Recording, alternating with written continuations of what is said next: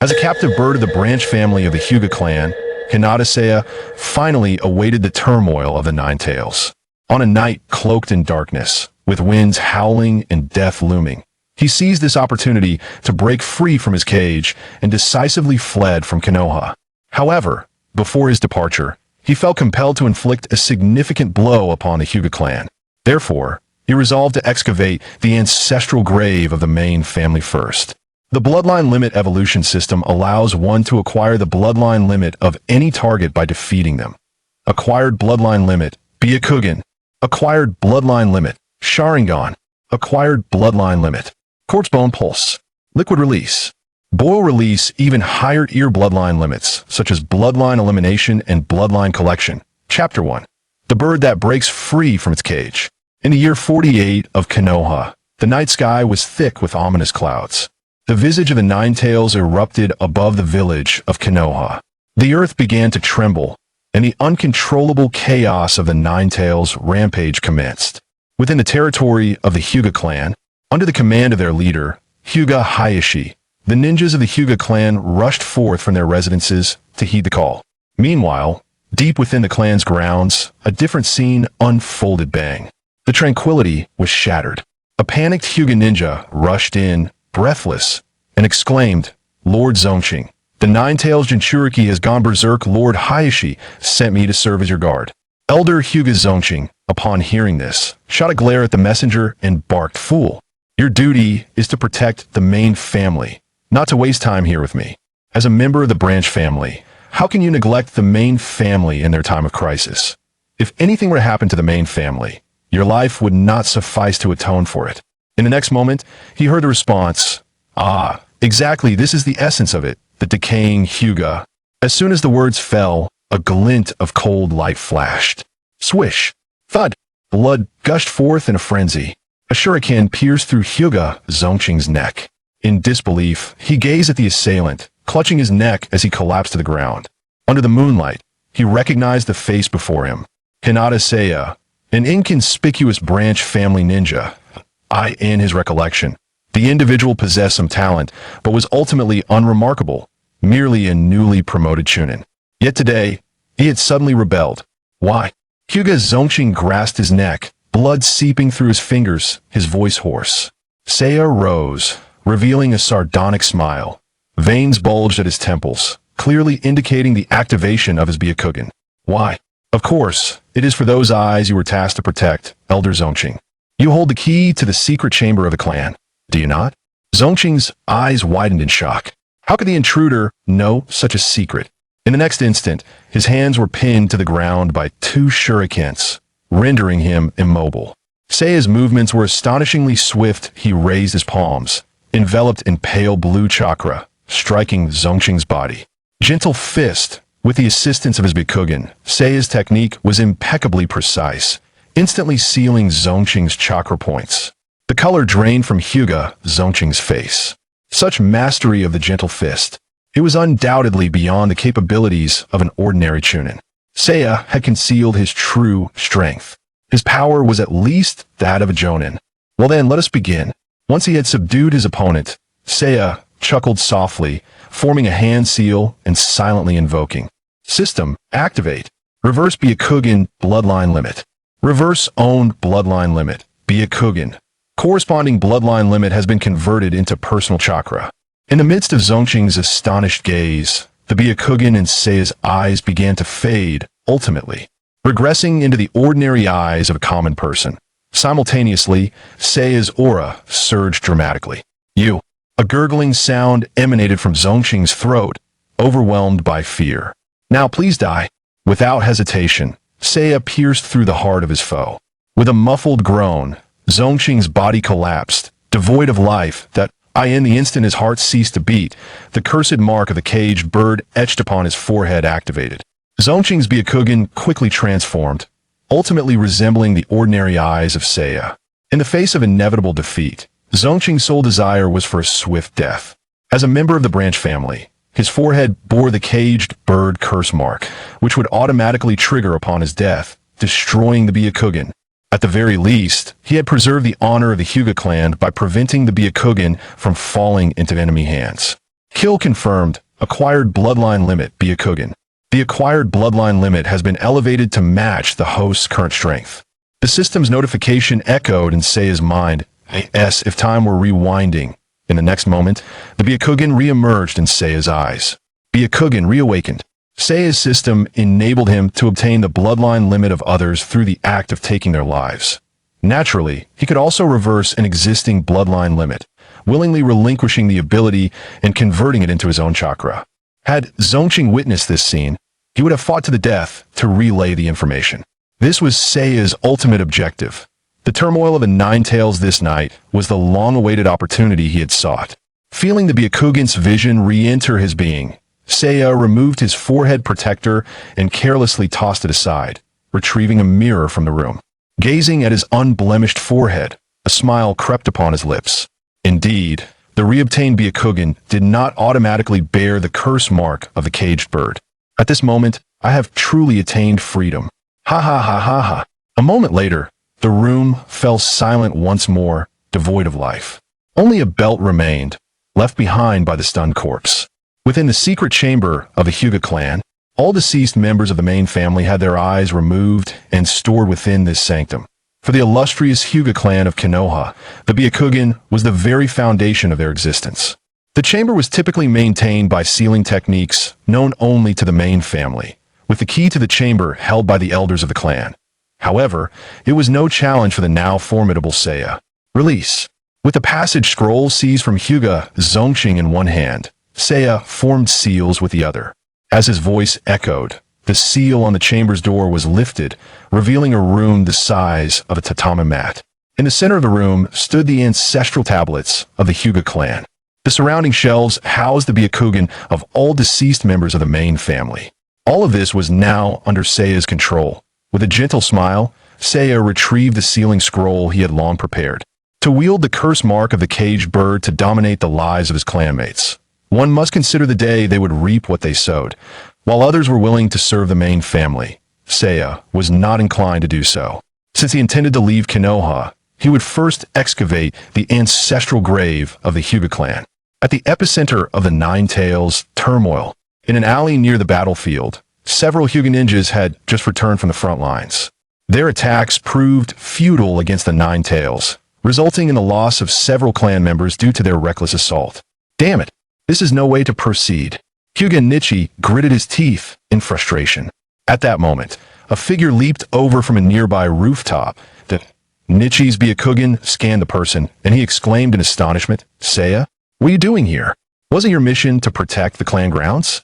Seiya halted, turning to Nichi and several other clan members with a relaxed smile, as if discussing the weather. "Oh, about that. I've defected." "What?" Seiya's declaration left several Hyuga clan members in stunned silence. Shumi pondered for a moment, then nodded and continued, "Enough of this. I have matters to attend to. By the way, Richa, I have a fondness for that young Niji. If you have the time, please mentor him. Well, I believe he possesses a remarkable talent for becoming a ninja." With that, his figure flickered and vanished into the night. The remaining members of the Hyuga clan were still processing Shumi's words, while Richa's complexion turned ashen. He clearly saw that, on Shumi's forehead, which bore no forehead protector, there was an unsettling emptiness. The caged bird seal, etched upon the foreheads of the branch family members, signified that their lives and deaths were entirely at the mercy of the main family. Yet, astonishingly, the caged bird seal on Shumi's forehead had vanished. What has become of his seal? Richa murmured to himself, a wave of ominous foreboding welling up within him. The fate of the Hyuga clan was surely about to change. Chapter 2. The Eye of Sin. Within the Hyuga clan's territory, the repercussions of the Nine Tails rampage had yet to reach this place. All members of the Hyuga clan had been mobilized, preparing for an imminent evacuation amidst the chaos. In the courtyard, the clan leader, Hyuga Hizashi, found himself encircled by several ninja of the Hyuga clan. From this angle, the form of the Nine Tails remained obscured, with only the distant sounds of destruction faintly echoing. After much contemplation, Hizashi could no longer contain himself and rose to step outside. However, as he took a single step, a branch family Jnin fell to one knee before him. "Lord Hizashi, please do not leave this place. You must not put yourself in danger," Hizashi retorted angrily. "Fool, The Nine Tails is wreaking havoc as the leader of the Hyuga clan. If I remain here in safety, how will the other families in the village regard us in the future? Lord Richa is already representing the Hyuga clan on the front lines. At such a time, you must not take unnecessary risks. The Genin's stance remained firm, unwilling to yield. The surrounding ninjas also knelt in unison. Faced with this situation, Hyuga Hizashi finally relented, waving his hand in resignation as he turned back. Open the gates of the clan grounds and allow the villagers to seek refuge. Furthermore, send someone to inform Lord Hokage of our circumstances, Hizashi commanded. Yes, a ninja promptly took his leave to carry out the orders. Kekkei that moment. A panicked Hyuga ninja rushed in from outside. Lord Hizashi, this is dire news. We have discovered the body of Lord Soke. It appears the secret vault has been breached. What did you say? Hizashi felt as though he had been struck by lightning, his world spinning. The secret vault housed the Byakugan, passed down through generations of the Hyuga clan's deceased ancestors. If the vault were to be compromised, the clan's most cherished bloodline limit would inevitably be exposed to the outside world. Meanwhile, on the streets of Konoha, debris flew and dust filled the air. No! A heart-wrenching scream pierced through the chaos. In the center of the street, a 4- or 5-year-old girl sat on the ground, her pupils trembling violently. She watched helplessly as a massive stone struck her mother, crushing half of her body. In her final moments, the woman exerted all her strength to push her daughter out of harm's way. Uchiha Hazuki lay on the ground, her body half buried beneath the rubble, blood seeping from her mouth as she weakly addressed the girl. Izumi, run away. However, as the distant roar of the Nine Tails echoed behind them, the ground shook once again. Flying debris whistled through the air, and one colossal stone hurtled toward them, guided by the woman's desperate gaze. 8 trigrams air palm. A figure appeared in a flash, striking out with an open hand. Bang! The stone shattered instantly, with fragments scattering like dust. Without pausing, the newcomer scooped up the little girl and leaped to a safe area, setting her down gently. It's dangerous to stay here, little one, Shungmi said, looking down at her. What's your name? A mere glance caused Shungmi to pause, for he noticed the girl's once tear-filled, dark eyes beginning to swirl and shift to crimson. Ultimately, they became completely engulfed in red, revealing a shape reminiscent of a black tomo. Uchiha, Izumi, she stammered, her gaze still fixed unwaveringly on her mother. Had her sorrow awakened her eyes? Truly, she was an Uchiha born from regret. Shungmi chuckled softly, unfastening a large scroll he had just acquired from his back and handing it to Uchiha Izumi. Please hold this for me temporarily. I will check if your mother still has a chance. Instinctively, she clutched the scroll, which was nearly as tall as she was. She looked up in confusion. What is this? A sealing book, Shungmi replied casually, just stolen. With that, he vanished again, appearing before Uchiha Hazuki. A mere glance at her injuries led Shungmi to a swift conclusion. She was beyond saving. Her breath was faint, a flicker of life remaining. Yet her abdomen was utterly crushed, and a gaping wound marred her chest. Even the most skilled medical ninjas would be helpless in the face of such devastating injuries. Given this reality, do you wish for me to grant you release? Shungmi inquired. Uchiha Hazuki's unfocused eyes slightly sharpened, and she managed to muster a faint smile, her lips moving silently. Thank you. Her expression conveyed gratitude for Shungmi saving Izumi, as well as a silent farewell, a plea for his assistance. Shungmi nodded, one hand reaching toward her neck while the other gently covered her eyes. A trifling task. Acquired bloodline limit, Sharingan. The acquired bloodline limit has been elevated to match the host's current strength. To obtain the Sharingan before departing from Konoha was an unexpected boon. During this time, Uchiha Izumi stood still, clutching the sealing book, her eyes wide as she observed Shungmi attending to her mother in her final moments. She remained as if petrified, unable to move. Only when Shungmi returned to her side did Uchiha Izumi finally break down, tears streaming down her face. A hand reached out to ruffle her hair. You have beautiful eyes, Shungmi remarked softly. Do not let your mother's sacrifice be in vain. Izumi bit her lip and nodded vigorously. Shungmi turned his head, looking toward the alley. Come out. Did you truly believe you could hide from the Byakugan? From the shadows at the alley's entrance, a boy of similar age to Uchiha Izumi stepped forward. Uchiha Itachi, the prodigy of the Uchiha clan. Since his arrival, Shomi had kept a watchful eye on this ultimate brotherly protector. Yet, bound by the caged bird's restrictions, he had never been able to approach. Now, with those shackles broken, there was no need for caution. Shomi smiled and beckoned Itachi to come closer. However, Itachi merely regarded Shomi coldly, remaining motionless.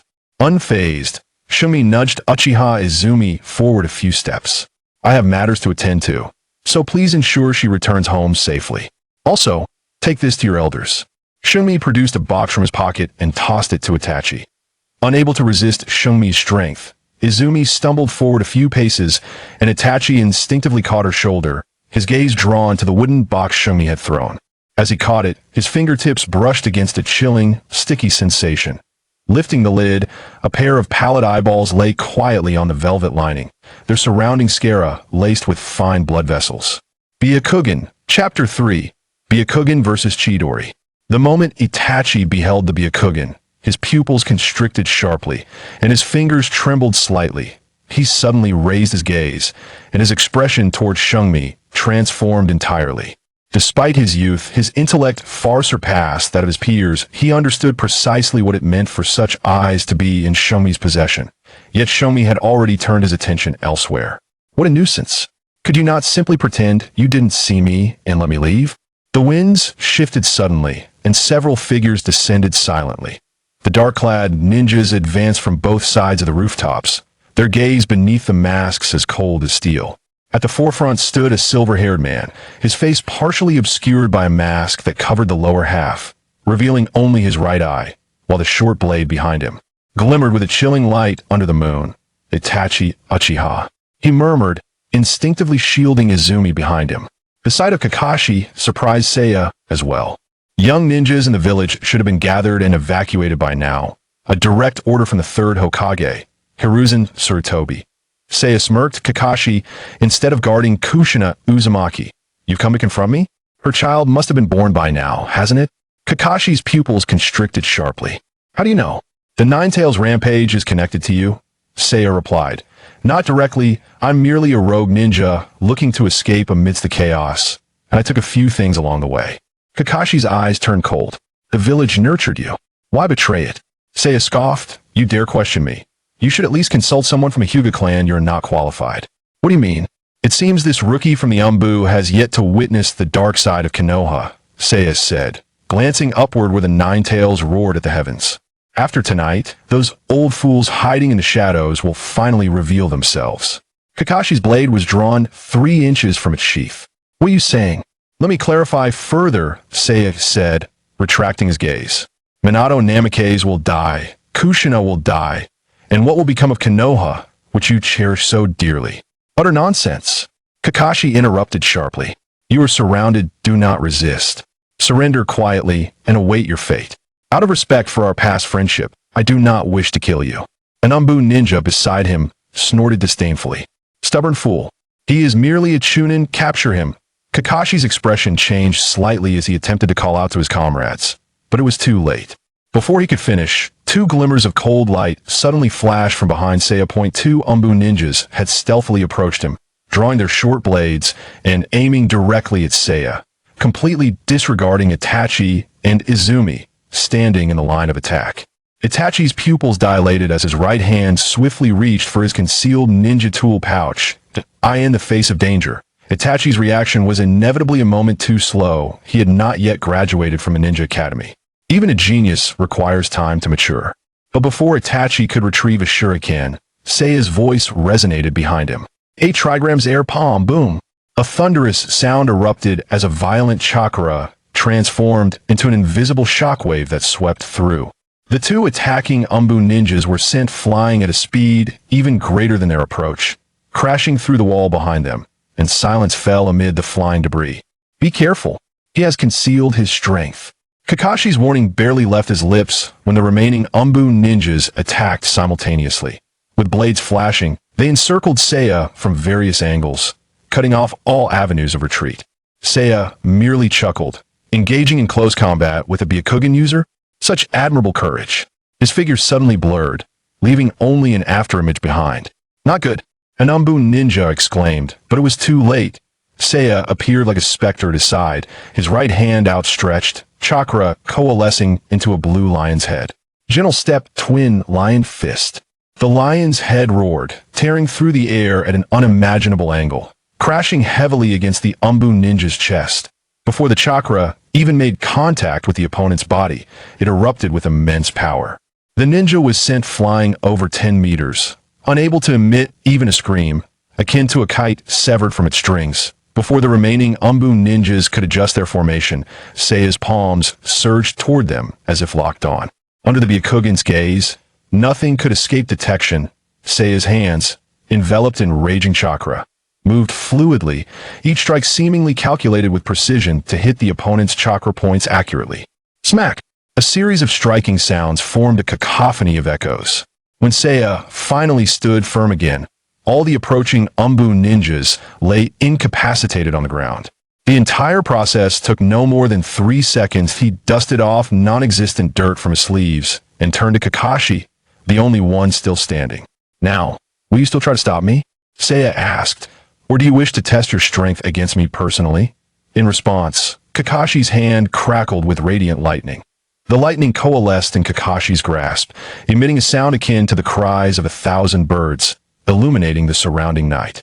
Kakashi had raised his forehead protector, revealing his own deep red left eye, another Sharingan. Instinctively, Kakashi unleashed the most powerful jutsu he had mastered. Just moments ago, Seiya's series of attacks had been so swift that even with the Sharingan, he could barely discern the afterimages. Kakashi could not fathom how Seiya's strength had escalated so rapidly. He only knew one thing. Seiya might even surpass him now. Chidori. With a sharp crack of thunder, Kakashi transformed into a streak of blue light, charging towards Seiya. "If it's just Chidori, I truly underestimate you." However, as if predicting his move, Seiya's calm laughter echoed. "Let me show you the evolution of this eye." With the Sharingan, Kakashi could perceive his opponent's movements during the Chidori's advance. If that was the case, he simply needed to avoid close contact. Seiya nonchalantly assumed a gentle fist stance, his hands drawing a perfect arc before his chest. With a low shout, torrents of chakra erupted from his palms, forming a visible fan-shaped shockwave. 8 trigrams air palm mount. Boom! The air twisted under tremendous pressure, and where the shockwave passed, the ground was scraped away, enveloping Kakashi's advancing figure. The lightning in Kakashi's hand disintegrated upon contact with the shockwave, collapsing in less than half a second. In shock, he was hurled away. With a resounding crash, the buildings behind him crumbled under the shockwave, bricks and debris swirling into the air before falling heavily as the dust settled. The once bustling street lay in ruins, and Kakashi's figure was buried beneath the rubble, lost from sight. Moments later, silence returned. Behind Seiya, Itachi Uchiha stood in stunned disbelief at the scene. With a single strike, an entire street had been utterly destroyed. What unfathomable power! Seiya relaxed his stance, turning to gently tap Izumi's forehead, which had grown blank with shock. "We shall meet again." With that, he looked toward Itachi. "Do not forget the task I entrusted to you." Before the words faded, his figure vanished from sight, leaving behind 2 dazed Uchiha youths. In the distance, the colossal form of the Nine Tails gradually dissipated, accompanied by the cheers of the villagers. "Lord Hokage, the 4th Hokage has made his move." Amidst the rubble, a hand caked in dust emerged from the debris. Kakashi struggled to crawl out, his mask soaked in blood. "Hyuga!" Seiya. With that, he could no longer hold on, his vision darkening as he succumbed to unconsciousness. Chapter 4. The Chaotic Konoha, Uchiha Clanland. Uchiha Fugaku listened to his son's report, utterly astonished. "What did you say? He truly left a pair of Byakugan for you?" Itachi responded, "Yes, father." He handed the wooden box left by Hinata Seiya to Fugaku. With a complex expression, Fugaku accepted it, and, upon opening it, his countenance shifted several times. By this time, it was already the dawn of the following day. The aftershocks of the Nine Tails incident had yet to dissipate, and the prominent clans of Konoha were still grappling with the sudden upheaval. Ever since returning safely the previous night, Itachi and Izumi had been under strict surveillance by the Uchiha clan. After attending to clan affairs, Fugaku impatiently inquired about his son's experiences from the previous night. As the clan leader of the Uchiha, Fugaku was more informed than most ordinary individuals. He had already learned of the events that transpired, Hinata Seiya, an inconspicuous chunin of the Hyuga clan, had suddenly betrayed the village and stolen the sealing book. The two most shocking revelations for Fugaku were, first, that Seiya had single-handedly defeated the Umbu team led by Kakashi Hitaki, and had done so with overwhelming ease. The ninjas in the Umbu were the elite of the village, including the genius Kakashi, who had already attained the rank of Jonin at the tender age of 12. However, according to Itachi's description, Seiya had vanquished them without breaking a sweat. The fact that Seiya was even younger than Kakashi made this all the more alarming. Fugaku felt a chill run down his spine at the thought of such a young powerhouse, whose potential could undoubtedly become a significant threat to Konoha. Moreover, the theft of the sealing book added to his concerns. If left unchecked, it was difficult to imagine how much peace Konoha could hope to maintain in the future. The second shock was the pair of Byakugan that Seiya had left for Itachi. The origin of these eyes was something Fugaku dared not contemplate. Yet, as the leader of the esteemed Uchiha clan, he understood precisely what this implied. It was a blatant frame-up. It was well known that only the Sharingan and the powers of the Uzumaki clan could effectively control the Nine Tails. The Uzumaki clan had long since declined.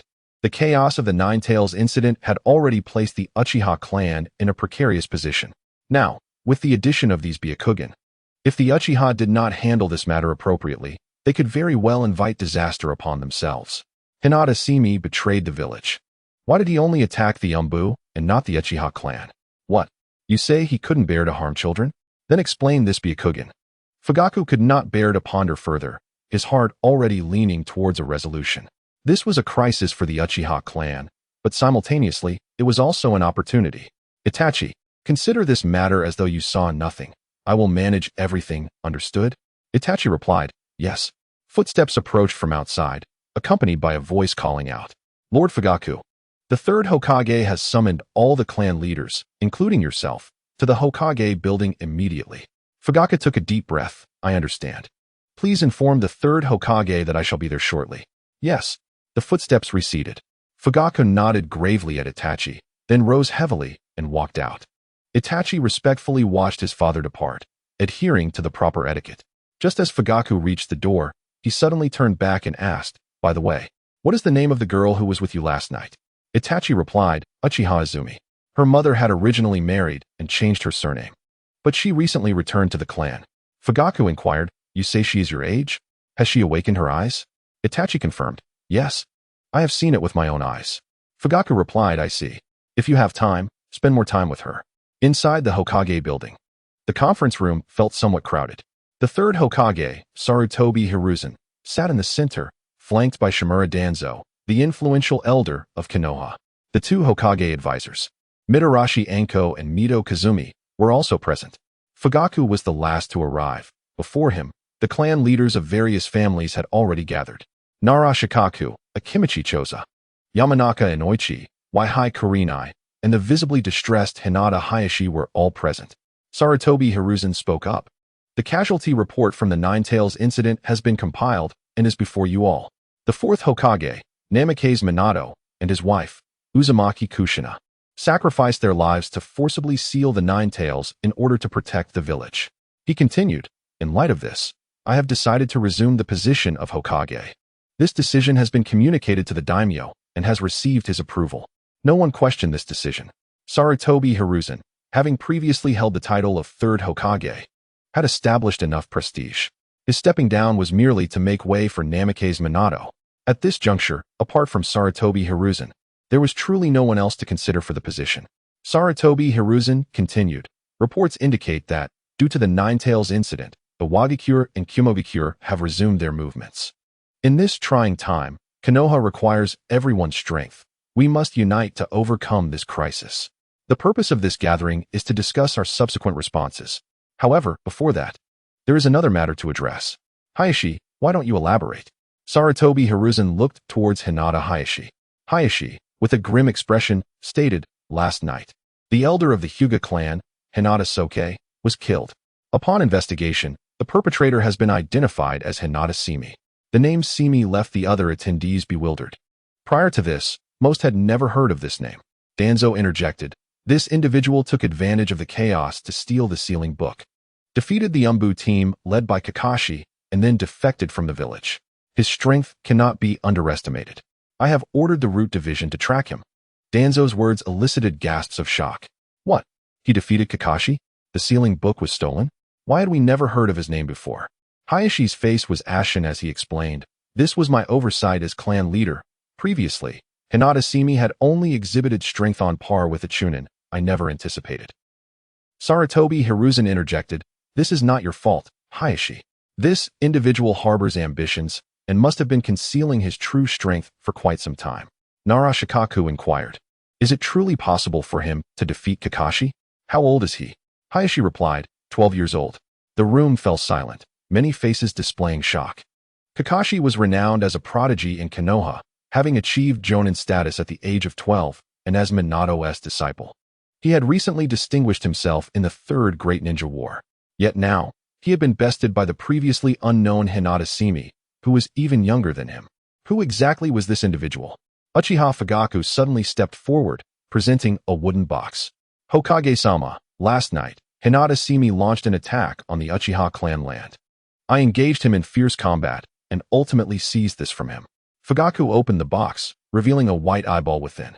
Chapter 5. An unexpected encounter with Obito Byakugan? The gathered individuals were no strangers to the eye within the box. Particularly Hayashi, upon witnessing this, could no longer contain himself, rising from his seat and exclaiming, This is the Byakugan of my Hyuga clan. How could it be with you? Fugaku responded, Have I not already stated? Last night, Hinata Seiya. He was abruptly interrupted by a cold snort. Danzo, with a stoic expression, remarked, I fear that all of this is merely the Uchiha clan leader's evasive rhetoric. Last night, apart from you, no one else was present. What truly transpired is known only to the Uchiha clan leader himself. Fugaku's face darkened with anger. Danzo, what do you mean by this? Are you accusing me of murdering a member of the Hyuga clan and stealing the Byakugan? Toanzo, naturally, that was not the implication. The perpetrator who seized the Byakugan is undoubtedly Hyuga Seiya. However, we remain uncertain as to how the Byakugan ended up in the hands of the Uchiha clan. Furthermore, the sudden rampage of the Nine Tails has left everyone perplexed as to its origins, and it is possible that it is connected to Hyuga Seiya as well. While Toanzo ostensibly spoke of Seiya, his insinuations were directed towards the Uchiha. Following Toanzo's words, all eyes turned to Fugaku. It is widely known that the Sharingan possesses the ability to control the Nine Tails. Toanzo, are you suggesting that the Nine Tails rampage is attributable to the Sharingan? I never claimed such a thing, but who knows the truth better than the Uchiha themselves? Just as Fugaku was about to express his anger, Sarutobi Hiruzen interjected, Toanzo, do not casually cast doubts upon our comrades in the village. In the face of the Nine Tails chaos, the Uchiha clan has also suffered tremendous losses. Humph, I beg to differ. Toanzo retorted coldly, choosing not to pursue the matter further. Hayashi inquired, why is there only one eye? Where is the other? With a grim expression, Fugaku replied, I do not know where the other eye is. Perhaps it has already been taken by Hyuga Seiya. It is my inadequacy that I could not retain him. Sarutobi Hiruzen continued, enough with the superfluous words. Until we have concrete evidence, let us not suspect our allies. This is precisely what our enemies desire.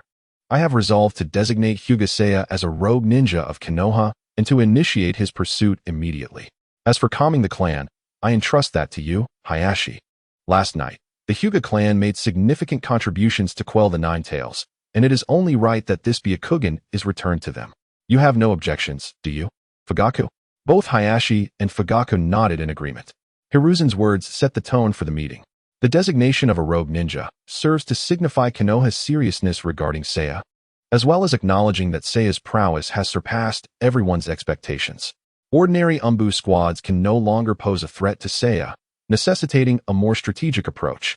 In light of the current turmoil in Konoha, suitable personnel cannot be immediately allocated to pursue Seiya, yet it is vital to convey our stance. The two advisors, Nara Shikaku and Mito Akira, silently nodded. Placing all blame on Seiya while absolving the Hyuga clan aligns perfectly with their counsel. In this critical moment, Konoha requires the strength of the Hyuga. Enemies abound, both external and internal, including the Uchiha clan with their Sharingan. Toanzo regarded Fugaku with a cold smirk. Regardless of whether the Nine Tails incident originated from the Uchiha, this presents a prime opportunity to weaken them. This predicament has fallen upon us from above. Whether the Uchiha are reluctant or not, they must bear the burden. The meeting concluded. Hyuga Hizashi, as the younger brother of clan leader Hayashi and his bodyguard, had been waiting outside the Hokage building. Upon seeing Hayashi emerge, Hizashi hurried over. Before he could speak, Hayashi remarked, "I never expected our clan to produce a rogue ninja." His tone dripped with sarcasm. Since the establishment of Konoha, many rogue ninjas have emerged, but the Hyuga clan's name has never been among them. This is simply because the main house of the Hyuga has been the most steadfast supporter of Konoha, while the lives of the branch families have been under the main house's control. Following Seiya's tumultuous actions, the prestige of the Hyuga name has been irrevocably tarnished.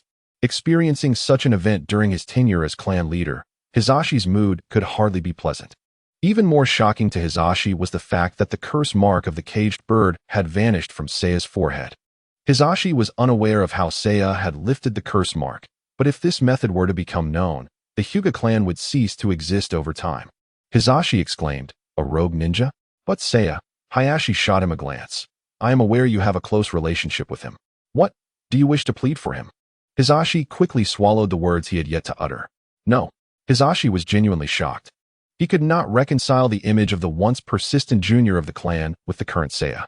Conversely, the fact that even someone as esteemed within the clan as Hizashi could not discern Seiya's true intentions left little hope for others. As they walked, Hayashi stated, "The task of capturing him requires personnel from the clan in addition to the Umbu. Only the Byakugan can contend with the Byakugan. You shall oversee this matter." Hizashi replied, "Yes." Hayashi continued, "You understand what to do once you find him, correct?" Hizashi hesitated to respond. Hayashi seemed indifferent to his brother's thoughts and spoke in a grave tone. "Kill him. The secret of the caged bird must not be leaked. I will not permit anyone who has insulted the Hyuga bloodline to live." Hizashi took a deep breath, closed his eyes, and could only reply, "Understood." In a secret cave in the eastern land of fire, Seiya sat cross-legged with his eyes tightly closed. Around his eyes, veins bulged, maintaining the activation of the Byakugan. The Byakugan is unparalleled in its observational abilities within the ninja world. With abilities such as X-ray vision, telescopic sight, and a comprehensive field of view to observe chakra flow. Any one of these capabilities would leave the sensory ninjas of other villages envious.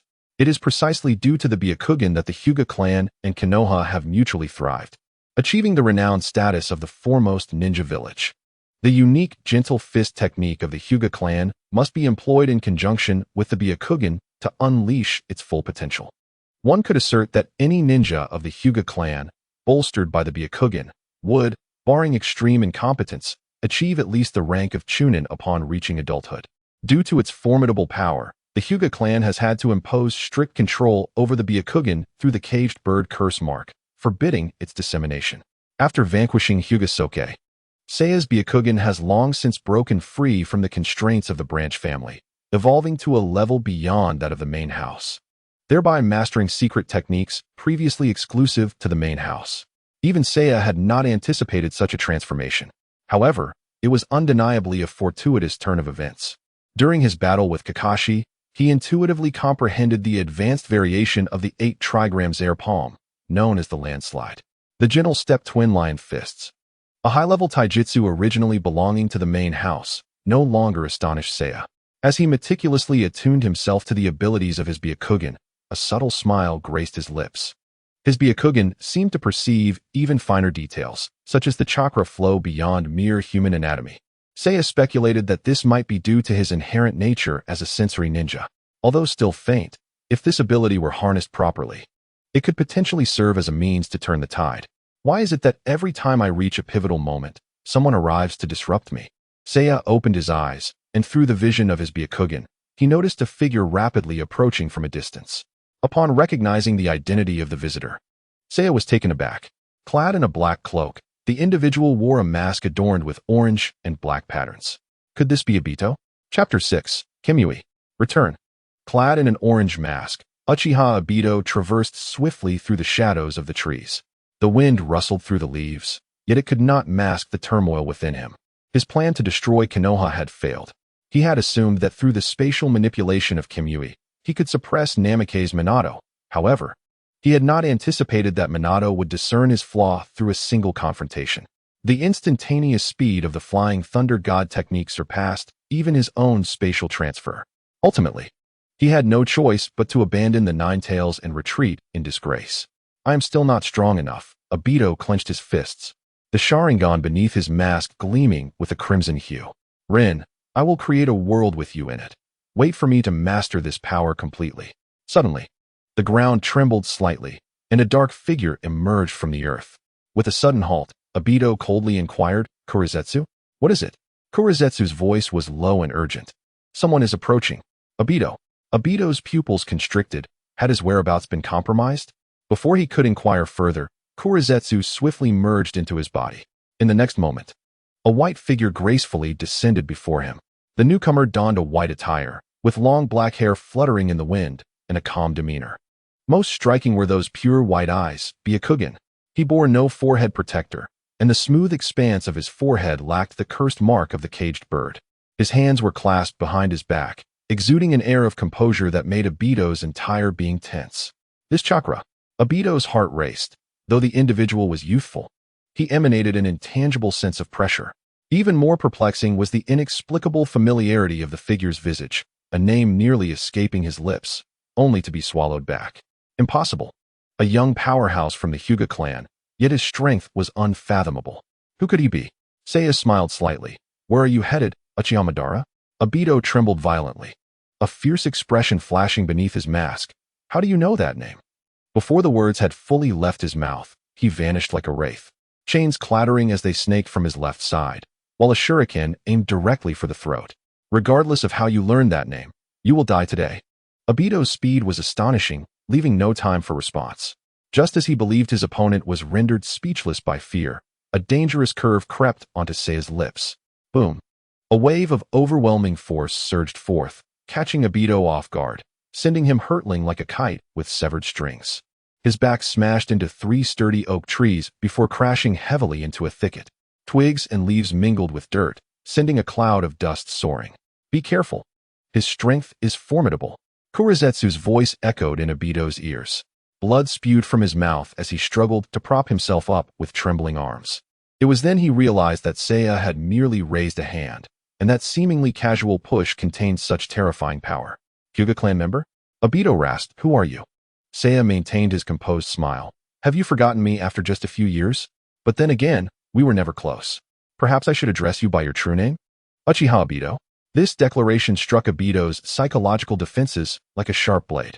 His body quivered violently as the tomo in his Sharingan spun wildly. You seek death. Obito erupted, chakra boiling within him.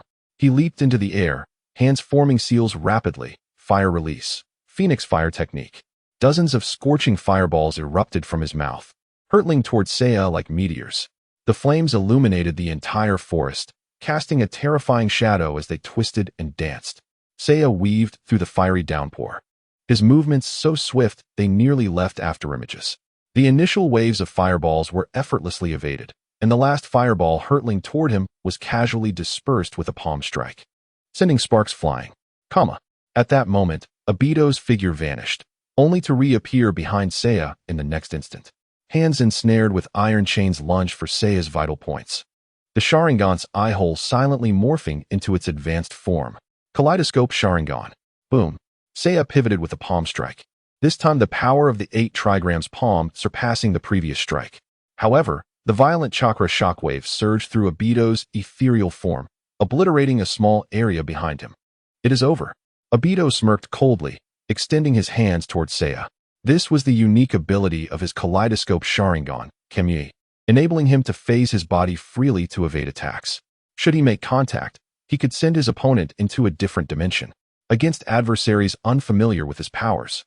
It was nearly an invincible technique. Only top-tier shinobi like Minato Namikaze could discern the weakness of Kekkei in the heat of battle. As Obito's hands seemingly reached for Seiya's neck, his body transitioned from ethereal to solid. Return of heaven. Seiya's voice was almost inaudible. In the next moment, a dazzling blue chakra sphere erupted from his center. A tempestuous whirlwind instantly engulfed the vicinity, stripping the ground bare. Obito had no time to react. He was swept into the vortex of chakra. Boom. Towering trees snapped under the might of return of heaven, splinters and leaves swirling chaotically. When the chakra storm calmed, the once dense forest had transformed into a circular clearing, with Obito's figure sprawled at the edge, his mask marred with fine cracks. He staggered to his feet from the debris, his remaining eye glaring fiercely. Chapter 7. Complete Domination. Who are you? Obito's gaze swept over the desolate landscape, the area within a 20-meter radius bereft of life, the ground forming a peculiar circular depression. He was no stranger to the technique Seiya had employed, yet it bore no resemblance to the return of heaven he had witnessed from the Hyuga clan on the battlefield. In Obito's understanding, return of heaven was a secret technique of the Hyuga clan, only accessible to select powerful individuals. This technique relied on the clan's profound knowledge of the human body's chakra points, allowing chakra to be expelled from those points, creating an impenetrable defense. However, Seiya's return of heaven transcended mere defense, its force rivaling that of large-scale destructive ninjutsu. Seiya stepped forth from the haze, his white attire immaculate. He raised a hand, chakra swirling at his fingertips. As I said, you Uchiha never allow others to finish their sentences, Seiya remarked, but it seems you truly do not remember me. Allow me to introduce myself. I am Hyuga Seiya, and if all goes as planned, I should have been designated as a rogue ninja of Konoha by now. Speaking of this, I must thank you. Were it not for the Nine Tails disturbance you incited, I might never have found the opportunity to escape the Hyuga clan's grasp. Hyuga Seiya? Obito's voice rose sharply. That lowly branch family genin? His fingers twitched involuntarily. Indeed, there was a memory of such an inconspicuous boy. Yet, Obito could not reconcile that individual with the one before him. People change, Seiya smiled, just as you now flaunt your ancestors' name for deceitful purposes. I am not here to fight today. I wish to have a conversation with you. Silence. Obito bellowed, 3 shuriken soaring through the air. Seizing the moment as Seiya sidestepped, Obito quickly formed hand seals, fire release, explosive wind dance. At the same time, his eyes narrowed once more. A bizarre spatial vortex and a blazing fire tornado erupted simultaneously. In the distorted air, the fiery vortex howled forth, scorching the earth in its wake. Burning tree trunks splintered under the intense heat, sparks raining down upon the ruins. Seiya remained stationary, his palms tracing perfect arcs before his chest. 8 trigrams, empty wall. A transparent chakra barrier materialized instantly, the fiery vortex crashing against it, splitting into 2 waves of fire that surged outward. The heat gusted through his hair, illuminating his eerily calm white eyes, although it only needed to withstand for an instant. It sufficed for Seiya. Futile, Seiya's voice pierced through the inferno. I have already seen through your technique. He suddenly stepped forward, causing the ground to crack beneath him. Now, it is my turn. Boom. Amid the explosive sound, the barrier created by Saint Me was shattered. With the impact of the 8 trigrams empty palm, the swirling flames expelled by Obito were directly pierced through, creating a path. Saint Me pressed forward. Obito, do you truly wonder why I dare to directly expose your identity and confront you? Obito was taken aback. Saint Me's speed surpassed his expectations by several folds. Of course, it is because I am stronger than you. A hand enveloped in blue chakra converged, striking towards Obito. In a moment of desperation, Obito could only activate the intangibility of Kamui once more to evade the attack. Simultaneously, he reached out towards Saint Me again. However, just as he initiated Kamui, Saint Me abruptly halted, then stepped back with a light chuckle. I see now. I have discerned that when you activate that intangibility, your chakra undergoes such a transformation. Nonetheless, when you attempt to attack, you must return to a tangible form. Through the clarity of his Byakugan, Saint Me observed Obito's body become transparent, fading into nothingness. Typically, even without utilizing chakra, there exists a slow flow of chakra within a person's body. Yet, within Obito, the chakra flow was not merely stagnant, it had entirely vanished. Utilizing the insight from his Byakugan, Saint Me could clearly ascertain whether Obito had activated Kamui or not. The eyes concealed behind Obito's mask tightened in shock. Saint Me had seen through his ability. It seems you are not the type to obediently heed my words. We shall discuss this later. With a playful demeanor, Saint Me assumed a standard stance of the gentle fist, 8 trigrams 128 palms. In the next instant, Saint Me's form tensed. A faint 8 trigrams pattern emerging beneath his feet. Alarm bells rang in Obito's mind as he activated intangibility once more. However, Saint Me suddenly smiled, swiftly altering his stance and forming 2 seals, converting his palm strike into a punch that struck the ground. I was deceiving you. The best strategy to counter your ability is to keep my distance. Earth release, earth flow river. The ground trembled violently, countless fragments shooting towards Obito like a torrential downpour. The earth cracked, and trees toppled. Unlike typical earth release techniques, Saint Mi's ninjutsu had an extensive range. In response to Obito's intangibility, sustained area attacks served as the best countermeasure aside from sheer speed.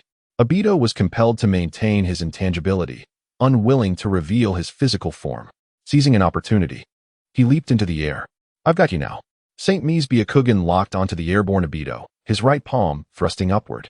The strike was as swift as lightning, yet eerily silent. Bang!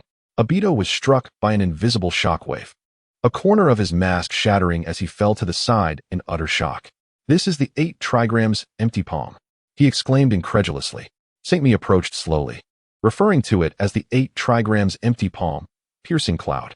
Much like the mountain crusher, this was a technique developed by Saint Mi after acquiring the new Byakugan, compressing chakra into a penetrating shockwave.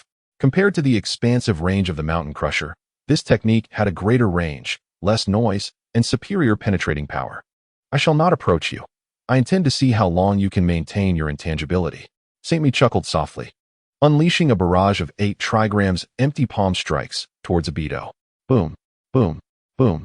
The range of the 8 trigrams empty palm was extensive, and with the enhancement of his Byakugan, Obito was firmly locked on.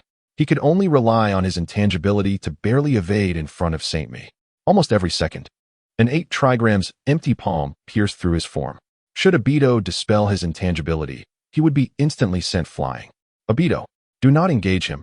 Use your ability to leave," Kaguya urged him urgently. However, Obito did not respond, his expression exceedingly grim. At this moment, he had just activated his Manjiki Sharingan, his strength far from that of the future ninja world war. He had yet to fully master wood release and could only rely on instinct. Faced with Saint Mi's overwhelmingly high-frequency attacks, he consoled himself, realizing he could not find an opportunity to use Kimui to escape. Or rather, he was unwilling to leave. As the instigator of the Nine Tails incident, Obito had only just solidified his resolve as a powerful figure by controlling the Nine Tails. He could not allow himself to retreat. He was no longer the Obito Uchiha of the past. He aimed to prove to this decaying world that the path he chose would not allow anyone to stand in his way. Chapter 8. Cooperation. If this continues, my chakra, Obito thought. Prolonged maintenance of Kamui's intangibility was rapidly depleting his chakra. Coupled with the chakra consumed in controlling the Nine Tails and battling Minato, Obito's chakra was diminishing at an alarming rate. Suddenly, he sensed a decrease in the frequency of Saint Mi's attacks. A glimmer of hope ignited within him. At last, could his chakra's flow be faltering? Now is the moment. Obito's form twisted in place. The next instant, he appeared behind Saint Mi, seemingly oblivious. "Huh, how naive you are." Obito heard Saint Mi's light laughter echo. Reverse heaven. Despair filled Obito as he witnessed another vortex of chakra erupt from Saint Mi, drawing him in and propelling him uncontrollably away from Saint Mi Dam. As the world spun chaotically, Obito was once again sent flying like a ragdoll, collapsing to the ground. Blood pooled in his throat, and his mind was a tumultuous mess. Obito could not comprehend how Saint Mi had discerned the patterns of his intangibility. His intangibility could protect him but could not be sustained indefinitely. To counterattack, he inevitably needed to find an opportunity to materialize. Additionally, to re-enter intangibility, a minimum interval of 1 second was required. It was this brief moment that Saint Mi seized. The Sharingan spun wildly, striving to decipher Saint Mi's movements. Yet, while his eyes could perceive, he felt his body could not keep pace. Obito suddenly jolted, realizing the abnormality of his body. How is this possible? My chakra's flow has become sluggish, even encountering insurmountable obstructions. Have you finally realized? Saint Mi spoke slowly. This is the gentle fist technique. I have struck your chakra points. Obito could hardly believe it. From a distance, Saint Mi had the 8 trigrams empty palm. In close combat, he had reverse heaven, though unaware of the exact reasons. Saint Mi, having unraveled the secret of intangibility, would not engage Obito in close quarters. With the Byakugan's enhancement, his observational capabilities surpassed those of Obito's Sharingan. There was no way to evade or counterattack. How could he fight? Obito, Kaguya urged him desperately. You are no match for him. Find an opportunity to use Kimui and leave. Watching Obito endure the beating, Kaguya, bound to him, could only fret helplessly. For his own plan, Obito was a crucial piece on the chessboard. and he could not afford to let anything happen to him. I know without you telling me. Obito roared in anger, casting a venomous glance at Saint Me. I will remember today, High Ga Saint Me. Just as he was about to directly activate Kimui to leave, he heard Saint Me casually remark, "You wish to create a world with Rin, do you not?" Upon hearing this, Obito froze as if struck by lightning. The Sharingan behind the mask contracted sharply, his gaze fixed intently on the calm and composed figure of the white-clad ninja before him, his shock beyond words. He was certain that no one knew he had been saved by Madara Uchiha. Kaguya and Black Zetsu could not possibly betray him. If that were the case, how did Saint Me know? Saint Me crossed his arms, his white robe flowing gently. What I know is unimportant. Sensing Obito's confusion, Saint Me continued. The crucial point is that we currently have no conflicting interests. We might even cooperate. Now, can we have a proper conversation?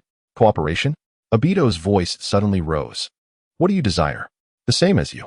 Seiya's lips curled into a slight smile, to create a new world. Obito's excitement, upon hearing Rin's name, was abruptly doused as if splashed with cold water, instantly calming him. How did you come to know my identity? These eyes. Seiya pointed to his own eyes, capable of perceiving many things. As for the name Uchiha Madara, he paused momentarily. He learned it from the deceased Minato and Kushina. Obito, with a hint of skepticism, inquired, Minato is dead? Of course. Seiya's tone was as tranquil as discussing the weather. He and Kushina sealed the Nine Tails before their demise. Is this not the outcome you desired? Obito fell into silence, his expression behind the mask fluctuating. After a brief pause, he spoke again. Why do you wish to target Konoha? To be precise, I simply detest the current Konoha. Seiya replied. Initially, it was of no concern, but they chose to offend me. I am rather petty. Since words cannot alter the situation, I shall take action to demonstrate to the elders of the Hyuga clan that they deserve to perish more than anyone else. Obito remarked, to my knowledge, the Hyuga clan is unwaveringly loyal to Konoha. Loyalty? Seiya let out a cold laugh. Do you mean the kind of loyalty where one's life is perpetually at the mercy of others? Observing Obito's perplexed expression, Seiya continued, have you ever heard the tale of the bird in a cage? The children of the Hyuga branch family are marked with this curse from a young age. At a mere thought from the main family, the branch family can suffer unspeakable torment, and I, fortuitously, seized the only opportunity to escape. It was Obito's first encounter with the internal divisions of the Hyuga clan. This clarified his previous doubts regarding why the clan's members exhibited unwavering loyalty to their family, even holding the clan head in reverent awe. Sometimes, this reverence exceeded what was deemed appropriate.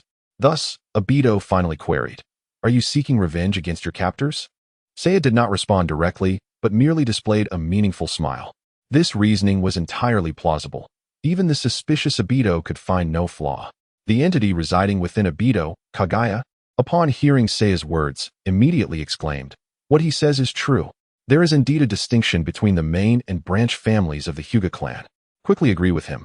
Obito, this individual possesses formidable strength and can be the perfect ally for our plans. Chapter 9. Echo's Obito remained silent, his expression inscrutable beneath the mask. Seiya suddenly raised his hand, pointing towards Obito's body. It seems there exists another presence within you. Do you require my assistance in extracting it? Kaguya, upon hearing this, immediately fell silent, refraining from any further action. Obito softly replied, no need. If what you say is true, there is indeed no reason for us to continue fighting. But he shifted his tone. What else can you offer me in this partnership? Seiya's lips curled upward, and he produced a sealing scroll with one hand, swiftly forming seals. As a plume of white smoke enveloped the air, the book of seals and several sealed wooden boxes appeared beside him.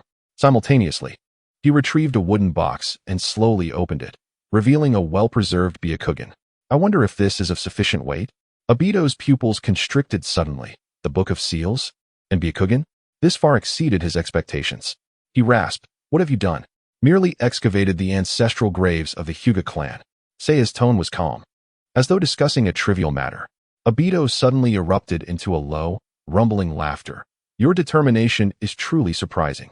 So, Seiya raised an eyebrow slightly. Seeing this, Obito no longer hesitated, nodding gently. Of course, we welcome your joining, the bird of the Hyuga clan. Seiya smiled, uttering no further words, and stowed away the book of seals and Byakugan. When the time is ripe, I shall seek you out. Obito appeared slightly taken aback. He had not anticipated Seiya to be so unperturbed post-agreement. This further assured him that Seiya was not a spy sent by Konoha. No village would part with Byakugan and the Book of Seals as bait. Once prepared, come find me in the land of water, Obito stated. The land of blood mist. Very well.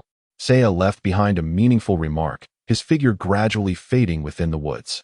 Once Seiya departed, Kaguya immediately emerged from within Obito. This person cannot be allowed to remain. Obito scoffed coldly. I am aware, but until our plan is fulfilled, he still holds value. He is a blade with nowhere left to go. Soon after, Obito also departed from the woods. The forest was left in disarray, with shattered trees, cracked ground, charred grass, and several pieces of tattered fabric swirling in the wind. The entire area returned to silence, as if the fierce clash had never occurred. Konoha. Uchiha Fugaku pushed open the door to his home, and it was already late at night. The entrance light illuminated his weary visage, the wrinkles between his brows deeper than usual. I am back. His voice was low and hoarse, as if even uttering these few words had drained him of energy. Uchiha Mikoto hurried over upon hearing, her slender fingers taking his dew-soaked outer robe. You have worked hard. Was today smooth? Fugaku shook his head, a bitter smile tugging at the corners of his mouth. That old fox Danzo, he swallowed the words that hung on the tip of his tongue, not wanting to cause his wife undue worry. In recent days, the higher-ups of Konoha had convened multiple meetings addressing the various issues exposed during the Ninetales incident. Aside from dealing with the aftermath and maintaining the village's facilities, there were also condolences for comrades who sacrificed themselves during the Ninetales chaos, particularly for the fourth Hokage, Minato, and his wife, Kushina. These ceremonies were not only for the living, but also for the Uchiha clan. Reflecting on this, Fugaku's expression darkened further. On the day of the Ninetales incident, the eyes of the beast clearly revealed a pair of Sharingan. Many had witnessed this fact, and the Uchiha clan could not absolve themselves of suspicion. As the clan leader, Fugaku was well aware that the rampage of the Ninetales was not the doing of the Uchiha clan members, at least among the information he possessed. None of the Uchiha capable of controlling the Ninetales that day bore culpability. However, the rest of Konoha did not share this belief. In recent days, the voices of suspicion against the Uchiha had converged like never before, ultimately transforming into substantial pressure resting upon Fugaku's shoulders. Just in the recently concluded meeting, Danzo advocated for relocating the Uchiha clan to the outskirts of the village, where it was also the ruins devastated by the Ninetales. Danzo claimed that as a prominent clan in Konoha, the Uchiha should set an example for everyone by participating in the reconstruction efforts amidst the ruins. Yet, everyone understood this was merely a guise for openly monitoring the Uchiha. Mikoto gently grasped her husband's hand, feeling the chill emanating from his palm. You should rest. I have brewed the tea you love. Just then, a wail echoed from the nursery. Mikoto's expression softened. Sasuke has awakened. She hurried towards the nursery, returning shortly with the swaddled infant. Little Sasuke, with his large, dark eyes, ceased crying upon seeing his father, extending his tiny hands and babbling. Fugaku's stern demeanor finally relaxed. As he reached out to caress his son's soft cheek, the little one has grown a bit more. Just as this tender moment unfolded, a respectful knock resonated from outside.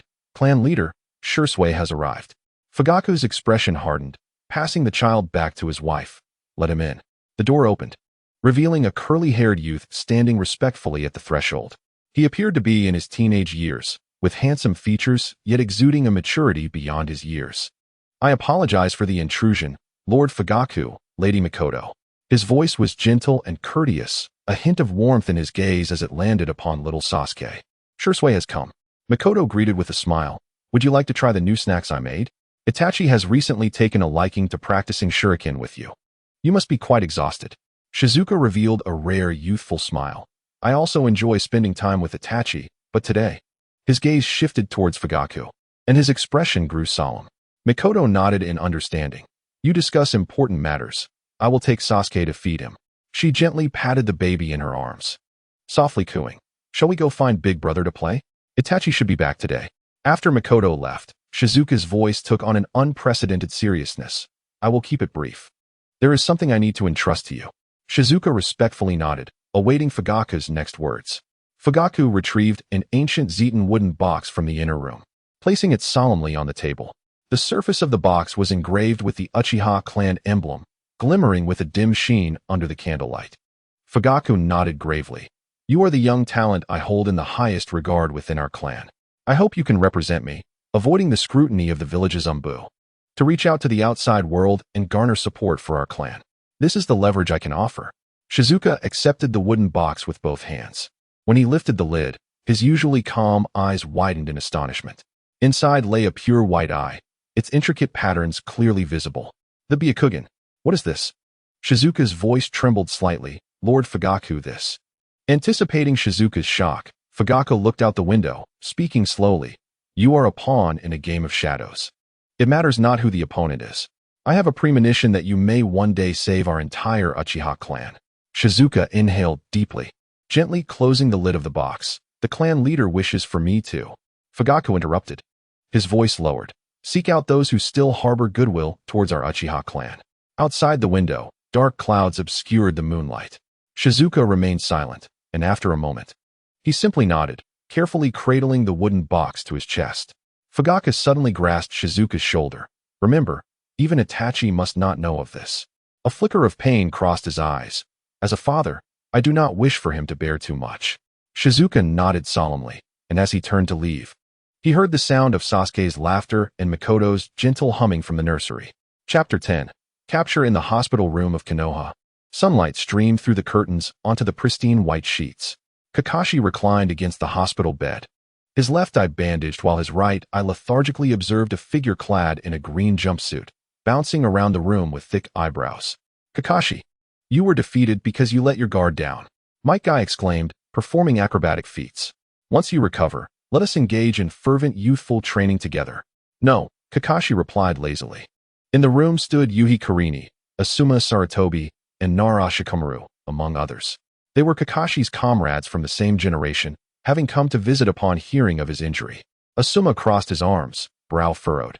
Is that Hyuga Seiya truly that formidable? Ah, exceedingly so. Kakashi's gaze shifted to the window. He had concealed his strength and used but a single technique to counter my Chidori. Instantly, the room fell silent.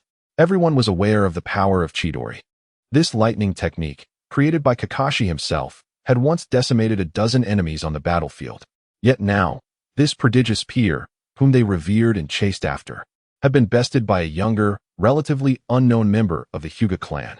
Surely, you must have underestimated him, Kakashi. Asuma attempted to ease the tension. Though his astonishment was evident, battles among ninjas are often a contest of intelligence. It is only natural to be caught off guard by hidden strength. Kakashi chuckled lightly. Speaking of which, I ought to thank him for his restraint. Otherwise, you wouldn't be seeing me here right now. Guy finally concluded his acrobatics, turning to give Kakashi a thumbs up, his white teeth gleaming. Regardless, when we encounter him again, we shall unleash our full strength, right? Your speed is comparable to mine, correct? Kakashi looked at Guy with a hint of exasperation. In terms of physical prowess alone, it would be challenging for you to close the distance. He employed a technique I have never witnessed before, the 8 trigrams empty palm, capable of dispersing chakra with formidable destructive power. This revelation left everyone astounded. Nara Shikamaru, chewing on a kunai, appeared surprisingly mature for his age, stroking his chin. To think he could enhance the gentle fist technique? It seems the intelligence we have is flawed. A genius of the Hyuga clan indeed. Asuma sighed. Should such a figure mature, they could become a significant asset to the village. It is a pity, however, that he chose the path of defection.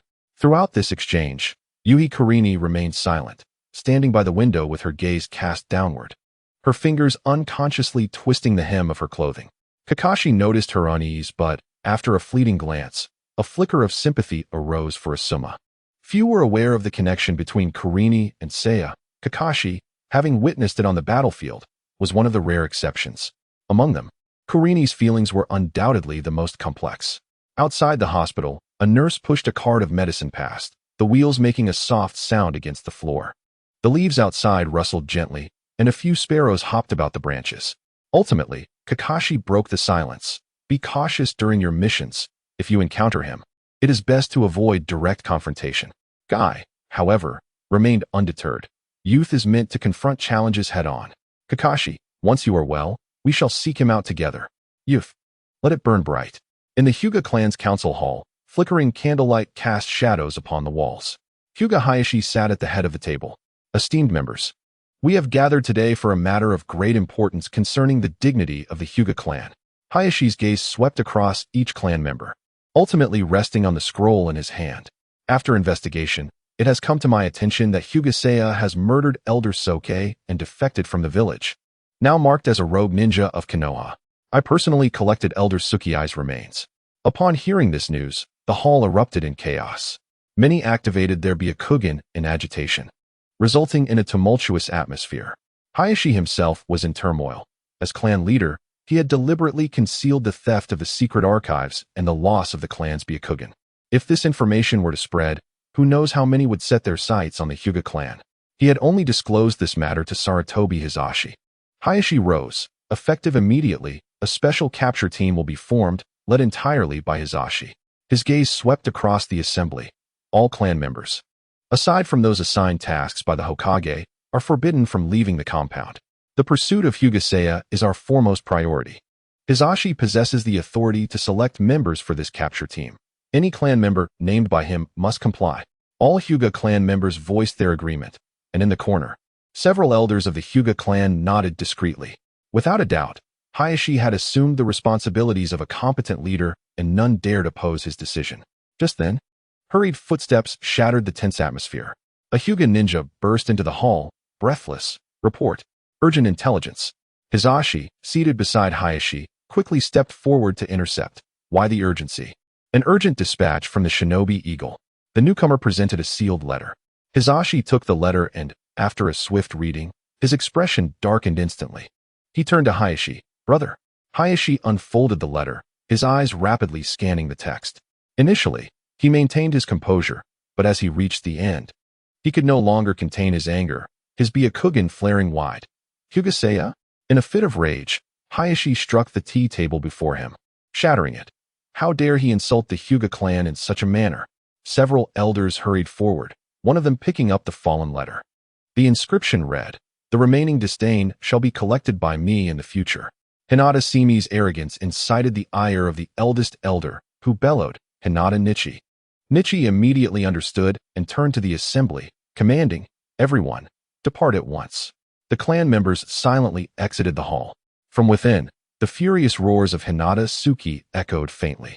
The sunlight cast an eerie chill upon the walls of the Hinata clan's territory, despite it being broad daylight.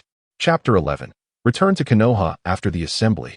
The Hinata clan members exited the discussion hall in small groups. In the corridor of the clan grounds, the sound of footsteps intertwined with hushed conversations, with nearly everyone discussing the name Hinata Seiya.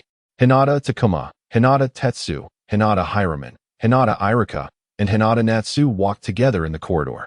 Compared to other families in Konoha, the Hinata clan was relatively insular, with members residing within the clan grounds, forming a protective circle around the main family. The five youths, of similar ages and close in proximity, naturally found themselves together. Takuma glanced up at the brightly lit main residence at the center of the clan grounds, where it was evident that Lord Suki was still in discussion with the elders about important matters. Why didn't Lord Nichi select me? Tetsu suddenly struck the pillar with a fist, his knuckles turning white. I will make that Hinata Seiya pay. Takuma placed a reassuring hand on his shoulder. Calm down. Did you not see that Lord Nichi selected only the Jonin? He pointed towards the gathering capture team in the distance, noting that even Chunin were not deemed worthy to participate, let alone us, the genin. Tetsu let out a frustrated huff, remaining silent. Hyruman sighed. Takuma, you wouldn't understand. Tetsu and I grew up alongside Seiya. If anyone is shocked by this, it is us. The others fell silent, as Tetsu, Hyruman, and Seiya had shared the closest bond. The betrayal of Seiya was most unexpected for them. The last among them, Hinata Natsu, was the only girl present. She kept her head down, her pale, bare feet leaving faint impressions on the wooden floor. Today, she was particularly quiet, her characteristic gentle smile absent. Natsu, Hinata Irika suddenly turned. You haven't spoken a word today. Natsu looked up abruptly, panic flashing across her face. She halted, her feet unconsciously entwined. I was just. Don't put her on the spot, Takuma interjected. Who doesn't know that Natsu has always liked Seiya? This statement rendered everyone mute once more, leaving only the sound of the wind rustling through the bamboo grove. Natsu's cheeks flushed, only to pale again. Tetsu scoffed at this point. You wouldn't still be pining for that traitor, would you? No, Natsu exclaimed, her voice rising before she lowered her head again. I was just selected as Lady Hinata's personal maid a few days ago. I was just thinking about things. Her voice trailed off. It was then that they noticed her attire was indeed different from her usual training clothes. Tetsu exclaimed in surprise, Really? Natsu, you're so lucky to be chosen to care for Lady Hinata. Lord Tsuki must trust you greatly. Natsu managed a strained smile, yes. Her fingers unconsciously fidgeted with the hem of her clothing as her gaze drifted elsewhere. The earlier tension dissipated quickly, and the young members of the Hinata clan soon shifted the topic to the imminent arrival of the heir to the main family, recently named Hinata. According to tradition, this little princess would undoubtedly become the clan leader in the future. I wonder when Lady Hinata will be born. She will surely be remarkable. Tetsu exclaimed excitedly. The bloodline of the main family, Irika nodded in agreement, must possess extraordinary talent. Takuma cleared his throat, redirecting the conversation. Speaking of which, why did Simi do this? It doesn't make sense. Enough. Tetsu interrupted sharply. A traitor is a traitor. No justification is necessary. At that moment, a commotion arose in the distance. The capture team had assembled, and Hinata Nichi was addressing them. The Byakugan of those Jonin stood out prominently. Let us go. Hiraman tugged at Tetsu's sleeve. We have morning training tomorrow. Natsu listened absently to their conversation, her gaze drifting over the high walls of the clan grounds towards the Hokage rock. Flocks of birds circled the rock, soaring freely in the sky. How did those birds escape from their cage? She pondered silently. And would he miss the days spent within that prison? Natsu sighed softly, the image of Simi resurfacing in her mind. He, who always remained quietly at the training grounds. The one who would silently help her when she fell. For reasons unbeknownst to her, she felt that in the conflict between Simi and the clan, it was never truly Simi who was in the wrong. Moments later, Nichi led a carefully chosen capture team to the village gates. A support team dispatched from the Umbu had already been waiting there. Intelligence indicated that he was last seen in the forest to the southeast. The Umbu captain handed over a scroll. This is the detailed route map. Nichi accepted the scroll, quickly reviewing it before tucking it away. Until the very last moment. He couldn't help but glance back at the silhouette of Konoha. Is Lord Nichi worried about clan affairs? A Hinata Jonin inquired with concern. Rest assured, we will capture that traitor swiftly. It would be the best way to report to Lord Tsuki. Nichi offered a casual reply, yet his doubts only intensified. Why did Simi suddenly send that letter? It seemed to serve no purpose other than to provoke the Hinata clan. As the capture team set off, in the familiar dango shop of Konoha, Mitarashi Anko pushed the door open. The purple-haired Kunoichi surveyed the surroundings, reflecting on the shop that had survived the Nine-Tails incident. Feeling a wave of nostalgia wash over her. What joy is there in life without dango? Though her words felt out of place, she was grateful that her beloved shop remained. Miss Anko, the proprietor greeted warmly. Your friend has been waiting for you and has already placed an order. Anko paused. Someone is treating me. Who? Following the proprietor's direction, Anko approached a small private room at the back of the shop. Upon opening the door, a familiar voice froze her in place.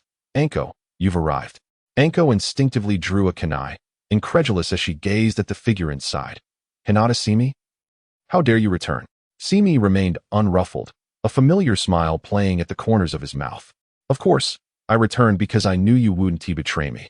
Anko's kunai pressed against Simi's throat, yet she hesitated to strike. Her voice trembled slightly. Do you realize that all of Konoha is hunting for you? The Umbu and the Hinata clan have dispatched capture teams. I know, Simi replied calmly, pushing a plate of dango towards Anko. That is why I need your help. Anko fixed her gaze on Simi's eyes, searching for any trace of deceit. Yet those once gentle Byakugan now seemed inscrutable. Are you mad? Why should I help you? Simi offered no answer, simply savoring another piece of dango, emitting a sound of satisfaction. Chapter 12. Orochimaru inside the dango shop. Anko sat across from Simi. The paper door of the private room was tightly shut, isolating them from the external clamor. The trio of dango on the table emitted a sweet aroma that did little to entice Anko's appetite. What exactly do you want? Anko's fingers clutched her clothing tightly. Oblivious to the question, how did you breach Konoha's barrier? Simi gently swirled his teacup, the liquid creating delicate ripples within. Don't be so tense. I recall our relationship should be amicable. He set down his teacup, a familiar smile gracing his lips. As for the barrier, Do you truly believe such a thing could hinder me? Hondo's breath quickened. Their relationship was far more than cordial. They had been inseparable partners at the Ninja Academy.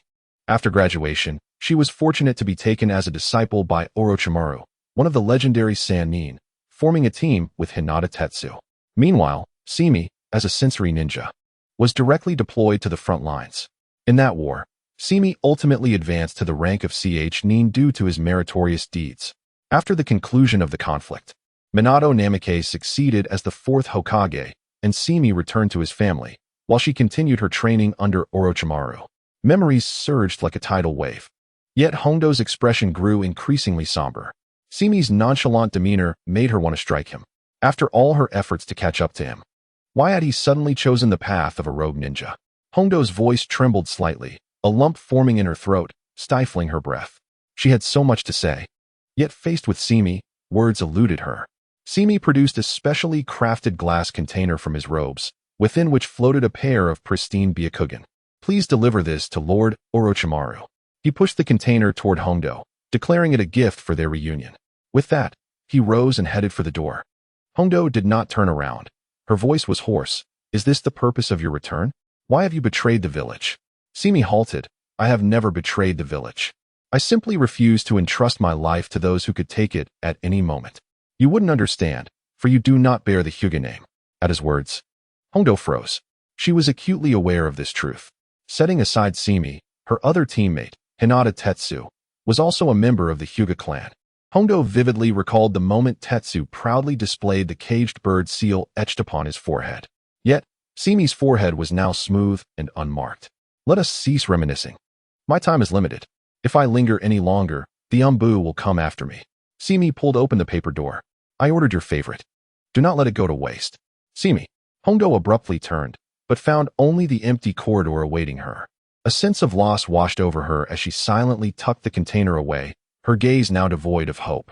In a secluded grove on the outskirts of Konoha, Orochimaru slowly emerged. As one of the renowned Sannin, he possessed enough confidence to dismiss the notion of a trap. No one dared to assault him near Konoha.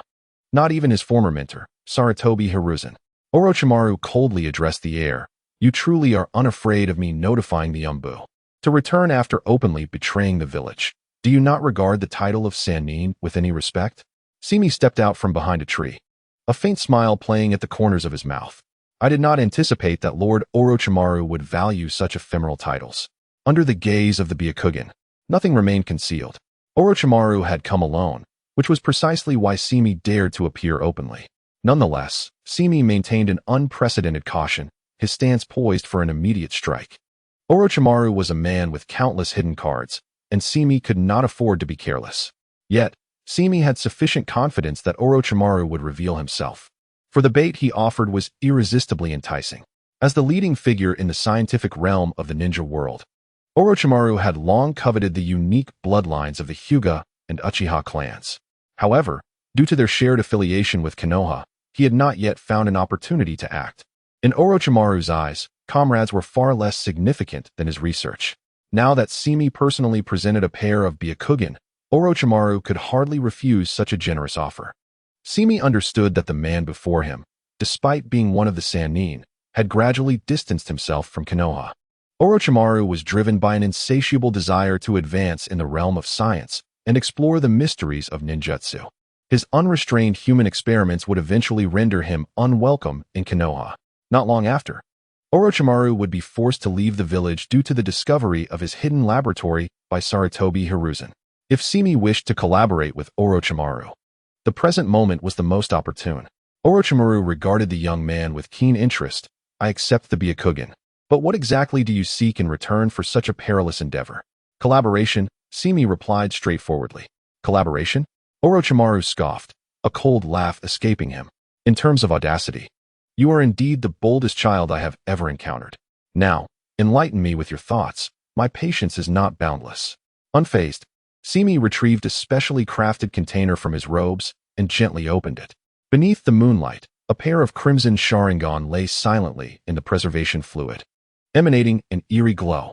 Orochimaru's pupils constricted sharply, his breath quickening involuntarily as he instantly grasped Simi's intention. He licked his lips, his voice laced with suppressed excitement. The Sharingan?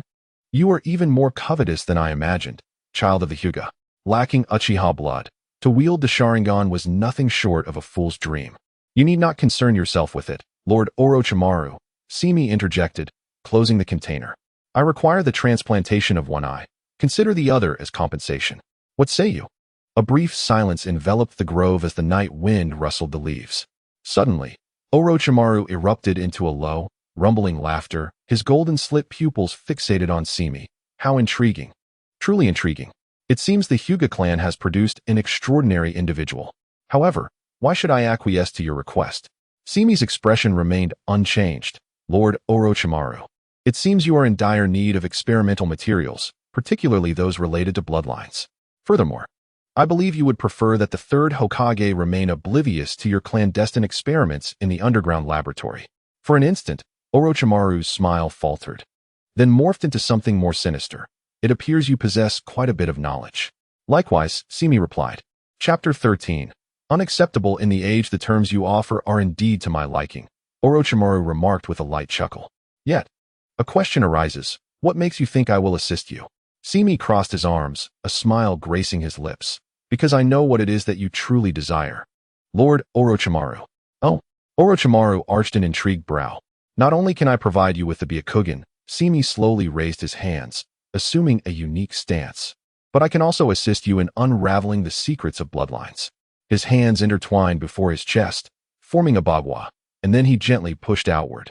Upon closer inspection, one could observe chakra gradually condensing in Simi's palms, ultimately coalescing into a swirling blue orb of light. Simi's movements were deliberate and measured, yet Orochimaru's pupils dilated in sudden recognition of danger. 8 trigrams palm, revolving heaven. In an instant, a violent wave of chakra erupted from Simi's palms, surging forward. Boom. Orochimaru's upper body was instantly obliterated, the shockwave continuing unabated, leveling dozens of meters of the surrounding forest. Towering trees were uprooted, and the ground was carved into a deep ravine. Moments later, Orochimaru's lower half collapsed, transforming into the form of a white serpent. Another intact Orochimaru emerged from behind a tree, his eyes gleaming with menace. Had I not prepared a substitution in advance, you might have truly killed me, he remarked, his tone chilling. Simi relaxed his stance, yet his smile remained. If you could be struck after my warning, you would not be worthy of the title of Sannin, Lord Orochimaru. Flatterer.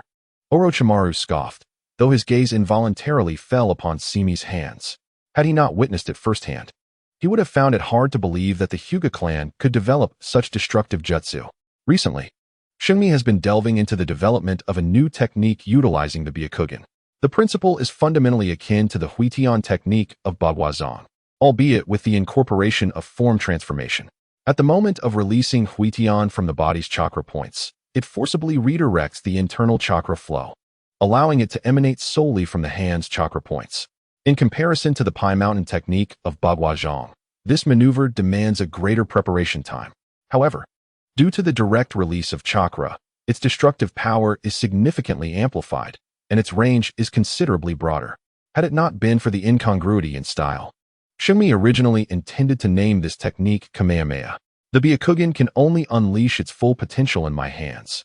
This is not arrogance, but a reflection of the decay that has befallen the Hyuga clan.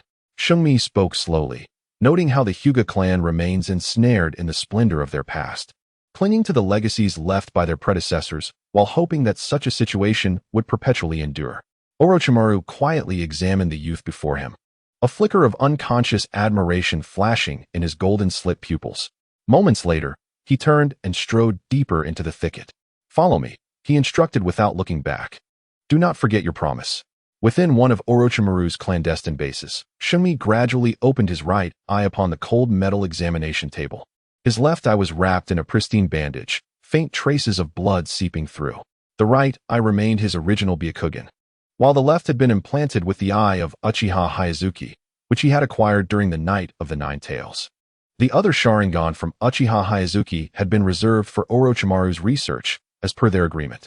All right, rise, Orochimaru commanded, idly toying with a test tube containing a pale green liquid. Shunmi propped himself up, feeling a sharp pain from his left eye. He lightly touched the bandage, a subtle smile gracing his lips as he remarked, truly, Orochimaru-sama, The surgery was remarkably successful. Spare me the flattery, Orochimaru replied, placing the test tube in a metal rack. With your abilities, even without my assistance, you could find someone else to replace your eye. I am not referring to merely replacing eyes. Shingmi surveyed the laboratory, his gaze sweeping over the intricate apparatus. I did not expect Orochimaru-sama to have established such a stronghold in the land of rice. They were not in the land of fire where Konoha resides, but rather in the northern territory of the land of rice. Shingmi understood that after Orochimaru's defection from Konoha, he would gradually infiltrate the land of rice, beginning a human trafficking operation to bolster his base, even establishing a new sound village to conceal his activities. Yet, he was taken aback to realize that Orochimaru had already begun to extend his influence into the land of rice at this early juncture. The laboratory walls were adorned with various experimental data charts, and several incubation chambers housing unidentified biological tissues were placed in the corners. The ventilation system emitted a soft hum, continuously drawing away the acrid scent of chemicals from the laboratory. Everything was arranged in a manner quintessentially Orochimaru, cold yet efficient. Orochimaru picked up a clipboard and swiftly jotted down notes. Though the surgery is completed, given your physique, it would be prudent to wait a week before utilizing that Sharingan. He looked up, a knowing smile gracing his features. Of course, I am more eager to witness any rejection reactions that would validate my new theory. Hasn't Orochimaru-sama already documented all surgical data? Shingmi inquired with a light chuckle. You certainly possess a wealth of knowledge. Orochimaru set the clipboard down. I had not previously realized that you were the most gifted among the generation of red beans, a bird that has escaped the cage of the Hyuga clan. Likewise, Shingmi replied, rising to his feet. Through the thick glass above, he caught a glimpse of the lush forest outside. I have soared beyond the confines of my cage. What of you? Orochimaru-sama? Orochimaru's expression suddenly chilled. What do you mean? Why feign ignorance? Shingmi faced Orochimaru. Isn't it obvious that you have already devised an escape route by establishing a stronghold in the land of rice? The atmosphere within the laboratory became palpably tense. Orochimaru's fingers twitched slightly before transforming into a smile. Had you not already defected, I would have slain you the moment those words left your lips. Shingmi remained unperturbed, adjusting his sleeves. Those who walk at the forefront of their era are often misunderstood. The outcomes of being unwelcome in one's time usually lead to two possibilities, madness or death. Which do you perceive yourself to be, Orochimaru-sama? Orochimaru remained silent, contemplating the inquiry. Shingmi, indifferent to his response, turned to depart, leaving behind a final remark. It has been a pleasure to collaborate, Orochimaru-sama. I shall now deal with those pesky insects trailing behind me. It has been a while since I last exercised. Orochimaru's pupils constricted slightly, his long tongue unconsciously licking his lips. He was entirely unaware of the presence of those stalking him, while Shingmi had effortlessly detected the pursuers. Given Shingmi's assertion, Orochimaru had no reason to doubt his sincerity. The realization that Shingmi's sensory abilities surpassed his own filled Orochimaru with both surprise and excitement. He watched Shingmi's departing figure, muttering to himself, You truly continue to astonish me. Chapter 14. The Sharingan, the first battle. In the dense forest not far from the base, a covert team comprised of Umbu led by Hinata Seiya was advancing. At this juncture, Shingmi's identity as a rogue ninja had been publicly announced by Konoha and disseminated across various nations.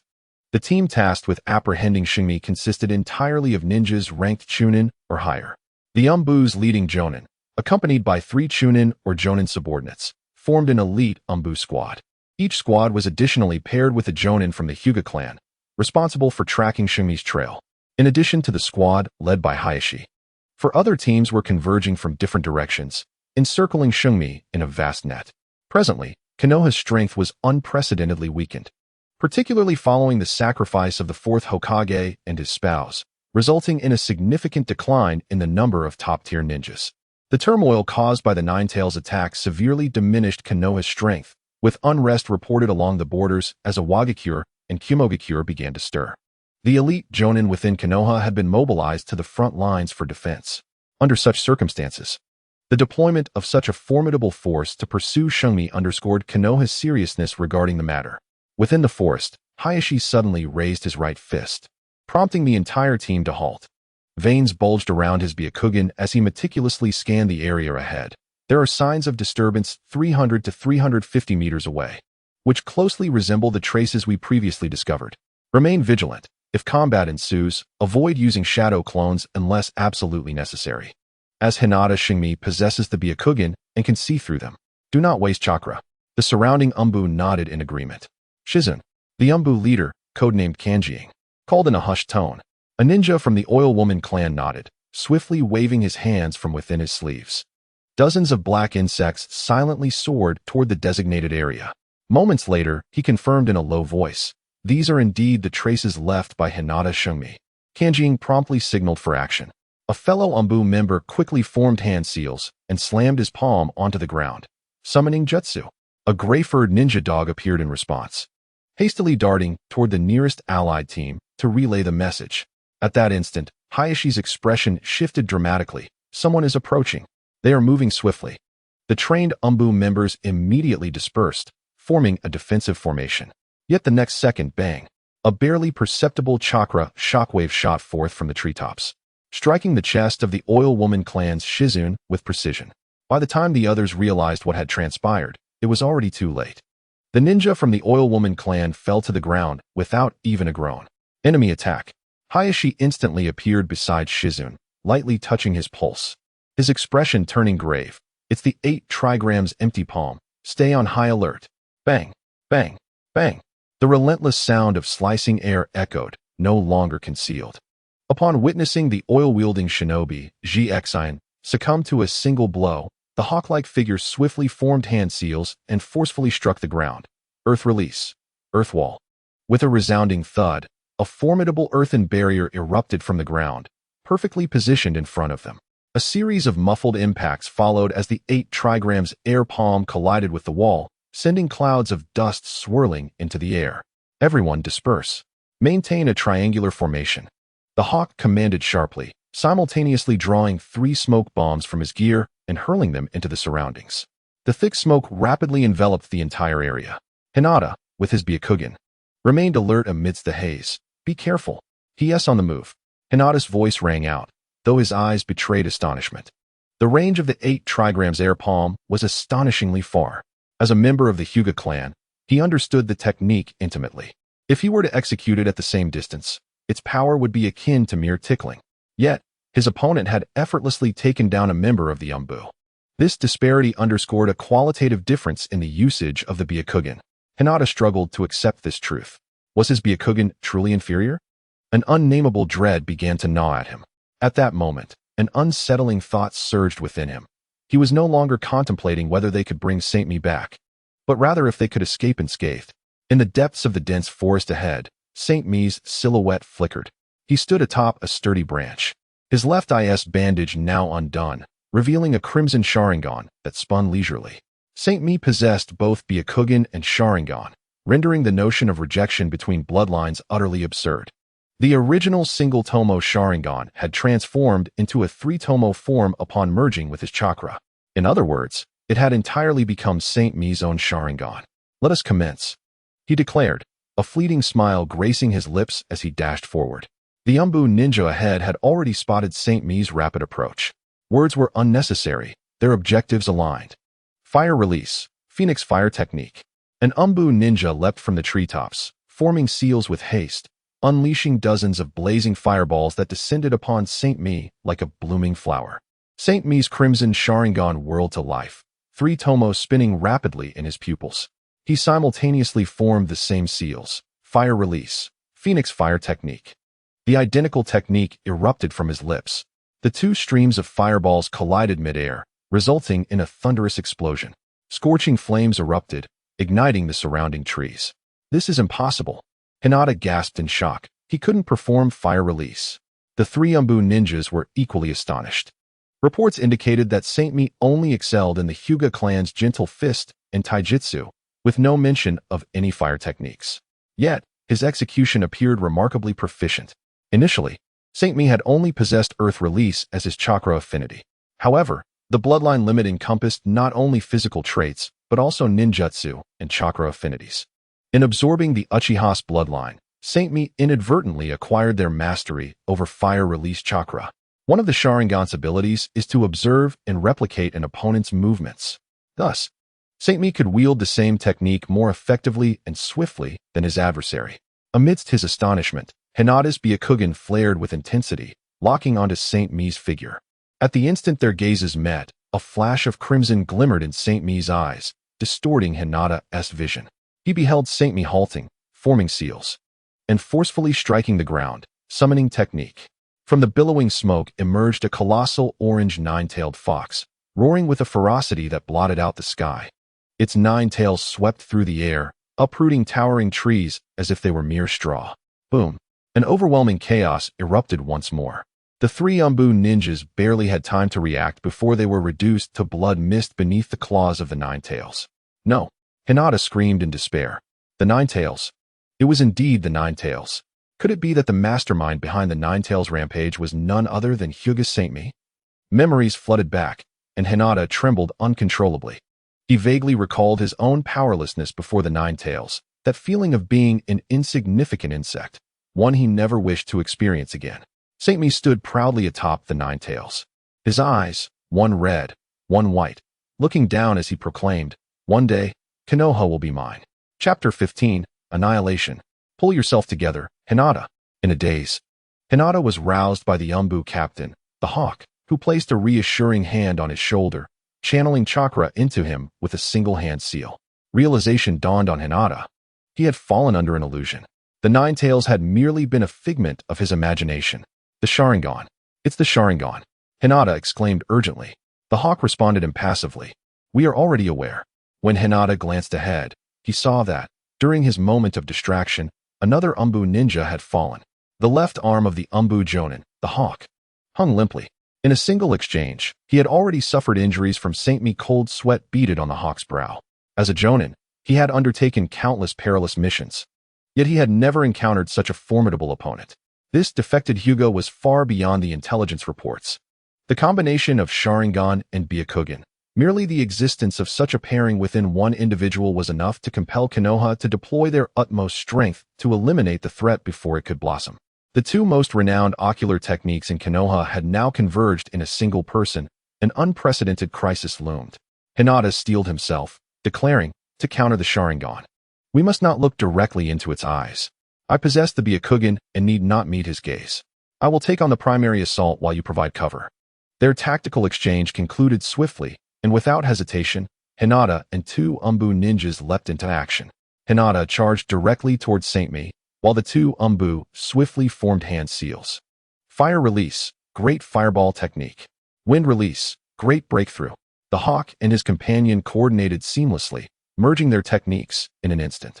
The blazing fireball surged forward, propelled by the fierce wind, transforming into a raging inferno that swept towards Saint Mi. Sharp wind blades intertwined with the flames, severing any trees in their path, igniting them in the process. Simultaneously, Hinata approached from the flank, lowering his head to deliberately avoid Saint Mi's Sharingan. His hands coalescing into a lion's head of blue chakra, gentle-stepped twin lion fists. Yet, facing this dual assault, Saint Mi merely chuckled, advancing rather than retreating. As one of Konoha's 2 great bloodline limits, the Byakugan's observational prowess paled in comparison to the Sharingan's mastery over Jinjutsu and the ability to replicate techniques. In an instant, the seals formed by the ninjas were recorded by Saint Mi. He swiftly formed seals of his own. Fire release, great fireball technique.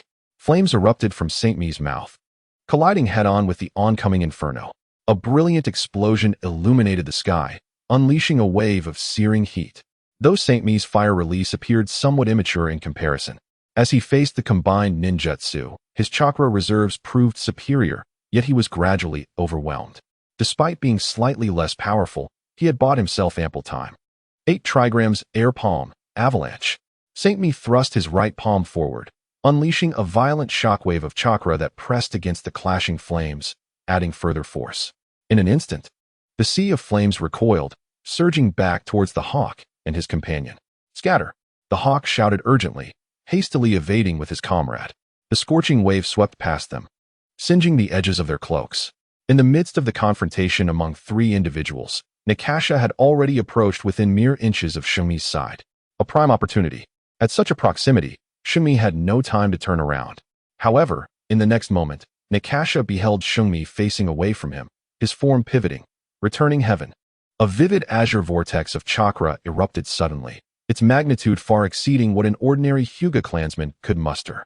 Nakasha felt an overwhelming force assail him, sending him tumbling back like a kite severed from its string, crashing violently against a towering tree and spewing forth a mouthful of blood. He gazed incredulously at Shunmi. Returning heaven. When had Shunmi acquired such a technique?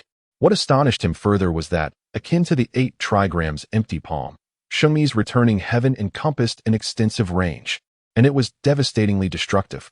Nakasha sensed a tumult within his chakra, his head spinning, unable to reconstitute his focus for a moment. In this brief daze, a piercing scream suddenly echoed ahead. Shunmi had unleashed his speed to the utmost, seizing the moment of Nakasha's disarray to flash before another Umbu ninja. The Umbu ninja displayed no trepidation, swiftly unsheathing his blade from his waist, silently assuming an offensive stance, the tip of his sword aimed directly at Shunmi's throat. Swish! The blade glinted, yet halted a mere 3 inches from Shunmi's throat. The insight of the Byakugan allowed Shunmi to effortlessly predict the trajectory of his opponent's attack. He sidestepped, eluding the blade's edge, and with his right hand, he precisely struck a vital point on the Umbu ninja's abdomen with his index and middle fingers. The Umbu ninja let out a muffled grunt, his legs giving way as he collapsed to the ground. Shunmi offered him no respite. His left palm followed suit, crashing heavily onto the ninja's forehead. Crack! A sharp sound resonated as the Umbu ninja's mask shattered, revealing a face contorted in agony beneath. His gaze rapidly dulled, his body slumping to the ground like a marionette with severed strings. Wind release, vacuum wave. The furious cry of an eagle erupted from the side. He swiftly formed hand seals, unleashing a barrage of razor-sharp wind blades from his mouth. These wind blades tore through the air with a piercing howl, ravaging the foliage and gouging deep furrows into the ground. Truly, the Umbu were formidable.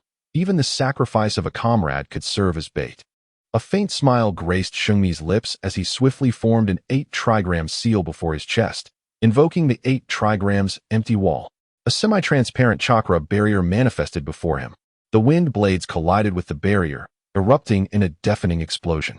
The barrier barely held for 2 seconds before it shattered, and in the distorted air waves that followed, Shunmi's figure had long since vanished. The eagle remained in a stance of hand seals, suddenly feeling a chill at the nape of his neck. Shunmi had appeared behind him. A cold shuriken pressed against his throat. This is the end. In the instant the shuriken sliced through the air, a poof of white smoke erupted, and the eagle's form vanished, leaving only a severed wooden substitute in its wake. A substitution technique? The ground suddenly cracked open, and a pair of hands erupted from the soil, grasping tightly at Shunmi's ankle. Earth release, heart-severing technique. The eagle's voice emerged from beneath, laden with lethal intent, prepared to drag him down.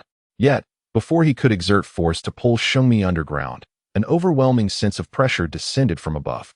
Shunmi's Byakugan clearly revealed the eagle below, and he chuckled softly. Before my eyes, nothing can hide. 8 trigrams, empty palm. In the next moment, Shunmi's right palm struck fiercely against the ground.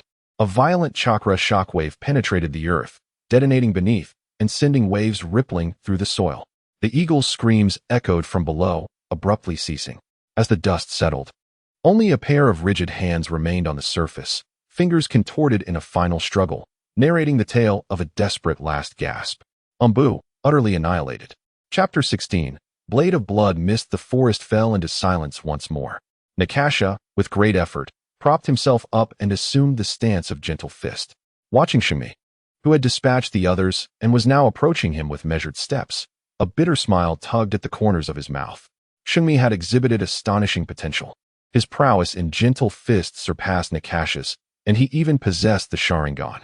In a one-on-one confrontation, Nakasha felt no chance of victory. He dared not meet his opponent's gaze, for the disadvantage in close combat was insurmountable. Yet, despite this, he had no intention of kneeling before this former clansman in surrender. Dying on the battlefield was the noblest fate for a ninja. Is there anything left to say? Shunmi inquired, his demeanor relaxed, hands casually resting at his sides. Is this the reason for your defection? Nakasha's voice was hoarse, revealing that in the end, it was merely a pursuit of power. Firstly, Shunmi interjected. Power is a necessity in this chaotic era. I may choose to forego it, but I cannot be without it. Secondly, as fellow Hyuga, you should understand my motives better than anyone. A caged bird. Nakasha fell into silence for a moment, his gaze dimming as he replied, I understand, but today, only one of us can survive. Come. Shungmi suddenly smiled. Who said I intend to kill you? What? Nakasha was taken aback. In a flash, Shungmi vanished, reappearing right before him. Nakasha hastily raised his hands to defend, only to find himself confronted by those crimson Sharingan eyes. This is bad. Nakasha instinctively turned his head, but his movements were already in disarray. Shungmi's hands darted through his defenses like serpents, cracking his wrists with 2 sharp strikes, leaving his openings wide open.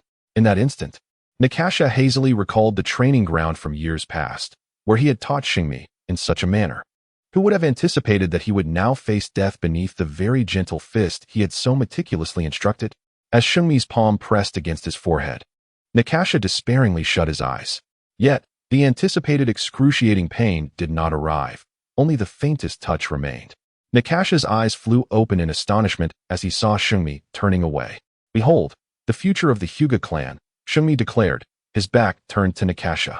In an unexpected twist, an electrifying sensation coursed through his tailbone, prompting Nakasha to instinctively remove his forehead protector, holding it in hand. In the metallic glint, he was astonished to discover that the curse mark of the caged bird on his forehead had inexplicably vanished. A soundless roar reverberated within Nakasha's heart. Upon witnessing this scene, his hands trembled violently, tears streaming uncontrollably down his face. Had the shackles of decades been so effortlessly lifted? Ecstasy and terror flooded his being, and he could not help but collapse to the ground. In the distance, Shungmi's voice floated on the wind. The future of the Hyuga will be in my hands. Choose now. Continue as a leashed dog or become a free bird. Nakasha's tears silently dripped onto his forehead protector. Amidst the tumultuous clash of emotions, he could no longer bear the weight, his vision darkening as he lost consciousness. Minutes later, as several figures leaped through the forest, the Umbu squad, responding to the signal from their ninja hounds, arrived one after the other. What has transpired here? Upon reaching the scene, they were met with chaos and the lifeless bodies of their comrades. Trees were scorched and shattered, the earth fractured, resembling a hell's cape. Lord Nakasha, the senior Hyuga, accompanying the Umbu squad, rushed to Nakasha's side, who lay unconscious on the ground. After a brief examination, he exclaimed in delight, "Thank goodness, he still lives." Slowly opening his eyes, Nakasha beheld the scene before him. Support has finally arrived? Lord Nakasha, where is Shungmi? Inquired the Hyuga ninja. Nakasha jolted awake, instinctively reaching for his forehead, his protector still firmly in place, undisturbed. Was it yet another illusion? Nakasha's mind spiraled into confusion. Had he fallen victim to Shungmi's genjutsu once more? No. Was it truly an illusion? Nakasha could not clarify. He hoped it was real, yet wished it were false. Turning to the side, he noticed that the eagle and the 3 other Umbu ninjas who had accompanied him were all dead. The entire squad had been reduced to him alone. Yet, for reasons unbeknownst to him, the memory of his experience within the genjutsu brought forth little shame for his survival. On the contrary, he felt a flicker of relief. If one day he were truly to witness that scene, he must ensure his survival. In response to the inquiries of his clansmen, Hayashi slightly shook his head. Hinata Seiya suddenly appeared, struck us down, and vanished without a trace. The angered J-Nin clenched his fists and asked, "Damn it, is his strength truly that formidable? Besides the Byakugan, what other abilities did he employ?" This question rendered Hayashi silent. After a moment of contemplation, he replied, "None, it was merely the Byakugan. His mastery of it far surpasses mine." This revelation astonished the surrounding ninjas. Initially, they believed Seiya could defeat Kakashi due to the latter's underestimation and that of his Umbu team. They had not anticipated underestimating Seiya's prowess yet again. Could even an elite Umbu team, coupled with the Byakugan, fail to contain him? The leading J-Nin nodded to the others, stating, "The situation has changed. Assemble everyone and report the latest intelligence on Hinata Seiya. From now on, individual encounters with Hinata Seiya are to avoid combat, focusing instead on tracking and intelligence dissemination." The others responded, "Understood." Half a month later, at the border of the Land of Water, Seiya donned in white met with Toby, who wore a mask. Beside Toby was another figure clad in black, with pale skin and peculiar features, long leaves sprouting from the sides of his neck, shrouding his head. From a distance, he resembled a pitcher plant. Toby introduced him, saying, "This is White Zetsu. He will guide you into Kirigakure." Seiya inquired, What identity shall we assume upon entering the village? Toby replied, that is not your concern. I have made arrangements. With that, Toby vanished using the body flicker technique, leaving behind a remark, when the time is ripe, I shall seek you again. Since we are to collaborate, demonstrate your sincerity. You need me, just as I need you, Hinata Seiya. Seiya chuckled softly. There was truth in those words. At this moment, the fourth Mizukage, Yagura Karatachi, should already be under Toby's Genjutsu control. Utilizing the identity of the Mizukage, Toby transformed Kirigakure, freshly emerged from war, back into a blood-soaked realm. Under the rule of oppressive policies, the ninjas of Kirigakure began to flee, plunging the village into turmoil once more. However, merely controlling the fourth Mizukage would not grant Toby complete dominion over Kirigakure. His arrangement of Seiya within the village was certainly not an act of mere benevolence. Seiya was a blade, aiding Toby in fortifying his grip on the village. Unbeknownst to Toby, this was also Seiya's intent. Chapter 17. A game of cat and mouse. During the past fortnight, Seiya dedicated himself to mastering his Byakugan and the sealing scroll he had acquired from Konoha. Occasionally, when pursued by Konoha's tracking unit, Seiya would decisively strike back. Thus ensued a game of cat and mouse, with both sides exchanging blows along the border of the Land of Fire. Seiya's Byakugan had a far greater observational range than the standard, and coupled with his sensory ninja capabilities and the Sharingan, he held complete control over the pursuit. The tracking team only encountered Seiya due to his willingness to be found. Seiya's readiness to reveal himself stemmed from his confidence in overwhelming victory. In long-range combat, he wielded the 8 trigrams air palm, while in close quarters, he utilized the Sharingan in conjunction with gentle fist techniques. The fusion of these ocular abilities, paired with the gentle fist, rendered him nearly invincible in close combat. Any tracking team that faced Seiya could not withstand this combination. The outcomes of these encounters were consistently lopsided. Seiya eliminated all Umbu accompanying the Hinata clan before employing Genjutsu with his Sharingan on the remaining clan members. He never annihilated them entirely, departing before the Umbu's encirclement could fully close in, leaving chaos in his wake. The Umbu ninjas of Konoha found themselves utterly powerless. When they united their forces, Seiya would not appear, yet once they dispersed, he would systematically dismantle them. Eventually, after Seiya had dispatched over a dozen Umbu, Konoha was compelled to withdraw. They had to concede that, without deploying their top-tier warriors, they could not contend with Seiya. Ironically, Konoha was currently lacking such elite forces. Throughout this ordeal, Seiya reaped substantial rewards. Not only did he replicate over 10 ninjutsu with his Sharingan, but he also gradually acclimated to battling with the synergy of the Byakugan and Sharingan. His restraint in sparing Hayashi and the accompanying Hinata clan members was motivated by future considerations. Bound by the constraints of the system, Seiya could no longer augment his chakra through absorbing the Byakugan. Any bloodline limit he possessed could be relinquished at any time via reversal. Once relinquished, the bloodline limit would convert into chakra, merging with Seiya's being. Much like the Night of the Nine Tails incident, Seiya's chakra had surged significantly.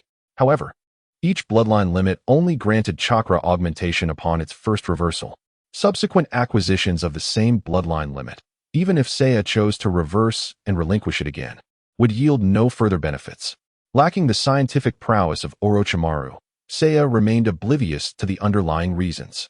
Thus, for Seiya, who aspired to a future path, preserving the Hinata clan members proved more impactful than outright exterminating them. This would serve to intimidate the Hinata clan and erode their influence within Konoha. The persistent survival of the Hinata clan members amid the annihilation of the Umbu would evoke profound questions among the Umbu and Konoha's higher echelons. What sentiments would arise regarding Seiya's exclusive targeting of the Umbu? Had a pact been forged between Seiya and the Hinata clan? What ties still remained? Only the Hinata clan possessed the answers. Seiya believed that there was no need for him to explicitly point this out. Konoha's leadership had already sensed the anomaly. The recent decrease in the pursuit frequency of the tracking teams indicated their growing trepidation. Perhaps they were hesitating, realizing that further pursuit would merely serve to deliver Seiya a feast without any substantive benefit. It increasingly resembled a coordinated effort between Seiya and the Hinata clan to eradicate Konoha's Umbu forces. Each instance of total Umbu annihilation, with only the Hinata clan members surviving, fueled this narrative. The Hinata clan found themselves at a loss for words in the face of such accusations. It was said that Hayashi had shattered several tea tables at home in frustration. Yet upon receiving the order to cease sending clan members to pursue Hinata Seiya, he could only sigh in resignation. Within the borders of the land of water, the damp sea breeze carried the scent of salt and brine. Seiya followed White Zetsu through a forest shrouded in dense mist, the soil beneath their feet softened and sticky from continuous rain. In the distance, the towering walls of Kirigakure emerged, partially obscured by fog. "We have arrived." The large leaves on White Zetsu's body rustled as he moved. Wait a moment. His body suddenly sank into the earth, only to re-emerge moments later, holding a neatly folded set of garments and a pure white mask. "Here, wear this. From today onward, you will be the personal guard of the 4th Mizukage." Seiya caught the garments, a playful smile gracing his lips. "Very well." Observing White Zetsu bustling about, Seiya jested. "Every time I see you burrow into the ground, I find it quite amusing. Your ability is truly convenient." White Zetsu chuckled awkwardly. "Well, it's all I can do." Their recent interactions had fostered a sense of familiarity between Seiya and White Zetsu. Baiju possesses a rather whimsical personality, harmonizing with Shungmi in a playful manner.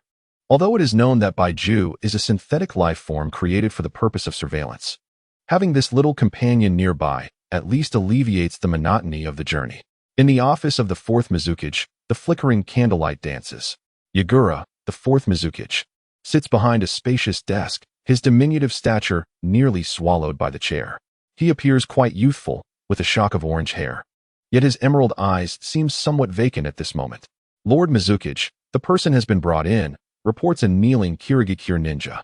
Yagura's gaze momentarily drifts before regaining its clarity. "Let him in."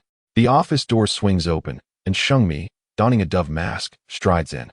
At this juncture, Shungmi has already donned the attire of the Kirigakure Umbu, looking indistinguishable from any ordinary Umbu ninja. "I have familiarized myself with your situation. From this day forth, your code name shall be Bai," Yagura states, his voice devoid of emotion. "Understood," Shungmi replies with a smile. It seems that Obito has indeed arranged everything meticulously. The name Bai conjures the image of a figure from Shungmi's memory, a visage that, at this time, should merely belong to a child of tender years. Yagura retrieves a scroll from his drawer. "Your first mission involves an anomaly at the border 3 days prior. A previously dispatched Umbu team has gone dark. Detailed intelligence is contained within this scroll. Once you settle in, you are to depart immediately, ascertain the cause, and if there are survivors, bring them back." Just as Shungmi reaches for the scroll, the office door is abruptly flung open. An elderly man, bald and bearded, bursts in amidst a throng of ninjas.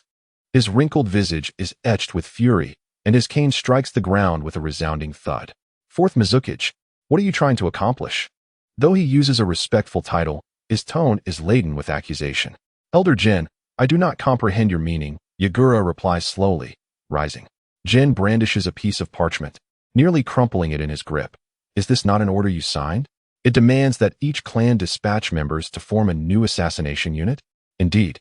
It is an order I issued," Yagura responds, his voice remaining calm. "Is there a problem?" "A problem?" Jin retorts, incredulity twisting his features. "Do you realize this effectively compels the clans to surrender hostages? What will these clans think? The village is beset by both internal strife and external threats. The daimyo has already cut funding. From where shall we derive the resources to sustain such a unit?" In the face of Jin's inquiries, Yagura replies coolly, "This is my decision as the Mizukage. It has been discussed with the elders beforehand, and you had previously expressed your agreement." Jin seethes. "This is a complete violation of our discussions. I demand the 4th withdraw this order immediately." Shungmi interjects suddenly. "Elder Jin may retain his opinions, but the shadow of Kirigakure is the 4th Mizukage. The Mizukage need not seek the elders' counsel for every matter." An immediate silence descends upon the office. Jin's sharp gaze shifts to Shungmi. "Who are you?" At this moment, a ninja standing behind Jin, wearing a single eye patch, steps forward and whispers into Jin's ear. Jin's expression shifts dramatically as he stares at Shungmi in silence. Shungmi regards the eye-patched ninja with interest, a smirk playing at the corners of his mouth. "How intriguing. I did not expect to encounter a Byakugan here." Yagura explains, "Codename Bai is the newly appointed leader of the assassination unit and my personal bodyguard." Jin's demeanor suddenly softens. "Ah, I see. It seems I have intruded upon your affairs, 4th Mizukage. I only hope you exercise caution in your future endeavors." lest the daimyo hold the village accountable. With that, he departs the office with his escort. Their arrival and departure were swift, as though no incident had transpired. Once the room is empty, Shungmi remarks, "It appears that the fourth Mizuki's governance is quite challenging." Yagura silently resumes his seat, responding calmly, "As long as I remain in office, Kirigakure shall never fall into crisis." Shungmi chuckles lightly, choosing not to elaborate further, and vanishes in an instant. Yagura, the fourth Mizuki, is also the Jinchuriki of the three tails. He is one of the few who can adeptly harness the power of the tailed beasts. As the village's ultimate weapon, Yagura indeed possesses the authority to make such a statement. Beyond the tailed beast, Yagura's own strength is formidable. When he ascended to the position of Mizuki, no one intervened. It was entirely based on his own prowess. If one were to cite a weakness, it would be the moment he was caught off guard and fell prey to Obito's Jinjutsu. However, encountering Obito unexpectedly, without knowledge of his abilities, would be a misstep for anyone. Even the famed Yellow Flash, Minato, nearly succumbed. Shungmi, armed with an understanding of the narrative and Obito's capabilities, is able to hold his own against him. However, should he truly wish to eliminate Obito, Shungmi would find it impossible. When cornered, Obito could simply employ Kamui to escape, and Shungmi would be powerless to stop him. Reflecting on this, Shungmi feels a pressing need to enhance his own abilities.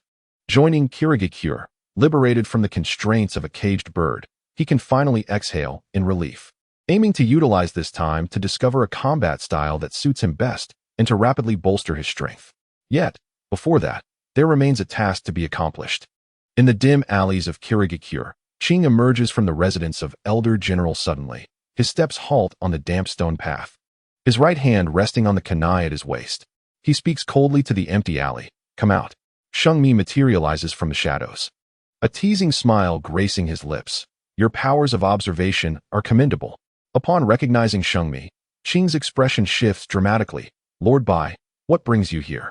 He retreats a step, his back pressed against the cold stone wall. "There is no need for pretense." Shungmi advances slowly. "You must know why I am here. Is that eye of yours still serving you well?" In the Mizuki's office, the individual had only revealed a sliver of himself amidst the crowd. Yet Shungmi had seen clearly. Among the ninjas of Kirigakure, those possessing the Byakugan, if memory serves, his name is Ching. Like the original Shungmi, Ching is also a sensory ninja. Shungmi is not surprised that Ching has discovered his identity. He never intended to conceal it. Ching instinctively covers his eye patch with his right hand. "I do not know what you are talking about. When you used that eye to spy on me, you should have anticipated being discovered," Shungmi replies. Ching remains silent for a moment before slowly removing his eye patch, revealing a Byakugan underneath. "It must be quite arduous to wield that eye without being a Hyuga," Shungmi chuckles. Ching questions sternly, "What do you want?" "The rogue ninja of Konoha." "Hyuga Shungmi." Shungmi remains unfazed. "It is quite simple. Either surrender the Byakugan or die." "What?" Ching gasps. "I am but Elder Gen's bodyguard." "What do you mean by that? Did you not hear clearly?" Shungmi enunciates deliberately, "Die, or surrender the Byakugan. I cannot abide by a Hyuga's Byakugan appearing on an outsider. I am quite petty. I am not as generous as those Uchiha." The aura emanating from Shungmi causes beads of sweat to form on Ching's forehead. "You, a rogue ninja. Why are you so fixated on this? You are a member of Kirigakure now. Leaving Konoha does not mean I lack a sense of belonging to the Hyuga," Shungmi continues. "As for the reason, you need not know." Ching grits his teeth and retorts, "I have no intention of engaging you. I have informed Elder Gen of your identity. You should consider the consequences of turning against a comrade." Shungmi chuckles lightly. "It is precisely for this reason that I can approach you with confidence. Do you believe I care if you expose my identity? Or do you think Elder Gen can provide you with protection? Guess whether I will leave evidence after you are gone, and whether Elder Gen would confront the Mizuki for you." Ching can no longer contain himself, suddenly retreating, hands swiftly forming seals, water release, water surge. However, before the technique could take form, Saint Mi swiftly closed in on him, using 2 fingers of his right hand to strike precisely at the acupuncture point beneath the blue-haired one's collarbone. The gentle fist. So swift was the action that Ching had barely registered it before he let out a muffled groan, his chakra suddenly stagnating, and his ninjutsu came to an abrupt halt. He collapsed to the ground, a metallic sweetness surging in his throat, an uncontrollable urge to expel it overwhelming him. Saint Mi seized his hair, forcing his head back. Under the moonlight, The stolen Byakugan quivered violently in fear. No. Stop. A piercing scream shattered the night, echoing through the alley, startling a flock of birds into flight. Chapter 19. Terumi Mei, Kisame Hashigaki. Why take Ching's Byakugan? Certainly not out of any sense of belonging to the Hyuga clan. As a branch family member, Saint Mi bore the mark of a caged bird upon his forehead. The head of the main family could extinguish his life with but a thought, leaving Saint Mi with little regard for any sense of belonging to the Hyuga. It was simply because he remembered that in the not-so-distant future, the fact that the fourth Hokage, Yagura, was under Genjutsu would be revealed to the people of the Mist Village. The one who would discover this truth was none other than Ching, who possessed the Byakugan. Once ensnared by Genjutsu, a person's chakra would spiral into chaos, while the Byakugan could clearly observe the flow of chakra within a body. If left unchecked, the truth of Yagura's condition would inevitably be exposed one day. Maintaining Obito's rule in the Mist Village would also provide Saint Mi a greater sense of comfort during his stay there. Moreover, as a newcomer, Saint Mi urgently needed to establish his own reputation. Among the 5 great ninja villages, the Mist Village held a particularly unique position. During this period, the Mist Village adhered to a policy of isolationism, implementing brutal suppression domestically while effectively severing all diplomatic ties externally. To survive in such a place, a necessary deterrent was indispensable. Ching was an excellent target. He was under the command of the village's elder, had a certain status within the village, and possessed the Byakugan. Having already exposed his identity as a member of the Hyuga clan, Saint Mi had a legitimate reason to seek the return of the Byakugan from him. Even the elder, Yuan Shi, could not raise any objections. Just as Saint Mi anticipated, after he chose to act against Ching, the Mist Village remained outwardly calm. Only Yagura dispatched his Umbu to inquire about what had transpired. Saint Mi answered truthfully. The event had occurred, and Yagura, aside from warning Saint Mi that this would be the last time, had little else to say. For someone like Saint Mi, threats were utterly ineffective. Yuan Shi did not take any action either. In the original narrative, after the death of the 4th Mizukage, Yagura, the Mist Village took a long time to select a 5th Mizukage. It was only later, during the 5 Kage Summit, that they decided upon Terumi Mei as the 5th. During the intervening years, the Mist Village remained without a Mizukage. The power in the Mist Village was held by Elder Yuan Shi, a man of considerable cunning who maintained control over the village's politics for over a decade.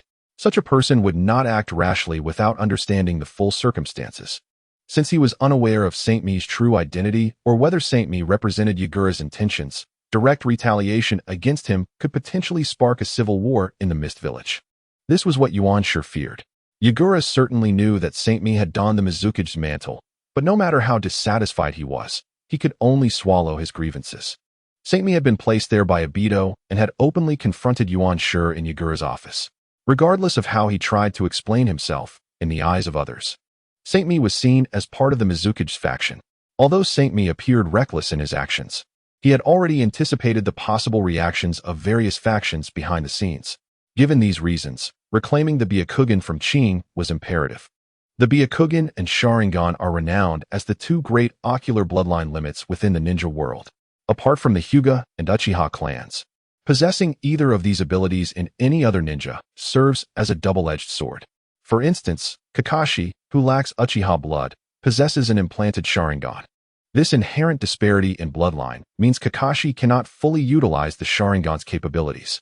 Since he is not of the Uchiha clan, his Sharingan cannot be deactivated, remaining perpetually active and incessantly draining his chakra. The Byakugan that Ching possessed was similarly limited. This Byakugan had been forcibly taken from a member of the Hyuga clan during wartime.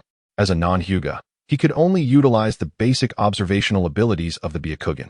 Techniques such as the 8 trigrams palm and gentle fist, which require systematic training from the Hyuga clan, were beyond his grasp.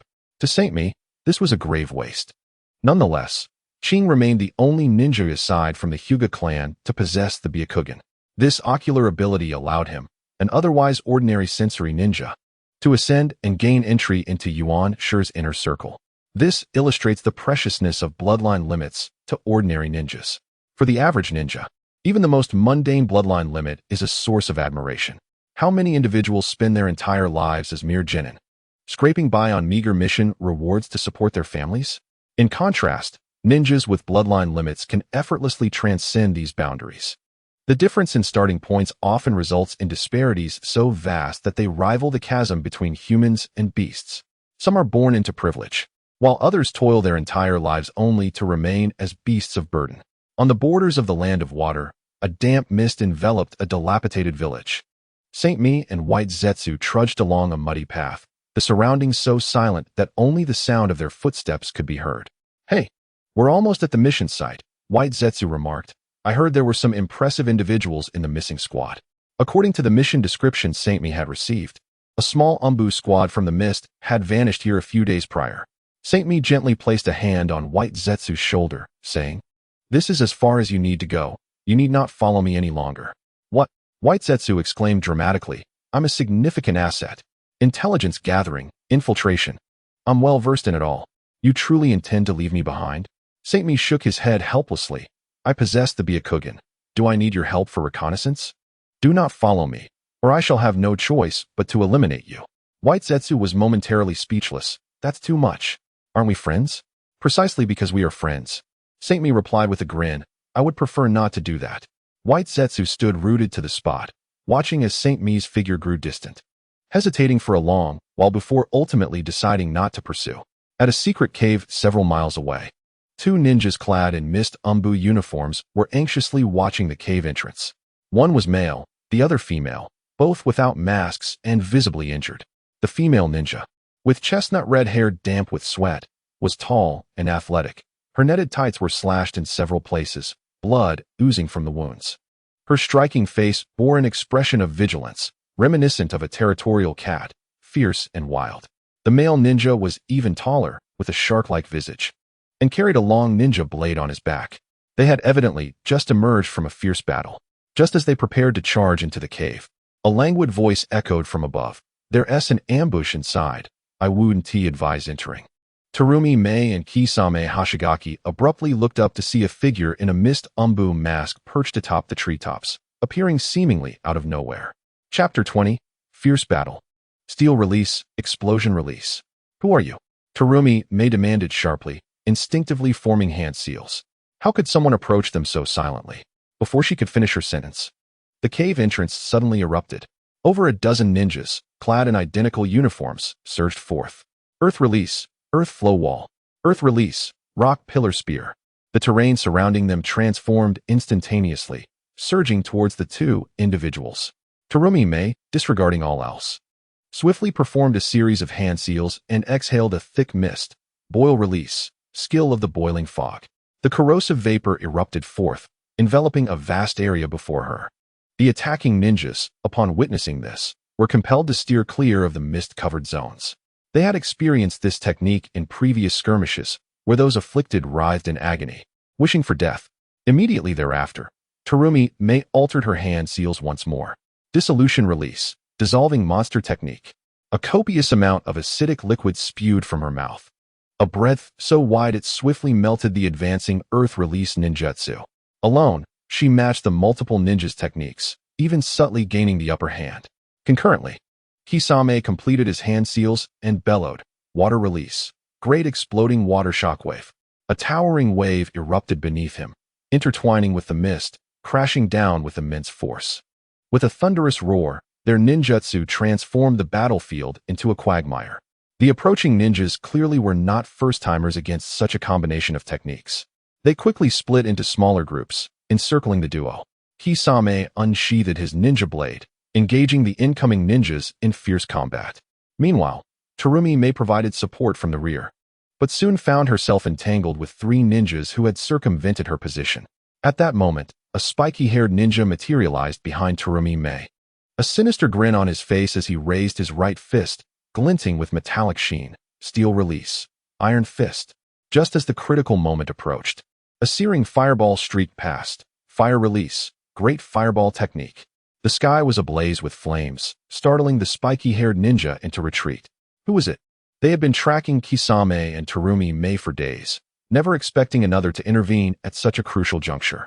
Saint Mi gracefully descended behind Terumi Mei. "Thank you," she panted, her eyes still cautious. The opponent was formidable, attacking Terumi Mei in areas where she was comparatively weak. Had it not been for Saint Mi, Terumi Mei would have been in grave danger. "Saint Mi, without turning her gaze, fixed her eyes on the previously mentioned ninja. So, you are from Iwagakure. I cannot allow you to take him. The Sharingan beneath her mask began to rotate slowly, turning into a black fist. If she was not mistaken, that was steel release. Who would have thought she would encounter the bloodline limit of Iwagakure so soon after leaving the village? It was quite fortuitous. The Iwagakure ninjas, upon witnessing the sudden appearance of Saint Mi, momentarily hesitated in their assault. Kisame seized the opportunity, swinging his ninja blade to cleave an enemy in half, blood spraying as he retreated beside Saint Mi and Terumi Mei. What is happening? Kisame's raspy voice held a note of caution. Who exactly are you? Saint Mi's lips curled slightly beneath her mask as she raised a hand to deflect an incoming shuriken. I must inquire why there are so many Anin lurking for you. Terumi Mei interjected. We have already sought assistance from the village. Suddenly, she realized something and turned sharply towards Saint Mi. Support? Support? Saint Mi chuckled lightly. I am. Upon hearing this, both Kisame and Terumi Mei fell silent. What a jest!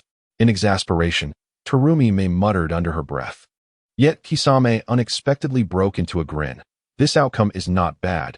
A ninja is meant to fall on the battlefield. As soon as he spoke, the brief silence was shattered by the battle cries of the Iwagakure ninjas. Charge! Several ninjas before them simultaneously performed hand seals, and the earth-released ninjutsu stirred a storm of dust. Just as Kisame and Terumi Mei prepared for a desperate fight, Saint Mi suddenly raised her right hand, pointing to the side. Use dissolution and water dragon bullet to create an opening. I shall handle the defense. That direction has the least ambush. Terumi Mei and Kisame exchanged instinctive glances. Although Saint Mi wore the uniform of Kirigakure, could they truly trust a stranger who had appeared so suddenly? In the next moment, a whirlwind of dust engulfed them. They swiftly reached the same conclusion. They had no other choice. If Saint Mi harbored ill intentions, they would already be dead. Terumi Mei took a deep breath, her hands moving swiftly through hand seals, while Kisame savagely plunged his ninja blade into the ground. Dissolution release, dissolving monster technique. Water release, water dragon bullet. The searing acidic liquid intertwined with the raging water dragon, crashing into the towering earthen wall, instantly tearing a gaping hole in the encirclement. Simultaneously, dozens of shurikens mixed with earth-release ninjutsu surged from all directions. 8 trigrams air palm. Return sky. Saint Mi's form suddenly blurred, resolutely positioning herself before Kisame and Terumi Mei. The chakra shockwave surged forth like a torrent, combining with the rapidly spinning blue barrier, intercepting all incoming assaults. A wave of astonishment erupted among the Iwagakure ninjas. This is impossible. The Hyuga clan of Konoha, retreat. With a single command from Saint Mi, the trio leapt into action, evading the sharp rock spears that shot up from beneath them, racing towards the opening. Stop them! The steel-released ninja who had ambushed Terumi Mei shouted fiercely, his arms instantly turning metallic, blocking their path. He was astonished to see Saint Mi advancing rather than retreating, deliberately approaching him. Earthgate! A comrade realized the danger and shouted his name as a warning. Earthgate instinctively activated his steel release, his body radiating a cold metallic sheen. Die! He swung a fist. In the next moment, he glimpsed a flash of crimson in Saint Mi's left eye. The 3-tomo Sharingan instantaneously robbed him of all reason. This is impossible. He is clearly from the Hyuga clan. Earthgate's grotesque expression froze, the defensive steel release ebbing away like a tide. Uffed. Saint Mi's palm pierced through his chest, blood dripping from her gloved hand onto the ground. Acquired bloodline limit. Steel release. The acquired bloodline limit has been elevated to match the host's current strength. Earthgate. Another ninja with a spiky hairstyle howled in fury, charging at Saint Mi, chakra coalescing around his fist. Explosion release. Landmine fist. Be careful. Kisame found himself ensnared in close combat with 3 IWA Nin.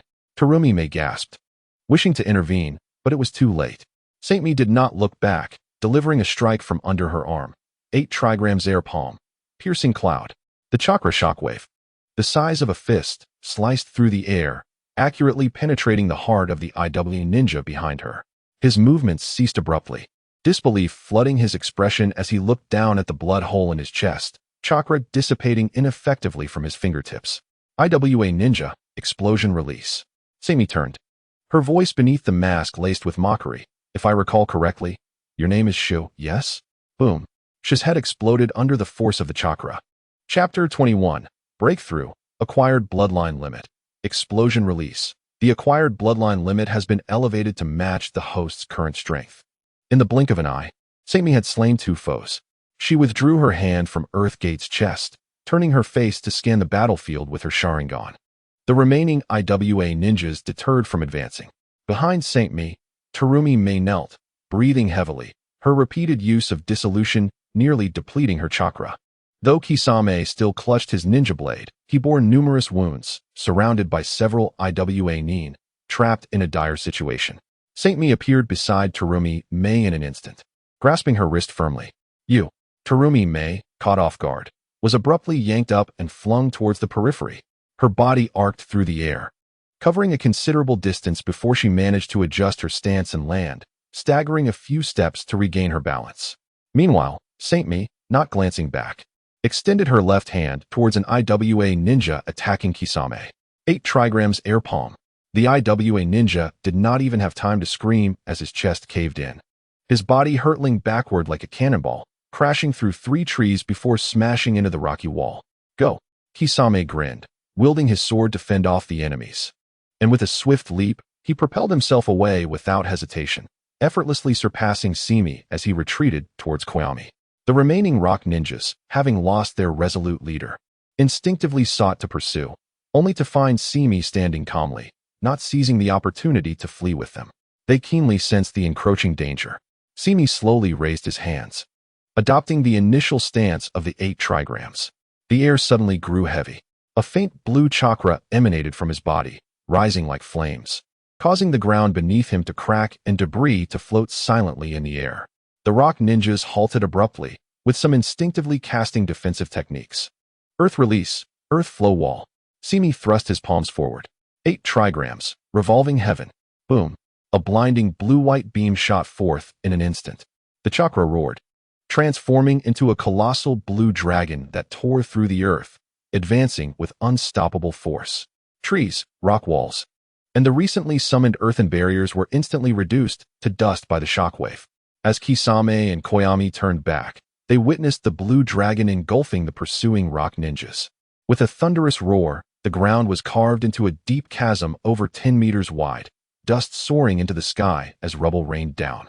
Once the dust settled, the landscape was irrevocably altered, leaving behind a shocking ravine that stretched beyond sight, its destination unknown.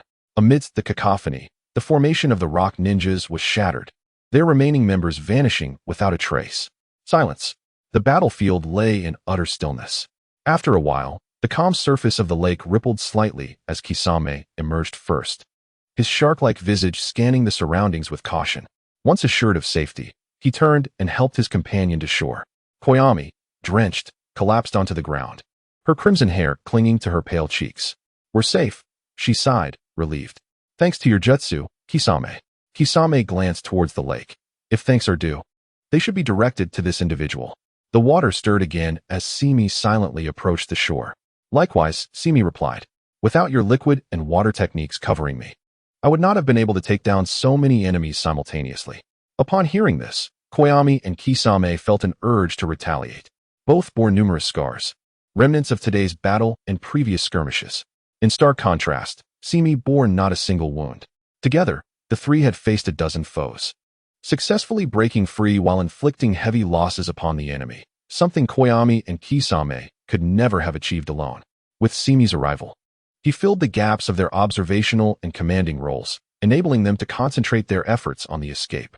Not to mention, the sheer power of his revolving heaven surpassed their understanding. In this world, where strength is revered, Simi had, without realizing, earned the acknowledgement of both. Koyami noted that during their conversation, Simi's gaze frequently rested upon her. She was momentarily taken aback, then realized her drenched state. The umbu uniform, already fitting tightly, offered little coverage, and now her body's contours were fully exposed. Koyami narrowed her eyes, unabashedly locking eyes with Simi, her hands gradually covering her chest as she deftly formed a hand seal, employing the boil release to evaporate most of the moisture clinging to her. Am I attractive? Koyami inquired. Simi chuckled softly and nodded. Indeed. He was aware of Koyami's misinterpretation, yet he chose not to clarify. Koyami's injuries were predominantly located on her thighs, shoulders, and forearms, non-vital areas, while Kisame's wounds were far graver, having sustained more brutal attacks. Confused, Kisame turned to them and asked, "What are you talking about? What is attractive?" "It's nothing," Koyami replied with a polite smile. If it were anyone else, they'd have already met their demise for staring like that. Kisame respectfully nodded towards Simi in gratitude. "By the way, I've never seen you in the Mist Village before." Simi raised his hand to remove his mask, codename White, directly under the fourth Mizukige's umbu. "It's a pleasure to meet you." Under the moonlight, a youthful and handsome face was revealed, fair skin, a prominent nose, and those pure white eyes, the Byakugan. Kisame exclaimed, "Byakugan." Despite having witnessed Simi's revolving heaven, he was still taken aback upon seeing the Byakugan in person. Even more surprising was that Simi possessed only one Byakugan, while the other eye appeared perfectly normal. Connecting this to Simi's earlier battlefield performance, Kisame wisely chose not to pursue further questions. Beside him, Koyami was utterly captivated. Simi was younger than they had imagined, and undeniably handsome. His charm was not of the rugged variety, but rather a blend of softness and strength, his smile exuding a comforting aura. Koyami inexplicably recalled the yin-yang symbol, embodying both firmness and gentleness, appearing approachable yet elusive. Unconsciously, Koyami licked her lips. With such a face, perhaps that earlier gaze was not so unacceptable. This man possessed an intriguing depth. "Have you finished your staring?" Kisame's incredulous voice broke the moment. Koyami snapped back to reality, coughing lightly as she averted her gaze. Simi, seemingly oblivious to her embarrassment, donned his mask once more. "How did you attract the attention of the Rock Village's demolition team?" The explosive ninja Simi had slain was no ordinary foe. His name was Katsu, a member of the elite demolition unit under the direct command of the Tsukikage. Koyami spoke rapidly. "We were originally part of two separate umbu teams on a confidential mission. 3 days ago, we were ambushed. Our entire team was annihilated. After a brief discussion, we decided to regroup for safety, but we had already sent out a distress signal." Simi, unfazed, replied, "The land of earth and the land of water are the two most distant of the 5 great nations, one in the northwest and the other in the southeast. The ninjas from the Rock Village traveled a great distance to intercept you. They would naturally obstruct any messages you attempted to send. Even the information I received was vague, clearly not originating from your hands." Kisame nodded in agreement with Simi's conclusion and then inquired, "But why? There shouldn't be significant conflict between our villages." Simi explained, "Precisely because there is no conflict, it is unexpected for them to target you." Koyami took a deep breath. "We must report this intelligence." Suddenly recalling Koyami's injuries, Simi asked, "During the earlier battle, did they have the opportunity to kill you but chose to hold back?" Koyami's expression shifted dramatically, and after a moment's contemplation, she confirmed, "Indeed." Simi nodded. "I believe the answer is clear. They have set their sights on your bloodline limit." Chapter 22, Bloodline Limit. Corpse Simi's words left both Kisame and Koyami momentarily stunned. To possess both boil release and liquid release bloodline limits, Simi remarked, "Not only the rock ninjas, but even I would covet your abilities." The atmosphere shifted palpably. Kisame instinctively took a step back, suddenly feeling somewhat superfluous. "Huh, you," Koyami laughed, "you've gone too far." "Haven to you? How dare you?" The latter part of her sentence caught in her throat. She could not bring herself to utter the words "tease my sister." It was she who had been the one distracted moments ago. Thus, her anger seemed unjustified. Simi continued, "But it would be such a pity for someone as beautiful as you to perish." "You." Koyami could no longer contain herself. She raised her hand to strike. But Simi effortlessly caught her wrist midair, gracefully redirecting her with a gentle motion. Zhao Mein had yet to comprehend her surroundings when she found herself seated upon a soft mound of grass. The movements of Shungmi were astonishingly gentle, causing her not a single moment of discomfort. "Do not squander your energy," Shungmi instructed, urging her to swiftly restore her chakra, feeling the gap in their martial prowess. Zhao Mein shot a glare at Shungmi, inhaling deeply several times to barely regain her composure. If she could not best him in combat, what other options remained? "You must have recently joined the umbu, am I correct?" Shungmi inquired, simultaneously recalling Zhao Mein's profile. Zhao Mein, a Nin at the tender age of 15, was a prodigy from the hidden Mist Village, possessing both the boil release and dissolution release bloodline limits. Indeed, Zhao Mein nodded, acknowledging that after her promotion to Nin, There were whispers regarding her lack of experience within the Umbu. Joining the Umbu signified a need for discretion. Aside from a select few, no one would know your whereabouts. In other words, Shungmi remarked, if you were to disappear during a mission, it would go unnoticed. Conversely, whoever suggested your induction into the Umbu is likely the mole. Do you believe there is a traitor within the village? Kyubi retorted. Simply address me by my name, Shungmi replied, unless you can persuade me otherwise. These rock ninjas who have made the long journey to the hidden mist are undoubtedly coveting the resources of the land of water. At this, the other two chuckled. The land of water, where the hidden mist village resided, was predominantly covered by ocean, with only a small portion of land that was suitable for habitation. It was also home to countless islands, aptly termed the Thousand Islands. The economic strength and population of the land of water consistently ranked near the bottom among the 5 great nations, often occupying either the last or second-to-last position. The Hidden Stone Village, situated in the arid land of Earth to the northwest, would only be driven to declare war on the hidden mist out of sheer madness. I do not know who proposed my joining the Umbu, Zhao Main recalled. I only received a directive to report to the Umbu. Shungmi continued, considering the circumstances. Your movements have likely been compromised. The puppeteer behind the scenes is probably someone high-ranking within the village, and their contact with the rock ninjas is likely to exploit your bloodline limit. Why? Zhao Main asked, puzzled, not questioning why she was targeted, but why her bloodline limit was of particular interest. Bloodline limit ninjas are inherently valuable resources, and targeted research has never ceased. Shungmi noted, if my deductions are correct, these rock ninjas must have infiltrated the land of water recently. This is an ambush tailored specifically for you. Presently, there is a traitor within the hidden mist village, and the probability of capturing you justifies their risk. Shungmi paused. As for the veracity of my hypothesis, examining the corpses of the rock ninjas will reveal the truth. Zhao Main interjected, but they will certainly remove the bodies. She shook her head inwardly. They were on the defensive, and if it weren't for Shungmi, they would have already faced total annihilation, leaving no opportunity to carry away the corpses. Shungmi remained silent, quietly observing Kyubi. Under their scrutiny, Kyubi locked eyes with Shungmi for a prolonged moment before suddenly breaking into a grin and retrieving a sealing scroll from behind him. All of them are safely preserved within here. Zhao Main's eyes widened in disbelief as she gazed at Kyubi. You managed to. Kyubi smiled. It was a mere stroke of luck. He unsealed the scroll, and with a puff of white smoke, the corpse of a rock ninja materialized before them. Not a bloodline limit ninja. Zhao Main crouched to inspect closely, confirming it was indeed a member of the demolition squad. She pointed to the unique arm insignia on the corpse's arm. Every ninja that had assaulted them bore this insignia. Shungmi's Byakugan veins bulged as he observed.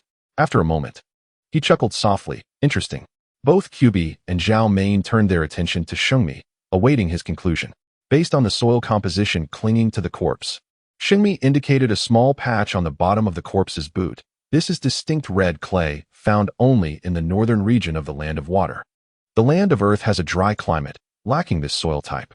He pointed to the collar of the corpse, and this, the crystallization of sea salt, indicates they recently crossed the sea. In summation, Shungmi deduced, this contingent of rock ninjas must have infiltrated the land of water no more than a week ago. And they took the main road. I suspect they had assistance in concealing their identities. Zhao Main and Kyubi exchanged a look, both surprised by the implications. Corpses can indeed speak. The Hidden Mist Village has specialized assassination teams that extract information from the deceased, so they were no strangers to this process. Yet Shungmi's observational prowess rendered it incredibly effortless. In a mere exchange of words, he had deduced the enemy's route. Zhao Main concluded, you are correct. They are indeed after me. Shungmi shook his head. It is not solely you. Dispatching such a number of ninjas just to capture your bloodline limit? Even if you are a renowned genius, that seems rather excessive. You are merely one of their targets. Chapter 23. Suka Mountain's pufferfish Kyubi suddenly recalled something and spoke urgently. Before our departure, I heard that the Mizukage had been attacked during an outing. In the past half-month, several ninjas from the village have also gone missing, Shungmi noted. It seems they had already succeeded prior to your arrival, and they attempted to capture the Mizukage, likely targeting the tailed beast within him. Kyubi inquired, is it possible that the Hidden Stone truly seeks war with us? Shungmi replied with a smile. It is precisely because they cannot afford to engage in conflict that they act so recklessly, even if they were to successfully abduct you. Do you think the Hidden Mist would declare war? Both Kyubi and Zhao Main fell silent. The answer was a resounding no. The Hidden Mist Village is currently beset by internal strife and external threats. Anyone with sense would recognize the instability of the situation. Under such circumstances, how could they possibly instigate a war? We must report this situation. This matter is beyond our jurisdiction. Just as Kyubi prepared to reseal the corpse, Shungmi suddenly interjected. Wait. Kyubi, who were you planning to hand this corpse over to? Kyubi's movements halted. Of course, I was going to present it to my direct superior, he replied slowly. Lord Suka Mountain's pufferfish. Do you suspect Lord Pufferfish? Zhao Mane immediately grasped Shungmi's insinuation. That is impossible. He is one of the 7 ninja swordsmen. The pinnacle of the Hidden Mist strength. Shungmi calmly continued. But precisely because of that, he becomes all the more valuable, does he not? The 7 ninja swordsmen are the pride of the Hidden Mist Village, essentially referring to the 7 elite ninjas directly under the Mizuki's command. Each wields a different ninja blade, possessing unique abilities. In the Hidden Mist Village, being one of the 7 ninja swordsmen signifies a special honor, dedicated to executing the most challenging and arduous tasks. They also hold high-ranking positions within the village, perfectly aligning with the hypothesis put forth by Shungmi. If you trust me, I have a plan. One day later, at the border of the Land of Water, in a long-abandoned village, a labyrinth of waterways fragmented the entire settlement. Dilapidated wooden structures were half submerged, with decaying beams covered in moss. Dense mist lingered year-round, enveloping the village in a shroud of obscurity. Suddenly, ripples danced across the water's surface as a robust figure strode through the depths. It was none other than Suka Mountain's pufferfish, one of the 7 ninja swordsmen. Bearing his signature large blade, Samahata, his crimson hair appeared strikingly vivid amidst the mist. Urgently contact me. What is the matter?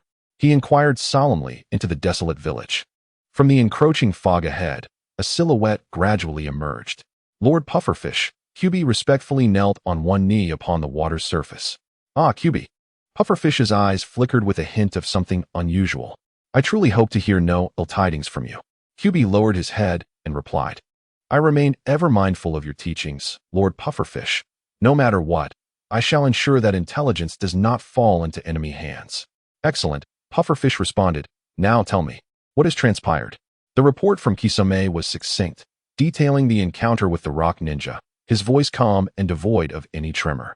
You say the assailants were ninjas from a Wagakure? Suigetsu, the leader of the Kiri ninjas, narrowed his eyes. Indeed, Kisame replied, his head bowed. My subordinates procured the necessary evidence. Oh, Suigetsu raised an eyebrow. What did you find? Kisame produced a sealing scroll. As he released the seal, a corpse of a rock ninja surfaced upon the water. Suigetsu contemplated for a moment before confirming, aside from you, is there anyone else alive? Kisame answered decisively no. To prevent the enemy from extracting information, my subordinates have eliminated everyone, including Meitarumi? Yes. With this confirmation, Suigetsu's gaze lingered on the body for a moment, a cold smirk suddenly appearing on his lips. Well done. Before the words had fully left his mouth, Samahata transformed into a streak of cold light, swiftly slicing through Kisame's upper body, blood gushing forth. However, Suigetsu's smile quickly froze as the severed Kisame turned into a pool of water. A water clone. The unmistakable sound of footsteps echoed from behind. Suigetsu turned abruptly to find Kisame, Meitarumi, and a masked Umbu ninja surrounding him from 3 directions. Had it not been for Lord White's reminder, I might have overlooked this, Kisame grinned, baring his sharp teeth. As a member of the 7 ninja swordsmen, you dare betray your village? Suigetsu clenched Samahata, his expression darkening. Where did I show any weakness? Kisame countered. When did I mention that Mei and I were acting together? Suigetsu froze for a moment, then realized. Your actions were nearly flawless. A voice emerged from behind the mask. Without my intervention, you might have concealed everything perfectly. I suspect this is not your first time selling out your own. Suigetsu's pupils constricted, finally recognizing that the masked ninja was the key. Who are you? This is Lord White of the Umbu, a direct guard of the Mizuki, Kisame replied on behalf. Does the 4th want to sever ties with me? Suigetsu suddenly burst into laughter, the sound reverberating across the water's surface. Kill me, and you cannot absolve yourselves of guilt. No one can prove I colluded with outsiders. You need not worry about that, Lord White chuckled softly. Today, no matter how many must die, you will undoubtedly be among them. Kisame stepped forward suddenly. May I be allowed to deal with him? Of course, Lord White nodded without surprise, stepping aside. He exchanged a knowing glance with Mei, who furrowed her brow but ultimately complied and withdrew. Lord Suigetsu, Kisame began slowly. You once taught me that one must never betray the village. Suigetsu scoffed. People change, Kisame. I must say, with you like this, I bear no psychological burden in striking you down. Suigetsu retorted, I wonder how you now dare to lecture me. Considering your current verbosity, what is your view of a ninja? Kisame replied without hesitation, a ninja is one who never abandons their mission and values information above all else. Ha! Suigetsu suddenly burst into laughter. What a naive perspective. His laughter abruptly ceased, his eyes sharpening. In this world, everything has a price. The so-called inability to sell out is merely a matter of the price not being high enough. There are no non-saleable items, not even for a ninja. Kisame fell silent for a moment, slowly drawing his blade. It seems we cannot reach an agreement. Die! Suigetsu roared with a sinister grin. Water release, water dragon bullet. The two simultaneously formed hand seals, the water beneath them roiling violently. Two enormous water dragons surged skyward beside them, carving similar arcs through the air before crashing into one another with a thunderous roar. The colossal splash cascaded down like a torrential rain. The two water dragons intertwined, biting and entangling until they dissolved into a mist that filled the air. In the next instant, both drew their blades and charged forward. Chapter 24. The fruit. The battle between Kisame and Suigetsu escalated in an instant. Amidst the splashing water, Mei Terumi glanced at Lord White beside her. Both understood Kisame's prowess. Just as Lord White had stated, Suigetsu would surely meet his demise today. What did you mean by what you said earlier? Mei inquired. Lord White responded, then realized. Oh, that. It's because I believe Kisame will win. Suigetsu is no match for him. Who was asking this? Mei retorted, clearly annoyed. One could tell from Lord White's expression that he was feigning ignorance. This insufferable man, how annoying. Mei raised her chin slightly. Her height slightly surpassed 1.70 meters, nearly equal to Lord White. I was asking about what you said before, about how you also want to have me. Mei pressed directly. Lord White turned to her, then suddenly laughed. Her profile was exceptionally beautiful, exuding a serene charm and stillness, yet revealing a wildness in motion. At this moment, although Mei's straightforwardness was largely a fade for self-protection, one could still glimpse fragments of her true self through the protective layers. Yet, being young, she was desperately trying to pose as an experienced individual. In Lord White's eyes, this made her appear intriguingly endearing. It's nothing. Just take it as me joking, he replied, shaking his head with a smile. Mei possessed two bloodlines, melt release and boil release. Both relied heavily on ninjutsu to control opponents, which was not Lord White's preferred method. He had no compelling reason to seize them. Such a wonderful fruit should not be easily destroyed. Lord White's combat style favored direct and swift resolutions. He preferred a decisive approach. The steel release obtained from the Iwagakure ninja was truly a delightful surprise for this journey. Steel release could enhance physical prowess while serving both offensive and defensive purposes, allowing it to be used alongside Lord White's gentle fist techniques. Coupled with other ninjutsu, it ensured Lord White maintained an absolute advantage in close combat. You have quite the audacity, Mei remarked, refusing to let Lord White off the hook. A smirk playing on her lips. Don't say I didn't warn you. Someone once said something similar to me, and he ended up dead. That was when I first learned the effects of melt release on the human body. Lord White inquired. Did that person truly care for you? Mei was momentarily taken aback. What kind of question is that? How would I know? Do you want to experience it as well? Lord White removed his mask, gazing at Mei with a hint of regret. Life is short. Why not give it a try? Although he was unlucky, he at least managed to express his feelings before his death. If given the chance, perhaps I would make the same choice. Lord White smiled again, turning his gaze toward the two figures engaged in battle in the distance. You never know whether the unexpected or tomorrow will come first. Which is why I prefer to live freely. One should praise what they love, especially a girl like you. You insufferable man.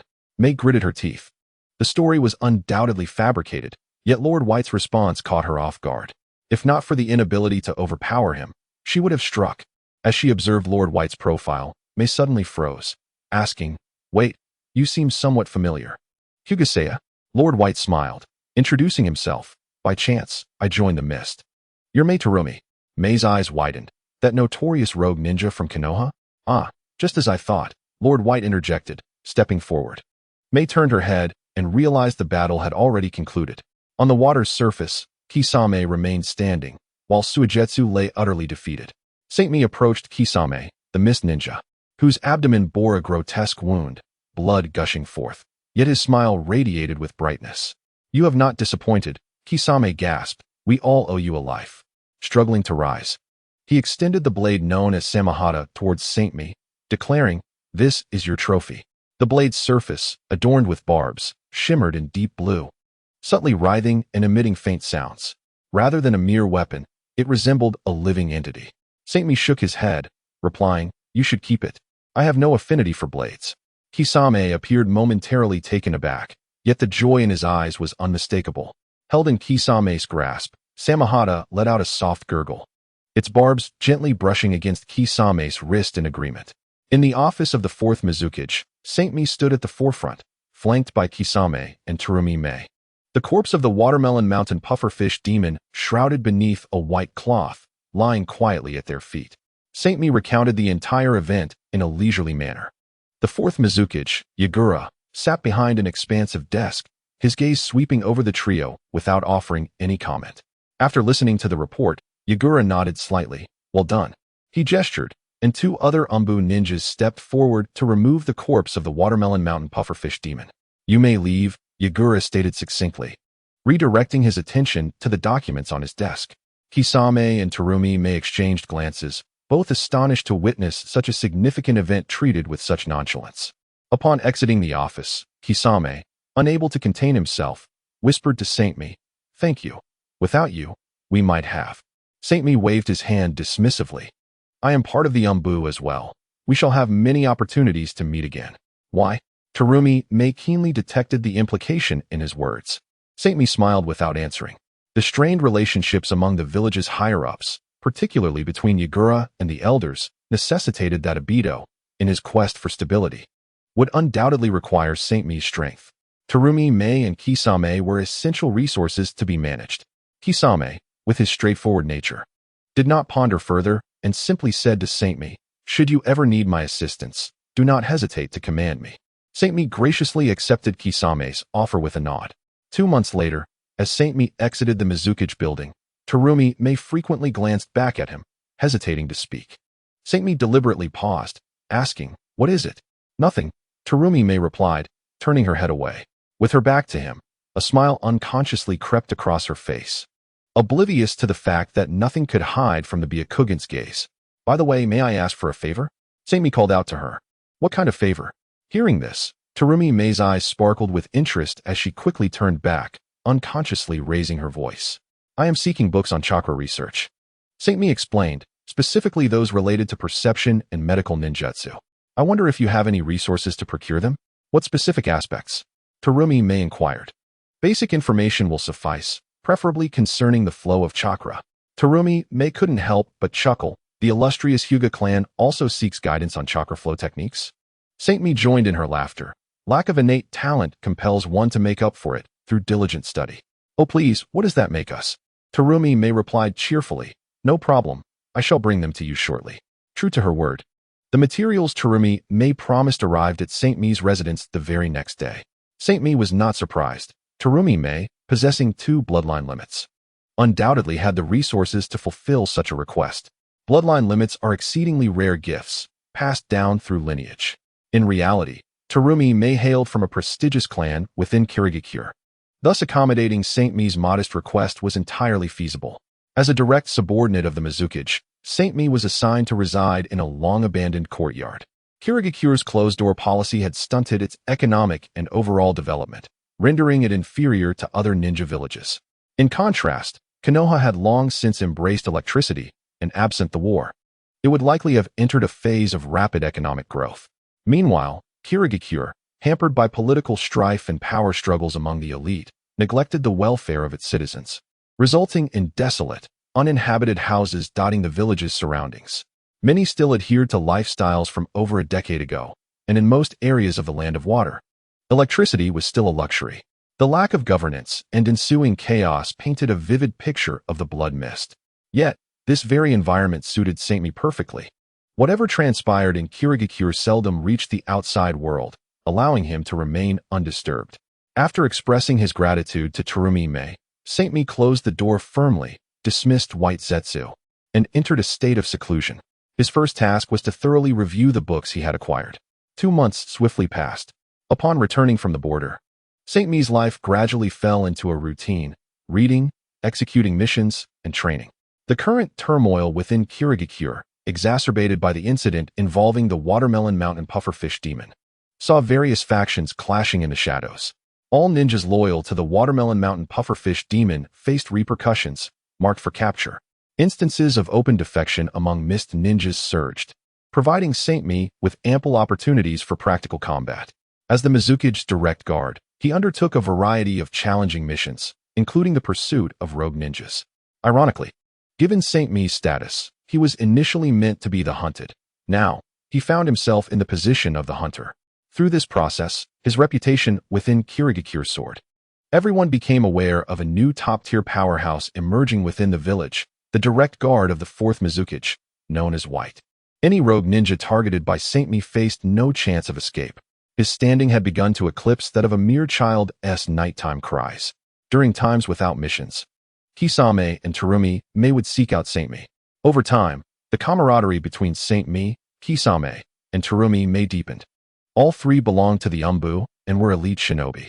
After acquiring Samahata, Kisame successfully replaced the Watermelon Mountain Pufferfish Demon, becoming one of the new 7 ninja swordsmen. Whenever he felt the itch to spar, he would seek out Saint Mi for practice. "I concede. I surrender," Kisame gasped heavily, collapsing onto the ground, arms outspread in capitulation. Before him, Saint Mi assumed a stance of gentle fist, his long hands now imbued with an ebony hue, exuding an impenetrable hardness. They were situated in a training ground exclusively for the Umbu, located on the outskirts of Kirigakure. The environment of the training field had undergone a complete transformation, with tumultuous waves entirely submerging the ground. Such a vast expanse of water release could not be the work of a single individual. "You are truly insane to dare engage Saint Mi in close combat. How could you possibly win?" Terumi's voice chimed in from the side. Both men looked up to see her perched on a high platform, resting her chin on her hands, observing the match with a smile. Her long legs dangled freely, swaying enticingly, capturing their attention. Kisame lamented internally. Was it his desire to engage Saint Mi in close quarters? Certainly not. Throughout their 2 months of interaction, Kisame and Terumi had come to understand a fundamental truth. There was no chance of victory when battling Saint Mi at close range. His Byakugan granted him unparalleled observational prowess, rendering Kisame's every movement transparent. Any technique requiring chakra would be detected by Saint Mi. For instance, techniques like the water clone were utterly ineffective against him. The Hyuga clan's Byakugan and gentle fist style were inherently tailored for close combat. Moreover, Saint Mi has now acquired steel release, which, when combined with gentle fist, renders him extraordinarily formidable in close-quarters combat. Even the formidable Kisame, wielding the power of the Samahata, finds himself unable to withstand Saint Mi's martial prowess. The ability of the Samahata is to absorb the chakra of its opponents. However, it is utterly powerless against pure martial techniques. Aware of the Samahata's capabilities, Saint Mi naturally refrains from allowing it to absorb his chakra. Given the futility of engaging in close combat, why not resort to long-range ninjutsu to wear him down? Kisame certainly contemplated this strategy. Yet, this tactic had only yielded slight advantages during their recent initial sparring session, leaving Saint Mi somewhat flustered. After that, it proved entirely ineffective. Besides his Byakugan, Saint Mi also possesses a Sharingan in his left eye. Every water release technique employed by Kisame has been meticulously copied by Saint Mi. This remarkable ability stems from a recent mission where Saint Mi encountered a bloodline limit ninja capable of utilizing ice release. This ninja, originally ostracized by the village hidden in mist, had scattered into the populace. Upon encountering Saint Mi, he was determined not to succumb without a fight, and thus he met his demise. Consequently, Saint Mi gained access to water and wind chakra, along with the ice release bloodline limit, coupled with his previously acquired explosive release. Saint Mi now boasts mastery over all 5 chakra elements. In their sparring, Kisame's long-range water release techniques proved futile, as Saint Mi's speed eventually surpassed Kisame's, effectively suppressing him in close combat. Thus, Kisame decisively chose to concede. Saint Mi still had numerous abilities, including the Sharingan, unutilized. It was simply impossible to continue the fight. Kisame could not refrain from quipping to Terumi-me, "You make it sound easy. Why not give it a try yourself?" Terumi-me chuckled, "I wouldn't dare." Her martial skills paled in comparison to Kisame's, leaving her with no chance against Saint-Me in close quarters. Although she was conversing with Kisame, her gaze was persistently drawn to Saint-Me, her admiration unmistakable. Or perhaps she had no desire to conceal it. That man, so handsome and capable, the more I look, the more I like him. I could just devour him in one bite. Chapter 26, Sage Chakra Tasks, Training. In practicing with Kisame and Terumi, Mei made life in the village hidden in mist simple, yet fulfilling. The simplicity refers to the inevitable demise of the targets assigned to Saint-Me. The fulfillment, on the other hand, stems from the feedback he received throughout this process. For Saint-Me, having recognized the essence of this world, he had long since learned to refrain from complaints. A sword, when drawn, is not entitled to thought. Only upon being sheathed can one reassess their inner self.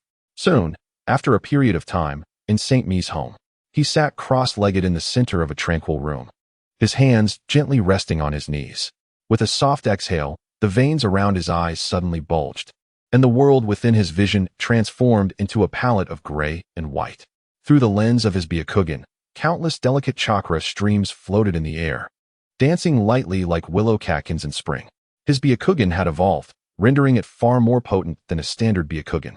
Not only could he observe at greater distances, but he could also perceive chakra flowing within living beings. However, this ability had its limits and could not be sustained for long periods.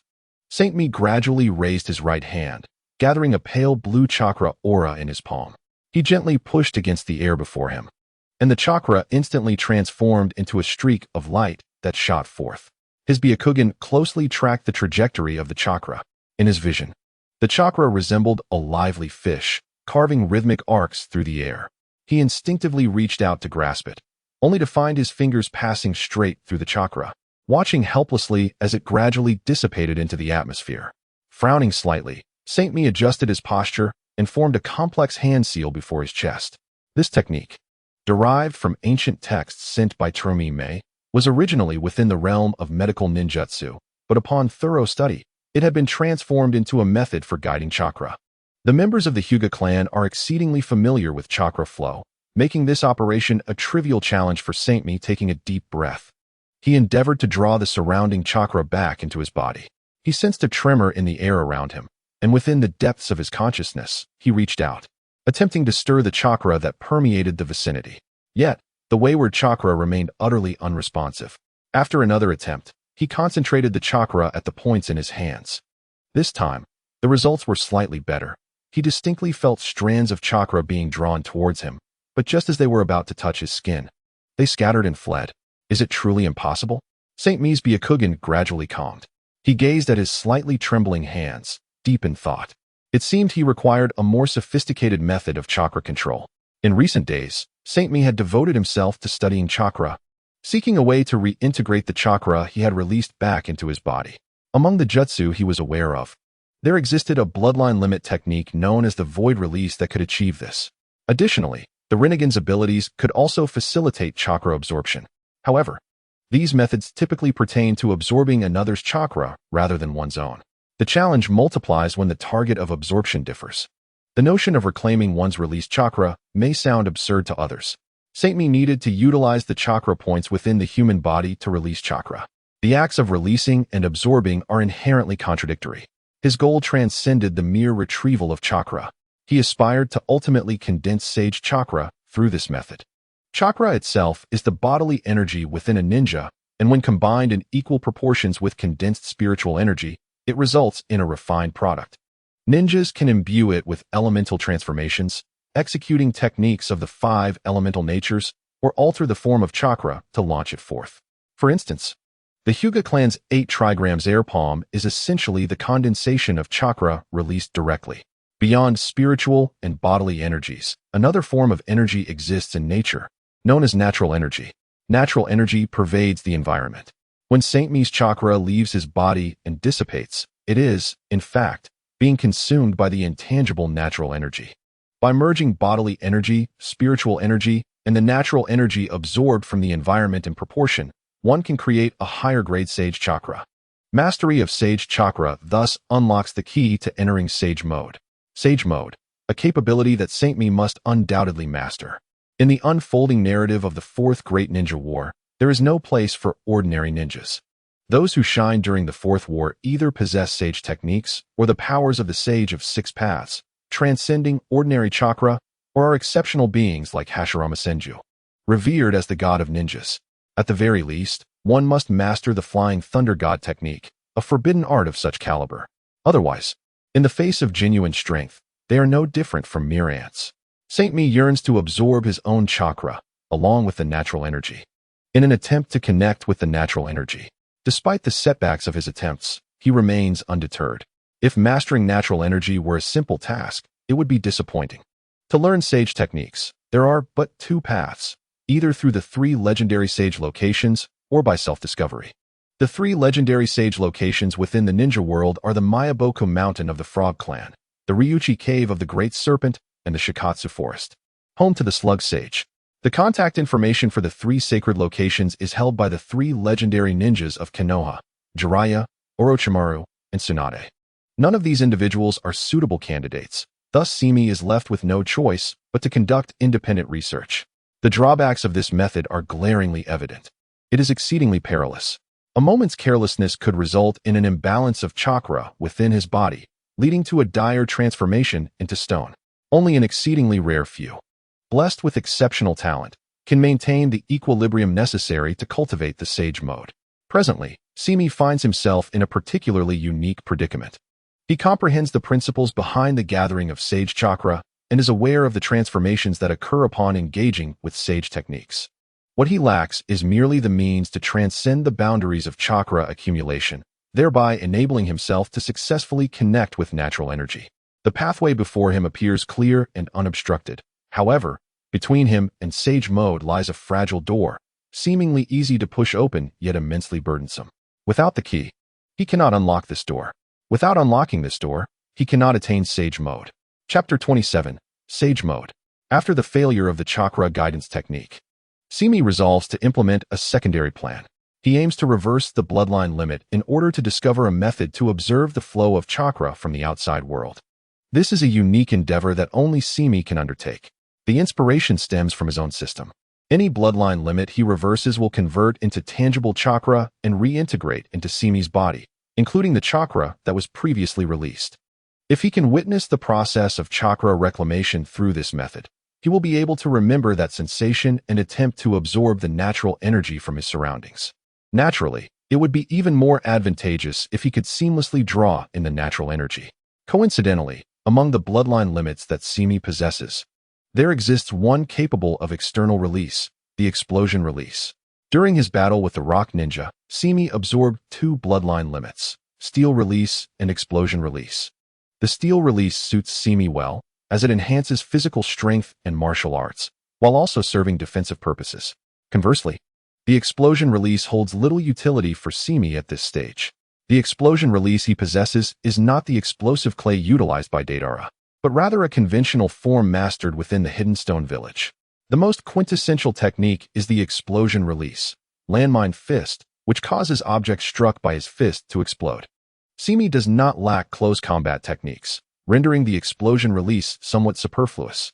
If forced to choose between steel release and explosion release, Simi would undoubtedly opt to retain the steel release. Simi strides into the backyard, retrieving a small sealing scroll, swiftly forming hand seals with both hands. A plume of white smoke rises as the sealing book unfurls before him. His fingers glide over the yellowed pages of the sealing book, ultimately pausing at the page detailing the 8 gates technique. Simi has long possessed this sealing book and has never ceased his study of its contents.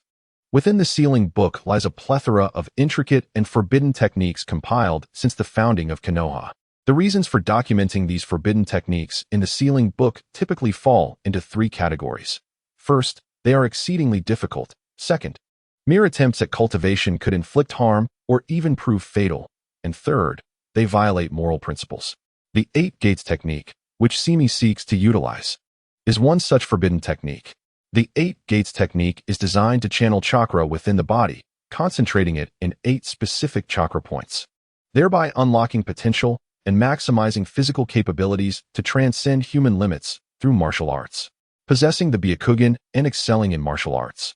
Simi began his study of the Eight Gates technique immediately after escaping Konoha with the sealing book in hand. This technique is both extraordinarily dangerous and immensely powerful. The ninjas of the Hidden Mist Village are well acquainted with the Eight Gates technique. During the Third Great Ninja War, the 7 ninja swordsmen of the mist, under the auspices of the Mizukage, encountered a relatively unknown lower ninja from Konoha named Might Guy. Much like Simi, Might Guy was an unremarkable ninja proficient in martial arts. When the 7 ninja swordsmen believed they had encountered an easy target, Might Guy resolutely opened the highest level of the Eight Gates technique, the 8th gate, the Death Gate. In that battle, the 7 ninja swordsmen suffered devastating losses, with 4 of their members perishing and only 3 fleeing in disarray. The Eight Gates technique catapulted Might Guy to fame. Simi now aims to harness the power of the Eight Gates technique to master his body and reach his own limits. 8th gate, opening the 6th gate, the Gate of Joy. With a firm utterance, an astonishing surge of chakra erupted around Simi. The chakra manifested as an energy vapor, enveloping him as the ground beneath him began to fissure. In an instant, Simi's muscles tensed to their utmost limit, veins bulging beneath his skin like coiling dragons. Suddenly, his figure vanished from sight, leaving only an afterimage behind. The next moment, he reappeared 10 meters away, facing a stone wall. Explosion release, landmine fist. His right fist, imbued with blinding lightning, struck the stone wall. At the moment of impact, Simi internally recited, "Reverse the explosion release bloodline limit." Boom. The stone wall shattered upon impact, and Simi's Byakugan fully activated, revealing a 3-tomo Sharingan in his other eye. Concurrently, his aura surged dramatically. Reversal of bloodline limit, explosion release. Bloodline limit has been converted into chakra. Simi could not afford to ponder further, his eyes fixed ahead. Empowered by the Eight Gates technique, his perception transformed entirely. He could clearly see the shattered wall, where the released explosion release chakra was flowing back into his body along the pathways. He saw it. Simi's eyes widened in astonishment. This was the first time he had observed the form of chakra so distinctly. The chakra floating in the air resembled darting fish, or perhaps willow fluff, drifting aimlessly. Even as it was compelled to approach Simi due to the system's influence, it appeared most reluctant. In a flash, Simi felt his heart racing wildly. Thump, thump. Encircling the azure chakra was a swirl of radiant, multicolored light, oscillating with the flow of chakra. He beheld it. That was the form of natural energy. Ensnared by the chakra, Simi released, twisting together like light, seeking to escape at great speed. In that moment of realization, Simi found himself momentarily entranced. Time seemed to slow to an extraordinary degree. The sensation he experienced as he beheld this phenomenon defied verbal description. It was a medium existing between air and chakra, appearing almost corporeal, yet shimmering like fleeting light, captivating in its allure. A deep, resonant sound echoed in Simi's mind, reminiscent of a Buddhist chant. Startled, Simi quickly reined in his body, which threatened to spiral out of control. The air was suffused with a gossamer-like natural energy, on the verge of dissipating. Simi, inspired by intuition, unhesitatingly released chakra from within, ensnaring the natural energy like a fishing net. In the next moment, he reclaimed it. As the explosion released chakra integrated, Simi clearly saw the swirling mass of multicolored light being drawn into his body. Upon the natural energy's entry, Simi's entire being jolted violently. His skin flushed a fiery red, and veins surfaced like a spider's web upon his exterior. The tumultuous energy rampaged within him, surging at blinding speed, as if it sought to rupture his very form. Pain pierced through him like 1,000 needles, igniting an excruciating throb throughout his meridians. Simi felt as if he were ensconced in a fiery inferno, yet the sensation was chillingly frigid. Amidst this juxtaposition of heat and cold, his body began to tremble uncontrollably. In a moment of dire urgency, Shungmi endured excruciating pain, his hands instinctively forming the initial stance of a soft fist, mimicking the intricate patterns of the bagua. With each deliberate movement, the tumultuous energy gradually subsided, guided through his meridians. Baihui, Yutong, Jianli, each acupoint pulsed in succession. Utilizing the ninjutsu he had recently employed, Shungmi integrated this natural energy into his chakra, allowing it to flow within him like a stream of light.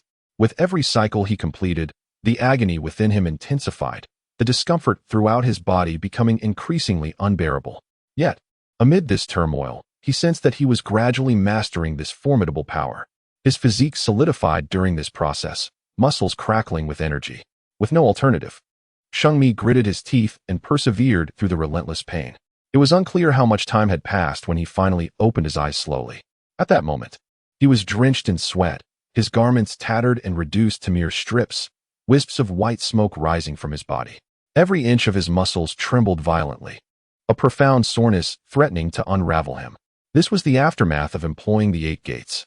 However, relief flooded his heart. Had he not reinforced his body with the 8 gates, he might have perished the moment the natural energy entered him. A satisfied smile graced Shungmi's lips as a ring of white shadow appeared at the corners of his eyes, his irises nearly transparent, pure as snow. Chapter 28. Conspiracy? In Shungmi's vision, the world transformed. He could perceive the flow of chakra and natural energy around him, drawing it closer, accessible at will. The previous discomfort, akin to a dazzling light, faded away, replaced by an indescribable sense of harmony and intimacy. At this moment, Shungmi felt as though he had become the very air, a humble part of the natural world, omnipresent, yet nearly ethereal, intangible. A paradoxical sensation enveloped him, as tranquil as the stillness of his inner self. He waved his hand gently, feeling the natural energy respond, his joy amplifying. If one word could encapsulate this experience, it would be mastery. His chakra intertwined with the surrounding natural energy, granting him dominion over all that he touched. He had truly danced on the brink of death, reaping immense rewards. After securing the Book of Seals, Shungmi finally exhaled a sigh of relief. This was sage mode. Casually gazing into the distance, Shungmi's focus sharpened instinctively. With the flow of natural energy, he could discern every detail of the distant scenery with ease. His observational abilities were heightened, even allowing him to hear sounds from kilometers away. His body was undergoing unconscious repair, feeling remarkably well, devoid of discomfort. Shungmi, are you there? The sudden call startled Shungmi. He quickly dismissed his sage state and donned a robe. Turning around, he was met with the sight of Terumi Mei standing behind him. Her expression was peculiar, and the food box in her hands clattered to the ground. Oh, I'm sorry. I didn't know you were training. Despite her words, there was no trace of embarrassment. Her gaze unabashedly roamed over Shungmi's bare torso. Beads of sweat glistened on his firm chest, rising and falling with his breath, revealing that he wore nothing beneath the robe. As Shungmi hastily put on his robe, he caught Terumi Mei's intense gaze. Her eyes sparkled as if she had spotted her prey. Why do I feel as though I've been taken advantage of? Shungmi mused. Oh, it seems my intuition wasn't wrong. Terumi Mei squinted, a playful smile gracing her lips as she traced her finger lightly across her own. Your physique surpasses my expectations. Shungmi replied with a smile. Could you please allow me to dress?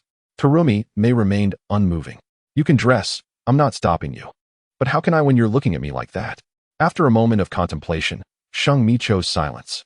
He walked away in front of Terumi Mei, tossing aside his robe to retrieve a fresh set of clothes, nonchalantly dressing himself.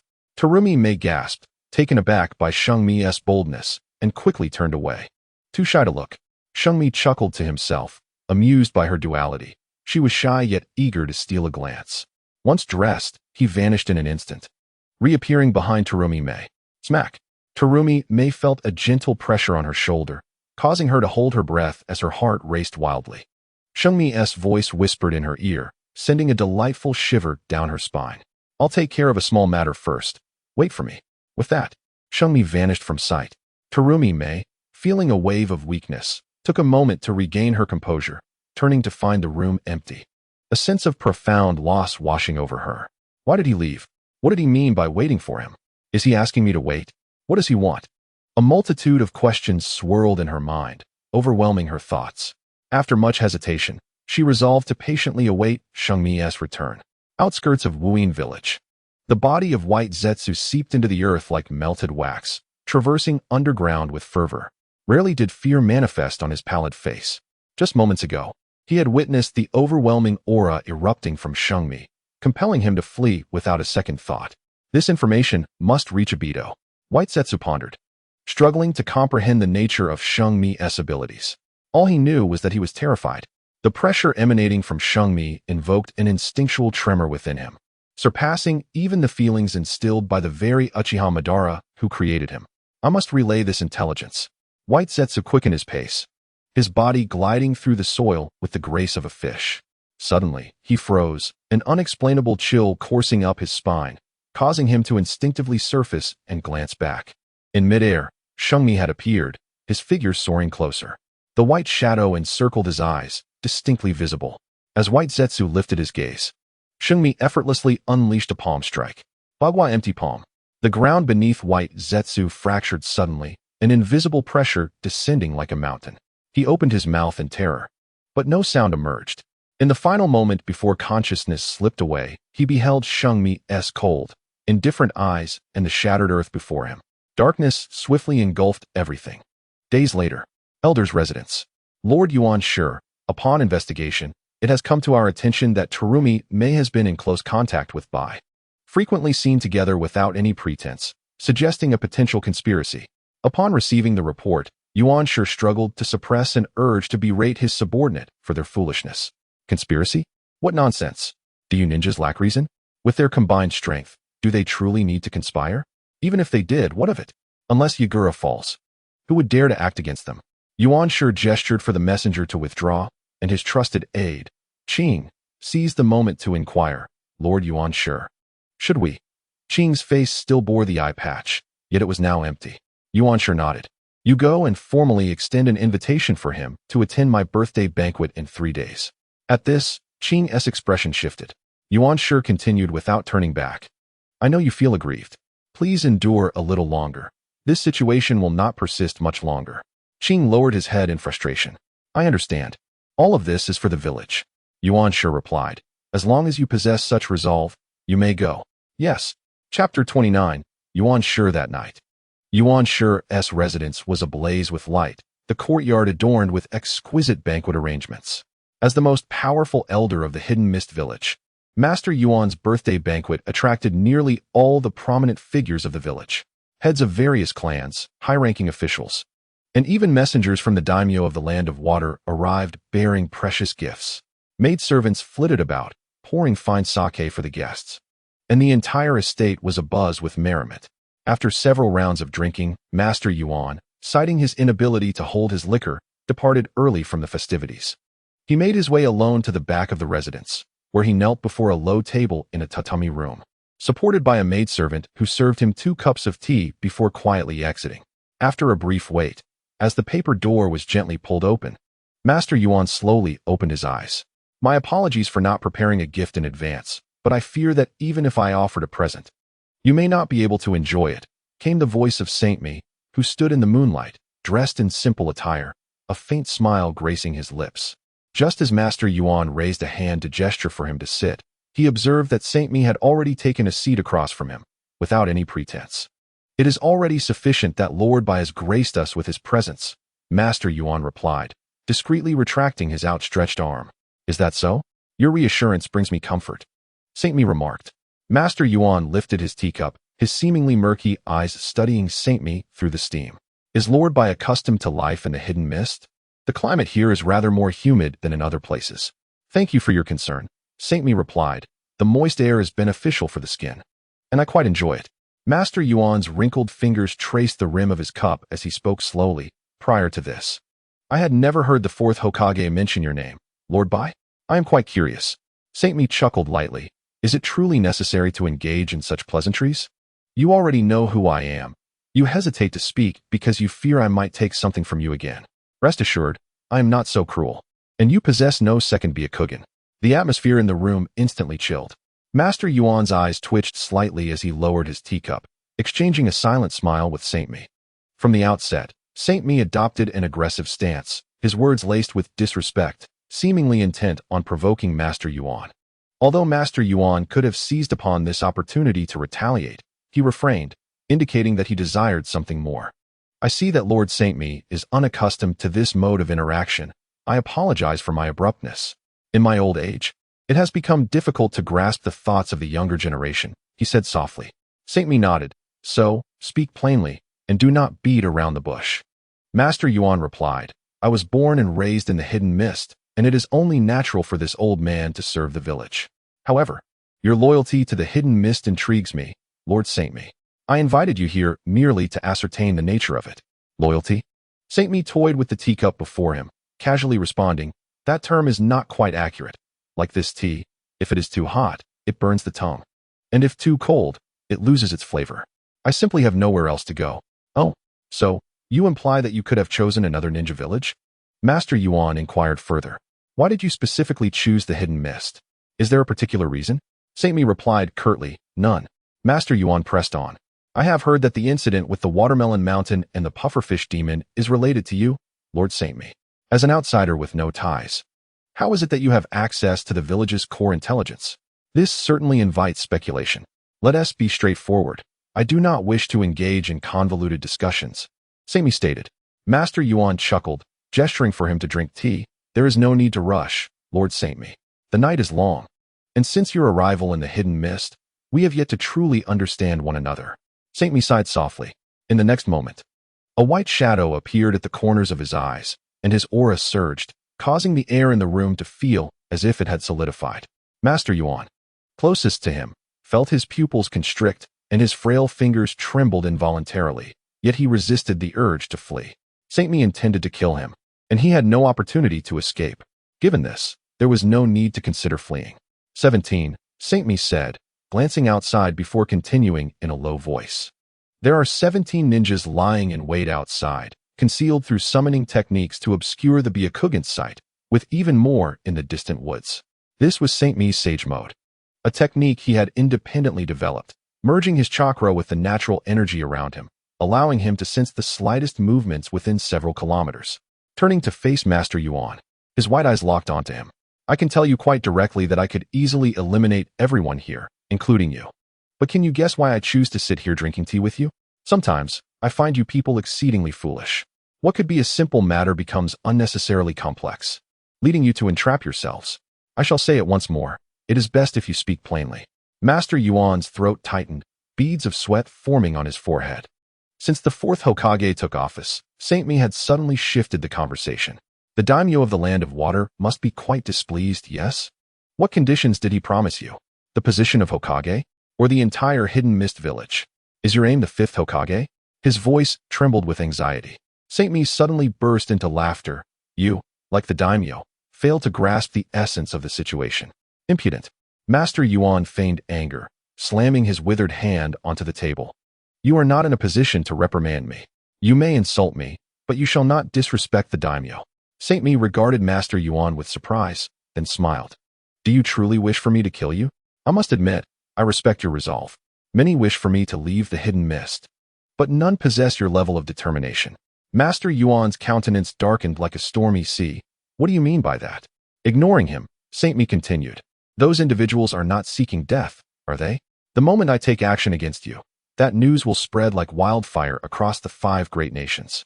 The Land of Water and the Land of Fire share a cordial relationship. Should I proceed, I would no longer be able to remain in the hidden mist under controllable circumstances.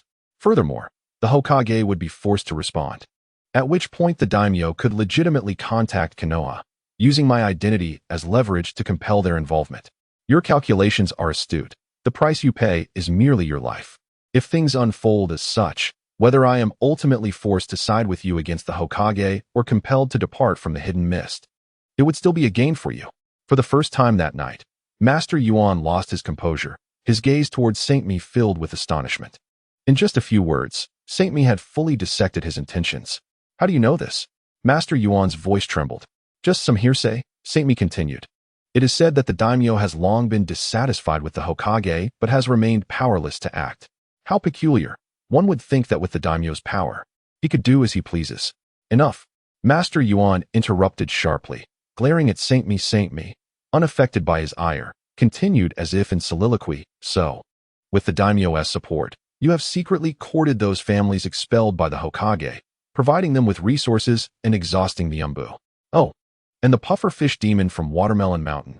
He is likely not one of yours, yet as a member of the 7 ninja swordsmen, he is not privy to such secrets unless backed by someone influential. As he concluded, Saint-Me could not help but laugh. What a pity. After all your scheming in the realm of power, it ultimately falls short against the might of others. You did not anticipate that Yagura would be so resolute. All your overt attempts faltered in the face of his intimidation as the Jinchuriki. Master Yuan, in despair, closed his eyes. Having seen through everything, Saint Mi nonetheless chose to attend the banquet. His stance was now unmistakably clear.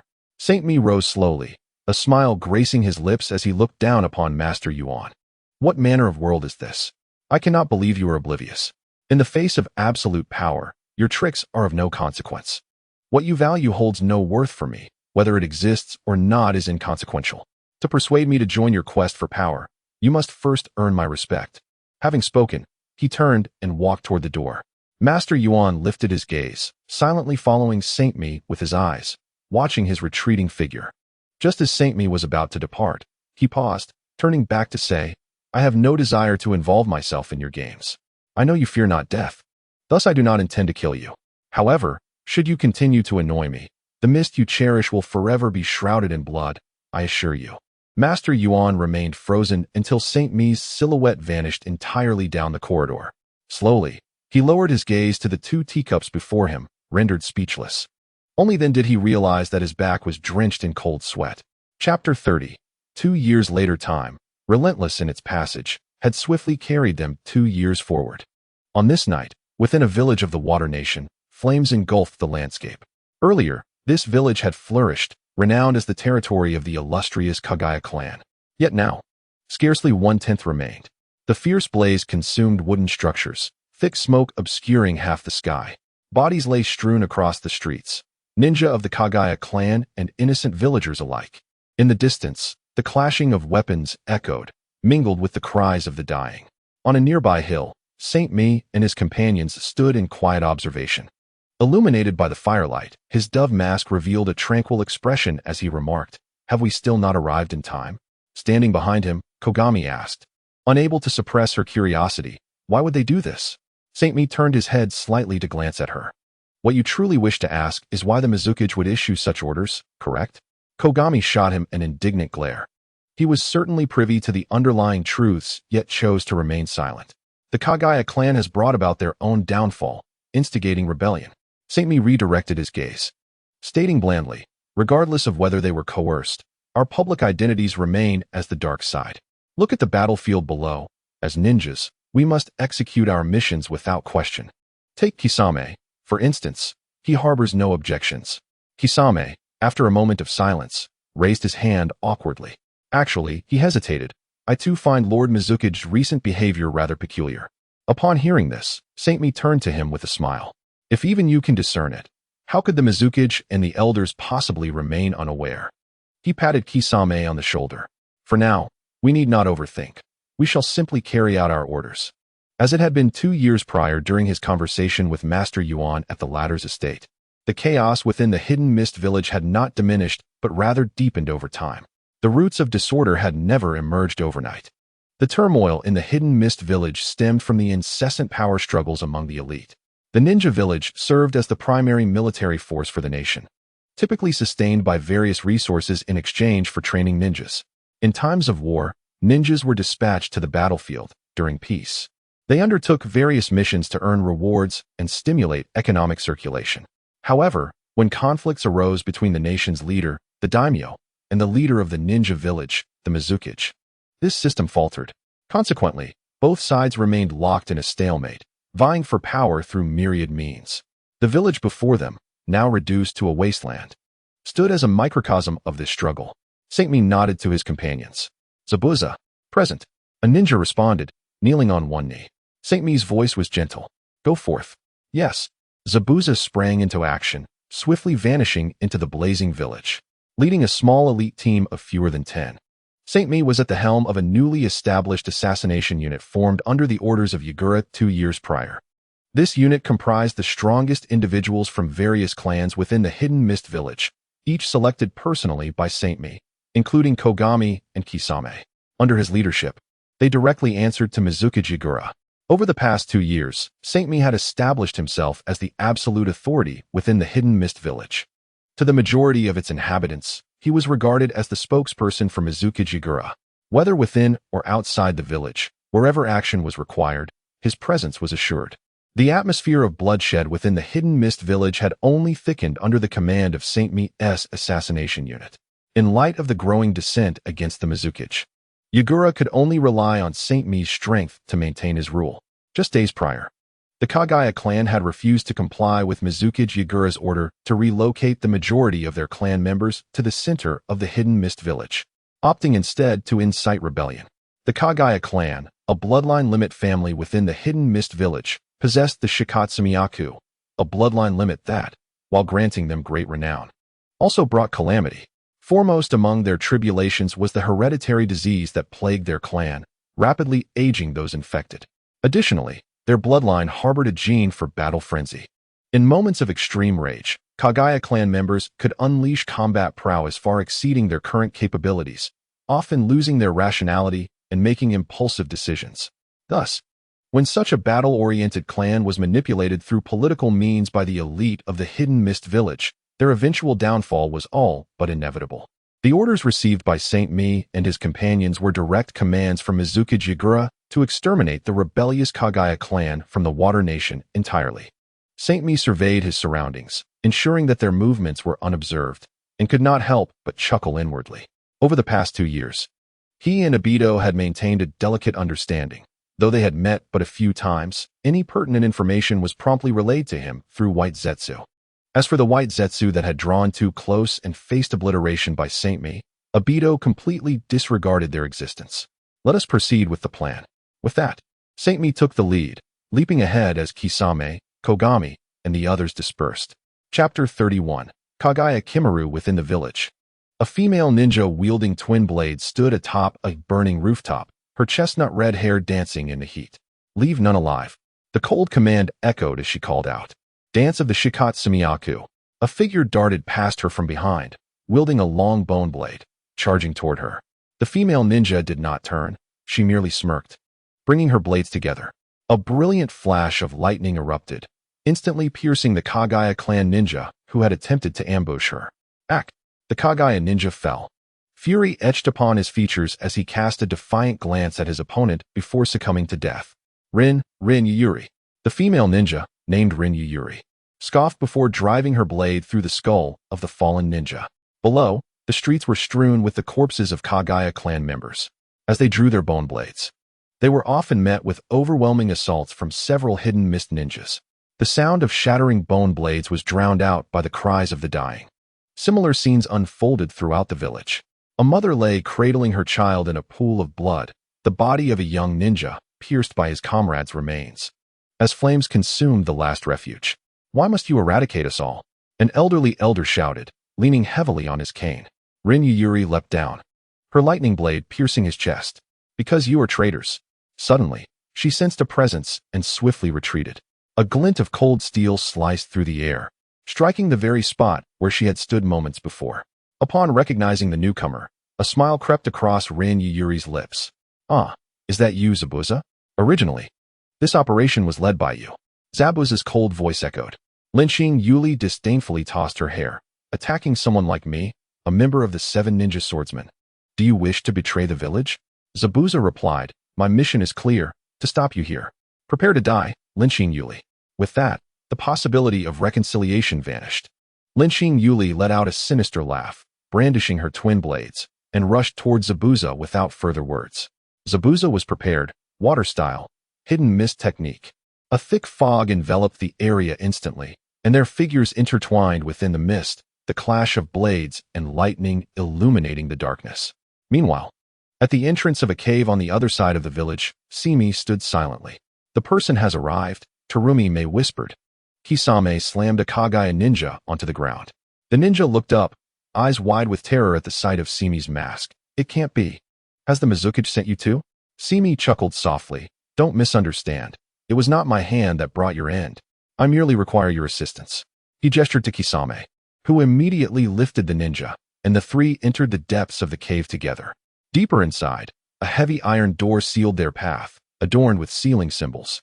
Terumi May stepped forward, observing the door before speaking. This is the 8 directions in sealing.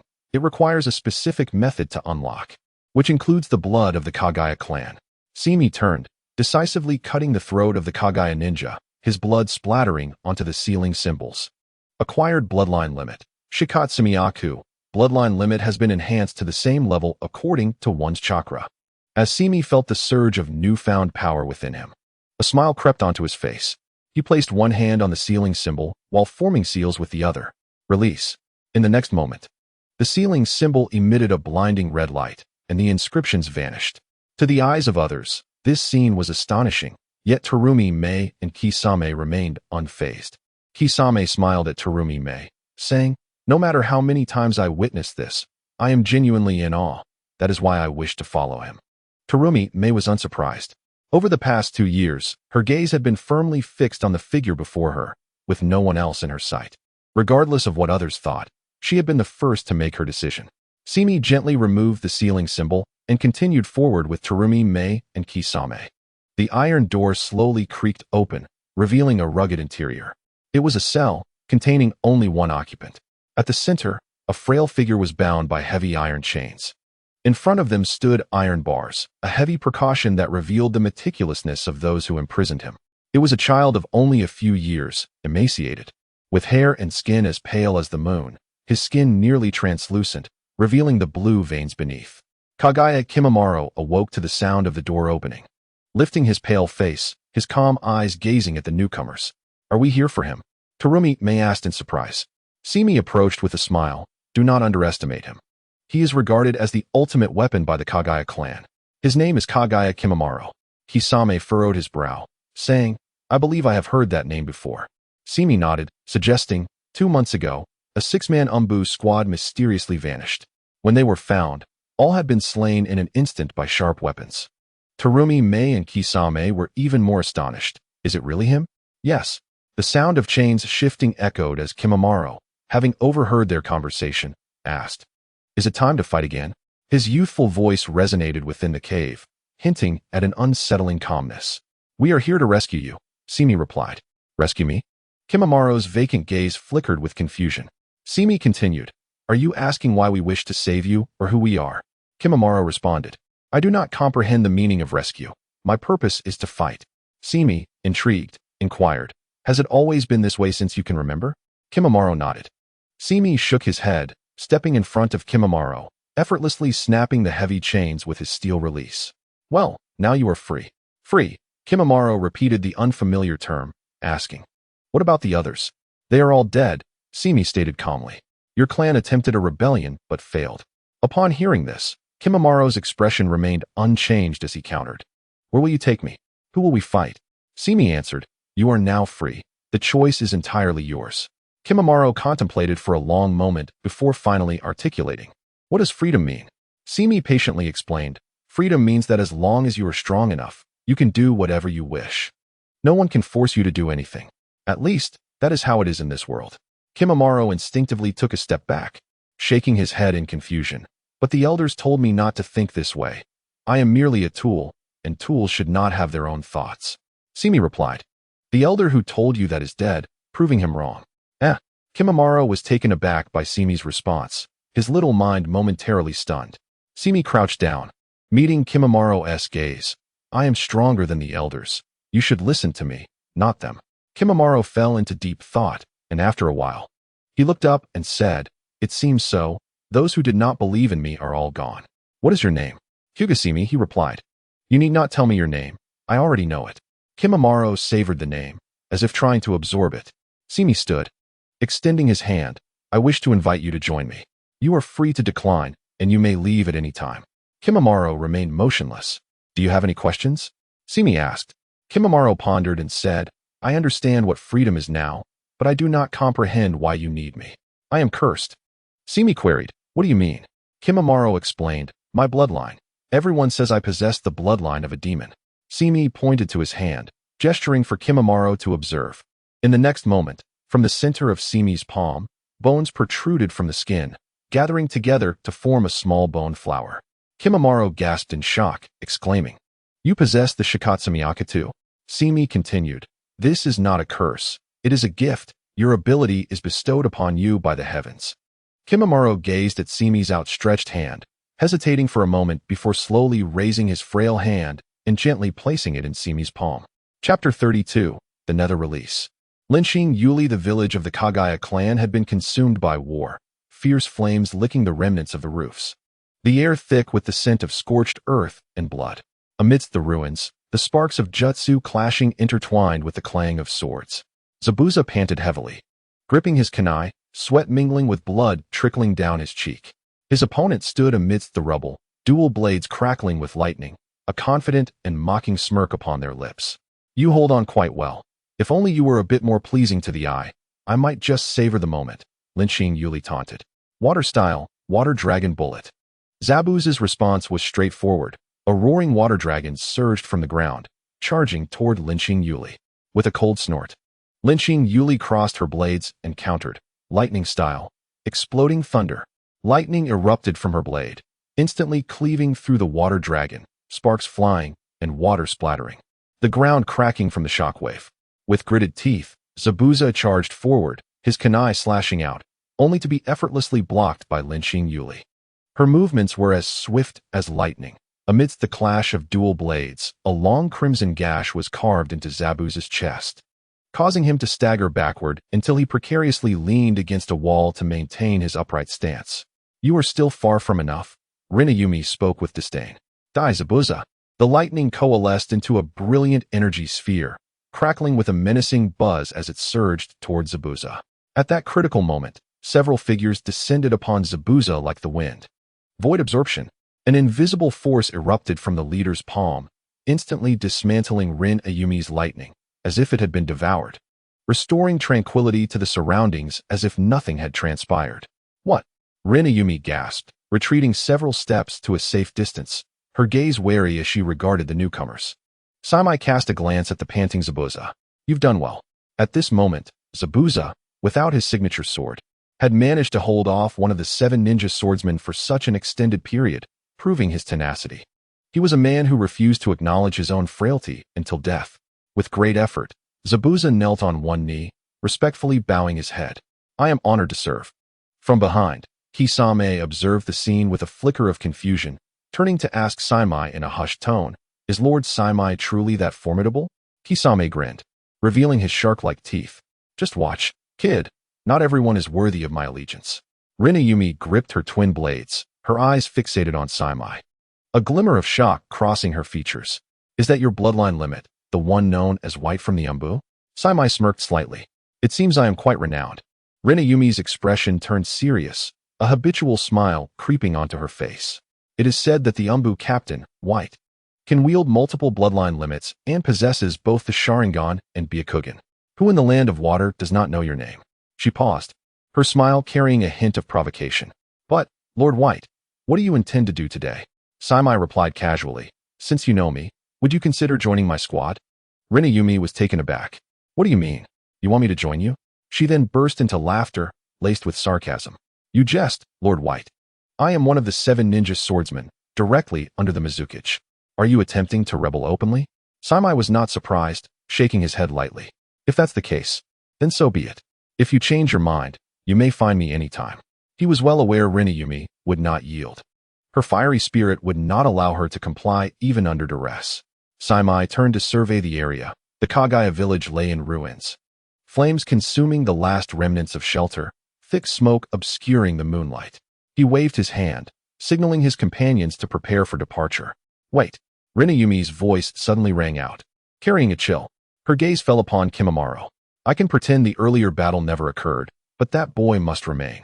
If I'm not mistaken, he is of the Kagaya clan, correct? Saimai paused, nodding in affirmation. Indeed. Rinayumi smiled. Then it is settled, Lord White. I have received orders to annihilate the entire Kagaya clan. You wouldn't dare take him away in front of me, would you? Hearing this, Kisame grinned, unperturbed, and said to Saimai, though she has a wicked temperament, she remains loyal to her village. If possible, could we spare her life? Saimai chuckled lightly, his gaze sweeping over Rinayumi. I do not mind such individuals, but alas, she is too blind, mistaking her narrow world for the entirety of existence. A frog at the bottom of a well cannot fathom the vastness of the sky beyond. Kagaya Mitsuki pondered for a moment before saying, it is not entirely her fault. She has lived in such an environment since childhood and cannot change. Saimai nodded in agreement. Exactly. It seems you have grasped my meaning. Mitsuki shot Saimai a resigned glance. Do you think I am foolish? Saimai laughed. Not at all. I find it rather endearing. Mitsuki narrowed her eyes slightly, casting a sidelong glance at Saimai. You dead man. Just wait. As she observed the group across from her completely disregarding her, engrossed in their own discussion, Rinayumi erupted in anger, laughing scornfully. With a fierce shout, she crossed her blades and plunged them into the ground. Lightning release, lightning fong. The ground erupted with arcs of lightning, blooming like blinding flowers as they surged towards Saimai and his companions. Saimai, prepared, swiftly retreated with Kimimaro and Kisame, who hoisted the incapacitated Zabuza. What? Rinayumi's pupils constricted. In an instant, the figure of Saimai, who had been at the forefront, vanished. This is bad. Realizing her attack had failed, Rinayumi quickly retreated. The next moment, a barely perceptible breeze swept by, and Saimai reappeared before her, ghostly and ethereal, having traversed layers of lightning in an instant. Such speed. Rinayumi was taken aback as her expression shifted. She intertwined her blades and lunged fiercely at Saimai, simultaneously closing her eyes, a triumphant smile gracing her lips. Knowing you possess the Sharingan, how could I be unprepared? However, before she could finish her thought, her smile froze on her face. Her blades halted midair, unable to advance a single inch. Rinayumi opened her eyes in shock, witnessing Saimai grasping her weapons with hands enveloped in a layer of obsidian metallic sheen. Showing no regard as he held her blades firmly. Attempting to withdraw her weapons, she found them utterly immovable. It was only then that she realized. Extending from Saimai's wrists were claw-like bones that securely locked her blades in place. Bone pulse. Rinayumi screamed, disbelief flooding her eyes. Saimai did not grant her the opportunity for further words. 10-finger puncture. From Saimai's fingertips, bone projectiles shot forth like arrows. Caught off guard, Rinayumi was pierced through the chest by 10 bone bullets, blood gushing forth as she staggered backward, ultimately collapsing onto the charred ground. Is this the current standard of the 7 ninja swordsmen? Saimai held the dual blades, feeling a tinge of disappointment. Had it been 2 years prior, he might have needed more time to deal with Rinayumi. Yet now, Saimai had far surpassed the level of such a ninja. Over the past 2 years, under the guise of his Umbu identity, Saimai's strength had undergone a remarkable transformation. The most notable change was the number of bloodline limits he wielded. For instance, the bone release was seized from a ninja masquerading as a censor during a mission. Under the leadership of Yakura, the Mist Village had grown increasingly distrustful of bloodline limit wielders, which inadvertently benefited Saimai. Saimai turned, casually tossing the lightning blade to Zabuza. Zabuza's excitement was indescribable. He understood this was a gesture of entrusting the lightning blade to him. Acquiring one of the 7 ninja swords held special significance for him, even as he had resolved to follow Saimai. Saimai's gaze swept over the ruins of the village, his tone calm. Let us depart. Kisame grinned, pointing behind Saimai. She is not dead yet. Saimai did not look back. I know, it's up to her luck now. If she survives, I will give her another chance. Kimimaro regarded Saimai's silhouette, a flicker of reverence in his eyes. Kisame's earlier words echoed in his mind. Is this what absolute strength looks like? It certainly seems so. Flames continued to blaze, thick smoke billowing upward, completely obscuring the moonlight, leaving behind a landscape of ruin and lingering malice. News of the Kagaya clan's annihilation spread rapidly throughout the Land of Water, yet it failed to stir significant commotion. Over the past 2 years, such occurrences have ceased to be newsworthy. From time to time, whispers circulate about a family being expelled by the Mizukage or a renowned ninja opting to become a rogue. For ordinary people, who are not ninjas, these matters are of little consequence. Survival has become their foremost concern. In the dilapidated streets of a village, the biting wind stirs a few withered leaves. This is the northeastern part of the Land of Water, where snow blankets the ground every winter. A frail figure huddles in a street corner, shivering in threadbare clothing that flutters in the gusts. The news of the demise of the Kagaya clan has reached even here. Even the children scraping by on the streets cannot escape its grasp. It is said that the Kagaya clan faced such a dire punishment due to their coveted Kekkei Genkai. The thought of this, reminiscent of his own harrowing experiences, prompts the child to draw his meager garments tighter around himself. Several men pass silently before him. The child hesitates momentarily before timidly extending his hand to stop them. Please, could you spare some food? Get lost. The leader snarls, casting a disdainful glance at the child. Roughly swatting his hand away. Those who are unwanted are worthless. He spits violently. People like you should just die. The child shrinks back in terror, clearly accustomed to such reactions, burying his face in his knees. However, these men do not simply vent their frustrations and walk away like others. A heavy slap lands on his head, sending a jolt of pain through his body. Shouts of rage ring out above him, followed by a relentless barrage of punches and kicks, mercilessly raining down upon him. When emotions find an outlet that cannot resist, they unleash unrestrainedly. The child's passive demeanor only fuels their aggression further. Damn it, it's because of worthless people like you that I've lost my job and can't make money. Amidst the numbing pain, the child feels a layer of frost forming in his palms, the temperature around him plummeting. Please stop. I can't hold it back much longer.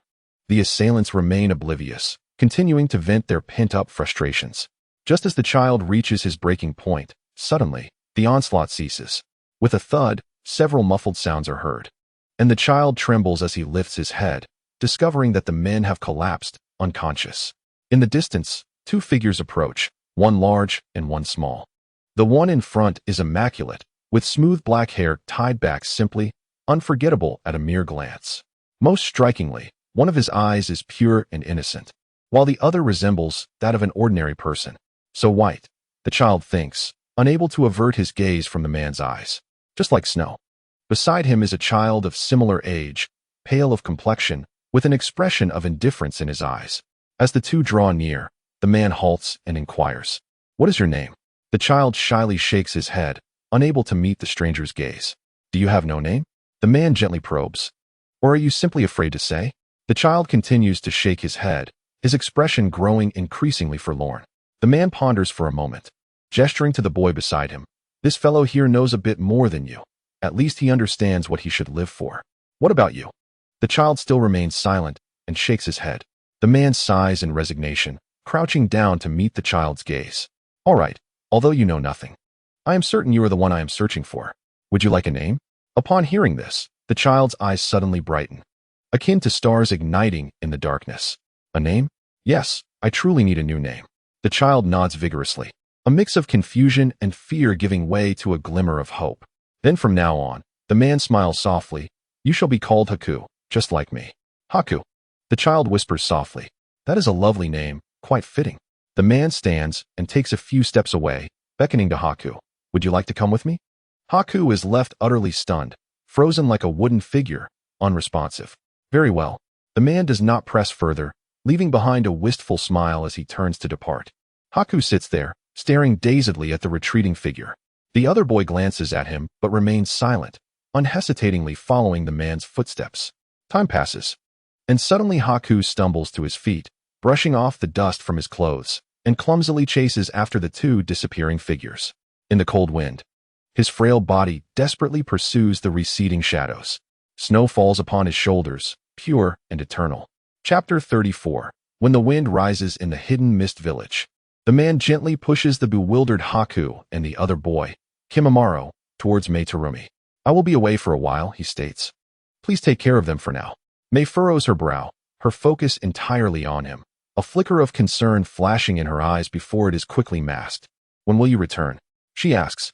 "I do not know," he replies, gazing into the distance at the Mizukage building, "but it should be soon.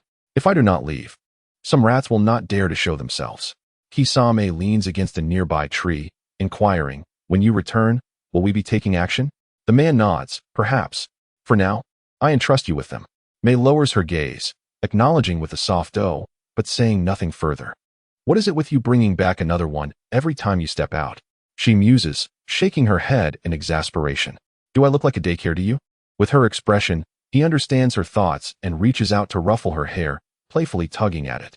Mei's curly hair is thick and soft to the touch, and now he stands a head taller than her, making such gestures feel quite natural. As he tousles her hair, she turns her head in protest until Kisame subtly diverts his gaze, allowing her to relent. The man's figure vanishes into the morning mist, leaving Mei speechless in front of two pairs of innocent eyes. Haku timidly clutches at his clothing, while Kimimaro silently observes her, devoid of any emotion. Mei, usually fiery in temperament, finds herself utterly perplexed by this scene, unable to muster a harsh word. "What is your name?" she manages to ask, forcing a smile towards the newcomer. Haku, he replies softly. Mei pauses, her gaze lingering on him. You share the same name as the other. Such a beautiful name. She crouches down, brushing aside the disheveled bangs obscuring Haku's face, and remarks in astonishment, You, little one, are quite the beauty. You will surely grow handsome. Where did you find him? What of his parents? She inquires. Haku flinches away from her reaching hand, answering in a whisper, They are both dead. My mother was killed by my father. And your father? I killed him, along with others. This revelation leaves Mei and Kisame in stunned silence. Although such tragedies are not uncommon in the land of water, hearing a child so young admit to the slaying of kin is unsettling. Only Kimimaro turns his head to regard Haku, stating calmly, You are free. You did well. Mei, without hesitation, admonishes, Children should listen more and speak less, especially you. We cannot have Haku influenced poorly. Kimimaro meets her gaze quietly, choosing to remain silent. Seeing his demeanor, Mei feels a headache coming on. These two are all troubled youths, unflinching in their capacity for violence. How shall I manage them? The only consolation is that their parents will not come seeking trouble. Aside from that point, the rest is merely bad news. Oofed! Suddenly, Kisame burst into laughter beside him. The irresponsible father has left, leaving behind a single mother with 2 children. At that moment, Conan's veins bulged with rage as she turned and formed hand seals. Dissolution technique. A searing mist erupted forth, and Kisame instantly vanished from sight. The tree he had leaned against corroded to nothingness. Have you lost your mind? Kisame shouted, People will die. You were meant to die? Conan roared, chasing after him, her crimson hair flowing behind her. White and Kimimaro stood rooted to the spot, watching the retreating figures and tilting their heads in unison. White murmured, Should we intervene? Kimimaro brushed non-existent dust from his clothes, his expression impassive. Mind your own business. In the distance, Kisame's anguished cries and Conan's furious curses echoed, causing White to retract his neck.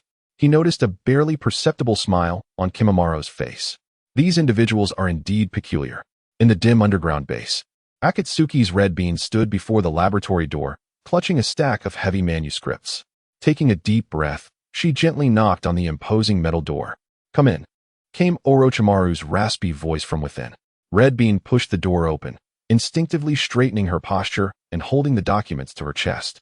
Lord Orochimaru, she began, but then noticed another person in the lab, Saint Me leaning against the workbench, smiling at her with familiarity. Long time no see, Red Bean. Red Bean's pupils dilated. How did you bypass the latest barrier? How can he return to Konoha as if it were home? Is the barrier team completely inept? Saint Me grinned, gesturing to Orochimaru, who was dissecting a corpse. With Lord Orochimaru here, what is a barrier? Red Bean pursed her lips, examining Saint Me for a moment before turning to Orochimaru, expressionless.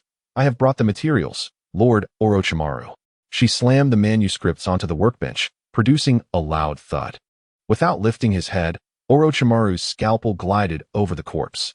If you cannot even control your own emotions, you should never set foot in here again. Red Bean's face paled. After a deep breath, she replied softly, I apologize. I will be more mindful. You may leave. Orochimaru suddenly adopted a gentle smile, as if the previous reprimand had never occurred. Understood. Red Bean gritted her teeth. One was her mentor, and the other an insurmountable menace. It seemed futile to lose her temper, yet not expressing it would only frustrate her further. She was truly infuriated. Red Bean stomped her foot and slammed the door behind her. Chapter 35.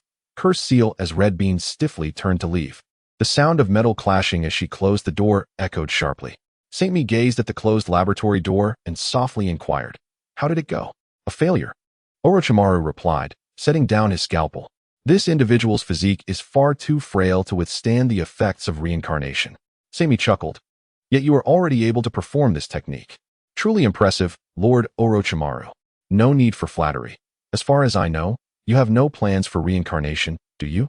Indeed not, Saint Me replied, but witnessing such a process firsthand is exhilarating, and I will cherish the memory. Huh, Orochimaru remarked, moving aside to examine the materials Red Bean had brought. We need not engage in such discussions anymore, Saint Me sensing the subtle threat in Orochimaru's words. Saint Me offered a polite smile, refraining from responding. Over the past 2 years, Saint Me had maintained a close relationship with Orochimaru. Not merely due to their promised collaboration, but also because they both sought something from one another. Two individuals aware of each other's secrets and willing to exploit them naturally gravitated together. Orochimaru's current research was a secret technique solely within his grasp, the impure world reincarnation. This technique was the culmination of Orochimaru's scientific endeavors and would firmly establish his renowned status in the ninja world's scientific community. Once this ninjutsu was completed, as long as conditions allowed, he would be nearly impossible to eradicate completely. Given even a sliver of a chance, Orochimaru would return through impure world reincarnation. Simultaneously, by continually exchanging bodies, he could achieve a form of indirect immortality. The name impure world reincarnation was indeed fitting. As a mere mortal, devoid of bloodline limits or clan ties, Orochimaru had, in some respects, reached the pinnacle of the ninja world. Of course, this was not without Saint Mi's support. During these 2 years, Saint Mi had been intimately involved in Orochimaru's experiments, aside from Red Bean, who served as his assistant. With her unparalleled observational skills regarding chakra and human anatomy, Saint Mi could offer Orochimaru invaluable insights based on her experiences. In terms of non-cutting-edge theories, Saint Mi now possessed enviable resources for ninjutsu, including one of the forbidden techniques developed by the second Hokage, Senju Tobarama, impure world reincarnation. As a technique capable of summoning the deceased back into the world, it was naturally recorded in the Book of Seals. With Saint Mi's assistance, Orochimaru's experimental progress had far exceeded their original plans. Saint Mi took a couple of steps closer, her gaze falling upon the cold corpse on the workbench. Its face vaguely familiar. "Is this a Konoha Jonin?" she asked, surprise evident in her voice. "Lord Orochimaru, has your subject evolved to this extent?" "What?" Orochimaru replied, raising an eyebrow at Saint Mi. "Are you surprised by such a trivial matter? Necessary sacrifices are worthwhile in the pursuit of truth." "No, that's not what I meant." Saint Mi pointed to the back of the corpse's neck, where a subtle black scar was evident. Upon closer inspection, it resembled a seal rather than a mere scar. Sensing the power emanating from the seal, Saint Mi confirmed her suspicion. "This is a cursed seal." Having learned Sage Mode, Saint Mi had become exceptionally sensitive to natural energy. And within it, she sensed the presence of natural energy. "This technique is not yet complete, is it?" Saint Mi questioned, indicating the seal. Orochimaru glanced at her in surprise. The power contained within should not have been detectable by the Byakugan. Saint Mi replied, "Rather than saying I discovered it, it seems more accurate to say that your methods were less than thorough, Lord Orochimaru." The traces left by the impure world reincarnation were not the only remnants on the corpse. Orochimaru did not intend to expose his research. He simply did not care enough to conceal it. Since he did not wish to hide anything, Saint Mi felt free to point it out. Indeed, a smirk crept onto Orochimaru's lips as he unabashedly stated, "I found a particularly special child. This was extracted from him." "Related to natural energy?" Saint Mi inquired. Orochimaru paused, a flicker of astonishment crossing his eyes. "Saint Mi, you never cease to surprise me. You even know this." Saint Mi smiled but offered no explanation, asking, "What do you call this technique?" "Cursed seal, the cursed seal of heaven. It is still in its initial version. According to my design, if successful, it could allow natural energy to be introduced into the body in some manner. However, the prerequisite is that one must be able to withstand this power. As you can see, even the physique of a Jonin struggles to withstand the force contained within." Saint Mi glanced at the corpse on the workbench. "Perhaps you simply chose the wrong subject for your experiment." Orochimaru nodded. "I may have been somewhat reckless, but he was the only subject among this batch to survive for over 10 hours. Why not give me a cursed seal?" Saint Mi suddenly proposed. "If they cannot endure it, let me give it a try." An eerie silence enveloped the laboratory. Orochimaru looked at Saint Mi. "Aren't you afraid I might tamper with it?" Senji chuckled nonchalantly. "It's nothing." Orochimaru emitted a chilling laugh, turning to walk deeper into the laboratory. "What an intriguing proposition, though the time is not ripe yet. Come with me. I have something to show you." "What is it?" Senji inquired. "Your eyes," Orochimaru replied, hastening towards a specially designed container. Gesturing for Senji to take a look. Within the container floated a pair of blood-red Sharingan, not the other eye Senji had initially given to Orochimaru, but an entirely different pair that Orochimaru had acquired from an unknown source. Upon broaching this topic, a fervent light ignited in Orochimaru's eyes, his tongue unconsciously licking his lips. "After extensive research, I have found your eyes to be truly fascinating, exceptionally intriguing. I have nearly unraveled the mysteries of the Sharingan. It is a dojutsu that exists in tandem with emotions, with the nerves contained within the eyeball being incredibly sensitive. Through emotional stimulation, if one discovers the right method, the Sharingan can evolve sequentially from the simple 1 tomo to 2 tomo, and then to 3 tomo. Even among the Uchiha clan, few possess the 3 tomo Sharingan. What I wish to convey is that beyond the 3 tomo lies a realm of ultimate power within the Sharingan. Senji nodded, unfazed, awaiting Orochimaru to elaborate further. However, Orochimaru suddenly paused, scrutinizing Senji intently. After a moment of contemplation, he stated, "You are already aware and have mastered this power." It was not a question, but a declaration. Senji smiled. Indeed, nothing escapes the keen perception of Lord Orochimaru. Orochimaru regarded Senji with a knowing gaze. Senji took the initiative. The Manjiki Sharingan, as far as I know, is the name it bears. Does it possess any special abilities? Orochimaru queried. Uncertain, Senji replied, shaking his head. Uncertain? Orochimaru pressed.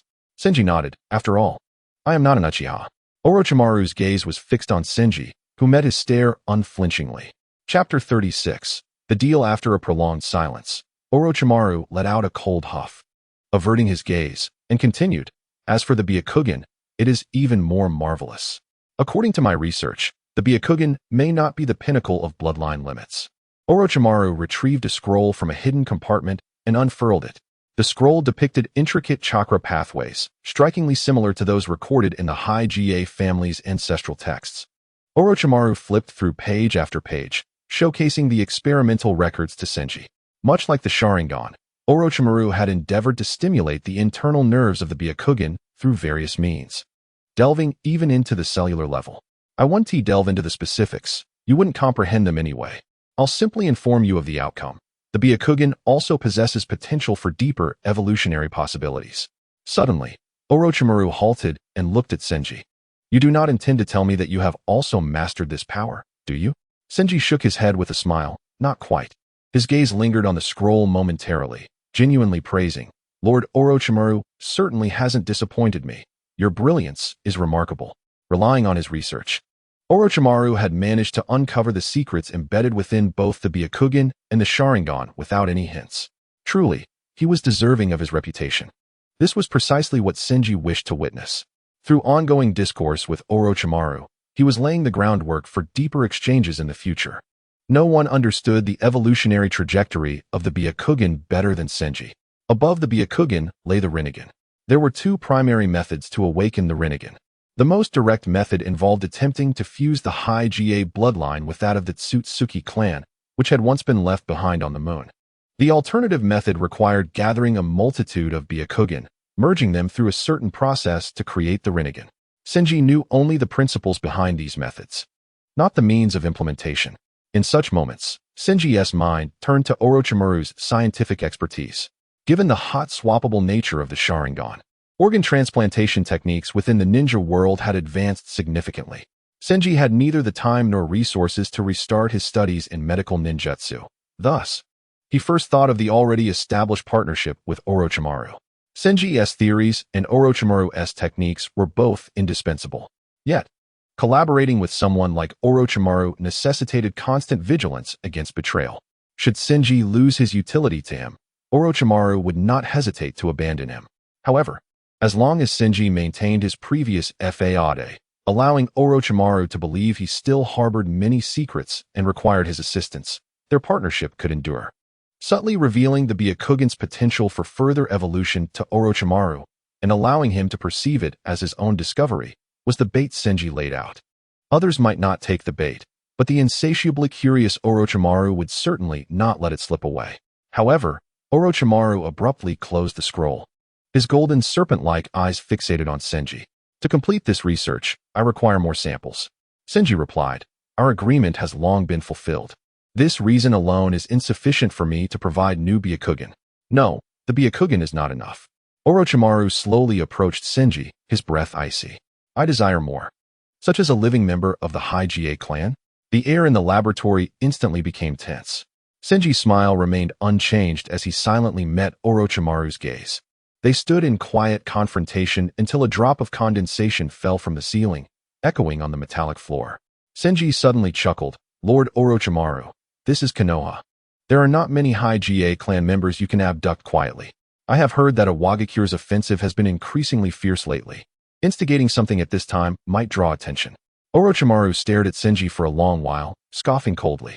Ultimately, he chose to compromise, feigning ignorance of Senji's insinuation. Approximately 2 years prior, shortly after Senji had departed from Konoha, the turmoil caused by the Nine Tails incident had allowed a Wagakure to seize an opportunity to strike at the northern borders. Consequently, war had reignited between the Land of Fire and the Land of Earth, continuing to this day. Senji could only admire Orochimaru's audacity. Amidst such circumstances, he dared to abduct the village's elite shinobi as test subjects. This also indicated that Orochimaru had become thoroughly disillusioned with Konoha, no longer caring about the potential for exposure. Senji-kun, I believed I had been sufficiently greedy, yet it seems you are even more so, Orochimaru remarked coolly. A rogue ninja daring to regard the entire Hyuga clan as his personal property. Senji simply smiled, perhaps. Orochimaru half turned away. All that needed to be said has been said. If there is nothing further, you may leave. Yet Senji did not move. Instead, he retrieved a container from his pocket, within which lay a pair of flawless, pure white eyeballs. You know what I seek. This time, it is a trade, Senji declared, gesturing towards the corpse on the experiment table. Orochimaru, unfazed, revealed a dangerous smile. The curse mark at this stage is far from complete, if you wish to die. It need not be so complicated. I can assist with that. Senji countered, given the results thus far, I believe it is entirely worth this price. Orochimaru pondered for a moment before stating, 1 pair of Byakugan is insufficient. I require at least 3 pairs. I know you possess many in reserve. Senji sighed regretfully, promptly retracting the Byakugan. What a pity, let us leave it at that. Deal. Orochimaru ceased his chatter, producing a bundle of scrolls and placing them on the table. This is the complete data on the heavenly curse mark thus far, including potential avenues for future development. Senji, with a beaming smile, retrieved the Byakugan once more, exchanging it for the scrolls. This was a unique transaction, with both parties feeling they had gained from it. Such occurrences were not unprecedented in the dealings between Senji and Orochimaru. The two of them were tacitly aware of the situation. The reason Saint Mi sought out Orochimaru for the cursed seal was straightforward. He needed to study the seal to further his research on Sage Mode. The cursed seal, originating from Jugo, was theoretically linked to Sage Mode, as both utilized natural energy. After mastering Sage Mode, Saint Mi's perception of natural energy was considerably enhanced. Yet through 2 years of practice, he had also become acutely aware of his own shortcomings. His most significant flaw was the brevity of his Sage Mode's duration. Initially, when he first learned Sage Mode, he could only maintain it for a mere minute. With practice, he had extended this to approximately 3 minutes. Saint Mi recalled that Jiraiya and Naruto, who had just begun using Sage Mode, could sustain it for around 5 minutes. He did not believe his Sage Mode was inferior to theirs. In fact, he felt a better affinity for it.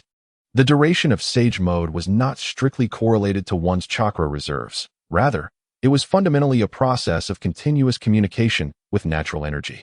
The sole explanation for his predicament was that it was simply a characteristic of his Sage Mode.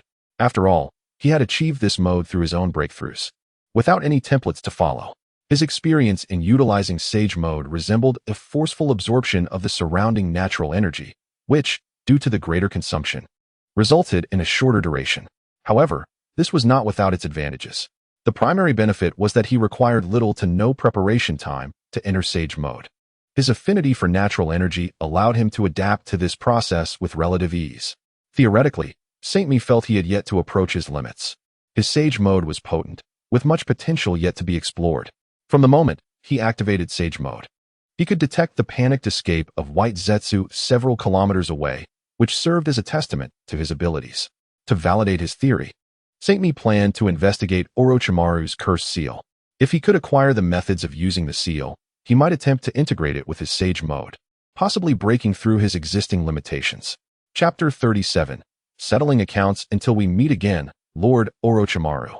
After inspecting the scroll handed over by Orochimaru, Saint Mi confirmed that the transaction was complete. Orochimaru had a solid reputation in this regard.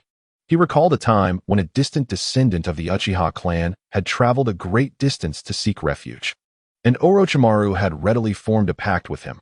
I will teach you ninjutsu, but after 3 years, your body will belong to me. 3 years later, Orochimaru indeed imparted his knowledge, molding Sasuke into his ideal form. Ultimately, however, he faced the consequences of his actions when Sasuke, having turned against him, dealt the final blow. Of course, due to various circumstances, Orochimaru survived, an entirely different tale. Orochimaru inquired, "It's rare for you to return to Konoha. Are you leaving already? Not considering taking down a Hokage while you're at it?" Saint Mi replied, "Certainly not. I have matters to attend to. As for the Hokage, I wouldn't dare to steal your prey, Lord Orochimaru." Orochimaru smirked, watching as Saint Mi's figure vanished at the doorway. Upon stepping outside, Saint Mi was unsurprised to find Akane leaning against the wall, waiting for him. Her purple hair was tied back in a ponytail, and she donned a linen-colored trench coat. Her long legs accentuated by only a mesh bodysuit beneath, nothing more. Compared to 2 years ago, Akane now radiated youthful vitality and athleticism. She appeared poised and remarkably harmonious. Saint Mi could not help but exclaim, "Akane, you have grown, in every aspect." With a stoic expression, Akane questioned, "Why have you returned? You are no longer a ninja of Konoha." Saint Mi casually replied, "It's beneficial to return home occasionally. It aids in maintaining mental and physical well-being and challenges oneself." Upon witnessing that familiar, infuriating smile, Akane grit her teeth. If it weren't for Lord Orochimaru's strict orders. Saint Mi interjected, "Orochimaru is not the entirety of your life. Sometimes, you must heed your own heart's desires. For the sake of the village, you ought to inform everyone that I have returned. It is everyone's responsibility to capture rogue ninjas." Akane was taken aback. Who would voluntarily suggest capturing themselves? Yet, the crux of the matter was that she did not wish to do so. Seeing Akane fall into silence, Saint Mi refrained from further discussion and lamented, "If you wish, I could disguise myself as someone else and accompany you to the dango shop. Alas, it remains rather unsafe." With that, Saint Mi stepped past her, moving toward the exit. "Wait," Akane suddenly realized, calling out to him, "Are you really leaving again?" Saint Mi regarded her quizzically. "I am a rogue ninja, after all." "You are aware you are a rogue ninja?" Without hesitation, Akane blurted out the words she had held back for so long. "You haven't truly betrayed the village, right? What happened back then must have been a misunderstanding. If it were otherwise, how could Lord Orochimaru still maintain contact with you?" Saint Mi shook his head with a smile. "No, I have indeed betrayed Konoha." Akane's heart sank. Immediately after, she heard Saint Mi continue, "Konoha will not allow someone like me to exist. Do you think they would tolerate Orochimaru?" Akane urgently inquired, "What do you mean?" Saint Mi did not linger, waving his hand and bidding her farewell. "Have you considered that the Orochimaru you respect stands in opposition to Konoha?" In the pitch-black corridor, only Akane remained, watching Saint Mi's retreating figure with a sense of loss. It was not until he had long disappeared from view that she suddenly realized, feeling as if struck, she staggered back 2 steps and leaned against the corridor wall, feeling the coldness behind her, unable to let go of the moment. The small alley at the edge of Konoha was shrouded in the night. The dim yellow moonlight filtered through sparse tree shadows. 3 ninjas from the hidden cloud village fled desperately through the alley, their steps chaotic. They carried an unconscious 3-year-old girl and a serene-looking teenage kunoichi, both of whom had also succumbed to unconsciousness. Upon closer inspection, one could discern the Byakugan in their eyes. The cloud ninjas paused intermittently, their breaths hurried as they evaded their pursuers while searching for their route. The lead ninja suddenly raised his hand, signaling the group to stop abruptly. He swiftly turned, instructing his companions to lean the 2 girls against the wall and perform hand seals to utilize sensory ninjutsu. The next moment, his expression changed dramatically. He looked at the kunoichi and shouted, "She's leaving a mark for our pursuers. Kill her." No sooner had he spoken than the seemingly unconscious Hinata abruptly opened her eyes, realizing she had been exposed. Gritting her teeth, she mustered the strength to leap up and thrust her palm forward. 8 trigrams, 32 palms. The closest cloud ninja scoffed, overestimating oneself. Confronted by multiple foes, she chose to employ a technique suited for single combat, demonstrating her lack of battlefield experience. The cloud ninja's figure flickered, raising his knee with astonishing speed. Bang! Hinata stumbled to the ground, collapsing onto the cold stone pavement. Struggling to lift her head, her gaze fell upon the young girl not far away, her voice faint, "Hinata." Despair filled her eyes as she watched the cloud ninja raise his blade towards her, the cold steel glinting in the moonlight. Just as the blade was about to descend, a soft chuckle echoed from a rooftop above, shattering the alley's silence. The cloud ninja's expression shifted, and they all looked up to see an unknown figure standing leisurely on the rooftop, their robes billowing in the night breeze, the veins around their right Byakugan bulging. A faint smile adorned their lips, but their eyes were as cold as steel. A chill ran down the spines of the Cloud Ninjas, their hairs standing on end, as they felt as if they had become the prey of a predator, with only one Byakugan visible. Such a striking feature made it instantaneously clear to them the identity of the newcomer. They simply could not comprehend how the esteemed Hinata Seiya of the Leaf could possibly be present here at this moment. Hinata Seiya? One of the leading ninjas whispered. But before his words could fully escape his lips, it was already too late. In an instant, Seiya's left eye transformed into the form of the three Tomo Sharingan. The bodies of three Cloud Ninjas momentarily froze, confusion evident in their eyes. Hinata Natsu knelt on the ground, blinking in disbelief, her voice trembling. Is it really you, Seiya? Seiya gracefully leaped down from the rooftop, paying no heed to the surrounding Cloud Ninjas, and approached Natsu, helping her to her feet. With his slender fingers, he gently brushed the dust from her shoulder, softly instructing, "Wait for me over there. It will be over soon." Natsu's eyes glistened with unshed tears as she fought to contain her emotions. "How did you come back?" Seiya smiled, replying, "I returned to settle scores." At that moment, the Cloud Ninjas began to awaken from their illusion. The leader bellowed, "Don't be so arrogant." Without any visible movement from Seiya, his hands flickered, leaving behind afterimages. In the next instant, a series of thuds echoed as the three Cloud Ninjas collapsed, blood spurting forth. Chapter 38. Today, yesterday under the night sky of Konoha. Hinata Hayashi dashed through the alleys, his Byakugan activated, veins prominently standing out around his eyes. Following closely behind was his guard, Hinata Jeru, equally grave and breathing heavily. A shadow darted past, and Hinata Tetsu landed beside Hayashi, urgency in his tone. "Lord Hayashi, we found the mark left by Natsu." A flicker of excitement crossed Hayashi's eyes, and he quickened his pace. "Lead the way." Jairu promptly signaled to several ninjas from the Hinata clan, who leaped out from the sides of the alley, swiftly following suit. 10 minutes prior, dreadful news had reached the main house. The eldest daughter of the Hinata clan, Hayashi's beloved daughter, Hinata Hanabi, had been abducted by unidentified ninjas. As the clan head, Hayashi took the lead in pursuit, having tracked them down to this very location. Regardless of who the assailants were, anyone bold enough to harm his daughter would pay in blood. He also felt a twinge of relief. Thankfully, they discovered it early, and owing to the Byakugan possessed by the Hinata clan, they had not lost the trail of the kidnappers. Since the Uchiha clan's decline, the Hinata clan, as the foremost family of Konoha, had not faced such a crisis in a long time. After all, ordinary kidnappers, no matter how reckless, would not dare to target an heir of the Hinata clan. The only explanation was that the assailants had come prepared.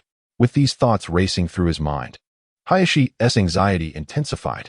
"We're almost there, Lord Hayashi." The group turned a corner, but the scene before them froze everyone, including Hayashi, in place. An unimaginable figure appeared in such a calm, yet jarring manner before the Hinata clan. Seiya stood in the center of the alley, cradling the small form of Hanabi. The moonlight bathed him, highlighting his crimson and white eyes. Natsu stood beside him, a gentle smile on her face as she spoke softly with Seiya. On the ground lay the lifeless bodies of three Cloud Ninjas, blood pooling into the crevices of the stones, the air thick with the acrid scent of blood. At the same time, several figures arrived, all Hinata clan members, summoned by an order. They stood atop the surrounding rooftops, their expressions a mixture of shock and disbelief as they beheld the scene in the alley. "Hinata Seiya, how has he returned?" "Natsu, stay away from him." Tetsu, following closely behind Hayashi, instinctively called out Natsu's name. Seeing her clan members arrive, Natsu trembled slightly, but bit her lip, resolutely refusing to step back. Jairu gestured to the surrounding ninjas, and they quickly spread out, encircling the three individuals in the alley. Seiya remained unfazed, merely smiling as he addressed them. "It was I who asked her to stay by my side. You may consider Natsu as being under my coercion." Hayashi's gaze locked onto Seiya, his voice laced with restrained fury. "Hinata Seiya." His tone was on the verge of eruption. Even he could not clearly articulate whether his anger stemmed from Seiya himself or from the sight of Hanabi, who clutched tightly to Seiya's collar. Her small face, timid yet devoid of fear, radiating a hint of reliance. Seiya lifted his head, his gaze sweeping across the assembled crowd. "It has been a long time." Tetsu, Jairu, Iroha, Kamen. Each name he uttered darkened the expressions of those addressed. Hayashi inhaled deeply, his voice low. What do you intend to do? Seiya glanced around, smiling. There's no rush. Let us discuss this later. With that, he continued forward, cradling Hanabi, while Natsu followed silently, her head bowed. The surrounding Hinata ninjas began to stir, many casting anxious glances at Hayashi. A flicker of panic crossed Hayashi's face, and his countenance darkened. Should he give the order? But Seiya held his daughter in his arms. By the time he processed this, Seiya had already passed by him with Hanabi and Natsu. The humiliation of being ignored surged through Hayashi, his face reddening with rage. He trembled as he pointed at Seiya. Kill him. Slap. Jairu firmly gripped his wrist. Brother. Hanabi is still in his arms. Hayashi felt as if a bucket of cold water had been poured over him. Taking a deep breath, he suppressed the remainder of his words, instinctively feeling dread. If he uttered that command, he did not know what would happen to Seiya, but Hanabi would undoubtedly be the first to perish. Hayashi silently lowered his trembling arm. Observing this, the surrounding Hinata clan members could only retreat in silence. Although they had surrounded Seiya, without the clan leader's command, none dared to obstruct him, instinctively stepping back to clear a path. At midnight, an absurd scene unfolded in Konoha. Wherever Seiya walked, the crowd parted like a tide, no one daring to make a move. Among the crowd, Tetsu's expression darkened, his chest heaving with intensity. He stared fixedly at Seiya and the gentle figure accompanying him. The scene before him mirrored a moment from 2 years prior, when several peers walked down a corridor, and someone had unwittingly mentioned, who doesn't he know that Natsu has always had feelings for Seiya? A flood of emotions surged within him, scattering his rationality. In an instant, Tetsu felt as though the entire world had vanished, leaving only Seiya's crimson and white eyes in his vision. The serene smile contained within seemed to be directed precisely at him. Buzzing with an inexplicable surge of courage, Tetsu found himself clenching his fists. And he shouted forward, "This is no jest. The Hinata clan will not allow a traitor to bring disgrace upon us." He lunged at Seiya, aiming a powerful blow at his back. Hayashi and Jairu both changed color, shouting in unison, "Stop." In the next moment, all present witnessed Seiya's left hand flicker with an afterimage, his movement too swift for the naked eye to discern. Bang! Tetsu was sent flying, crashing violently against the stone wall of the alley, the wall cracking and dust billowing. As the dust settled, they beheld Tetsu sprawled on the ground, blood trickling from his mouth, lifeless and silent. Seiya halted, turning to Hayashi with a calm tone. "This is the last time." Hayashi instinctively shivered. Then, Seiya's expression softened as he looked down at Hanabi in his arms, gently smiling. "Shall we go home?" Hanabi clutched his collar tightly, timidly nodding. Her voice barely a whisper. "Okay." Before making his move, Seiya deliberately covered her eyes with his right hand. To Hanabi, this man was an older brother she had never encountered, the very one who had just rescued her and Natsu from harm. But why were the clan members standing so far away? Hayashi remained rooted in place, watching the scene unfold, his face as pale as parchment. He gazed slowly as Hinata stepped out of the alley, her silhouette gradually fading away. The Hyuga clan's ninjas dared not move. Only the moonlight and an eerie silence remained in the alley. After a long while, Hisashi finally regained his composure, his voice trembling slightly. "Seal the information. We must not let anyone else know that Hinata has returned to Konoha." Chapter 39. Conditions Hyuga clan grounds. Behind the closed gates, a throng of Hyuga clan ninjas surged forward, ushering in Hinata and her companions. As Shinji held Hinata in his arms and stepped inside, he was met with a wave of nostalgia upon seeing the familiar surroundings. It had been a long time since he had returned, and the memories flooded back. This sentiment struck the Hyuga clan members as particularly jarring. From the village's edge to the clan grounds, Shinji made no demands, merely cradling Hinata as he advanced steadily. Naturally, none dared to offend him. They silently complied with his wishes, dispersing the ninjas who attempted to gather around them under Hisashi's orders, creating a clear path for Shinji. It was as if they were personally welcoming him back to the clan grounds. The entire process felt interminable, leaving everyone numb by the end. For years, the Hyuga clan had been taught that they were the preeminent clan in Konoha. Even the Uchiha clan, which had co-founded Konoha alongside the Senju clan, had long since declined and now resided on the village's outskirts. In this context, the Uchiha still served as the village's security force, tasked with maintaining order, leading to a myriad of contradictions with others. Be it influence or reputation, the Uchiha had long since fallen short of the Hyuga. This sense of pride allowed the Hyuga to maintain a uniquely privileged status. The respect that Konoha showed towards the Hyuga was palpable. Possessing the Byakugan, the Hyuga believed it was not they who needed Konoha, but rather Konoha that needed them. Even outside of Konoha, with the Byakugan, they would be revered as esteemed guests wherever they went. However, this notion was gradually crumbling with Shinji's every step. It was indeed true what Hyuga Iron had said. The Hyuga clan had never been humiliated in such a manner. A mere rogue ninja was being personally escorted by the clan leader into their domain, solely because he held the leader's beloved daughter in his arms. The indescribable sense of humiliation was profound and bewildering. Because no one had ever acted in such a manner before, the spectacle was utterly shocking. At the heart of the Hyuga clan grounds stood the main estate of the main family. Whenever there was a significant matter to be announced to the entire clan, meetings were held in the grand hall of the main estate. The clan elders, having received news early on, were already waiting at the entrance with the ninjas from the clan. Shinji turned his head and smiled at Hisashi, who had been following closely behind. Have them step aside. We need to discuss matters. Hisashi remained silent, gently waving his hand to signal those blocking the entrance to disperse. So, Hyuga Shinji, the traitor, dares to return. Quite the courage, one elder snorted, taking a step forward. Shinji looked at him in surprise and asked, "Aren't you afraid of what I might do? Did you not hear the head of the main family? Or do you intend to seize this opportunity to break away from the Hyuga?" The elder was incensed. Who didn't know that years ago, Shinji had killed an elder of the clan before leaving Konoha? He glanced at Hisashi, noticing the terrifying glare in his eyes, and finally stepped aside to create a path. Shinji chuckled lightly, holding his head high as he entered the main estate, casually taking a seat in the primary position. He turned to Hisashi, who stood at the entrance, and said, "Gather all the Hyuga clan members. This is my condition. I have a fondness for Hinata and will not harm her, but should you choose not to heed my words, then the consequences are uncertain."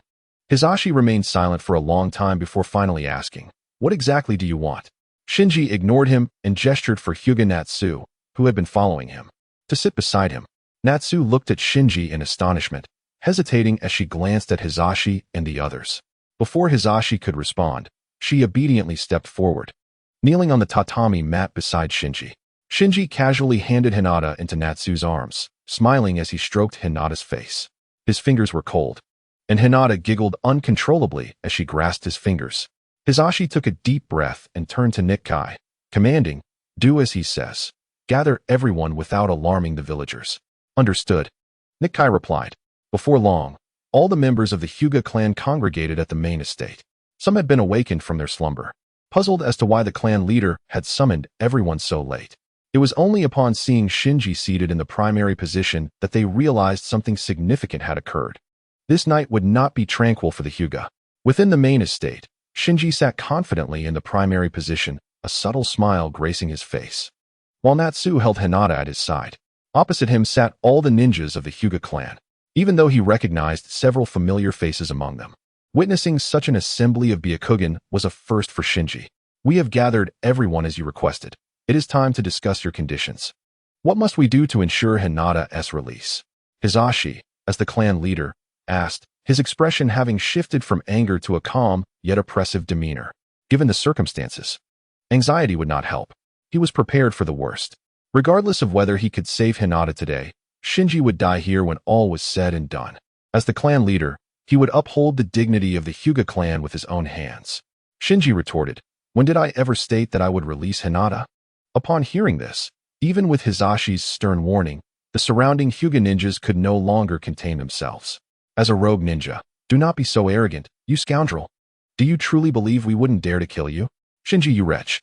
Kekkei turned back, eyes blazing with fury, struggling to keep the agitated Hyuga ninjas seated. Having once faced Shinji in combat, he understood why Hisashi chose to endure. Both he and Hisashi were acutely aware that with Shinji's strength, he could undoubtedly take Hinata's life before they could strike him down. Since the cessation of the bounty 2 years ago, the Hyuga clan had formed a judgment of Shinji's capabilities. In close combat, no one in the Hyuga clan could rival him. To kill Shinji without external assistance would come at an immeasurable cost. As the clan leader, Hisashi could only choose to compromise.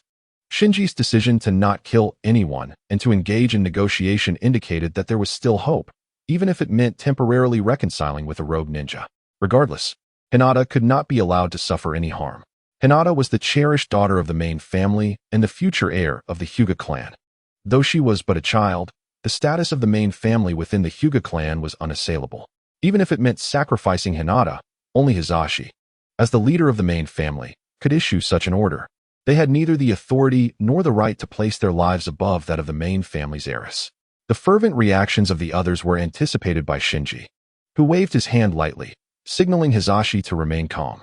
He smiled and said, "I will not act until I have conveyed what I wish to say. After all, I have spent considerable time here. Killing you would not be difficult, but it would be a waste of my time. You should be most aware of this." Kekkei. Chapter 40. Darkness and light. Upon hearing these words, Kekkei's expression changed dramatically. Simultaneously, several jounin in the crowd reacted to his statement. 2 years prior, they, alongside the Umbu, engaged in the pursuit of Saint Mi, ultimately emerging as the sole survivors, while the Umbu ninjas faced complete annihilation. This unfortunate event prompted the higher echelons of Konoha to halt the operations against the rogue ninja, Saint Mi. The third Hokage, Sarutobi Hiruzen, justified this decision by citing the outbreak of war, asserting that the front line required the strength of the Hyuga clan. It was evident to all that this signified a dwindling trust in the Hyuga. Nevertheless, they had indeed survived at the hands of Saint Mi. Hisashi scoffed. Such eloquent words. Do you think we are oblivious to your deeds? 2 years ago, during the Nine Tails incident, you murdered Elder Zongqing and betrayed your clan. Is this what you term as not laying a hand on your kin? Unexpectedly, Saint Mi replied with a smile, "You only mentioned that I killed him. Why not disclose that Elder Zongqing was, in fact, the guardian of the secret chamber? Are you afraid, or simply unwilling?" Hisashi and the elders present changed countenance simultaneously. Unable to restrain himself, Hisashi exclaimed, "Utter nonsense." Aside from a handful of branch family members like Hisashi, the majority wore expressions of confusion. The secret chamber? What is that?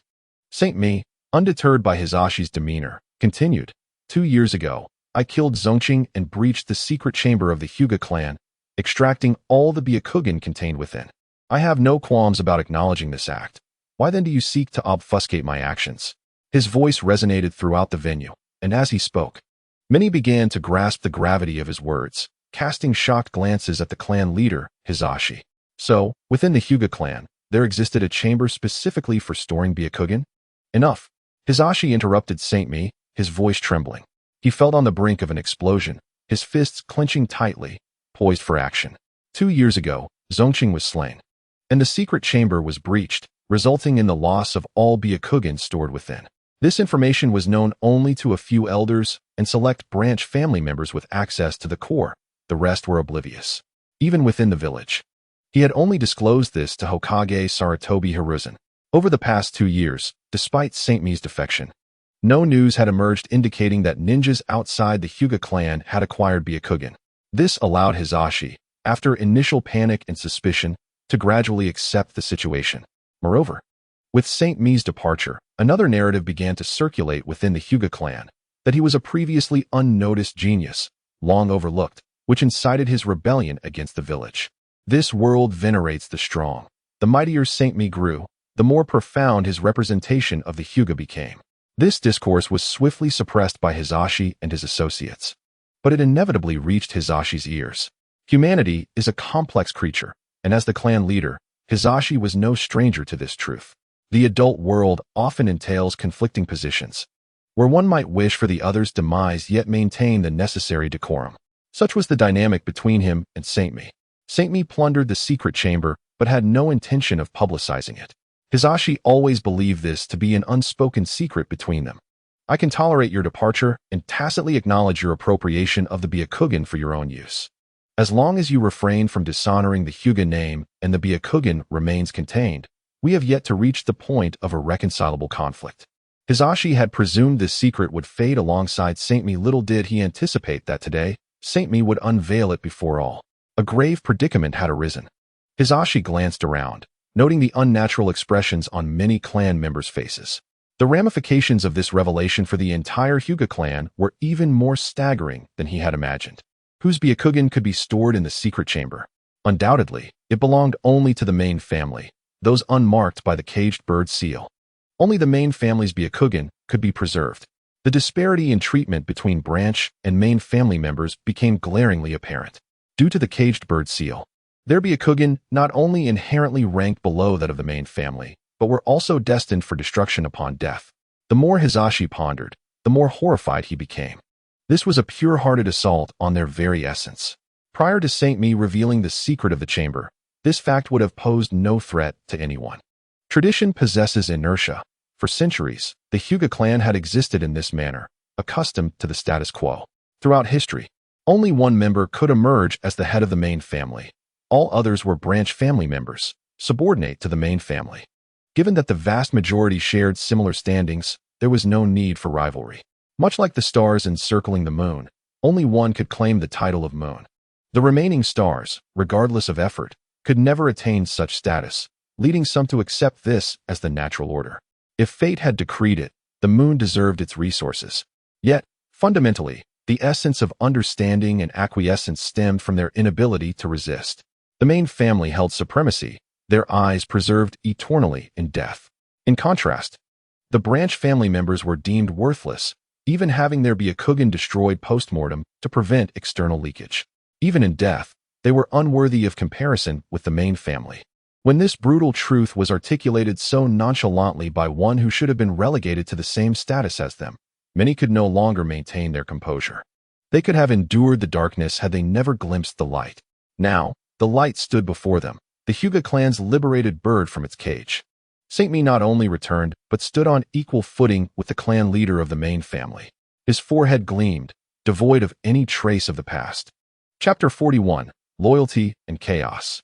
What exactly do you intend to do? Hisashi could not help but step forward, raising his voice. Saint Mi replied, nothing much. Merely cannot abide by your concealment of the truth. Speaking of which, over the past 2 years, I have encountered numerous events, and in Kirigakure, I discovered the existence of another Byakugan ninja. Saint Mi's words sparked fresh astonishment among the listeners. Aside from the Hyuga clan, there exists another who possesses Byakugan? Many turned to Hisashi, only to find him silent, which deepened their incredulity. The clan leader Hisashi was aware of this matter, yet took no action? Saint Mi chuckled. Aren't you curious how that ninja named Ao acquired the Byakugan? With that, Saint Mi produced a sealed scroll from his robe and tossed it before Hisashi. Hisashi glanced at the clan leader, noting his lack of opposition, before stepping forward to retrieve the scroll. Release. A puff of white smoke erupted. The scroll unfurling to reveal a Byakugan, the very one Saint Mi had reclaimed from Ao, along with a document detailing the records. Hisashi marveled. Is this the work of the Kirigakure?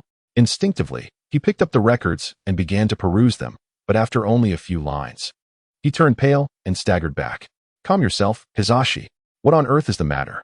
A previous elder who had stood in front of Saint Mi demanded. Hisashi cast a glance at the clan leader, then slowly replied, this is a record of Elder Zongqing's communications with the Kirigakure. What? Hisashi's words incited a wave of gasps. Not only the elders, but even Hisashi was taken aback by this revelation. He abruptly rose, seizing the scroll from Hisashi's hands, flipping through it fervently. Initially, Hisashi could hardly believe it, but upon seeing the final seal, his complexion drained of color, and the scroll slipped from his grasp, falling to the floor. As the sun dipped lower in the sky, Nikizutsu stepped back, gazing at Saint Mi with disbelief, murmuring, this cannot be. As the clan leader, he was intimately familiar with the handwriting of Hyuga, an elder of the clan, and the seal he employed. He could not deceive himself. This was indeed the work of Hyuga, beyond doubt. The elders crowded around, seizing the scroll and perusing its contents. Amidst gasps of incredulity, they reached the same conclusion as Nikizutsu. Hyuga had colluded with outsiders. Saint Mi chuckled. What's the matter? Are you surprised? The individual who lost the Byakugan was a member of the main family, known as Hyuga, who happens to be the brother of Hyuga. How curious that a member of the main family, heavily protected, would perish on the battlefield while his loyal bodyguard, Hyuga, conveniently eluded accountability, allowing him to continue serving the clan. Such an obvious clue, and yet you overlooked it. Truly, it is I who should be surprised. Nikizutsu felt as though he had been struck by Saint Mi's words, involuntarily retreating another 2 steps. The death of Hyuga occurred during the Third Shinobi World War. In those dire times, even knowing that the Byakugan had been seized by a mist ninja, The Hyuga clan had no choice but to endure for the sake of Konoha's interests. Konoha, besieged, could not afford to retaliate against the Mist for this incident. Ultimately, Mist ninjas gradually withdrew from the conflict, granting Konoha a rare respite amidst relentless battles. Although there were suspicions within the clan, the chaotic nature of the battlefield rendered many clues irretrievable. Upon conducting a brief investigation, the Hyuga clan confirmed that Hyuga Kekkei was not implicated in the death of Soshin. At the time of the incident, he had been following Sushin's orders for a mission. Their brotherly bond had always been harmonious, and at the funeral, the typically stoic Hyuga Kekkei had mourned profoundly, tears flowing unabated. Thus, the matter had been obscured in muddled confusion. Nikizutsu never imagined that the truth was so starkly different. Hyuga Kekkei, outwardly loyal to the clan as a branch family member, was, in fact, a traitor. The main family, wielding power over the caged birds of the branch family, could easily extinguish their lives, yet a caged bird could not alter one's thoughts. Loyalty could be feigned, with sufficient acting prowess. One could maintain the charade for a lifetime. How could this be? An elder murmured. With evidence laid bare, disbelief became impossible. No, this is a fabricated lie, Nikizutsu roared, interrupting the collective thoughts of the assembly. Among the crowd, those who had been close to Hyuga Kekkei regained their composure. Indeed, you, traitor, cease your deceptive theatrics. Elder Kekkei is nothing like you. They dismissed Saint Mi's claims, insisting that the loss of the Byakugan was merely his one-sided narrative. In the ensuing chaos, many were at a loss, caught in a state of confusion and silence. They awaited a response from Nikizutsu, the clan leader. However, as Nikizutsu hesitated to immediately refute Saint Mi's assertions, how could they challenge his words? If Hyuga Kekkei were indeed the true traitor, then the one who had slain him, Hyuga Saint Mi, must be. This thought began to spread uncontrollably among the onlookers. Only Hinata gazed timidly at Saint Mi, fear gripping her as she clutched the collar of Hyuga Natsu. Hinata, unable to comprehend the adult's discourse, sensed an unsettling shift in the atmosphere since the beginning. Observing her bewildered clan members, Nikizutsu felt a surge of urgency. He realized Saint Mi's intentions had become clear. With just a few words, he had successfully divided the hearts of the clan. This discourse must not continue. Should such sentiments fester within the clan, the consequences would be catastrophic. Just then, Nikizutsu noticed Nikizutsu turning to look at him. That glance, Nikizutsu froze. Having grown up together, he understood his brother well, regardless of their identities. As a younger brother and a member of the branch family, he would willingly sacrifice himself for the other. Yet, in that fleeting moment, Nikizutsu perceived an unsettling wariness and an inescapable distance in his brother's gaze. Though it lasted but a moment, that expression was captured by Nikizutsu. What could it mean? His heart raced, almost leaping from his chest. Was he doubting me? Since Hyuga Kekkei was also the brother of the late Hyuga Soshin, did this not cast suspicion upon Nikizutsu, the brother of Nikizutsu? All because of Saint Mi's words? The strangeness in Nikizutsu's eyes left Nikizutsu feeling profoundly alienated. In his brother's eyes, how did he appear now? Chapter 42. Shattered. Seeing the confusion in Nikizutsu's eyes, Nikizutsu quickly regained his composure and turned away, unable to maintain eye contact with his brother. Taking a deep breath, he stepped forward and shouted at Saint Mi, "Enough! Your words are mere delusions, devoid of any evidence. Since you have chosen to betray the clan, you shall no longer claim the name of Hyuga. You are unworthy of it.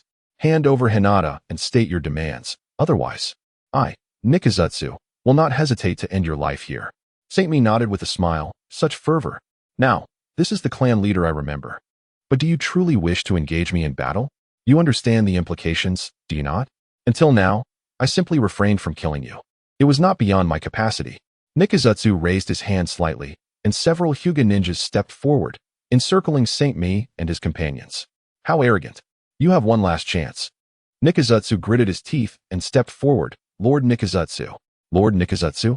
The unfamiliar title surprised Nikizutsu, who glanced at his brother. Yet he quickly concealed his emotions.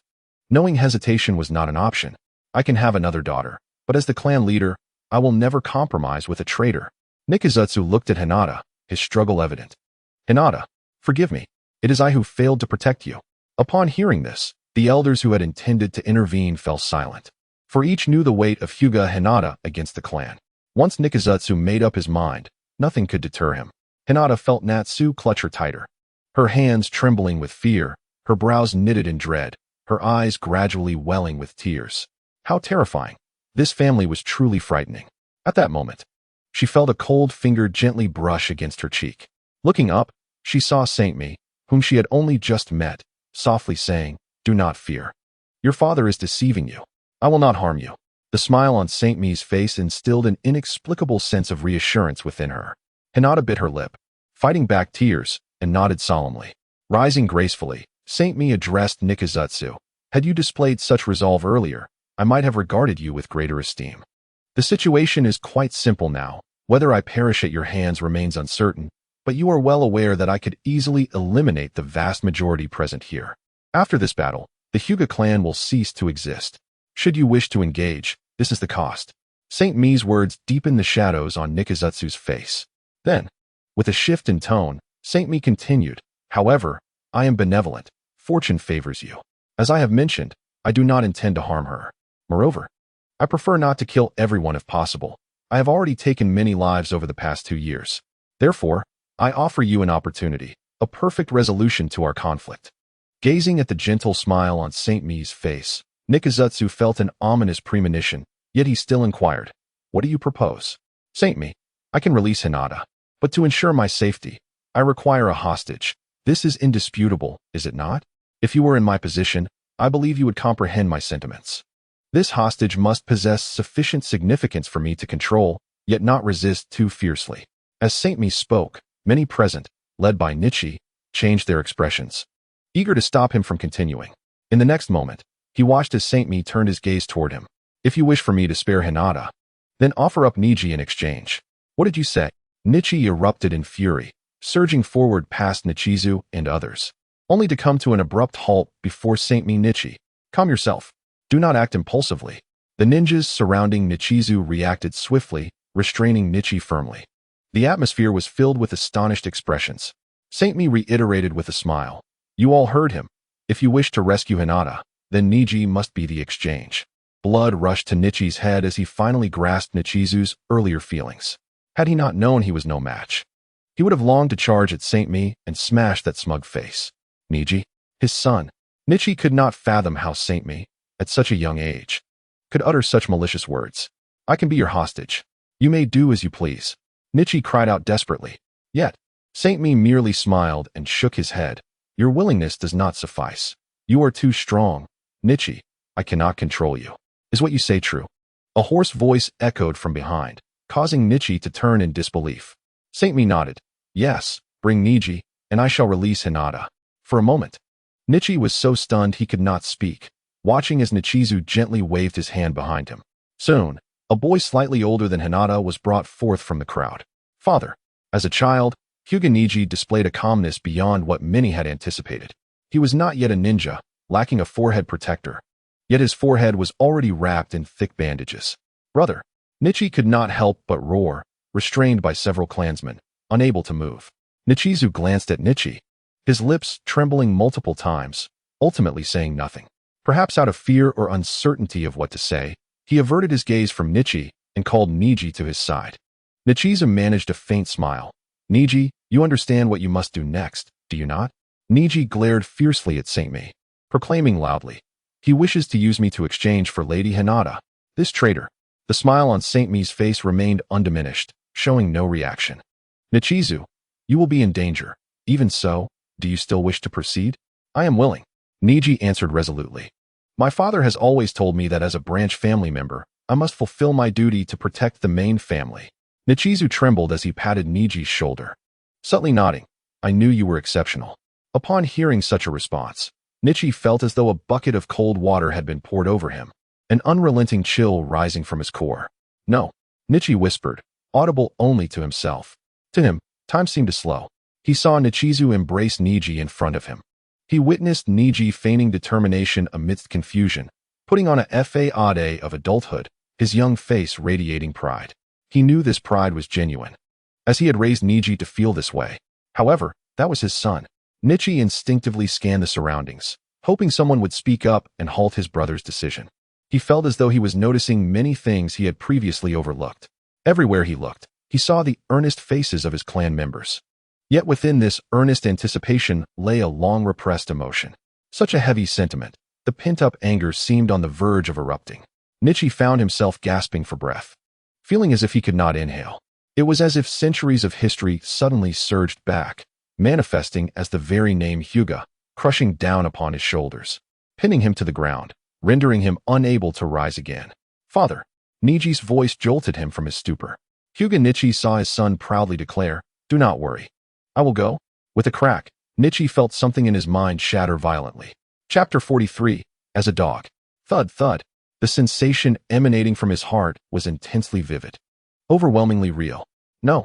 Nichi furiously broke free from the arms restraining him, charging toward Nichizu and Niji. In the next moment, he saw Nichizu close his eyes in pain, forming a hand seal with one hand. Buzz. A violent pain erupted in Nichi's head, and he uncontrollably collapsed to the ground, clutching his head in frantic struggle. The agony radiating from his neural pathways far exceeded the limits of human endurance. A caged bird needs only a thought to bestow excruciating pain upon another, even capable of taking a life.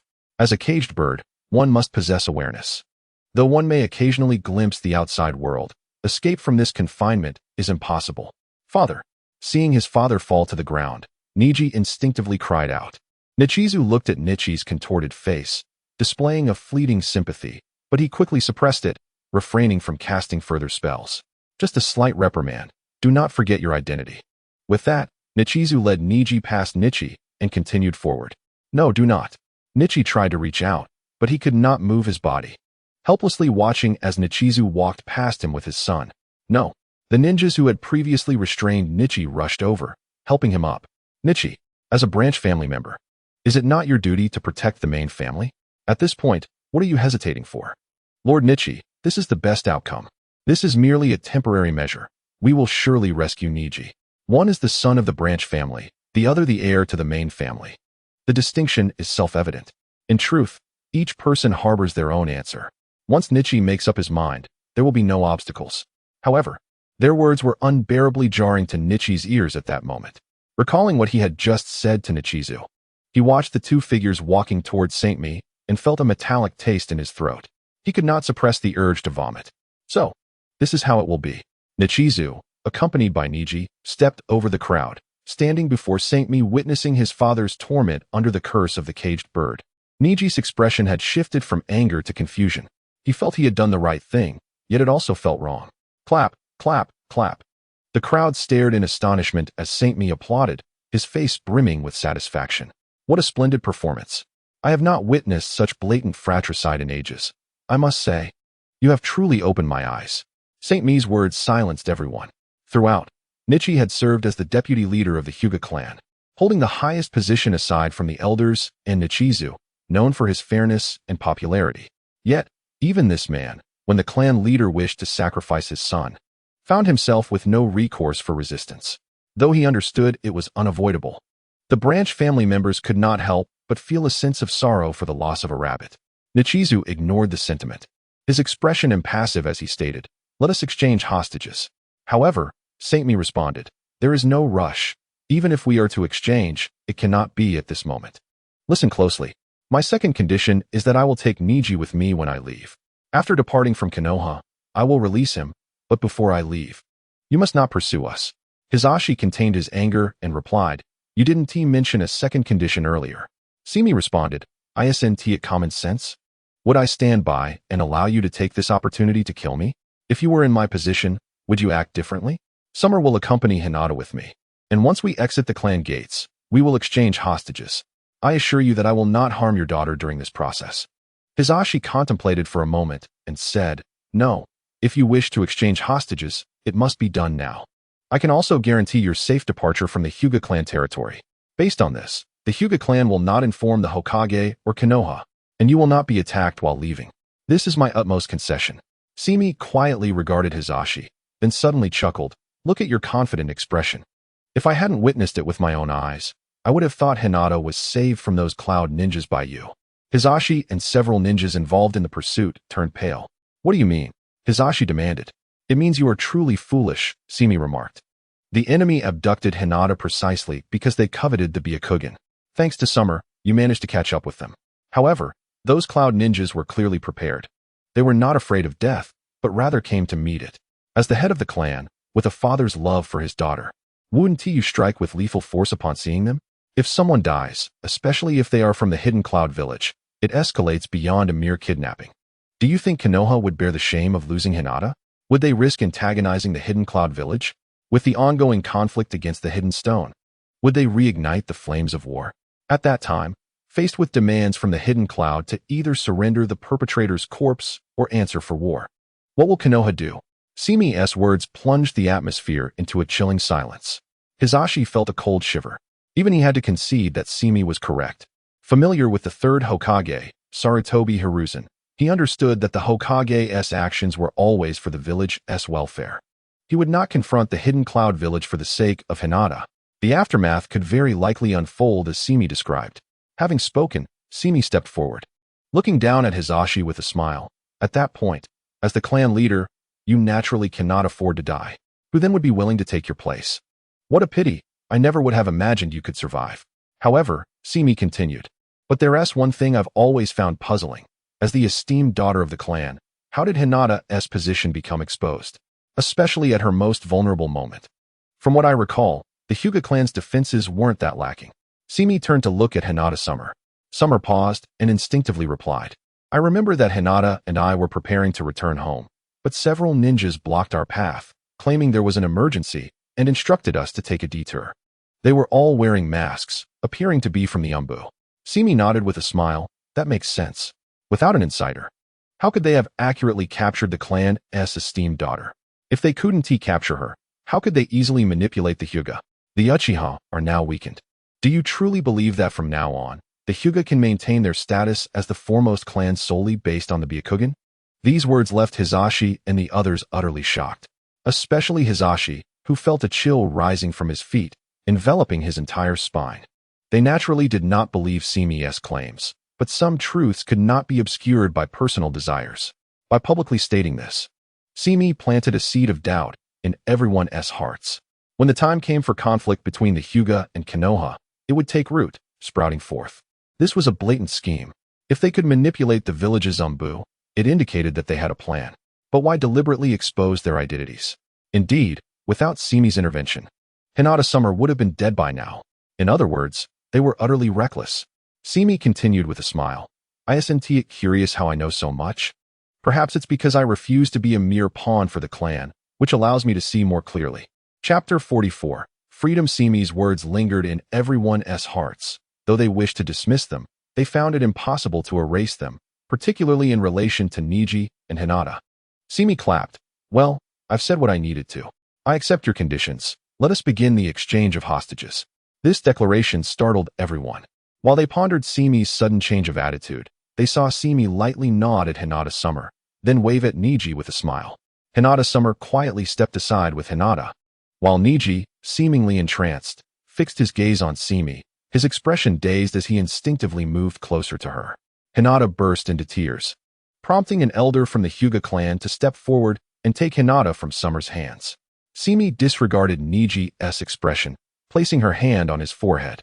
Wait, what are you doing? The surrounding Hyuga ninjas, who had just relaxed, felt their hearts race again at Simi's actions. They moved forward instinctively, but halted at the last moment. Simi did not harm Niji. She merely brushed her hand across his forehead before withdrawing it. I admire those with courage. For your age, you are already sufficient. The sudden tenderness contrasted sharply with Niji's expectations. He had prepared for self-sacrifice, yet for some reason, the anger he had nurtured dissipated upon seeing Simi's crimson gaze. He now understood Hinata's feelings. Being near Simi inexplicably brought him comfort. Entirely different from any clan member he had encountered before. Simi smiled at Niji, extending a finger and gently twirling it, signaling him to turn around. Feeling something unusual on his forehead, Niji gently unwrapped the bandage around his head and touched it with his hand. A collective gasp echoed through the hall. In Niji's view, nearly everyone stood in astonishment, shock evident on their faces. Even his father, Hisashi, displayed an expression of mixed disbelief and elation. What is happening? Why is everyone so surprised? Just as he was puzzled, Niji noticed the air before him crystallizing into a mirror made of ice. Through the mirror, he clearly saw his current appearance. His forehead was now bare, smooth and unblemished. The caged bird seal that had once marked him had vanished. In the next moment, the ice shattered. And Simi casually dispelled the ice jutsu. Niji instinctively reached out, trying to grasp the fleeting impression, but he could hold on to nothing. Simi stepped forward, and suddenly, an overwhelming presence erupted from her, as if her chakra had materialized into a tangible force, sending an invisible wave that pushed everyone back. Expressions of terror filled the faces of those present. This oppressive aura. Simi was not lying. She could easily eliminate them, but it would simply be too troublesome. Simi unabashedly laughed. From now on, any Hyuga who approaches me through their own strength will receive my assistance in removing the caged bird seal. You will no longer be confined. If you desire freedom, I can help you break free from this prison, but the precondition is that you must reach my side. I await you in the blood mist. These words reverberated through the ears of everyone present like a tumultuous storm. Hizashi, came the elder's shouts from the side. Still in shock, Hizashi Hyuga quickly realized the urgency of the situation. We cannot allow Seiya to continue. Kill him. Hizashi bellowed at the nearby Hyuga ninjas.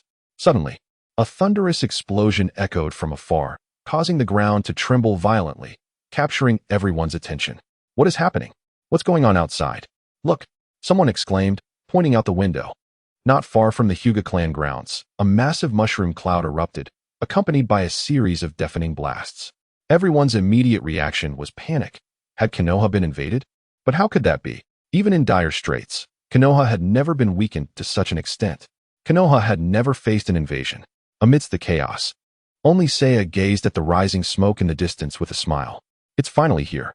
He had sown the seeds of destruction, and soon they would flourish, eroding the roots of Konoha's towering tree. However, the time to reap was not yet ripe. At least, the Hyuga, still sheltered under Konoha's protection, were not ready. Patience was required. He must wait for the seeds to bear fruit. With a swift motion, Seiya struck the roof of the main house, creating a gaping hole. Don't even think about escaping, Hizashi shouted, positioning himself in front of Seiya. As the head of the main family, enjoying various secret techniques and training resources, Hizashi was undoubtedly one of the strongest among the Hyuga. He stood resolutely in defense. Without so much as a glance at him, Seiya unleashed a punch. Hizashi roared, extending his hand, 8 trigrams, 128 palms. Bang! The collision occurred, and without any visible effort from Hizashi, he was sent flying. His figure soared past the crowd, crashing into the wall and creating a large hole, disappearing from view. Moonlight streamed through the hole, illuminating the smile on Seiya's face. Oh, before I leave, let me gift you one last token. I truly look forward to seeing who among you will come to find me. With that, Seiya formed a single-handed seal, his eyes blazing with a fierce pressure that made it impossible for anyone to meet his gaze. He cast a dispelling technique, then swiftly leaped into the air, vanishing in an instant, his speed leaving the gathered crowd unable to react. Screams, shouts, and cries melded into chaos. In the midst of this sudden upheaval, most were still trying to comprehend what had transpired. Lord Hizashi, are you all right? Moments later, someone rushed out the door, hurrying towards the injured Hizashi. Yet more remained, including several elders, rooted in place. Their expressions a mixture of horror and disbelief as they looked at the few clan members encircled. All of them were jonin. Also among those who had participated in Seiya's pursuit 2 years prior. A demon indeed, a true demon, one elder trembled. Some were shaking, others gripped by fear, while many felt lost and helpless, grappling with the transformation of the few before them and the future of the entire Hyuga clan. Amidst the turmoil, Hayashi stood with a stern countenance and slowly rose, the ninjas who had encircled him retreating in terror. He hesitated for a moment, reaching up to touch his forehead. The familiar sensation was gone, replaced by the smoothness of bare skin, as if reborn. Hayashi mimicked Seiya's gesture, beckoning Niji. Young Niji, glancing around in uncertainty, ultimately chose to approach his father. Niji. Hayashi crouched down, embracing Niji tightly, as if holding onto a treasured possession. Tears flowed freely down his face. We are free. Chapter 45. The incident just 1 minute before Seiya departed from the Hyuga clan grounds, an ear-piercing alarm blared, and blinding red lights flashed violently within the enclosed space. In the laboratory, Orochimaru had just turned when the heavy metal door exploded with a resounding crash. Amidst the smoke and dust, a figure emerged at the entrance. It was the third Hokage, Hiruzen Sarutobi, accompanied by dozens of Anbu ninjas. Upon witnessing the scene inside the laboratory, his pupils dilated in shock. Orochimaru, Hiruzen shouted, I can't believe you are truly conducting such experiments. Orochimaru paused momentarily, then resumed his habitual smile. Hiruzen-sensei, I didn't expect you to find me here. Hiruzen's clenched fist bulged with tension as he stepped forward. So all those ninjas who mysteriously disappeared over the years were due to you? You have betrayed Konoha and harmed the innocent. What is your intention? His gaze bore into Orochimaru, filled with unmasked sorrow and fury. Orochimaru sneered, a glint of madness in his eyes. What is my intention? Merely the pursuit of truth. You complacent ones will never understand. He waved dismissively, his tone cold. There is no point in talking, since you have already discovered this. Before he could finish, Orochimaru slammed his hand onto a mechanism beside the experiment table, channeling chakra into it. The ground trembled violently. In an instant, a series of earth-shattering explosions erupted from the distance. The deafening booms echoed continuously, shaking the ground and rattling the test tubes on the walls. Hiruzen's pupils constricted, and his face turned ashen as he turned away. Those explosions were precisely in the direction where he had previously dispatched Anbu to investigate suspicious locations. Earlier, he had received intelligence that Orochimaru still maintained multiple secret laboratories within the village, conducting forbidden human experiments. Thus, Hiruzen had come personally. Even before breaching the door, Hiruzen was uncertain of what he hoped to witness. Yet the horrifying truth lay bare before him. What have you done? Hiruzen roared, Orochimaru. Do you not care for your comrades in the village? Orochimaru licked his lips, a hint of regret flashing in his eyes. Such a pity about the experimental data left behind. He bit his fingers sharply, letting blood drip, and pressed his hands to the ground. Summoning technique. Hiruzen's gaze sharpened, and he commanded the Anbu behind him, retreat. With a thunderous roar, a gigantic serpent burst forth from the ground beneath Orochimaru, its immense size shattering the laboratory's ceiling. Kill them, Orochimaru commanded from atop the serpent's head. The serpent roared, its tail sweeping through the air, creating violent gusts as it charged at the Anbu ninjas. The Anbu scattered quickly, throwing kunai and shuriken, but they were deflected harmlessly off the serpent's scales. One Anbu ninja attempted to perform a technique, but before the jutsu could take form, the serpent's tail struck him, sending him flying and spitting blood. Hiruzen's eyes narrowed in fury, and he quickly formed a hand seal. Shouting, summoning technique. A cloud of white smoke dissipated, revealing a robust, white-haired monkey spirit. Sarutobi. The monkey spirit immediately spotted the colossal serpent across from it, and exclaimed in surprise, Orochimaru. Hiruzen managed a wry smile. I failed in my duties once again. I must trouble you. Transform into the Rui Jingu Bang. Here it comes. The monkey spirit roared, transforming into the Rui Jingu Bang that landed in Hiruzen's hands. Gripping the staff tightly, Hiruzen thrust it forward, extending it with a powerful gust, charging straight for Orochimaru. Orochimaru, awaken to your senses. As Hokage, I will not allow this. Orochimaru sneered, slipping a straight sword from his sleeve. With a twist of his body, he deflected the incoming staff and moved to confront Hiruzen directly. You have fallen behind. Hiruzen-sensei. The two figures clashed fiercely, engaged in close combat. The glimmer of swords and the shadow of the staff intertwined. Sparks flying from the metallic clashes as the staff struck with thunderous force, shattering the ground and forcing Orochimaru to evade. Orochimaru wielded the Kusanagi, sword like a venomous serpent striking, aiming for Sarutobi Hiruzen's chest, only to be met with the resounding clash of his staff. You have forsaken the will of Konoha. Sarutobi roared, you shall pay for this. The fervor in Orochimaru's eyes intensified as he retorted sharply, the will of Konoha? Merely a self-deceptive shackle. In an instant, he lunged forward, the Kusanagi sword lunging towards Sarutobi's throat. Meanwhile, a fierce battle raged between the giant serpent and the Anbu ninjas nearby, with roars and explosions intertwining amidst a mist of blood. Caught off guard, the Anbu reluctantly abandoned several corpses. Yet, the Anbu, who had followed Sarutobi, were the elite of their ranks. Upon realizing they could not engage in close combat with the massive serpent summoned by Orochimaru, they swiftly activated various ninjutsu to counterattack. Fire style, Great Fireball Technique. Lightning style, Thunder Wave. Wind style. The giant serpent, unable to evade, writhed frantically, yet was overwhelmed by layer upon layer of ninjutsu, its strength depleting rapidly. Detached from Orochimaru's command, it was incapable of comprehending human thought, merely a large target. Yet, it still recognized fear.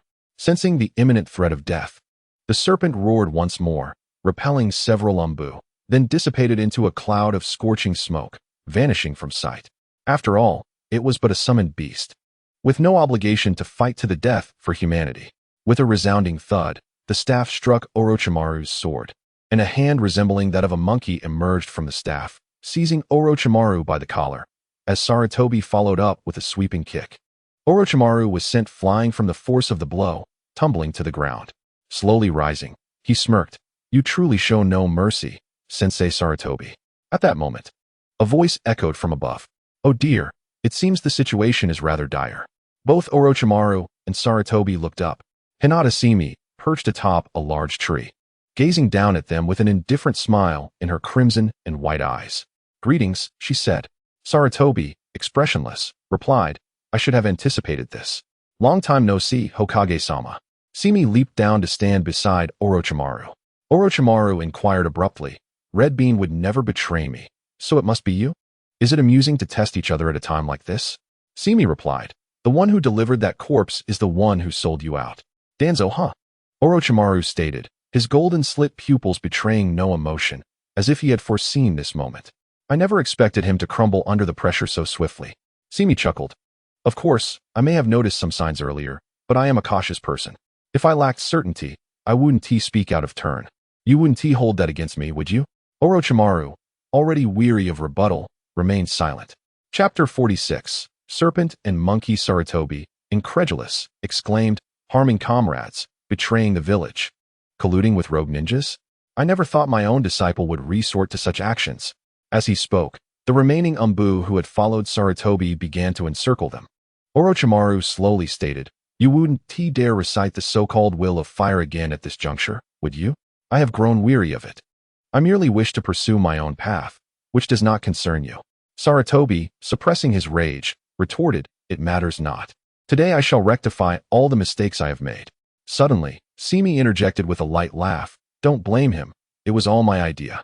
If anyone is to be blamed, let it be me." At her words, the previously tense atmosphere fell into an absurd silence. Orochimaru glanced at her. "When did I fail to notice your talent for telling cold jokes, Seiya-kun? I've always been quite optimistic." Witnessing the casual banter between Orochimaru and Seiya, Sarutobi felt a flicker of despair. "If you've returned, then die here." In a fit of rage, he became eerily calm, addressing the umbu behind him. "Leave Orochimaru to me. You are to subdue Hinata Seiya." Sarutobi planted his staff firmly, his hands moving with incredible speed to perform the seals. Wind style, great breakthrough. Almost simultaneously, Seiya mirrored his movements, her hands forming the same seals with equal swiftness. Wind style, great breakthrough. Sarutobi felt a surge of alarm. Boom. Two ferocious gusts of wind clashed violently in midair, shredding everything in their path to shards, the cacophony of twisted metal and howling winds merging into a chaotic symphony. The two whirlwinds collided head-on, the shockwaves obliterating the laboratory beneath them, reducing the surrounding forest to ruins. Orochimaru's laboratory was hidden in a secluded grove on the outskirts of Konoha, surrounded only by a few functional buildings, rendering it exceedingly discreet. "Forward!" Sarutobi bellowed as he surged ahead toward Orochimaru. Orochimaru chuckled coldly. "Let us put an end to this." With that, he unleashed his full speed, leaping into the adjacent woods. "Don't run." Sarutobi's focus narrowed solely on Orochimaru, leaving no room for distraction. The battlefield quickly divided, with Orochimaru and Sarutobi locked in combat. Shadow Snake Hands. Dozens of venomous serpents erupted from Orochimaru's sleeves, their fangs bared as they lunged at Sarutobi, venom dripping onto the ground, hissing as it produced wisps of smoke. Wind style, Cyclone. A fierce whirlwind erupted from Sarutobi's palm, slicing through the air and redirecting the attacking serpents off course. With a flourish, the staff in Sarutobi's hand spun rapidly, creating a torrent of wind. He leaped towards Orochimaru, the staff creating an impenetrable barrier, smashing through the serpents in its path, scattering flesh and blood. Orochimaru swiftly retreated, retrieving a tiny scroll from his pouch, releasing a massive shuriken that soared towards Sarutobi. Shuriken Shadow Clone Technique. The shuriken rapidly multiplied in midair, transforming into a multitude of giant shuriken, whirling through the air and descending upon Sarutobi like a storm. A smirk crept across Orochimaru's lips. "This is a technique I learned from you, Sensei Sarutobi." Sarutobi's gaze sharpened, and he defiantly executed the same technique. Shuriken Shadow Clone Technique. The shuriken from both sides collided violently mid-air, sparks flying from the metallic clash, the sound deafening. Trees between them were severed by the residual force, crashing to the ground. Ultimately, Orochimaru's shuriken gained the upper hand, two of them breaking through the fray and barreling towards Sarutobi. With a cold huff, Sarutobi deflected the shuriken with his staff, sending them flying. However, at that moment, Orochimaru grinned ominously. "You're getting old." Before his words faded, he transformed into a puff of white smoke. Simultaneously, one of the shuriken hurtling towards Sarutobi morphed into the shape of Orochimaru. Suspended in midair, Orochimaru spread his arms wide as two long snakes slithered from his sleeves, their scales shimmering ominously, swiftly coiling around Sarutobi. The serpents, like iron chains, ensnared him tightly, one of them baring its fangs and viciously biting into his neck. As if finally realizing the situation, Sarutobi gasped, "What?" In the next moment, the bitten Sarutobi transformed into white smoke. Orochimaru, unfazed, chuckled, "A shadow clone, I see." He swiftly turned to the side, noticing two Sarutobi standing side by side not far away, both simultaneously forming seals. The left Sarutobi shouted, "Earth style, Earth Dragon Bullet." The ground erupted as a colossal earthen dragon roared forth, rocks tumbling in its wake, exuding immense power. The right Sarutobi followed suit, declaring, "Fire style, Great Flame Technique." A torrent of searing flames erupted from his mouth, merging with the Earth Dragon to form a blazing inferno. Two ninjutsu converged into one. Earth Dragon Flame Flow. The fiery Earth Dragon roared as it surged towards Orochimaru, flames and rocks intertwining, with waves of heat scorching the ground to a charred black, distorting the air and evoking a sense of hellish descent. Orochimaru's pupils constricted, and he immediately slammed his hands to the ground, conjuring a technique. Summoning Technique, Triple Rashomon. Before Orochimaru, three colossal gates with grotesque faces rose from the earth, emanating a chilling aura. The fire dragon collided with the first Rashomon, the explosion resounding like thunder, shattering the first gate to pieces, while the second gate cracked, and the third gate swayed precariously but ultimately halted the terrifying attack. Smoke and dust enveloped the battlefield, leaving only rubble and charred remnants. Orochimaru stood behind the third Rashomon, his robe billowing in the fierce wind, his eyes ablaze with fervor. Sarutobi Hiruzen stood opposite him, staff in hand, breathing slightly heavy. Orochimaru licked his lips, "Truly worthy of being my sensei, Sarutobi. But is it really all right for you to be so focused on me?" Startled, Sarutobi turned his gaze to the other side of the battlefield, where a chilling sight awaited him. Chapter 47. Long time no see. Sarutobi Hiruzen had been taken by Orochimaru, leaving Hashimi to face the remaining dozen or so Umbu ninjas alone. At the moment Sarutobi issued his command, the Umbu ninjas unleashed their full firepower. Various ninjutsu poured forth like a torrential downpour, weaving a net towards Hashimi. Unfazed by the onslaught, Hashimi formed several hand seals, positioning his hands in front of him. Ice Release, Ice Rock Dome. The ground suddenly froze.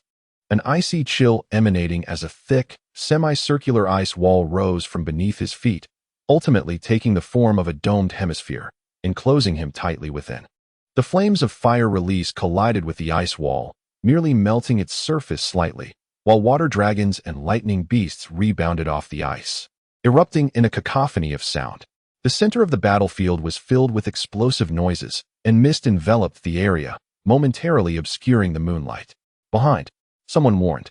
The Umbu ninjas' pupils dilated as they suddenly realized that the mist behind them was rapidly condensing, transforming into a second, thicker ice wall that rose from the ground. The ice wall closed overhead, ultimately forming a massive hemispherical cage, trapping everyone inside as if they were ensnared in an icy prison. The Umbu ninjas gazed in astonishment at this scene. Hashimi had seemingly conjured a sealed space. Boiling Release, Explosive Mist Technique. Just then, the ice wall before Hashimi shattered with a thunderous crash, and thick acidic mist erupted from his mouth, instantly filling the interior of the ice sphere. The acid mist roiled, corroding the ice walls, emitting a hissing sound. This was one of the bloodline limits Hashimi had attained over the past 2 years. The situation in the Mist Village was tumultuous, with various interests intertwined. Each time, such arduous tasks were entrusted to Hashimi. Each time, the opposition met its demise. Upon contact with the acid mist, the Umbu ninja's skin burned and rotted, pain coursing through them, an unbearable itch following. One Umbu cried out, "Madman, do you wish to perish with us?" The ice wall could not withstand the acid mist, which was also dissolving it, but before that, those inside were doomed. "Even if the acid mist harms me, as long as I resolve you before it does, I shall be fine." Hashimi darted forward like a specter, closing the distance instantly. Dance of the corpse bone pulse. His right shoulder bone erupted forth, and he seized the entire arm bone, wielding it as a pale white bone sword. In a flash, 2 Umbu were pierced through the chest, blood gushing forth as their bodies crumpled to the ground. The bone sword twirled in Hashimi's grasp, tracing a lethal arc, exuding a deadly elegance. "Don't get too arrogant." One ninja seized the opportunity, stealthily approaching Hashimi from behind, thrusting a kunai towards his heart. Hashimi sidestepped, activating steel release, his skin gleaming with metallic luster. In the astonished gazes of the others, the kunai shattered into fragments upon impact. Hashimi countered with a swift jab, chakra precisely coursing through his veins, causing the Umbu's throat to constrict as he collapsed to the ground. Another Umbu swung a long blade at him, but Hashimi did not raise his head, striking out with his hand. Dance of the corpse bone willow. Bones erupted from within him, transforming into sharp bone blades. Before the blade even touched, the Umbu's chest was instantaneously pierced, blood mist swirling in the air. With the bone blades retracted, Hashimi did not pause. Continuing towards his next target, a sharp earthen spear coalesced in the moment Hashimi dispatched the 2, thrusting forth. Hashimi did not flinch, with a powerful thrust of his palm. 8 trigrams air palm. Boom. The earth spear and the ninja who executed the technique were sent flying, crashing heavily into the ice wall behind them. Hashimi's figure flickered again. Like a wolf among sheep, his movements swift and ruthless, leaving no one able to impede him. The Umbu ninjas fell into utter chaos. Hashimi's speed was astounding, excelling in close-quarters combat, and they simply could not keep pace with his movements. Before the Sharingan, no one dared to underestimate Hashimi and attempt to use Genjutsu against him. With Byakugan in play, tactics such as surprise attacks and substitution techniques were equally ineffective against Hashimi. His 360-degree field of vision ensured he always had a grasp on their positions. The Umbu ninjas fell as if struck by the hands of time, almost dropping like flies. As long as Hashimi closed the distance, relying on steel release and the corpse bone pulse, they would meet their end within 3 moves. The acid mist continued to spread, the ice wall gradually melting, but the Umbu ninjas' despair had fully set in beneath their masks. Within the ice rock dome created by Hashimi, despairing cries echoed, followed by an eerie silence. As the ice wall melted, Hashimi emerged alone. Not far away, Orochimaru and Sarutobi Hiruzen were still locked in fierce combat. Sarutobi had been wounded by the grass-cutting sword in Orochimaru's hand, blood seeping through and staining his armor, his eyes betraying a loss of previous confidence. Orochimaru was not faring much better. His robe was tattered, and while he bore no visible injuries, he was panting more heavily than Sarutobi, clearly having exhausted much chakra on substitution techniques. Upon seeing Hashimi emerge, Sarutobi leaped cautiously to the side. The golden hoop staff transformed back into the Monkey King, standing guard beside him. "Sarutobi, it has been a long time since you appeared so disheveled," the Monkey King remarked. Sarutobi merely gasped loudly, gazing at Orochimaru in silence. He painfully closed his eyes, memories of past experiences with Orochimaru flickering through his mind, ultimately morphing into a bitter smile. Alas, one cannot escape the consequences of one's own actions. But what will happen to Konoha after I am gone? It seems Danzo will no longer have anyone to suppress him. "It's time, Monkey King," Sarutobi shouted, his aura surging as he opened his eyes, now devoid of any hesitation. Sensing Sarutobi's resolve, the Monkey King sighed and transformed back into the golden hoop staff. Hashimi cast a glance, noticing Orochimaru's visibly depleted chakra. "Do you need assistance?" Orochimaru advanced a step, his gaze fixed intently on his teacher, sneering, "No, his life is mine. I shall personally end this Konoha." At that moment, a swift rushing sound echoed from afar. ZZT. The first to arrive was a brilliant flash of blue lightning. Following was a cacophony reminiscent of 1,000 birds in unison. Hashimi and Orochimaru leaped back simultaneously. Boom. A figure launched forth, the violent lightning exploding and creating a massive hole where they had stood. Kakashi landed first, the Chidori crackling in his hand. He had raised his forehead protector, his left eye's Sharingan rotating slightly as he coldly regarded Hashimi, turning to Sarutobi Hiruzen without looking back, saying, "Hokage-sama, support is on the way." We arrived first as we were closest. Behind Kakashi stood 3 more figures, 2 men and a woman. Hashimi scanned the familiar faces, a smile breaking forth. Watermelon Head, clad in a striking green bodysuit, is remarkably easy to identify. Might Guy, the son of Might Due who once rendered the 7 ninja swordsmen of the mist into a mere trifling, is equally adept in taijutsu. Next to him stands a cold, yet beautiful kunoichi. Beside her is a young ninja bearing an uncanny resemblance to Sarutobi Hizashi, already sporting a scruffy beard at such a tender age. Among them are Yuhi Kurenai and Sarutobi Asuma, all of whom are destined to become elite J-nin of Konoha. Kakashi remarks, "It has been quite a while since we last met, Hyuga Seiya." Seiya casually nods. Indeed, it has been a long time. Chapter 48, Bon Sarutobi Hizashi growls. "Step back. You are no match for them." Sarutobi Asuma, wielding 2 chakra blades, spins them defiantly before Hizashi, grinning, "You truly are in a dire state, old man." Hizashi glares at him. As a ninja, one must obey orders. Asuma stands firm. "What a bore. I refuse to follow orders that abandon comrades." Hizashi is about to retort when Might Guy beams brightly, stepping in front of Hizashi. "I believe Asuma is correct, Lord Hokage. As the leader of a village, this is not a battle for you. Allow us to handle it." Hizashi, irate, counters, "The most crucial element for the village is not the Hokage. But at least for now, you must not perish." Asuma steps forward. The night wind howls through the center of the battlefield, carrying a dense aura of murderous intent. A small beauty mark graces the corner of Seiya's right eye. With black, curly hair and crimson irises, she possesses a tall and slender figure, enveloped in a tightly woven bodysuit. Yuhi Kurenai gazes at Seiya, a fleeting expression of loss flickering in her eyes. For 2 years, she has yearned for him. The memory of that cold yet gentle figure etched in her heart. Yet now, faced with their opposing positions, too many words remain trapped in her throat. Biting her lip, her fingertips tremble slightly as she suppresses her inner turmoil, whispering, "Seiya." In her eyes, a mix of unrealistic confusion and excitement flares, the reasons for which elude even her own understanding. Kakashi coldly observes Seiya, murmuring, "Do not lose focus, Kurenai. He is no longer the person he once was." Kurenai takes a deep breath, nodding slowly, her gaze regaining its resolve as she lifts her head to declare, "No matter your past thoughts, this time upon your return, I will not allow you to leave. I will ensure you return to Konoha." Orochimaru, overhearing, licks his lips with a sharp laugh. "I did not expect you, Seiya, to have such strong ties in Konoha." He casts a sidelong glance at Seiya. "What a heartless choice. You actually left your little girlfriend behind 2 years ago." Seiya shoots a glare at Orochimaru. "I was unaware you had such an interest in love."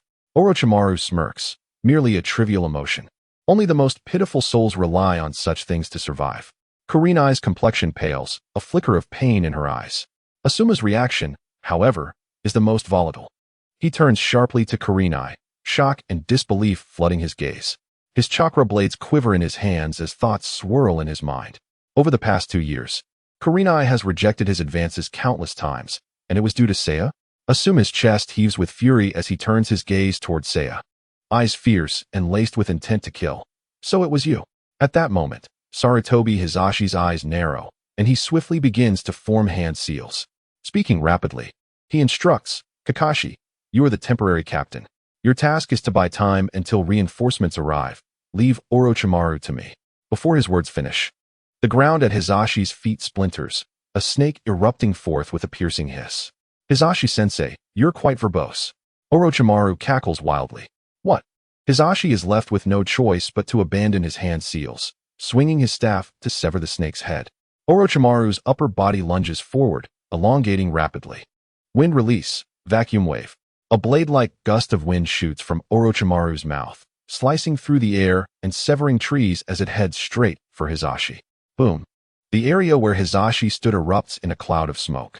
"Old man," Asuma shouts, dodging alongside Kakashi and Kurenai. You should worry about yourself, Sarutobi brat. Orochimaru leaps forward, swiftly closing the distance. Asuma grits his teeth, chakra blades crossed defensively, a faint blue chakra emanating from the edges as he retaliates. Don't underestimate me. The blade sweeps, yet it fails to connect. Asuma watches in astonishment as a python snakes out of Orochimaru's sleeve, deftly evading the chakra blades and lunging for him. Not a chance. A figure bursts from the smoke. Hisashi arrives just in time, seizing the snake summoned by Orochimaru and yanking it forward. Leaf body technique, shadow dance.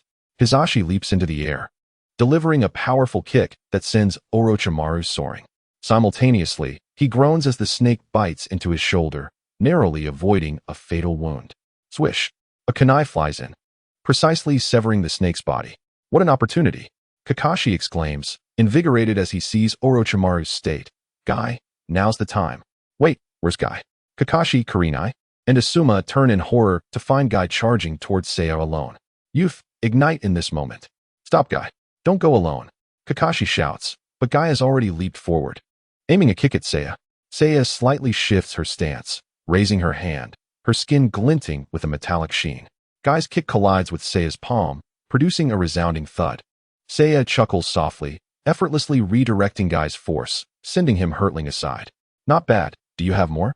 Guy, midair, adjusts his posture and rebounds off a tree trunk. Leaf gale. His legs spin like a windmill, stirring up a tempest of air. Seiya mirrors Guy's movements, countering with an identical kick, enhanced by her steel release. Upon contact, Guy's expression shifts instantly. Before he can change his technique, an overwhelming force surges through him. Crack! The sound of breaking bones echoes as Guy is sent flying, crashing through a charred tree, dust swirling until silence ensues. Chapter 49. Susanoo Asuma instinctively positions himself in front of Kurenai, beads of sweat forming on his forehead. A chill courses through him as he grits his teeth and shouts, Kurenai, step back. This is not a battle for you. Before he can finish, Seiya vanishes and reappears before Asuma. Is that all you've got? Asuma's pupils dilate as he instinctively draws both blades, his chakra surging once more. Yet his movements seem slowed before Seiya's Sharingan. Seiya effortlessly dodges, casually extending her palm. Asuma feels his right hand empty, his chakra blade snatched away, and he watches helplessly as Seiya flicks her wrist. In a state of sheer panic, Asuma can only react instinctively to evade, blood spraying forth as both arms are severed. Pain surges through him as he is thrown back, crashing into a tree, unconscious. Seiya turns her gaze toward Yuhi Kurenai, who, transfixed by Seiya's eyes, grips her kunai tightly. Yet her body remains paralyzed, unable to strike. In that fleeting moment, the voices of others faded into oblivion for Hong. As if the entire world had narrowed down to the presence of the man before her. She beheld Saint Mi's gentle smile. Reminiscent of memories long past, it has been a while. It was in the heat of battle that Saint Mi had once saved her in this very manner. He had asked her to keep her strength a secret, a promise she had willingly upheld.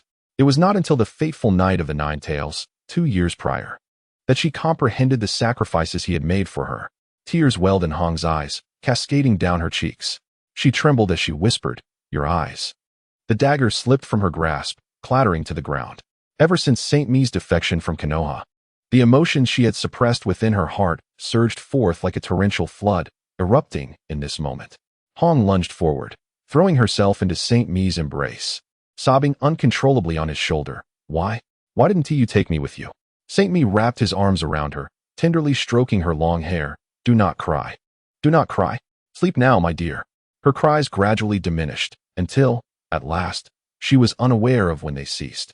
With a soft sigh, Hong's body slumped, surrendering to unconsciousness, a faint smile gracing her lips. In the distance, Kakashi witnessed the scene, his eyes widening in shock. From his vantage point, he saw it clearly. After dispatching Asuma, Saint Mi merely cast a fleeting glance at Hong, without so much as a touch. Yet, with that single glance, the renowned Jinjutsu expert, Yuhi Hong, fell without resistance. Kakashi murmured to himself, the power of Jinjutsu has reached such heights. Cold sweat trickled down his face, for Saint Mi exuded an unprecedented pressure. More intense than 2 years ago, his Sharingan swept across Saint Mi, yet he found no vulnerabilities. This composure sent chills down his spine. He had grown stronger. Faced with such an opponent, How could one possibly prevail? Kakashi, stop dawdling. A furious shout jolted Kakashi from his reverie. Guy emerged from the rubble, his chakra bursting forth like flames, enveloping him in radiant light. The 8th gate, 5th gate, due gate, open. Guy's muscles swelled, veins bulging as he bore the pain in his legs, his eyes blazing with fervent battle spirit. Kakashi, this is an unprecedented foe. I will hold nothing back. Behold, this technique was meant for you. Guy's figure transformed into a blur, dashing towards Saint Mi, leaving a trail of dust in his wake. Kakashi scowled, muttering, that fool. Without hesitation, he formed hand seals, lightning converging in his palms, the shrill cry of Chidori piercing the night as he charged alongside Guy towards Saint Mi. Saint Mi remained still, an unyielding figure. Just as their attacks were about to connect, an unexpected layer of pure black skeletal structure erupted from within Saint Mi, enveloping him entirely. Chidori and Guy's taijutsu collided with the black skeleton, yet it stood firm, refusing to yield an inch. As they felt the pressure emanating from the skeletal frame, Kakashi and Guy's pupils constricted, shock evident upon their faces. Simultaneously, Kakashi noticed that the Sharingan in Saint Mi's left eye had transformed into an unfamiliar shape. A rounded triangle lay at its center, each edge adorned with 3 circular black dots. It was neither a tomo nor any variation of Sharingan Kakashi recognized. What on earth is this? Saint Mi crossed his arms, stating nonchalantly, Susanoo. As his words fell, the black skeletal structure expanded suddenly, chakra gushing forth like a torrent, swiftly coalescing into the upper half of a colossal giant. The skeleton grew increasingly complete, flesh wrapping around it, shrouding Saint Mi within. The pure black figure surged in size, its contours flowing gracefully, as if cloaked in swirling black flames. Saint Mi waved his arm lightly, and the colossal hand of Susanoo sliced through the air, producing a deafening sonic boom. Before they could react, the violent shockwave hurled them away, plunging them into unconsciousness. Lord Hokage, an increasing number of Konoha ninjas sensed the commotion and rushed to the scene, encircling Orochimaru and Saint Mi. The tide had turned. Orochimaru cast a lingering glance at Sarutobi Hiruzen in the distance, then bit his fingertip, thrusting his hands downward. Summoning technique. A serpent of even greater size than before emerged, its form a deep purple with massive scales. Upon appearing, the serpent surveyed its surroundings before addressing Orochimaru. This time, the number of sacrifices must double. Breathing heavily, Orochimaru replied with a cold smirk, if you take me away, I can satisfy your demands. He then turned to Saint Mi, laughing loudly, farewell, Saint Mi, do not die too easily, huh? At Orochimaru's command, the massive purple serpent twisted its body, crushing the trees and ninjas in its path as it made its escape. The ground cracked beneath it, tearing open the chaotic battlefield. The screams of Konoha ninjas echoed, for no ordinary person could withstand such a behemoth. Orochimaru, Sarutobi Hiruzen would not let him escape, joining forces with the arriving ninjas to pursue Orochimaru. Boom! The overwhelming force surged from behind. The powerful technique unleashed by Susanoo, the 8 trigrams air palm, was unprecedented in its strength. The invisible chakra shockwave transformed into a straight line, cleaving through the forest, carving a deep trench in the ground, dust billowing, trees snapping in half. The pursuing Konoha ninjas were caught off guard, being knocked over by the force. Hyuga Saint Mi, Sarutobi Hiruzen's eyes widened in fury as he and the ninjas behind him were driven back by the shockwave. Saint Mi smiled, I cannot allow him to perish here. At this moment, Orochimaru had yet to fully develop the cursed seal. If Konoha's ninjas acted with reckless abandon, they might just overwhelm Orochimaru with sheer numbers.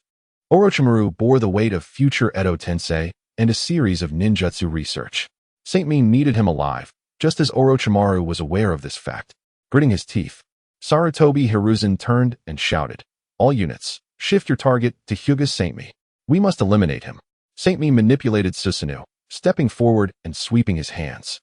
A series of palm winds descended like a mountain, immense in force, tearing the air apart with piercing sonic booms.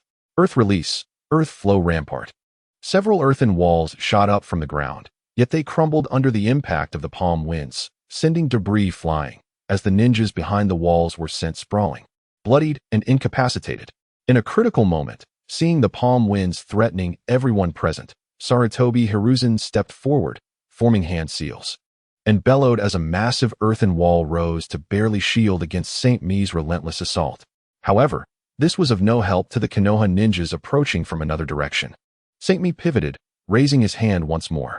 The 8 trigrams air palm unleashed a barrage of strikes, obliterating every possible formation. Susanoo descended upon the crowd like a vengeful deity, as its colossal hands swept through, trees splintering and the earth trembling uncontrollably.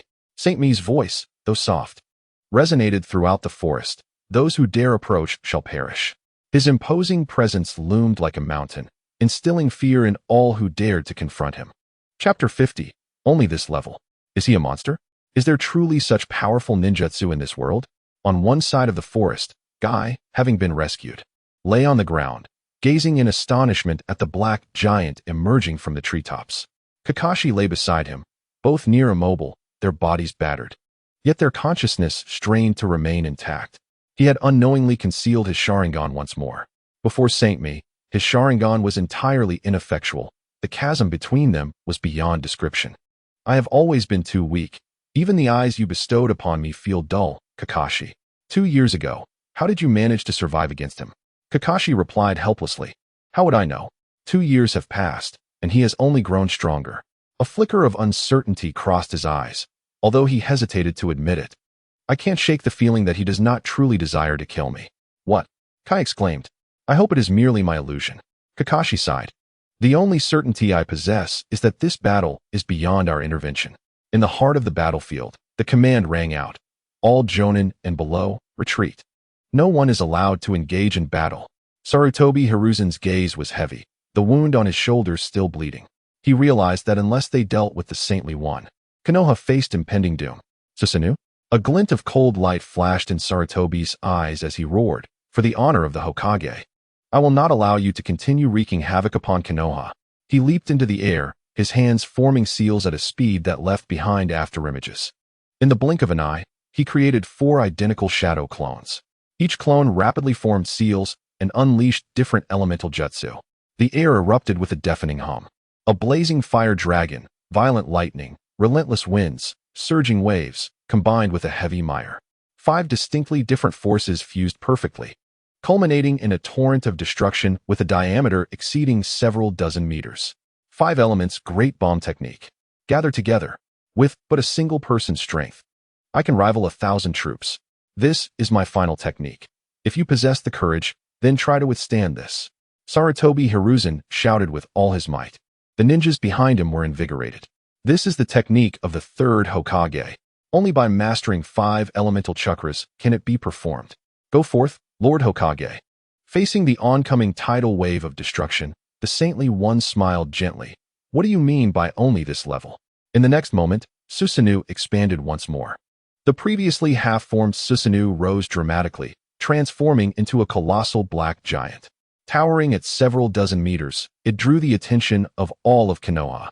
The saintly one, previously grounded, also elevated, hovering within the giant's head. Bone pulse. From within the black giant, another pure white skeleton armor coalesced, mirroring the muscle patterns on its body. Swiftly covering it entirely, smooth as jade. Steel release. The giant swung its arms, further enveloping the pure white armors in a metallic hue, resembling forged black iron. In the blink of an eye, the giant's body was adorned with pure white armor, its arms darkened, with chakra swirling around its hands like flames, resembling a deity. Sarutobi Hiruzen was taken aback, momentarily halting his breath at the sight. The saintly one commanded Susanoo, thrusting both hands forward. 8 trigrams air wall. The giant's palm wind bore down like a mountain, manifesting a solid shield that collided head-on with Sarutobi's jutsu. Boom. A violent sonic explosion shattered the surrounding trees and rooftops, fire and debris scattering in all directions.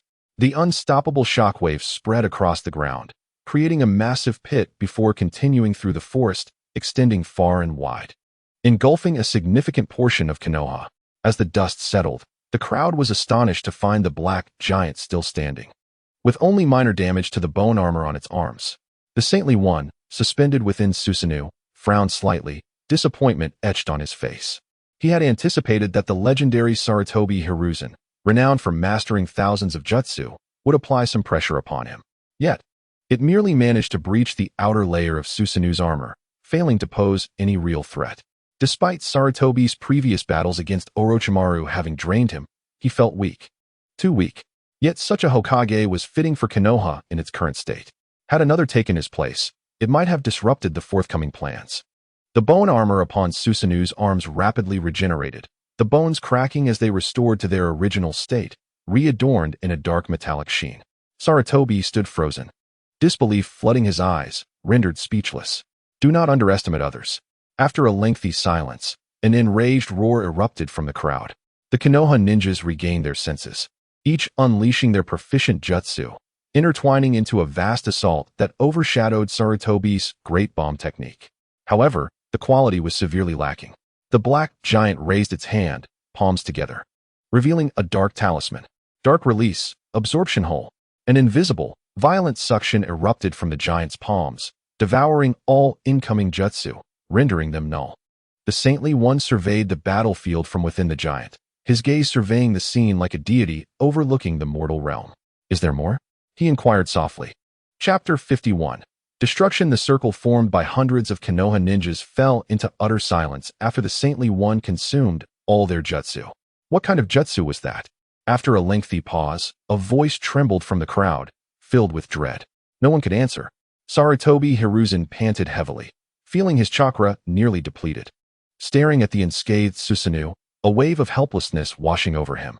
Was he truly aging? He overheard whispers from behind. Is he a demon? Turning around, he saw despair reflected in many eyes, morale plummeting. Sarutobi stepped back, issuing a command. Sound all alarms. Maximum emergency. Konoha faces a crisis more severe than the Nine-Tails attack. Civilians, evacuate immediately. A ninja behind him gasped. Has the Hokage truly reached this point? Go. Sarutobi glared fiercely at him, watching as the ninja hurried away, contemplating in silence. If it came to that, he would have to resort to that technique. Before he could finish his thought, he saw the black giant raising its arm toward him. Instinctively sensing danger, Sarutobi shouted, "Everyone, get back." The saintly one chuckled. I return it all to you. Dark release, evil self-destruction technique. The countless absorbed energies coalesced within the giant's palm, transforming into a blue flame-like chakra, fierce and terrifying. In the next moment, a brilliant light erupted. The earth surged with a blue radiance, collapsing amidst cries of woe. Only then did the earth-shattering explosion follow. Boom. The shockwave extended in a straight line, flattening everything within hundreds of meters. The outskirts of Konoha were brutally carved into a massive chasm, the barrier wall shattered. From above, it appeared as though someone had taken a knife to a three-dimensional map, whimsically destroying everything in its path. The explosion spread, culminating in a blinding white light that surged outward, only calming after extending hundreds of meters to a river. There's still some left, let us not waste it. The saintly one maneuvered Susanoo, aiming at the distant Hokage rock, sculpted with the Hokage's likeness. The blue flames streaked through the air, crashing against Hokage rock, the sound reverberating.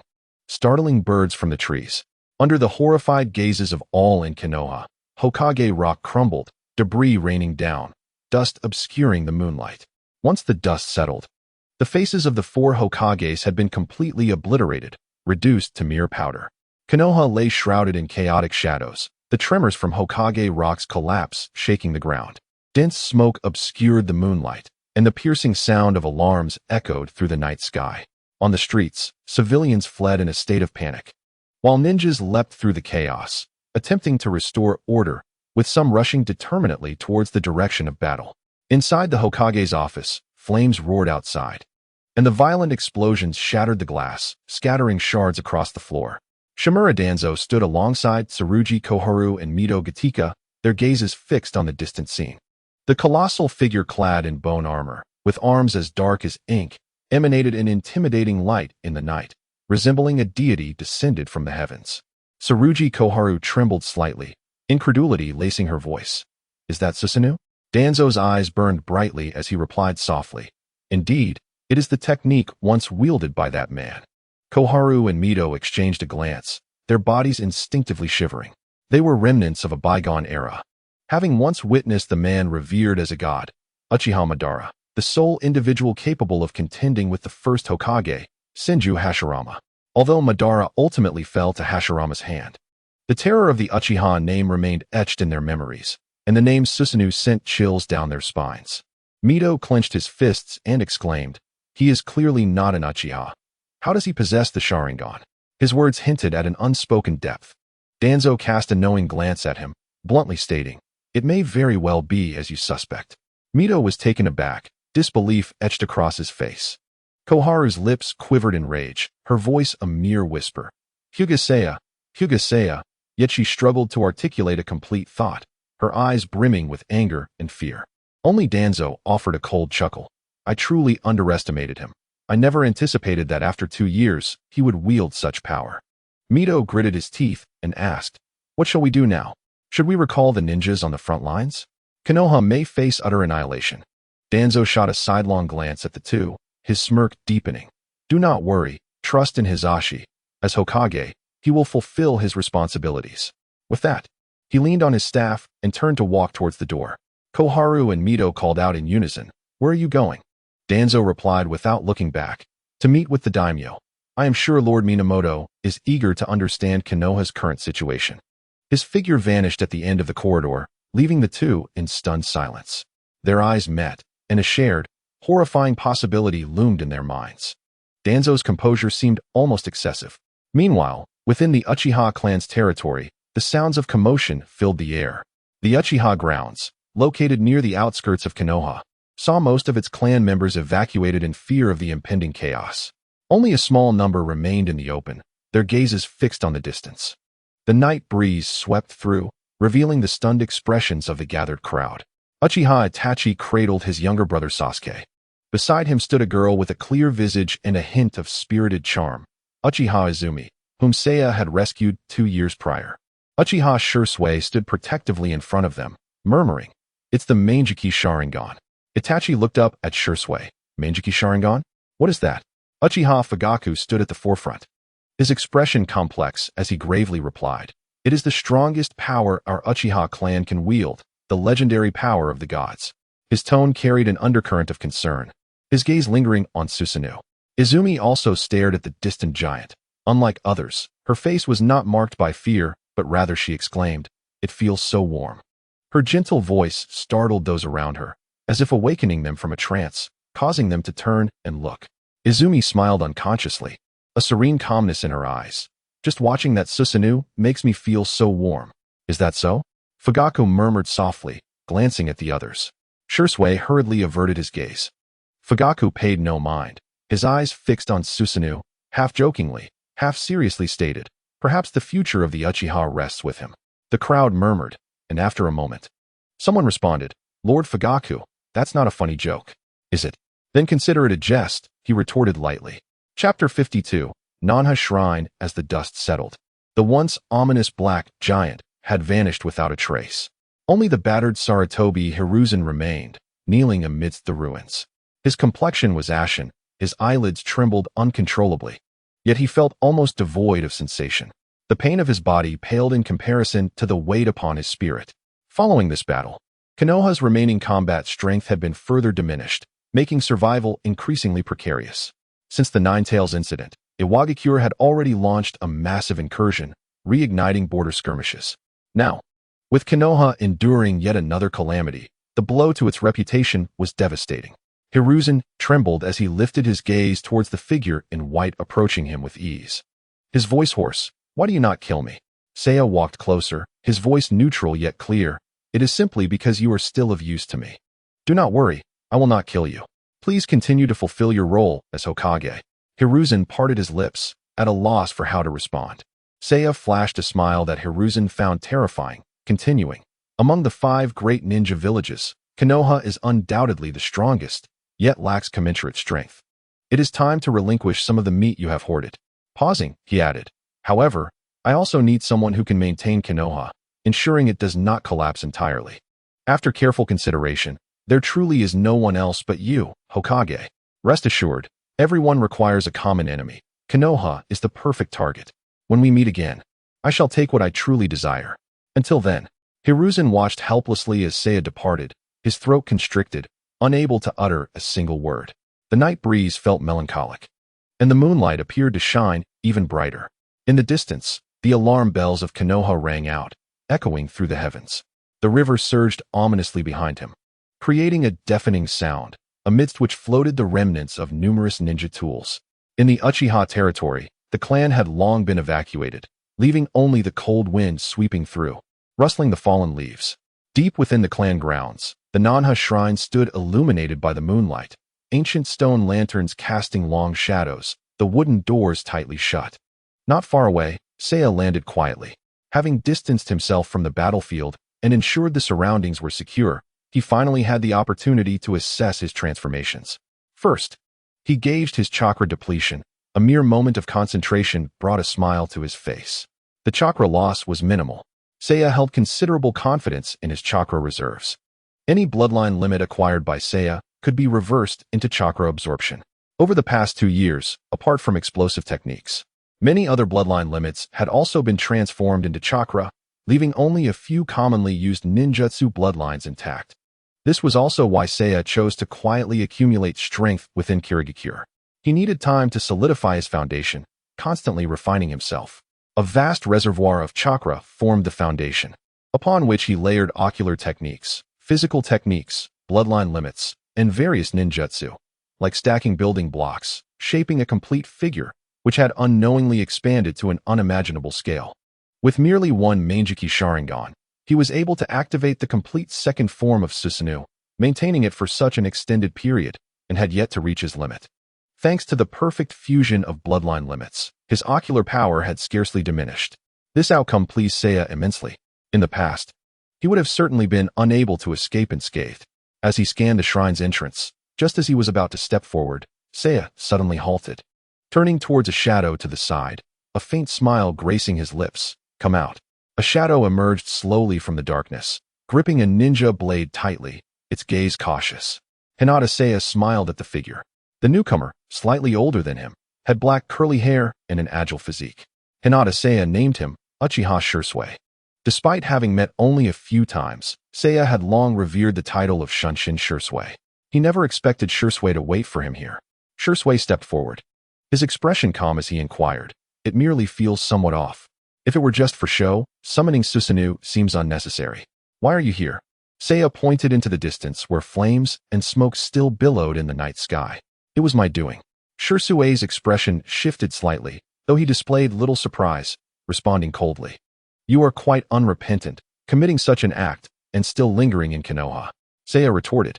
"It is rumored that a stone tablet lies hidden in the basement of the Nanha shrine belonging to the Uchiha clan, which records the secrets of the Sharingan.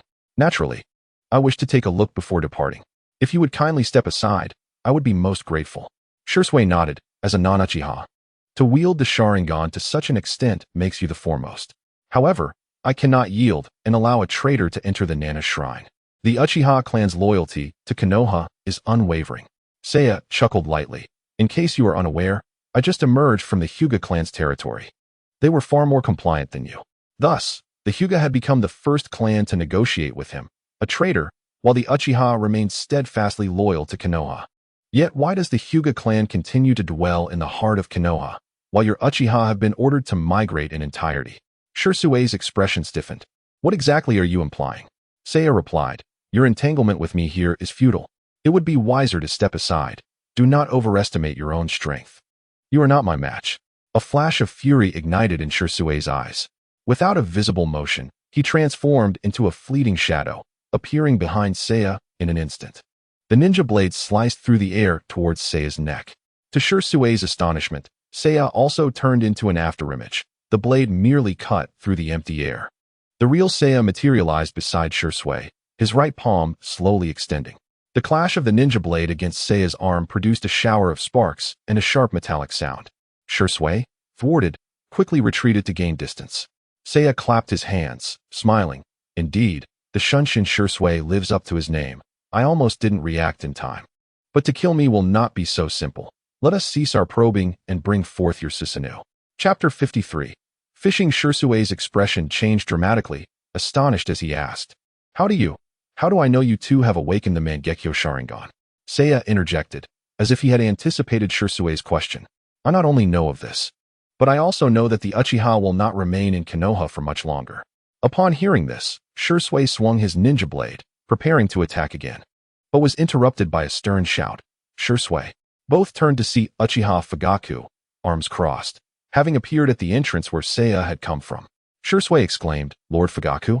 Fugaku's expression remained impassive as he spoke in a low voice. "Let him pass. You saw nothing tonight." Shursui's eyes flared with anger. "Absolutely not." Fugaku's gaze bore down on Shursui, his voice turning icy. "Do you wish to doom the lives of our clan this night?" At this, Shursui's body trembled. Frozen in place, his eyes filled with shock. Fugaku subtly nodded towards Seiya. Seiya returned the gesture with a smile, his tone light. "Agreed." He stepped past Shursui, advancing toward the shrine. Shursui gripped his ninja blade tightly, knuckles whitening as his gaze flickered between Seiya and Fugaku, ultimately succumbing to despair and lowering his head. As Seiya stood at the shrine's entrance, just about to step inside, he suddenly paused. "Are you puzzled? I could have simply left, yet I returned." Shursui hesitated, wanting to speak, but ultimately remaining silent. Seiya wore an exaggerated expression, chuckling softly. "I returned because I could not shake my concern for the Hyuga clan. After all, their well-being is foundational. I make it a point to check in now and then to reassure some." For some reason, even as he spoke of the Hyuga, his gaze remained fixed on Shursui, laced with mockery, as if he intended to provoke him directly. The response left Shursui with an uncanny sensation. Was he caught in a genjutsu? How could he hear such words from a traitor? Seiya had once killed an elder from his clan before defecting, and now he spoke of concern for his kin? Was he jesting? As he gazed at Seiya's smile, an unbidden chill surged uncontrollably within Shursui, akin to plunging into an icy abyss, freezing his very blood. He understood the words were insincere, yet they struck a chord with his hidden thoughts, compelling him to contemplate further. Seiya emanated a presence reminiscent of Orochimaru, a long serpent, calm, yet terrifying. Shursui inhaled deeply. In comparison to Orochimaru, Seiya surpassed him. Orochimaru, confident in his strength, sometimes deemed it unnecessary to conceal his true self, occasionally revealing his nature, leading to a complex relationship of fear and respect among the villagers of Konoha. Yet Seiya perpetually wore that guise of apparent gentleness, a smile that, upon deeper interaction, could chill one to the bone. It was impossible to discern his truths from his fabrications. Shursui sensed that Seiya was indifferent to whether others believed his words. Sometimes, sowing doubt was his intent, or perhaps there was no intent at all. He resembled a puppeteer, calmly observing the marionettes dance before him, not threatened in the slightest. Should he wish, he could topple the entire stage and begin anew. "What exactly do you wish to convey?" Shursui finally managed to steady his frigid thoughts, inquiring solemnly. Seiya softly left behind a final remark. "Are you Konoha's Shunshin Shursui, or Uchiha Shursui?" Shursui's pupils dilated sharply, caught off guard, and before he could respond, Seiya politely nodded to Fugaku, turned, and pushed open the wooden door of the shrine, stepping inside. Seeing this, Shursui abruptly turned to Fugaku, only to find him departing without a backward glance, disappearing swiftly into the night, leaving Shursui standing alone. The basement of the Nanha shrine was cold and damp, its stone walls adorned with patches of moss. The dim light of the torches flickered across the rough stone steps, casting wavering shadows. Seiya descended slowly, the sound of his footsteps echoing crisply. At the depths of the basement, a small stone chamber came into view. Seiya easily located what he sought. In the center stood an ancient stone tablet, its surface etched with dense, intricate characters. Upon seeing it, a smile crept on Seiya's face, instantly shifting him into another state.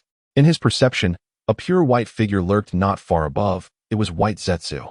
Yet Seiya harbored no intention of revealing or expelling him. The stage was set, and the actors must be in position. Without an audience, for whom would he perform? Seiya paused before the stone tablet, activating his Sharingan, transforming it into the Mangekyo form. In his vision, the characters upon the tablet began to shift and change. Seiya gazed intently at the tablet. After a long moment, he chuckled softly to himself, feeling entirely at ease. The contents inscribed upon the tablet matched his expectations perfectly. Many of the secrets unveiled could only be discerned with the Rinnegan. Unsurprisingly, he had captured their attention. In the solitude of the surroundings, Shungmi feigned a slight astonishment, exclaiming, "So that is the case." The stone tablet not only chronicled the conflict between Indra and Ashura, the two sons of the Sage of Six Paths, but also detailed the lineage of the Uchiha and Senju clans, who inherited their powers and could unlock even more formidable ocular techniques. Among these was the singular salvation technique, infinite Tsukuyomi. By amalgamating the chakra of Indra and Ashura to ultimately activate infinite Tsukuyomi, this was the method to create a better world. Infinite Tsukuyomi represented true peace. At this revelation, a genuine smile graced Shungmi's face as he envisioned a shadowy figure, a being born from Kagaya Otsutsuki before her sealing by her two sons. An ultimate mama's boy who had tirelessly sought to resurrect his mother over the millennia, Black Zetsu. Currently, his ostensible identity was a fabricated will crafted by Uchiha Obito, masquerading in his company. He was the root of all turmoil. After gazing at the stone tablet for an extended period, Shungmi's expression transformed, revealing an unusual confidence that diverged from his typical politeness. Infinite Tsukuyomi? How perfectly aligned with my intentions. To attain the Rinnegan, one must resurrect the chakra of Indra and Ashura. Orochimaru, it seems I shall ultimately rely on you. With that, Shungmi hesitated no longer and turned to depart. His demeanor had likely been witnessed by the lurking Black Zetsu, making a grand entrance, causing a ruckus in Konoha, and subsequently arriving at the South Heg Shrine. Black Zetsu would surely monitor Shungmi's movements, just as he had over the past 2 years. With his innate talents, Shungmi was confident that Black Zetsu had already begun to pay attention to him. For 2 years, every time he seized a bloodline limit, orchestrated clandestine plans, or even revealed his thoughts, he had not concealed his intentions from Black Zetsu. Now, he merely needed to patiently await the emergence of his adversary. Chapter 54. Kodo Amitsukami. As Shungmi exited the shrine, Shursui still stood at the entrance. Under the moonlight, his expression fluctuated between shadow and light. Shungmi glanced up, using his Byakugan, somewhat surprised. There were no ombu, nor any ambushes. Had he grown overly confident? Upon seeing Shungmi, Shursui hesitated momentarily and approached, whispering, "What agreement have you reached with Lord Fugaku?" Shungmi's gaze swept past Shursui nonchalantly. "Consider the Byakugan he entrusted to you. Who ultimately received it?" Shursui froze, as if struck by lightning, the sinister visage of Danzo materializing in his mind. He had never imagined that Shungmi would be aware of the Byakugan Fugaku had once given him. Even more astonishing was Shungmi's clarity regarding his transfer of the Byakugan to Danzo. A chill crept over Shursui's entire being. What else could Shungmi possibly know? Observing Shursui's expression of terror, Shungmi found it amusing and remarked softly, "You are clever, yet foolish. Your intelligence lies in recognizing the limitations of your own power. A single individual cannot alter the will of the masses, hence your plea for external assistance, even concealing it from your clan. Alas, you have chosen the wrong side. Danzo cannot protect the Uchiha. You believe that aligning with him can sustain the relationship between Konoha and the Uchiha. But this bond has been devoid of value from the outset. As long as the Uchiha endure, conflict is inevitable. Danzo cannot succeed, nor can Hiruzen Sarutobi. No one can safeguard the Uchiha. This has been a lingering issue since the death of the first Hokage, and it has now devolved into a chaotic tangle. The Konoha you cherish has fundamentally rotted from within." Shursui clenched his fists involuntarily. "What qualification do you have to speak such words?" Shungmi countered, "Is it not true? Since the demise of the first Hokage, the status of the Uchiha has plummeted. By the time of the third Hokage, it had transformed entirely. The so-called will of fire has long since been discarded, used merely to deceive fools like you. Hiruzen Sarutobi seeks to utilize the Uchiha while simultaneously keeping them in check, juggling you between himself and Danzo, leading you in circles. You cannot possibly believe that Sarutobi has been oblivious to the plight of the Uchiha all along. He merely pretends to be unaware, biding his time for the Uchiha to reach their breaking point, at which point they will pounce and consume the Uchiha entirely." Shursui instinctively retorted, "You, who have judged Konoha, know nothing. The conflicts within the clan and the village can ultimately be reconciled." Shungmi chuckled. "Of course they can be reconciled. Once the Uchiha are eradicated, the conflicts will naturally cease to exist." Shursui, struck at the core of his being, darkened in countenance, asking, "How does the Hyuga clan fare in comparison to the Uchiha?" Shungmi burst into laughter, slowing his tone as he elaborated. "They fare well in that their Byakugan cannot control the Nine Tails." Enough. Shursui's expression shifted abruptly. Gazing at Shungmi before him, he felt as if ensnared in an abyss, the depths of his thoughts pulling him in with overwhelming force. A single misstep would render him unable to escape. Alarm bells rang in Shursui's mind. Should he disregard this individual, both the Uchiha and Konoha would face dire calamity. Realizing this, Shursui no longer hesitated. He abruptly raised his gaze, locking onto Shumi's eyes. He intended to eliminate the future threat to the Uchiha clan right there. Shumi's speed matched his own. He could not rely on body flicker to triumph. Yet perhaps due to his confidence in possessing the Sharingan, Shumi showed no inclination to evade Shursui's gaze during their discourse. Such a fortuitous opportunity would not arise again. Shursui's left eye narrowed suddenly, his demeanor momentarily faltering. The Sharingan in his left eye spun wildly, morphing into a pinwheel pattern. Empowered by his ocular prowess, he vividly perceived a change in Shumi's expression, but it was already too late to avert his gaze. Success. Kodoha Mitsukami. The most potent Jinjutsu, silently altering the will of another. Imprinted within his kaleidoscope Sharingan. In Shursui's view, the world abruptly slowed, massive chakra flooding his vision, transforming into an intangible potential that surged forth. Shumi's eyes glazed over, losing their luster. An overwhelming sensation of dizziness washed over Shursui, compelling him to stagger back, collapsing to the ground, gasping for breath, blood tears streaming from his left eye, causing immense pain.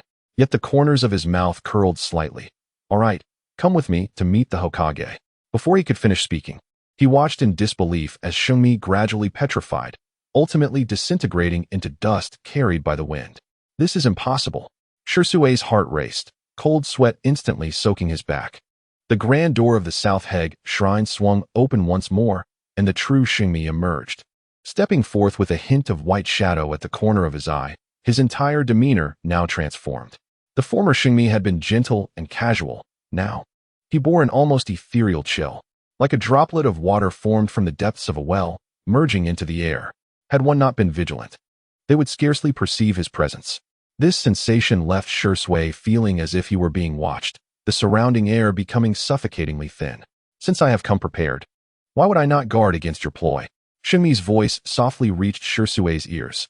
Before Shursui could react, a dark skeletal frame suddenly emerged from Shumi's being.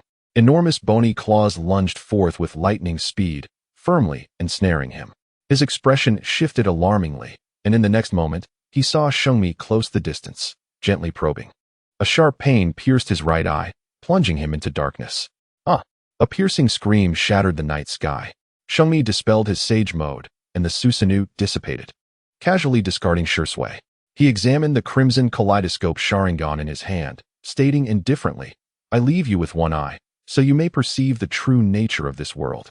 Given Shursui's constitution as an Uchiha, having just employed Kodoha Mitsukami, he would require at least a decade to utilize that technique again. In the present moment, Uchiha Shursui poses no threat. Kneeling on the ground, tears of blood stream from his eyes as he emits muted groans of pain. His voice trembles with agony. "Why did I so confidently ascertain that you were not a clone? This is the sage art, rock clone. If you could easily see through it, I might as well bury myself in a bowl of ramen and drown."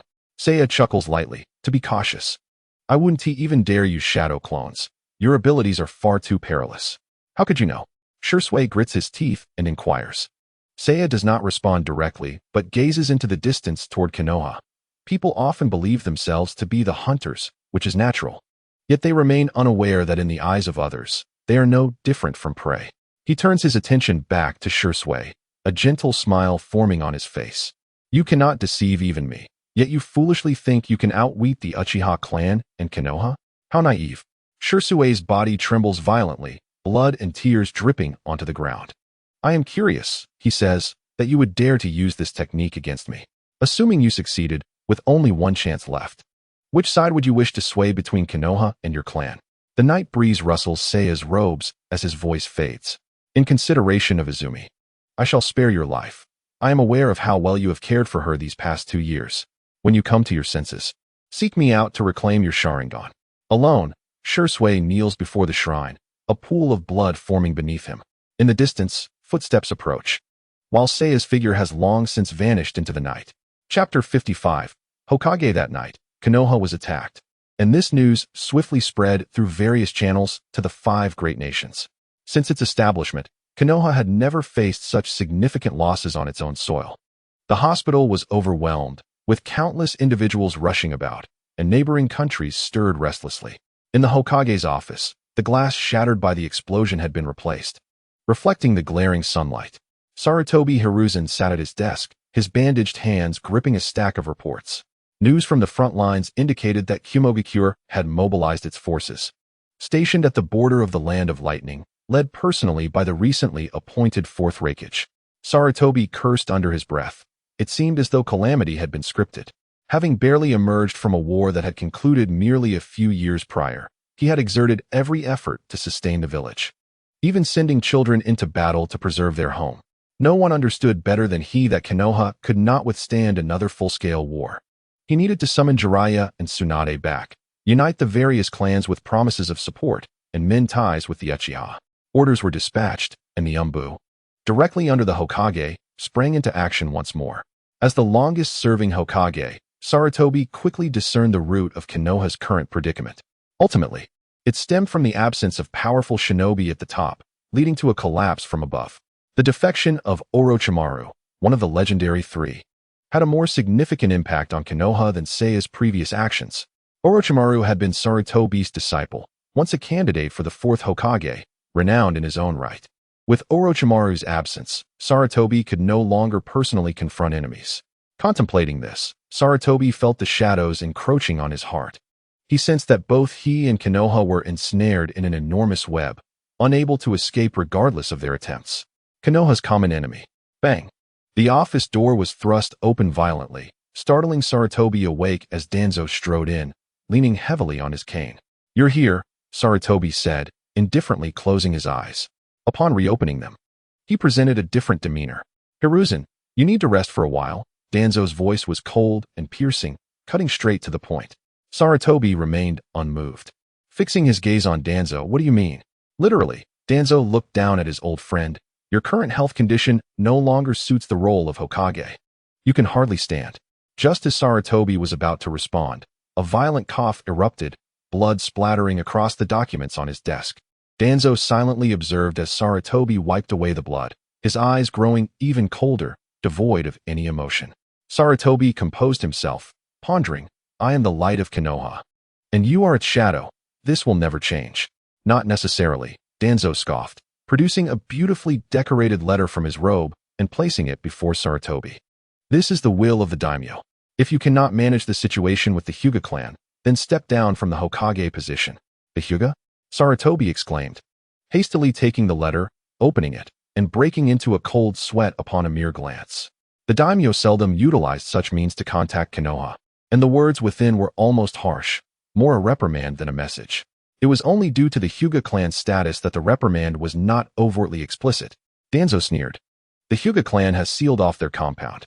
Anyone who approaches is met with the response that they have internal matters to attend to." Sarutobi's expression, previously calm, now revealed his shock. "Could it be?" he murmured. Danzo continued. "Before reuniting with Orochimaru, Seiya had entered the Hyuga compound, and no news has emerged from within." "What does this signify?" "You need not have me remind you." Sarutobi's expression grew increasingly grim. "I see," he whispered. "So that's why not a single Hyuga appeared during the battle that night.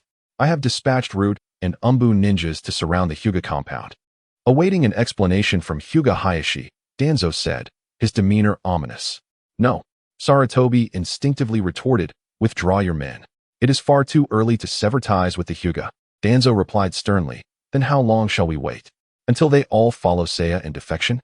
Sarutobi found his voice trapped in his throat, unable to articulate his thoughts. Danzo scoffed, speaking rapidly. "Once we control the main house, we can control the entire Hyuga clan. Their actions can only be attributed to Hayashi's intent." With both Kumogakure and Iwagakure mobilizing simultaneously, the Hyuga's choice to sever external communication equated to treason. Danzo slammed his hand on the table, leaning closer to Sarutobi. Enunciating each word, "Face reality, Hiruzen." Hayashi's heart has already wavered. He believes Konoha cannot handle the Nine Tails, nor Seiya. Seiya is merely a pawn he sent to test us. Who but the head of the main house could release the caged bird? Sarutobi shook his head in refusal. "No, it is impossible. The Hyuga cannot betray Konoha. Their name is forever intertwined with Konoha. Even if they were to leave, where could they go? Since the first Hokage, Senju Hashirama, established Konoha, various nations have emulated this model, uniting shinobi into villages. While there are instances of entire families defecting, these are typically limited to small nations surviving in the cracks among the 5 great nations. There has never been a precedent for an entire clan to defect within the 5 great nations. Danzo murmured a single word, Kumogakure. Kumogakure? Danzo continued. Upon learning of their mobilization, I attempted to contact the Kumogakure envoy residing in our village, only to find it abandoned. They must have been prepared and were never here to negotiate. My subordinates have uncovered news that the Hyuga clan's eldest daughter, Hinata, was kidnapped and later rescued, with the culprits being Kumogakure ninjas. Kumogakure refuses to engage. They are simply amassing troops at the border. This is why the Hyuga clan has sealed themselves off, Sarutobi murmured. Are they forcing us to take a stance? Sarutobi Hiruzen felt his heart in turmoil, taking a long while to regain his composure. At the very least, Konoha still had the Uchiha clan. Uchiha? Danzo scoffed, as if he had been prepared all along, retrieving a container from his robe and slamming it onto the table. Inside the container, a pure white eyeball floated quietly, a gift from Uchiha Shursui. Danzo's voice dripped with mockery.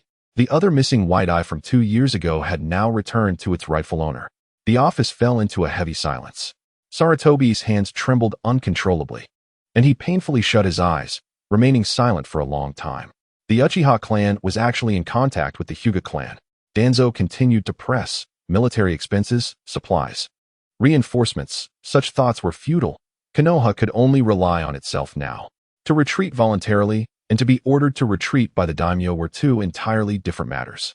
Your time is up, Hiruzen. Sarutobi did not respond. Danzo's impatience grew palpable as he stated, I will say this once more, you are too dull. Enough. Sarutobi suddenly opened his eyes, a fierce glint, causing Danzo to instinctively step back. Do not forget, Danzo. I am still the Hokage. Without my orders, no one shall lay a hand on the Hyuga. After uttering those words, Sarutobi's body seemed to deflate, dismissing Danzo with a wave of his hand. Other than that, proceed as you see fit. Danzo's expression darkened, a storm cloud upon his face.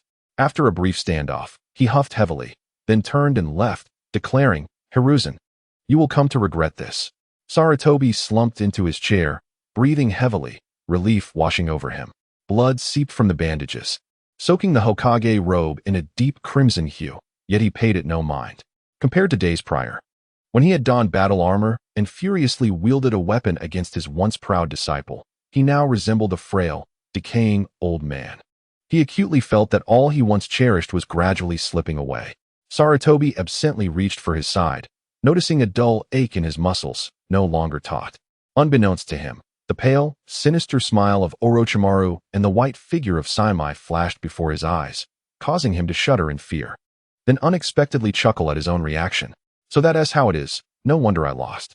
The momentary dread dissipated, yet in the next instant, Sarutobi's eyes narrowed, gritting his teeth to sit upright. It was not yet time to embrace death. He was the Hokage, and always would be. Danzo, I hope you do not go too far.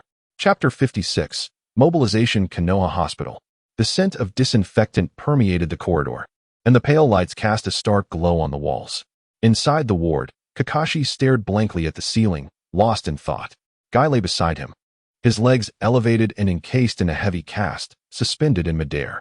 As the first ninja to arrive for support, they had been fortunate enough to escape before the battle concluded, narrowly avoiding death at the hands of Saimai. However, neither of their conditions could be deemed favorable. Guy had forced himself to open the 8 gates despite a broken leg, exacerbating his injuries, while Kakashi fared even worse. Nearby, another figure lay in the bed furthest back. Asuma was ensconced in the sheets, his arms swathed in bandages, remaining in a comatose state since being admitted. With a creak, the ward door swung open. Moonlight Shikaku and Nara Shikamaru entered, greeting with a wave. The group, similar in age, shared a close camaraderie. How's it going? Kakashi asked first, glancing at them. Nara leaned against the wall, a sunbon clenched between his teeth. We're being mobilized again. Shikaku and I are preparing to head to the front lines. Guy expressed surprise. Is it a Wagakure? They're moving quickly. Kumo. Nara's expression darkened. By the way, Ibiki and Shino are dead. They were right behind the Hokage that night. Is that so? Kakashi replied calmly. Quite unfortunate. The blue flames of Susanoo had illuminated the entire village that night. No one could have survived such an onslaught. Had it not been for the subsequent reinforcements, Kakashi and his companions would have met the same fate as Ibiki. Bang! Moonlight Shikaku slammed his fist against the wall, cursing. That bastard. What grievance does the village hold against him? Kakashi and Guy exchanged glances, remaining silent. Their demeanor left Shikaku in disbelief. Don't tell me you actually understand him? Understanding is too strong a word. Kakashi replied coolly. It is merely a conflict between enemies. No different from any other adversary encountered on the battlefield. Nara furrowed his brow. That doesn't sound like you, Kakashi. Kakashi sighed. Compared to you, I have indeed had more interactions with him. He paused. Do you know about the caged bird seal of the Hyuga clan? All three turned their eyes toward him. What is that? Guy inquired. Kakashi provided a brief explanation, and the remaining three exchanged silent glances, the ward descending into a heavy stillness. The separation of the main and branch families. One thought could extinguish a life. Moonlight Shikaku's eyes widened. His frail figure appeared even more emaciated beneath the dark circles under his eyes. So that is how it is. After a long moment, Nara finally murmured. Do the others of the Hyuga clan also endure this? Kakashi nodded. Every branch family member must bear the caged bird seal. There are no exceptions. In that man's eyes, the entire Hyuga clan, and indeed all of Konoha, may be seen as bearing original sin. Moonlight Shikaku muttered, no wonder. What is it? Kakashi probed. The Hyuga clan has recently locked themselves away within their compound. Nara shrugged, stating, the gates are shut tight. They've ignored the village's summons. I have tried to reach out to Takuma and Hayashi, but there has been no response. Guy gasped. How could this happen? Without the strength of the Hyuga, the front lines would be, indeed. Nara chuckled bitterly. This will be tough, but there is nothing we can do. It's a matter for the higher-ups. Kakashi pondered for a moment and asked, if the Hyuga are in seclusion, what of the Uchiha? The two visitors were momentarily taken aback. Not understanding why Kakashi suddenly mentioned the Uchiha, Nara replied, I've heard the Uchiha requested to engage with the Hokage but were denied. The Hokage likely fears another attack from Saimai, and the village requires someone to remain on guard. Kakashi nodded gently, saying nothing. Yet he knew it was far more complicated than it appeared. The Uchiha, with their formidable strength, remaining in the village without immediate mobilization was an enormous waste of resources. He recalled the events of 2 years prior, the night of the Nine Tails. That night, he had witnessed Saimai accompanied by 2 young Uchiha. Was it a deliberate act? Or, Moonlight Shikaku's expression darkened. Unwilling to linger any longer, he turned toward the door. Time is running out. We must assemble. Seeing this, Nara could only shake his head and follow. Wait. Kakashi suddenly called out to them. What about Hinata? How is she? Still unconscious. Nara replied, still holding the Senbon. Not turning back, just waving his hand. The medical team said her body is fine, but she hasn't awakened. Is that so? Kakashi and Guy exchanged a knowing glance toward Asuma beside them. Asuma lay in his bed, breathing steadily. If one overlooked his empty arms, one might think he was simply in a peaceful slumber. His 2 chakra blades rested at the bedside. Kakashi and Guy sighed in unison, averting their gazes, unable to bear the sight any longer. In an unnoticed corner, Asuma's shoulders trembled slightly as he fought to contain his emotions, silent tears rolling down his cheeks, leaving a trail of moisture behind. Chapter 57. Now, we are the same Hyuga clan compound. Hinata held Niji's hand as they walked along the stone path towards the main gate. Behind them, several clan members had been rebuffed by Hinata. The morning dew dampened their shoes, creating a faint sound as they walked. Approaching the nearly closed gate of the clan, several figures descended from the sky, blocking the father and son's path. Lord Hinata, please turn back. The leading Hyuga ninja bowed respectfully, his tone leaving no room for dissent. A cold smirk slowly crept across Hinata's lips. My brother still refuses to relent, does he? The other party remained silent, and further away. A few more Hyuga ninjas noticed the situation and quietly approached. Niji looked up, his voice almost pleading. Father, let us return. Hinata took a deep breath and turned with Niji, but instead of heading home, they went to a secluded courtyard beside the main residence. Inside, several high-ranking Hyuga ninjas stood up upon their return. How did it go? One inquired. Their foreheads were smooth and free from the curse marks of caged birds. Hinata silently shook his head, and the others returned to their seats in disappointment. Aside from Niji, everyone in this courtyard had faced the ninja Simi 2 years prior during a confrontation. After the incident, they had all been summoned to this courtyard. Though it was called an invitation, Everyone understood that such treatment was akin to surveillance. Since Simi had removed their curse marks in front of all clan members, the atmosphere within the Hyuga clan had entered a remarkably delicate state. The Hyuga family system was unique but not isolated. As ninjas of the Hyuga clan, they understood the nature of the outside world. Outside, there were no curse marks, nor distinctions between the main and branch families. Konoha had long been established, with common ninjas emerging constantly, no longer resembling the time when only clan ninjas could rise above. The fourth Hokage, Minato Namikaze, who hailed from humble beginnings, stood as a testament to the potential of common ninjas, proving that one could ascend to the rank of Hokage without relying on noble lineage.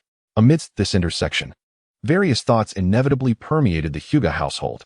Some had contemplated breaking free from the constraints of the caged bird. However, prior to Simi, no one had ever succeeded. The caged bird could not control one's thoughts, but could dictate one's actions. In the Hyuga household, openly exhibiting hatred towards the main family was absolutely unforgivable. Even the most resolute individuals, under the influence of the curse marks, would eventually soften, and the proudest heads would bow low. As for those who remained unrepentant until the end, they ultimately paid with their lives. Such rebellious sentiments within the Hyuga clan gradually quieted as individuals came to realize that reality could not be swayed by their will. All those emotions eventually coalesced into a single sentiment: the inability to hate. Yet now, Simi had personally demonstrated that breaking free from the caged bird was not impossible. This psychological upheaval left even the central figures like Hinata, the few high-ranking ninjas, and Niji, as well as several elders of the Hyuga clan, at a loss for words. No longer bound by the main family, the hope for freedom was tantalizingly close. In the face of such temptation, how many could withstand their desires? And how many could remain oblivious? In the courtyard, a high-ranking ninja named Hiroshi broke the silence. Since Lord Hinata has yet to awaken, perhaps we should wait a little longer. How could he not be awake? Hinata scoffed. I know my brother well. Trained from a young age to be the clan leader. He is upright and patient, but unfortunately, he is narrow-minded and lacks insight. He is not weak. He is merely terrified of the name Hyuga, just as I am. Lord Hinata. Another high-ranking ninja, Takuma, exclaimed angrily, Lord Hinata is your brother and the head of the clan. Such slander is intolerable. Hinata glanced at him dismissively. Have I spoken incorrectly? You were present that night. If Simi truly intended to kill him, not even 10 Hinatas would have survived. He simply does not know how to deal with us. Takuma, incensed, retorted with a bitter laugh. If Lord Hinata had already awakened, why wouldn't he reapply the curse marks? Your words are utterly absurd. How do you know they haven't tried? Hinata shot back. The main family is not solely comprised of my brother. The courtyard fell silent, the air thick with tension. Everyone exchanged glances, beads of cold sweat forming on their brows. Indeed, if possible, the main family would have immediately reapplied the curse marks. But why had there been no movement thus far? Lady Hinata, please do not come any closer. Suddenly, a flustered voice echoed from outside the courtyard. Hearing this, Niji jumped up and rushed towards the exit. Niji. Hinata followed closely behind. Outside the courtyard, little Hinata was stopped at the door, clutching a food box, with Hinata Natsu standing behind her. It appeared she was about to barge and had the guards not intervened. Upon seeing Hinata, the guard seemed flustered. Clan leader Hinata had not issued an order to prevent their exit.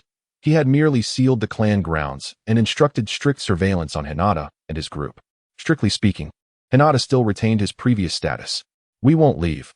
We are only here to speak for a moment, Hinata's voice rang out, prompting the guards to finally relax and step aside. Seeing Niji emerge, Hinata timidly smiled and extended the food box towards him. This is a treat for you.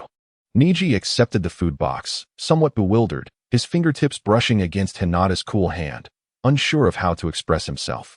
Children raised in separate branches of the family were all acutely perceptive. Niji sensed that the world around him had changed. Yet he could not comprehend what the issue truly was.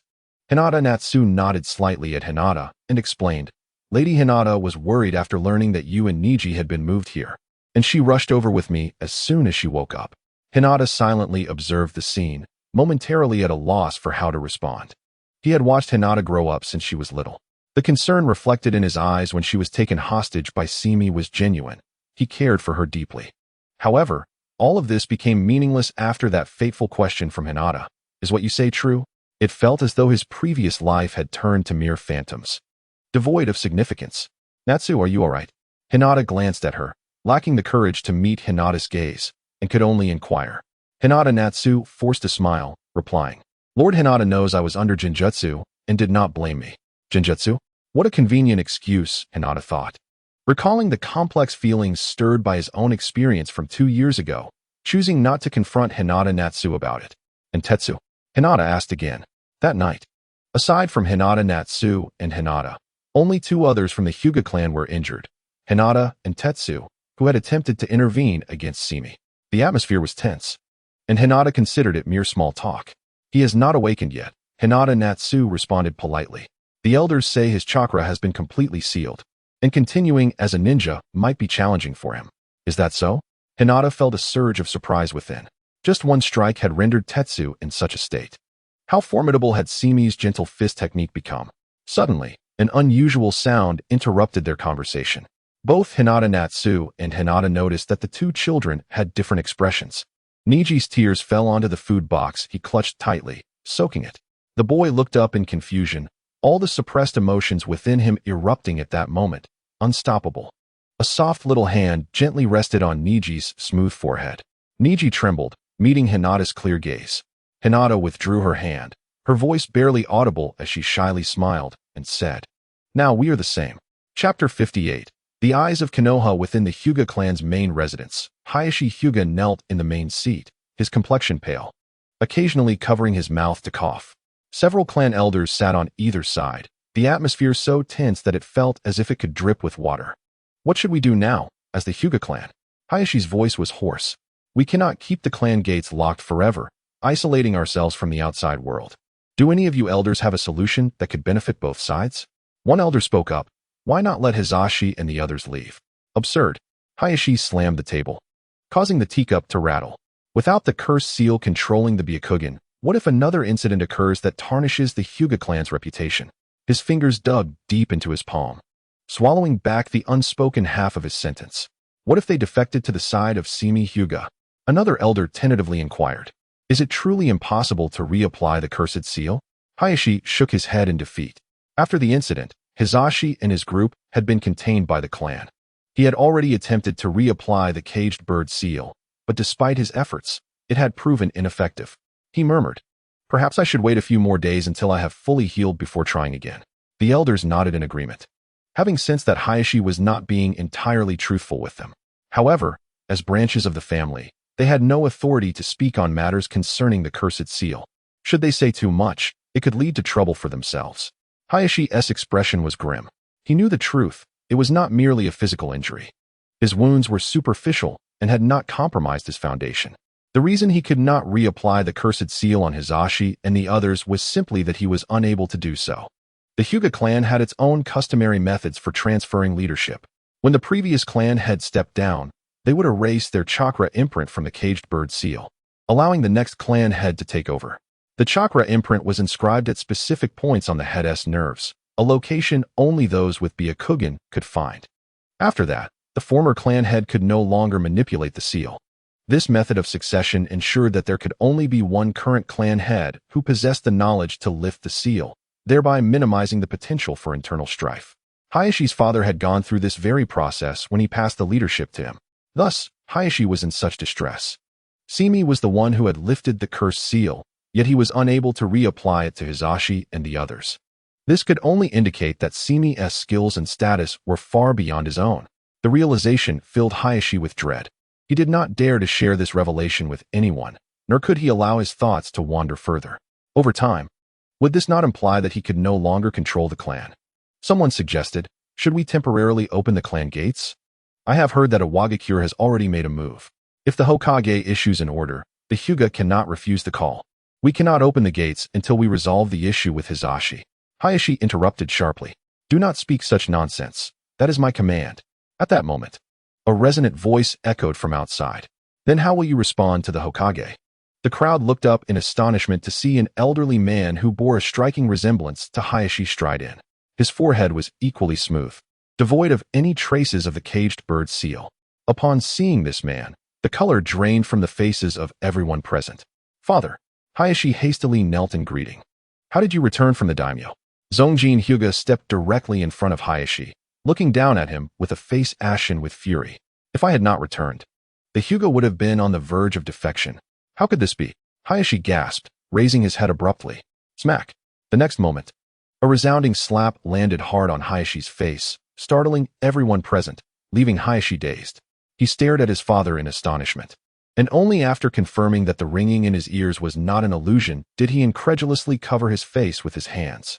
Zongjin, deflated, scolded. The front lines are in crisis, yet the Hyuga remained shut away. Is this what the esteemed Hyuga has come to under your leadership? An elder hurriedly interjected.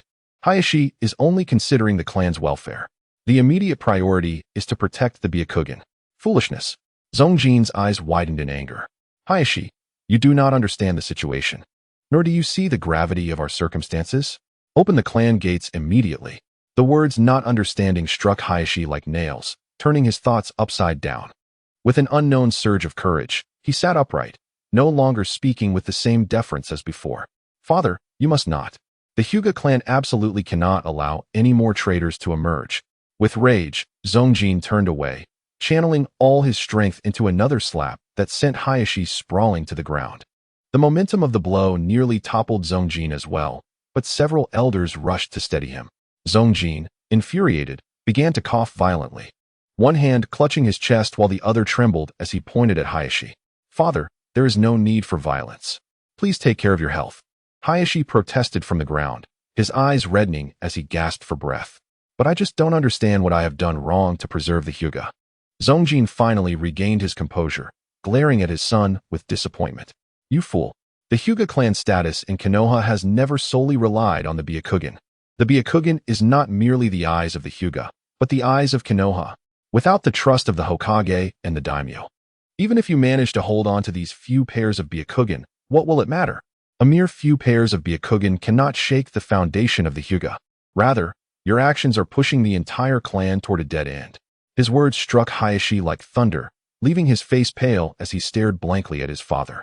Taking a deep breath, Zongjin continued. Do you know who summoned me back? It was the third Hokage. Be grateful. For the third's command was to have me return to the village, not to allow the ninjas outside to launch a full-scale attack. Should that time come, what would become of our clan? Chapter 59. Farewell. Obito. Zongjin Hyuga gazed at Hayashi, who was still covering his face. After a brief silence, he finally spoke. You need not worry about Simi Hyuga. The Hokage has other plans for him. An elder nearby spoke urgently. Does this mean the Hokage does not require the Hyuga clan to deal with the traitor? Rest assured, Zongjin replied, standing with his hands clasped behind his back. This time, the responsibility for the pursuit lies with Jiraiya.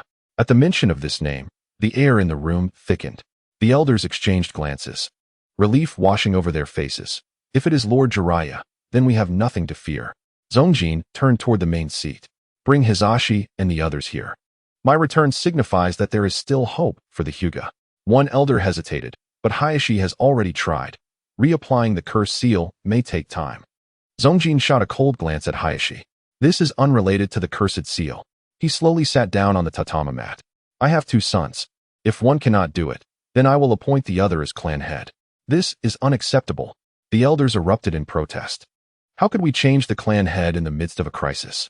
Hayashi may have erred, but his punishment should not be so severe. Hayashi slumped on the ground, his face as pale as a sheet, as if stunned by the words. Since being struck down, he had not moved. Zongjin scoffed. You elders are overly concerned. This decision has been made with careful consideration, allowing the clan to fracture, accommodating traitors, and locking the clan gates. All of these prove he lacks the capability to lead. Rather than hoping for his correction, it would be more prudent to consider Hinata's alternative, especially since the Hinata clan has been stripped of its curse marks and now resembles the main family. Supporting Hinata's rise not only demonstrates to the outside world that the Hinata clan does not target any individuals, but also reassures the hearts of the people.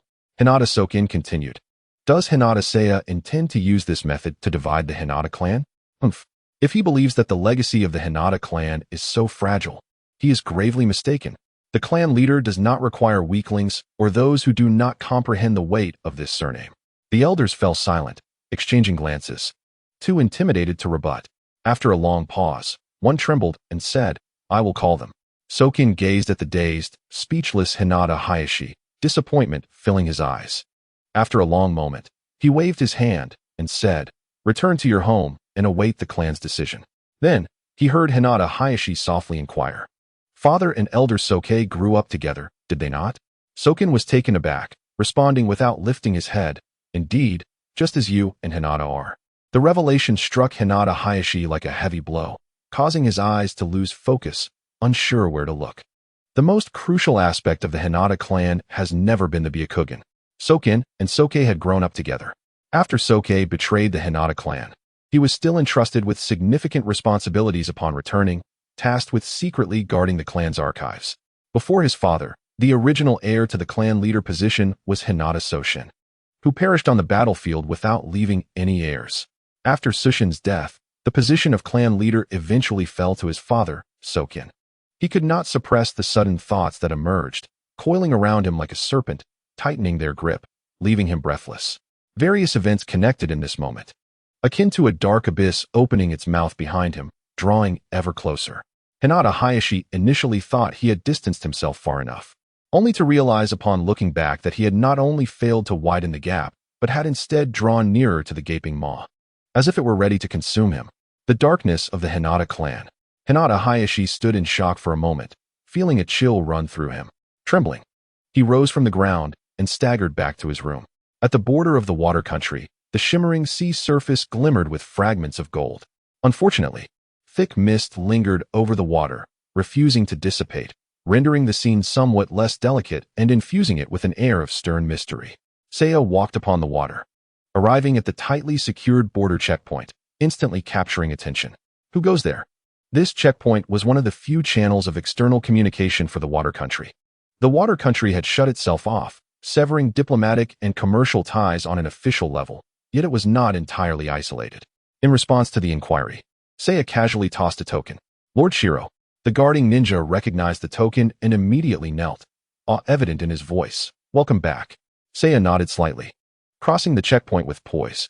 Behind him, a few ninjas whispered in hushed tones, "When did Lord Shiro leave?" "Silence. Do you wish to die?" Another ninja admonished sharply, realizing the gravity of inquiring about Lord Shiro's whereabouts. Recalling Seiya's identity as a member of the Umbu, the first speaker shivered. They watched the white figure fade into the distance, and one ninja, appearing to be the leader, muttered, "He is a harbinger of death, yet it is a pity." "What do you mean by pity?" A younger ninja curiously pressed. The leader shook his head knowingly. "That is not for you to inquire. Continue your duties.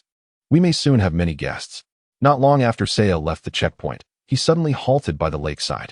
He turned his gaze towards the dense forest to the right, a smile gracing his lips as he stepped through the thick fog. As the mist cleared, two figures emerged, Obito, wearing a swirling mask, accompanied by a figure resembling a carnivorous plant, Kaguya, both clad in matching black robes adorned with red clouds. "Long time no see, Seiya-kun," Kaguya greeted cheerfully, waving.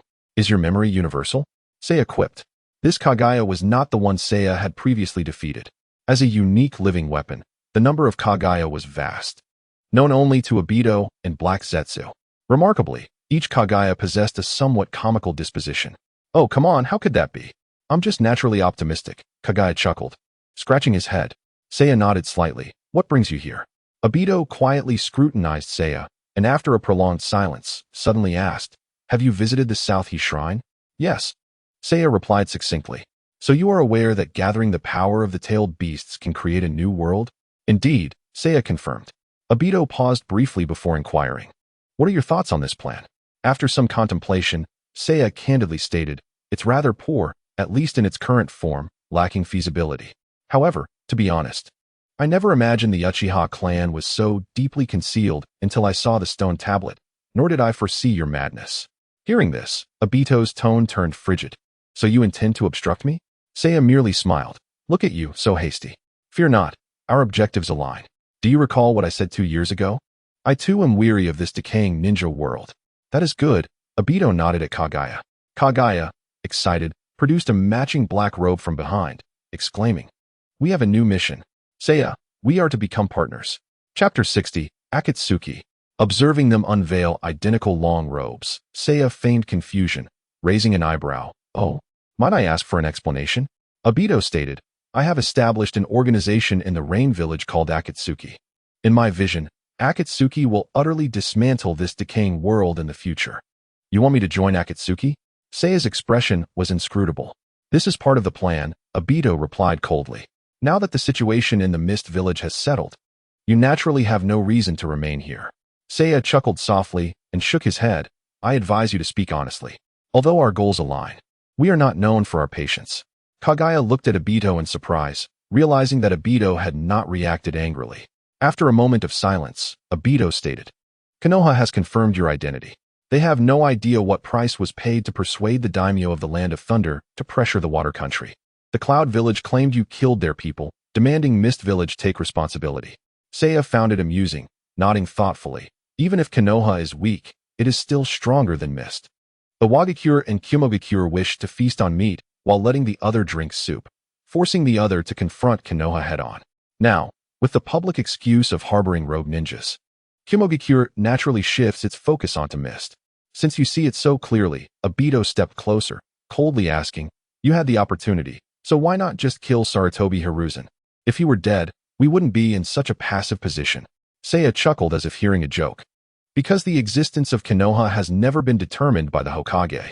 Your perspective is rather short-sighted. Obito angrily retorted, what did you say? Seiya replied, did you not hear? I'm unsure whether to call you foolish or commend your purity of heart for believing that replacing one person can dismantle Konoha. Obito asserted, at the very least. It would significantly weaken Konoha. Seiya activated his Byakugan, staring intently at Obito for a long time, long enough for Kaguya and Obito to sense something was amiss. Obito, suppressing his impatience, asked, what is it? Why activate the Byakugan suddenly? The memory of their last encounter was still vivid, and he nearly reacted instinctively. Seiya shook his head in exasperation. I was merely contemplating whether your mind is filled with water or ramen broth. Baido was momentarily taken aback. And Baiju beside him weakly reminded, it seems he is insulting you? Before Baido could react, Simi continued, the conflict between Konoha, the Wagakure, and Kumogakure has reignited. And they have just suffered an attack. The current atmosphere is one of utmost battle fervor. The death of Sarutobi Hiruzen at this juncture would only serve to unite Konoha further. Although Sarutobi has aged, his reputation within Konoha remains unassailable. A highly esteemed Hokage sacrificing himself for the village would rally countless others to rise. Do you believe that the very individuals who least desire Sarutobi's demise are those from Wagakure and Kumogakure? If I were to truly kill him, given Konoha's present circumstances, the next Hokage would most likely be Shimura Danzo, and the difference between them is that Sarutobi at least retains some semblance of honor. Danzo would revel in such an opportunity, using Sarutobi's death to consolidate the remaining factions within Konoha that oppose him, transforming the village into a ruthless military entity devoid of moral constraints. At that point, it would be akin to a madman leading a cadre of similarly deranged individuals. The purpose of war is to compel Konoha to concede, to extract greater benefits, not to engage in a life-and-death struggle with the mightiest of them all. If Konoha were to adopt a desperate, all-or-nothing stance, the war would merely conclude swiftly. Only by maintaining the status quo can Konoha be mired in this quagmire, subjected to a continuous drain. Simi's words left Baido in a state of bewilderment. During Sarutobi's tenure, he had dispatched Baido and others to the battlefield, indirectly causing Rin's death. To him, Sarutobi was an adversary, an obstacle to be eliminated. If he was indeed an enemy, he ought to be slain. Clearing away all who stood in his path would surely ensure the smooth progression of his plans. Yet now, sparing Sarutobi's life appeared to weaken Konoha instead? Was this still the straightforward shinobi world he once knew? Simi continued, you think that after merely making a single deal with Danzo, he only has eyes for the position of Hokage? Sarutobi is no fool. He would not keep a dog by his side that could potentially bite him at any moment. Their ability to cooperate for this long hinges on a singular reason. They desire the same thing, albeit through different means. Sarutobi is gradually aging but remains the most suitable support for the great tree that is Konoha. As long as Konoha remains intact, the other shinobi villages, including Wagakure, Kumogakure, and even Kirigakure, have reason to unite. Baido grew impatient. Since 2 years ago, every time Simi began to speak, he felt an inexplicable annoyance.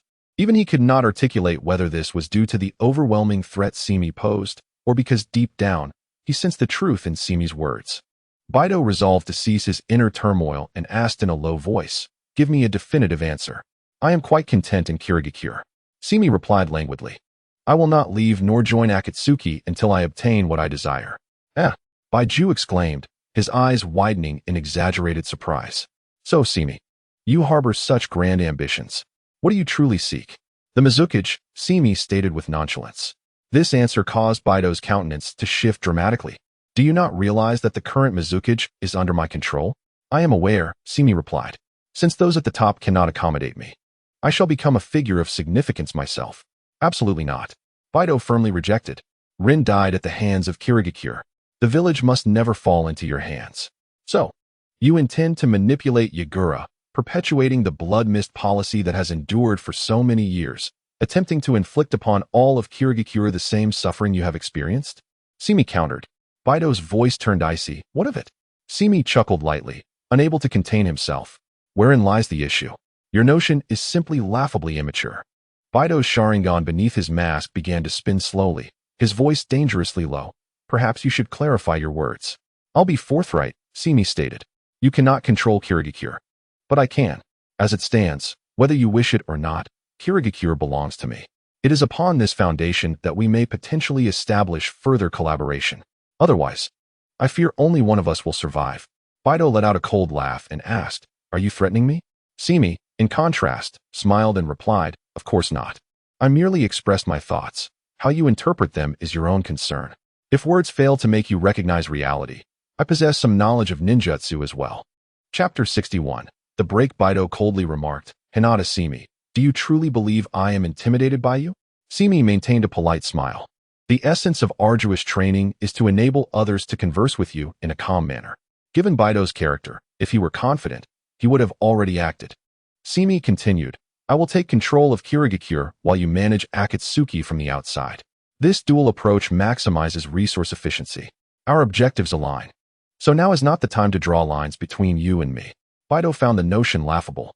He was expected to relinquish Kirigakure for a few mere words? How shameless. Baido scoffed. "I presumed you, like me, had long abandoned such a primitive notion as loyalty to a village." Simi responded, "I simply believe Kirigakure is of no use in your hands. You can influence the Mizukage, yet you only seek to vent your frustrations, plunging Kirigakure into chaos rather than consolidating resources to pave the way for your plans. This approach is utterly naive. You possess a fully fledged shinobi village of the 5 great nations, yet you fail to recognize its value." Baido impatiently replied, "The value of a shinobi village lies solely in its tailed beasts. What use are those common ninjas?" Simi countered, "To call you short-sighted would be an understatement. Like the vast majority, you can only see immediate benefits, oblivious to the day you might be sold out and left counting the money for someone else.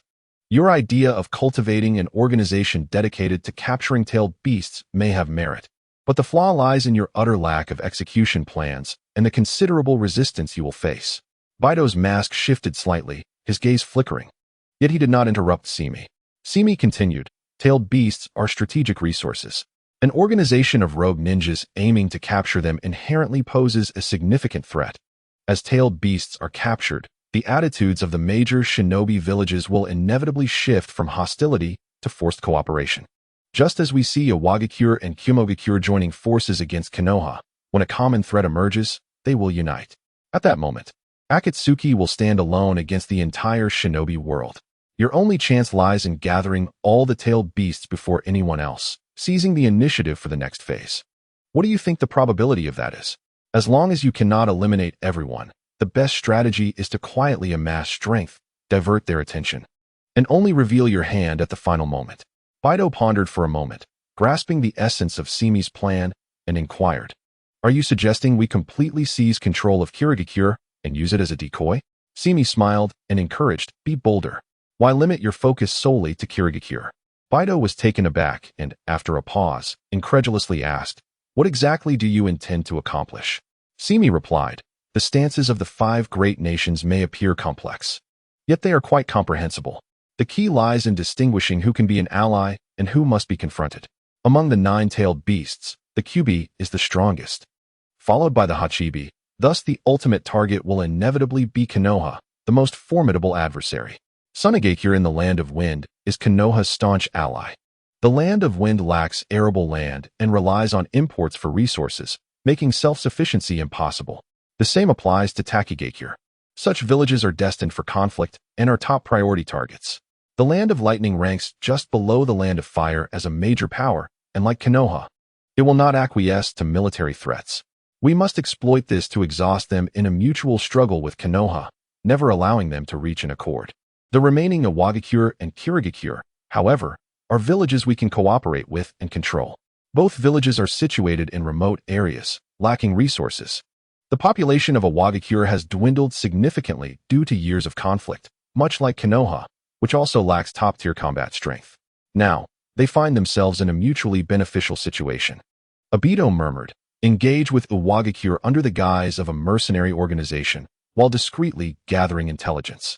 Do not reveal our intention to acquire tailed beasts. Establish outposts in various ninja villages." Suddenly, Obito fell silent, contemplating, and surprisingly found no fault in Simi's words. He forcefully suppressed his inner displeasure and inquired, "You conjured up so much just for mentioning Akatsuki?" The two spoke rapidly, and White Zetsu, beside Obito, was left bewildered halfway through the conversation. He glanced at Simi, then at Obito, realizing he was the only one left in the dark. After some thought, White Zetsu pressed his hands against the plants on either side of his head, covering himself entirely. Out of sight, out of mind. It was best if he were considered non-existent. Simi cast a sidelong glance at Obito, saying, "Let me offer you a piece of advice. Build high walls, amass grain, and wait patiently to establish your reign. To overturn the world, one must be mentally prepared." Obito repeated this phrase quietly. After a considerable time, he turned coldly, casting a skeptical glance at Simi. "At this stage, the three tails must remain in Kirigakure. Since you speak so convincingly, prove it to me. White Zetsu, let us go." With that, he ceased further dialogue, and the air began to warp as Obito's form compressed into a small point, vanishing from sight. White Zetsu snapped back to reality. The pitcher plant opened, and in a flurry, he waved at Simi, as if melting like a wax figure, slowly sinking into the ground while not forgetting to make faces at Simi. Simi watched Obito and White Zetsu depart, somewhat perplexed. Prove it? How to prove it? Why must it be proven? From Obito's tone, he seemed not to oppose it. Suddenly, a swift sound of rushing wind echoed from deep within the forest. Simi glanced over, a playful smile curling at the corners of his mouth. "So this is where you awaited me." As if premeditated, several shadows darted out from the trees like arrows. Led by the Mizukage, Kurokitsu Yatsukura. He appeared quite youthful, resembling a child, with a series of bite marks resembling stitches beneath his left eye. And he carried a long staff on his back, one end curving like a large hook. Behind him, over 10 ninjas wearing Kirigakure's umbu masks spread out in a fan formation, swiftly surrounding Simi.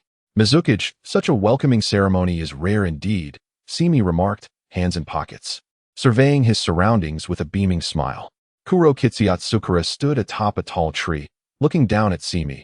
"You vanished without a word before, and now you return. Come, we have a new assignment for you in the village." "Assignment?" Simi replied. "If you say that, I cannot dare to follow you. Perhaps you should first tell me what fabricated crime you accuse me of." "Bribery, the murder of comrades, and the betrayal of intelligence," Yatsukura stated, his pupils narrowing, emphasizing each word, as well as the suspicion of killing one of the 7 ninja swordsmen, the Watermelon Mountain pufferfish ghost. "The evidence is irrefutable. Surrender, Hyuga Simi." Simi sighed lightly. He initially believed Obito would choose to sever ties with him, yet Obito unexpectedly opted for retreat at a critical moment, which Simi had not anticipated. However, Obito's character had become convoluted to a point beyond ordinary comprehension. He hesitated to let go, indecisive, both wary of Simi's strength and eager to use Yatsukura to test what cards Simi still held. Nonetheless, it was fortuitous, if he did not seek me out. I was planning to find him, Simi thought, smiling lightly at Yatsukura, disregarding the encirclement before him. "Go." At Yatsukura's command, the umbu surged forth in unison. Several shurikens flew from various angles, sealing Simi's escape routes, and a few taijutsu-type ninjas had already closed in within mere steps. Yet Simi merely chuckled softly. Forming a hand seal with one hand, and 2 shadow clones emerged, one positioned in front to deflect all incoming shurikens. The other clone advanced toward the encroaching Umbu, while the original remained stationary. Water release. Great exploding water colliding wave. Yatsukura swiftly performed hand seals, but before he could complete the incantation, he saw Simi suddenly raise his right palm toward him. Boom. Yatsukura instinctively sidestepped, but the tree trunk where he stood was instantly obliterated, leaving a massive hollow.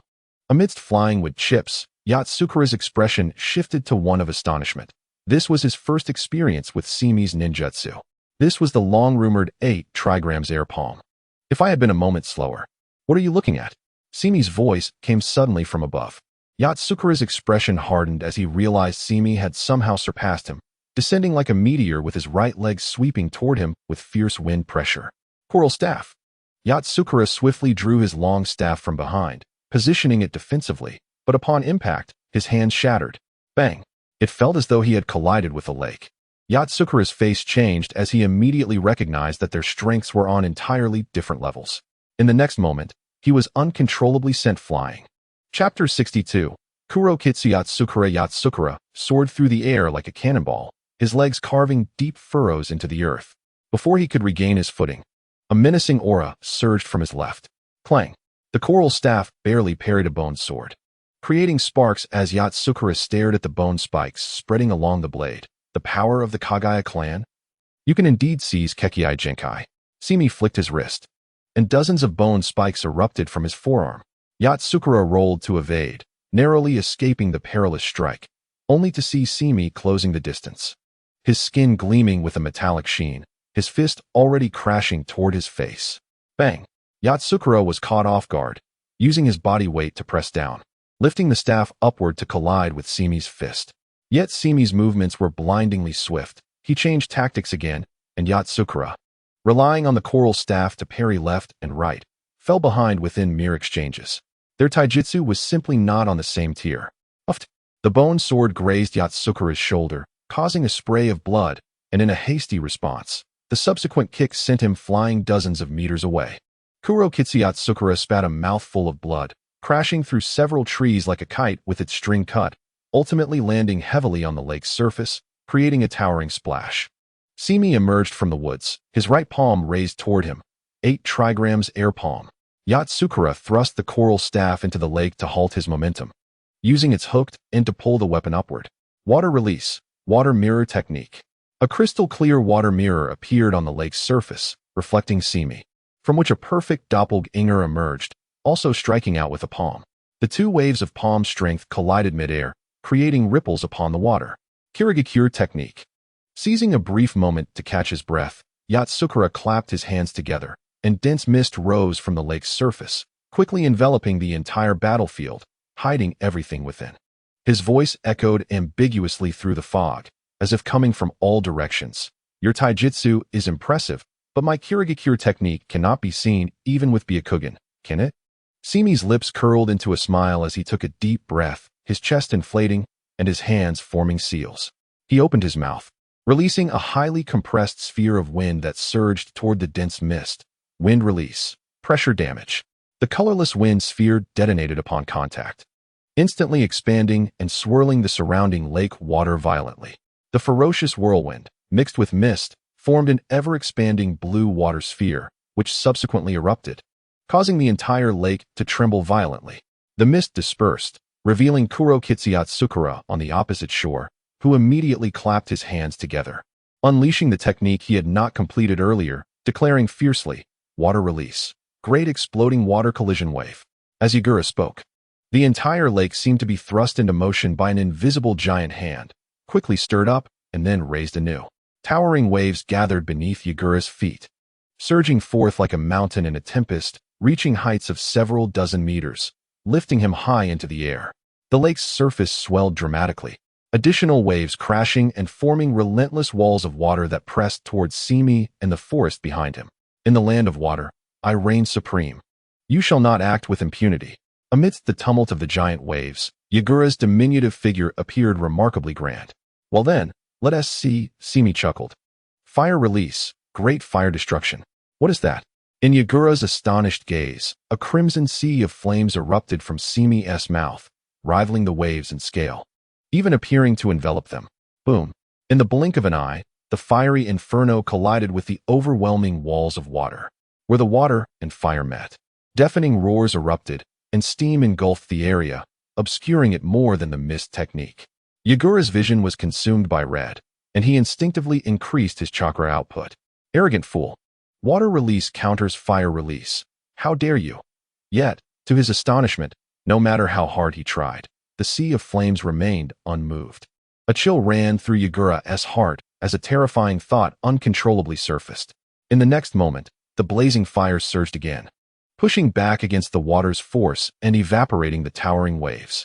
How is this possible? Yagura's pupils trembled violently. He could use fire release to suppress my water release on the lake's surface? What astonishing chakra is this? Didn't I mention it? Where are you looking? Before Hyuga could finish speaking, another figure clad in white emerged from below, breaking through the rising mist and effortlessly rushing towards him. Hyuga was startled. Shadow clone? Impossible. How could Simi have the leisure to control chakra for anything else at this moment? But when he saw the figure's appearance, he quickly realized it was a shadow clone Simi had previously created. The umbu that followed him had been entirely wiped out. Hyuga had no choice but to abandon his control over the lake's surface, stepping forward to raise a circular water mirror beside him. Dark release, absorption hole. Simi, before Hyuga raised his left hand, before the figure in the mirror could fully materialize, the water mirror transformed into a stream of light and was completely absorbed. 8 trigrams, empty palm. A rapid shockwave struck Hyuga's chest, sending him crashing down from the air. Chapter 63. Three Tails, Break. The lake water spiraled out of control, intertwining with the raging sea of flames, sweeping across, and once again sinking into the lake, dyeing the entire surface crimson, boiling violently. Amidst the scorching steam, Hyuga, with half his body burned, plummeted from the sky, while another Simi awaited below. Die. At that critical moment, Hyuga's body suddenly twisted bizarrely in midair. A surge of dark red, fury-filled chakra exploding from within him. Roar. 3 enormous tails formed from chakra erupted from Hyuga's back, the dark red cloak of the tailed beast enveloping him like a living entity. His form twisted and transformed, ultimately becoming a monstrous creature resembling a giant tortoise with spikes on its back. The semi-tailed beast transformation of the 3 tails. Coral palm. Hyuga roared as he swung down his sharp claws towards Simi, finally unable to contain the tailed beast transformation. A glimmer of excitement flickered in Simi's eyes as his left eye rapidly spun, morphing into the pattern of the kaleidoscope Sharingan. A black skeletal frame emerged from within him, its arms sweeping forward to meet Hyuga's claws directly. At the moment of their collision, the overflowing chakra exploded, blasting the lake's surface beneath them into a massive pit, with water cascading down like torrential rain. Amidst the sickening sound of shattering, the arm of Susanoo was rapidly covered in a layer of crimson and white coral, which then crumbled under the violent shock. Hyuga was also sent flying by the recoil, crashing heavily onto the distant lake surface. Truly a perfect Jinchuriki, Simi teased, as the damaged Susanoo expanded once more. The skeletal frame swiftly repaired, swelling until it developed complete musculature, transforming into a black giant with only an upper body, draped in white bone armor, exuding an imposing aura. Hinata Seiya. Hyuga rose from the lake's surface, his voice in the 3 tails form roaring like a beast. Today is your day of demise. He opened his massive jaws, a pitch-black energy sphere rapidly coalescing within. As he remained still, the surrounding lake water boiled violently, creating ripples that expanded outward in concentric circles. The tailed beast ball, huh? This is indeed troublesome. In that case, Susanoo's hands suddenly clasped together and then pulled apart, revealing a series of black, glimmering magatama floating in his hands, each the size of a person. Simultaneously, a massive 8 trigrams formation faintly illuminated the lake's surface beneath Simi. The realm of the 8 trigrams, dividing heaven and earth, balancing yin and yang. 8 trigrams Yatsuka-s magatama. With a casual wave of his hand, Simi instructed Susanoo to grasp 2 magatama, raising them before him and gently blowing on them. The 2 black magatama spun rapidly without wind, merging to form an 8 trigram shape. Go. The black giant flung the 2 magatama forward. Hyuga's black energy sphere continued to expand, slowly solidifying into a massive orb. Die. Hinata Seiya. Before he could finish, whoosh. The magatama brushed past the tailed beast ball without making contact, but the devastating black energy sphere began to lose its momentum, as if caught in a quagmire. The second Magatama followed closely, directly piercing into the tailed beast ball, which began to tremble violently. Following that was the third, then the fourth. This is impossible. Despair reflected in Yagura's beastly eyes, witnessing the scene of utter devastation. As if time rewinding, after absorbing the approaching Magatama, the tailed beast ball, capable of annihilating an entire mountain, began to crumble like foam, dissipating into countless black dots. Yagura remained in a state of shock, his mouth agape, momentarily dumbfounded. Humans cannot fathom what they have never seen, just as Yagura bore witness to the tailed beast ball disintegrating before him. Simi laughed. The tailed beast ball is a product mixed in a 2-to-8 ratio of yin and yang chakra, transformed to its utmost form and compressed. While the conventional tailed beast ball is indeed formidable, you wielded it too crudely. He continued, in other words, I merely need to disrupt the chakra balance you infused within it before it detonates. Yagura could no longer suppress the turmoil within him. The tailed beast ball requires time to coalesce, its only weakness. However, Simi's speed in launching the Yotsuka Magatama far surpassed his own. Before Simi, Yagura's greatest trump card had become utterly futile. The enraged roar of the three tails echoed in Yagura's mind. Quickly, fully liberate the tailed beast transformation. Otherwise, before the warning from the three tails could finish, Susanu's enormous hand struck out repeatedly. The violent 8 trigrams empty palm tore through the air, followed closely by several Yotsuka Magatama, rapidly hurtling towards Yagura. Now you wish to fully transform into the tailed beast? Simi's laughter rang clear amidst the raging winds. Too late. Boom. The Magatama and the gust of palm wind intertwined into a torrent of destruction, instantly erupting 100-meter-high water curtain from the lake's surface, the shockwave spreading for kilometers. In the distant forest, flocks of birds took flight, and wild beasts cowered in fear. The border of the land of water. Captain, the young mist ninja trembled, pointing at the soaring splashes of water in the distance. Should we go over there? Before the words left his mouth, a sharp slap struck the back of his head. Are you seeking death? The captain's temples throbbed with veins, his voice trembling ever so slightly. What could we possibly do in that level of battle? He suddenly grabbed his subordinate by the collar and shouted, What are you standing there for? Immediately send a message to the village. Inform them that his Adam's apple moved, and it appears that our borders have been breached. Notify Lord Mizukage at once. A few ninjas complied and hurried away. The captain remained rooted in place, fearfully gazing at the rising waters in the distance, muttering to himself, How do I remember that Lord White was also in that direction? Moments later, above the lake, the battle was evidently over. Yagura had reverted from his tailed beast transformation, slowly sinking beneath the lake's surface, blood seeping from his torn muscles, spreading crimson tendrils through the water. Just as he was about to submerge entirely, a hand grasped his collar, lifting him as if he were a mere puppet. Saint Me examined Yagura's face, internally assessing his strength. The three tails was not notably strong among the tailed beasts, but Yagura's uniqueness lay in his ability to communicate with tailed beasts, making him a perfect Jinchuriki. This quality far surpassed those who were merely vessels. Even under Ibito's Jinjutsu, he could still fully unleash the essence of the tailed beast. It was likely that Ibito's technique had controlled the three tails together. After complete transformation, he might not rival the 8 tails, nor match Naruto in his 9 tails form, but he was significantly stronger than other mindless tailed beasts. Saint Me hoisted Yagura onto his shoulder. Now it is time to leave. Just as he prepared to depart with the unconscious Yagura, he suddenly sensed something amiss. The lake beneath him had transformed into an inky darkness. Boom. The next moment, a shadow with a diameter exceeding 100 meters erupted from the lake's depths, sending crashing waves that obliterated the surrounding shore. It was a toad of a size comparable to a mountain, its bumpy skin oozing a viscous liquid. The emerging shadow was, astonishingly, its gaping maw. The toad's cheeks bulged as its massive mouth opened like an abyss, leaping out from the water. A terrifying suction instantly formed a vortex, swallowing the lake water, rocks, and both Saint Me and Yagura. Splash! The closed toad's mouth emitted a thunderous roar, shattering the lake's surface and causing the water to churn violently. The colossal toad breached the water, parting the surface as if cleaved by a giant blade, upon which stood a tall figure, with hair standing like needles and donning a red and green ninja outfit, his feet clad in wooden clogs. His forehead protector bore a single, large character for oil rather than the emblem of a ninja village.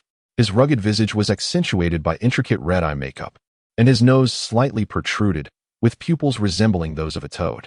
Capture successful. Jiraiya grinned widely. Do not underestimate my network of intelligence. On Jiraiya's shoulders stood two petite toads, the sage Fukasaku and Shima from Mount Miyaboku. Fukasaku whispered, "Little Jiraiya, make it quick." Jiraiya nodded and, without hesitation, bit his finger, swiftly forming hand seals. Now, summoning technique. Suddenly, his movements froze, his pupils constricting in disbelief as he gazed towards the shore. There stood Saint Mi, leisurely holding the unconscious Yagura with one hand, a playful smile gracing his lips, as if he had anticipated this moment all along. "I've been waiting for you." Saint Mi's voice floated over. "So, the one sent to deal with me is none other than the legendary Jiraiya." Cold sweat beaded on Jiraiya's forehead, his heart racing. For this ambush, he had spent considerable time lurking, deliberately waiting for the moment Saint Mi defeated Yagura to strike, ensuring absolute certainty. On the other side, traps had been laid in preparation for confronting Saint Mi. But the premise was that he could summon Saint Mi away, and now everything was in jeopardy. At this moment, Jiraiya's only thought was, impossible. He had been concealed at the lake's bottom, chakra entirely hidden, evading the Byakugant's scrutiny. How could Saint Mi possibly notice him? The giant toad beneath him rumbled, "Come on, Jiraiya. After all, I am not skilled in combat." Before he finished speaking, the enormous toad began to sink, water rushing in to fill the void it left behind. "Can you guess how I discovered you?" Saint Mi inquired softly, his left eye shimmering before transforming into the form of the Mangeki Sharingan. Jiraiya's complexion shifted dramatically, a horrifying thought flashing through his mind. Could it be? My Mangeki Sharingan possesses omniscience.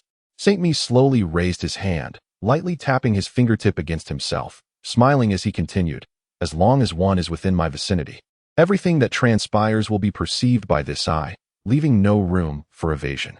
Although it was his first use, it was sufficient. "What?" Fukasaku exclaimed in shock. "How can such a power exist?" Saint Mi chuckled softly, "I specifically conserved chakra for you." Before he finished speaking, his hands swiftly formed a seal, and an overwhelming surge of natural energy flooded into him.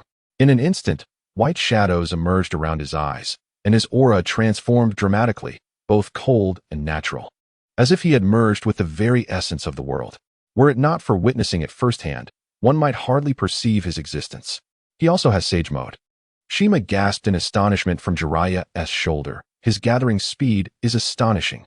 Whoosh. Saint Mi's figure vanished from sight, suddenly appearing before Jiraiya. He looked up to meet a pair of crimson eyes. "This is bad." Jiraiya felt his body stiffen, his thoughts grinding to a halt. Slap. Fukasaku and Shima, perched on his shoulders, instinctively slapped their hands against him. External energy surged in, breaking the Jinjutsu instantly.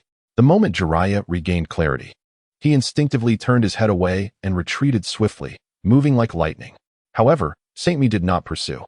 He remained where he stood, a smile playing at the corners of his mouth, raising his hands to form an H-shaped gesture, pointing his index finger at Jiraiya's direction. "This distance is just right." Bang. Bang. Saint Mi spoke softly. Whoosh. Two bone bullets erupted from the tip of Saint Mi's finger, instantly tearing through the air, shooting forth with a speed too fast for the naked eye to perceive. Sage art, double finger piercing. Jiraiya's pupils dilated as an unprecedented sense of crisis engulfed him. Without time to ponder, his silver hair flared, transforming into a wall of hardened needles to shield him. Ninja art, needle earth. In the next moment, Jiraiya's expression changed as he realized his actions had been too slow. He could only tilt his body based on instinct, attempting to avoid a fatal hit. The speed of the bone bullets far exceeded his expectations. Quick, too fast. The bullets reached him almost simultaneously with the sound. Despair washed over Jiraiya's face. If only he had not been delayed by the Jinjutsu for that brief moment. In a flash, the two bone bullets, accompanied by a piercing whistle, whizzed past Jiraiya on either side. Thud. Did I miss? Jiraiya was momentarily stunned, then felt warmth on his face. The blood splattered onto him, and he turned to see. Little Jiraiya, Fukasaku, and Shima, the two sage toads, had small blood holes appear atop their heads, dropping lifelessly from his shoulders. Jiraiya's eyes widened in horror, disbelief coursing through him as he watched Fukasaku and Shima vanish beneath the water. From the very beginning, Saint Mi's target had never been him. Saint Mi's words echoed like a mental demon within him. Omniscience, omniscience. You currently have no time to worry about others. The voice of Saint Mi erupted in the air, swift as lightning, as he charged across the lake towards Jiraiya. Sage art, 1,000 needles of death.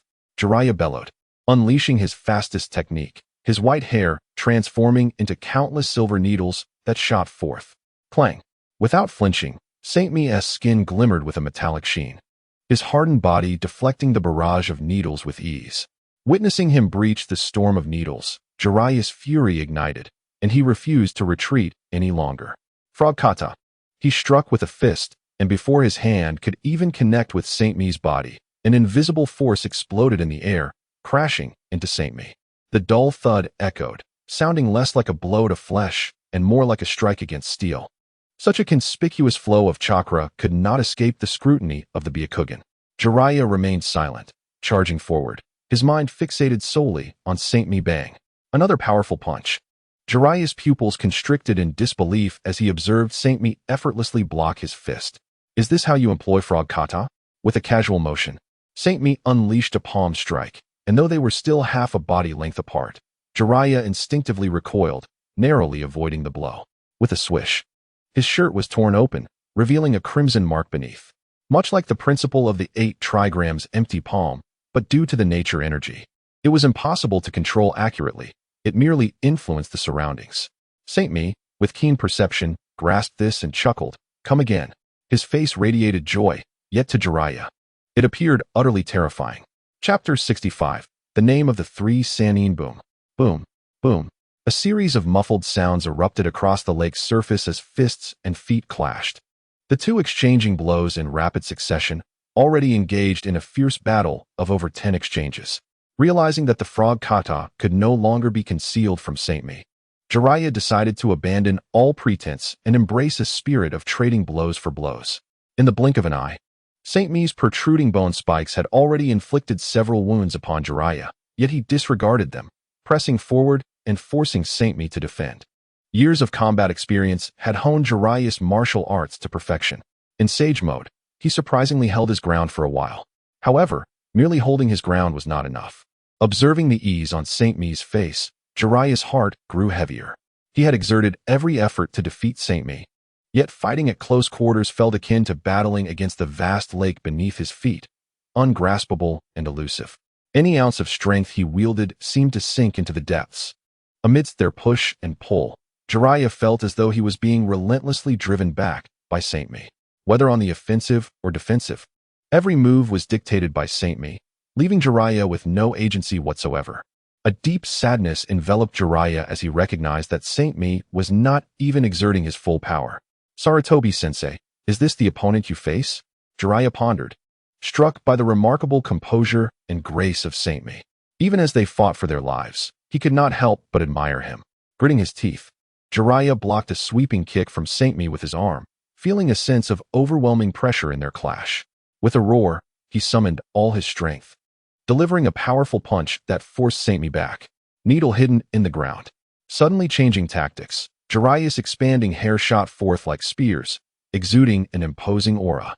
Saint Mi leaned back to evade, gliding gracefully across the lake, leaving 2 slender trails in his wake. Whoosh! In his retreat, 2 bone projectiles erupted from Saint Mi's hand. The bone release technique, enhanced by sage art, dramatically increased in speed and penetrative power, but the time required to reform the bones also lengthened. Jiraiya had to adapt, sweeping his expanding hair to the side to barely deflect the 2 projectiles. Interesting, Saint Mi remarked, his smile deepening. Now how will you respond? With a gentle motion, Saint Mi brushed his hand across his chest, tapping a vital point. The 3rd gate of the 8 gates, the life gate, open. Boom. A surge of chakra erupted, causing Saint Mi's skin to flush crimson. Before Jiraiya could react, Saint Mi's figure blurred. He had vanished. A sense of crisis enveloped Jiraiya, a chill creeping down his spine. No, it was not that he had disappeared. Rather, Jiraiya's vision could no longer track Saint Mi's speed. Relying on his battle instincts from years of experience, he spun and kicked backward, only to shatter a mere afterimage. The real Saint Mi had already appeared to his left, his palm slicing toward Jiraiya's side. Cough! Blood spewed from Jiraiya's mouth as he plummeted like a marionette with severed strings, crashing into the lake's surface, rolling violently over a dozen times before finally halting. The force of the blow obstructed his internal chakra flow, leaving Jiraiya in a precarious state. The frog-like features on his face intensified, his nose swelling as numerous tiny red spots emerged. Gentle fist technique. Cursed Jiraiya, realizing his vital points had been struck. Gritting his teeth, he acknowledged that he was outmatched. Alone, he could not maintain the balance of natural energy within him. His sage mode was inherently flawed, reliant on the assistance of Fukasaku and Shima, the two toads, to sustain the influx of natural energy during battle. Now, without their aid, he struggled to refine sage chakra, and a moment's inattention could lead to a misstep. The duration of his sage mode had significantly diminished. Enduring the agony, Jiraiya slapped the water's surface and leaped from the lake, forming hand signs as multiple shadow clones appeared before him, charging towards Saint-Mi from various angles. Whoosh! Two shadow clones barely had time to act before being obliterated by the bone projectiles shot forth by Saint-Mi fire style. Great fireball technique. Jiraiya's chest swelled, unleashing a torrent of fiery oil into the air. The scorching flames mixed with the oil erupted across the lake, generating a dense cloud of steam that caused the water's surface to boil aggressively. Saint-Mi transformed into a blur, darting around the edge of the flames with astonishing speed, closing in on Jiraiya in an instant. Too slow. Despair flickered across Jiraiya's face, yet he gritted his teeth and swung his fist towards Saint-Mi. Saint-Mi casually executed an 8 trigrams empty palm, dispersing Jiraiya's form, before focusing on the lake beneath him. In such close proximity, Jiraiya's tactic of using shadow clones to shield his true self could not evade Saint-Mi's perceptive abilities. Splash! Almost simultaneously, the lake's surface erupted violently. The real Jiraiya surged from the water, right hand raised high, wielding a violently spinning sphere of chakra, roaring as he aimed for Saint-Mi's abdomen. Rasengan. Saint-Mi stood his ground, fingers curling into claws to meet the attack head-on. The piercing sound of friction echoed as the Rasengan collided violently with Saint-Mi's bone claws, fragments scattering in all directions. Yet, despite this, the Rasengan pressed forward with unwavering momentum.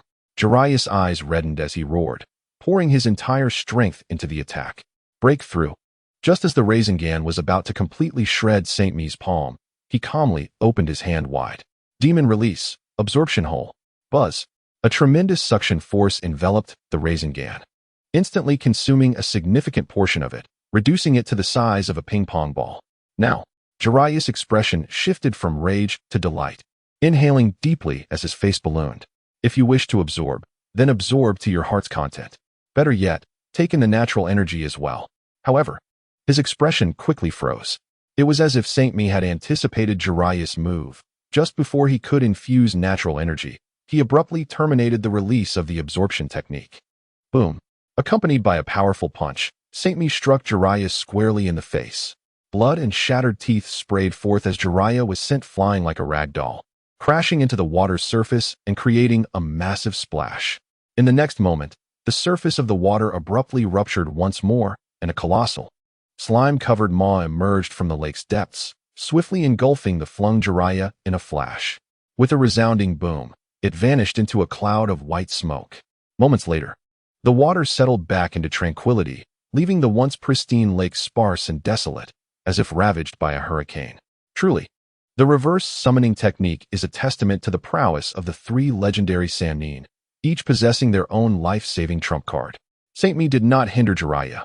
Instead, he offered an ambiguous smile. He had believed that Jiraiya would be unable to relay the information back. Saint-Mi lifted the citrus bough from the shore, hoisting it upon his shoulder, and without a hint of remorse, he turned and departed. Chapter 66. Severed arm in the serene vicinity of the Sage Lake at Mayaboku Mountain. The tranquil surface erupted into tumultuous waves, the sound of countless bubbles bursting resembling a cacophony of croaking frogs. Gurgling, a gigantic whirlpool formed at the lake's center, and amidst the splashing water, a massive toad breached the surface. The toad opened its gaping maw, expelling a figure drenched in blood and slime, which tumbled onto the shore. Jiraiya, battered and torn, bore a grotesque visage, his skin exhibiting strange amphibian traits, taking on a harsh green hue, and his eyes bulging. Struggling to rise, Jiraiya suddenly collapsed, his left arm feeling unbearably heavy. Upon glancing at his left forearm, he realized influenced by natural energy, it had entirely transformed into stone. Without hesitation, Jiraiya drew a kunai from his ninja tool pouch and plunged it into his arm below the elbow, slicing in a circular motion. Blood gushed forth as he severed his left forearm completely. Pressing his right palm against the wound, he enveloped it with chakra for a makeshift tourniquet. Then, trembling, he formed a single-handed seal and sat cross-legged, forcing himself to calm down and meditate. The natural energy surged uncontrollably within him, if not restrained promptly. He would soon undergo complete transformation into a frog, ultimately becoming stone. Time slipped by in a stifling silence. At long last, after what felt like an eternity, Jiraiya managed to suppress the raging natural energy within him, spitting out a mouthful of black blood, collapsing forward like a marionette with severed strings. Surrounding him were the toads of Myaboku Mountain. Jiraiya, the massive form of Toad Winta, lifted him gently with its large hands. Sheathing his short blade, he crouched down and rasped, "Where are the elders?" Jiraiya trembled violently. They sacrificed themselves. What? A wave of unrest surged among the toads. A young toad staggered back in disbelief, colliding with its companions, while others, upon hearing the news, slumped to the ground, wailing in despair. Who did this? Jiraiya's voice quivered. I'm sorry. The opponent possessed abilities not mentioned in previous intel. They knew we were coming. Toad Winta exhaled heavily, fuming. Why didn't you summon me? Jiraiya replied. It was futile. He possesses a sort of premonitory perception. I must inform the others. A toad of similar size to Toad Winta approached, Toad Hero, Winta's sibling. How could this be? Is he akin to the great sage Toad? Jiraiya lowered his head in despondence. Just then, a melodious croak resonated from afar. The sound seemed to carry an enchantment, and all the toads fell silent. Parting to make way, a small, entirely green toad hopped eagerly to Jiraiya's side. Great Sage Toad requests your immediate presence. Jiraiya struggled to rise, leaning heavily on Winta for support.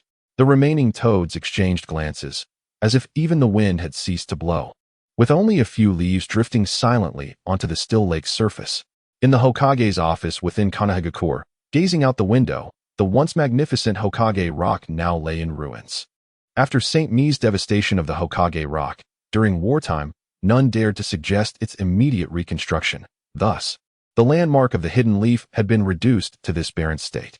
Sarutobi Hiruzen sat behind his desk, chewing on a pipe, the wrinkles on his face appearing deeper than the day before.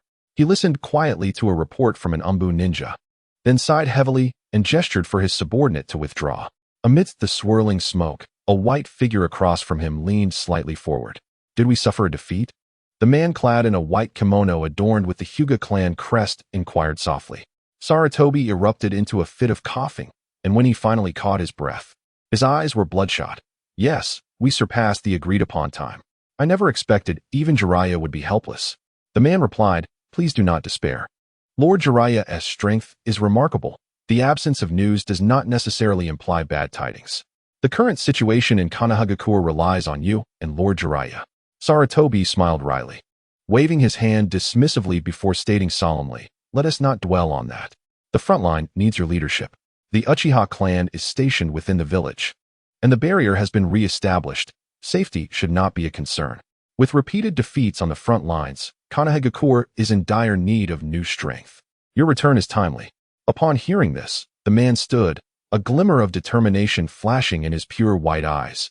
Leave everything to me, Hokage. Sarutobi gazed at the new head of the Hyuga clan, a faint relaxation gracing his features. He nodded in satisfaction. The most vital individuals in the village have never been the Hokage or any specific person, but rather you all. The loss of the Hyuga is akin to losing an arm. To see the Hyuga return is truly a blessing.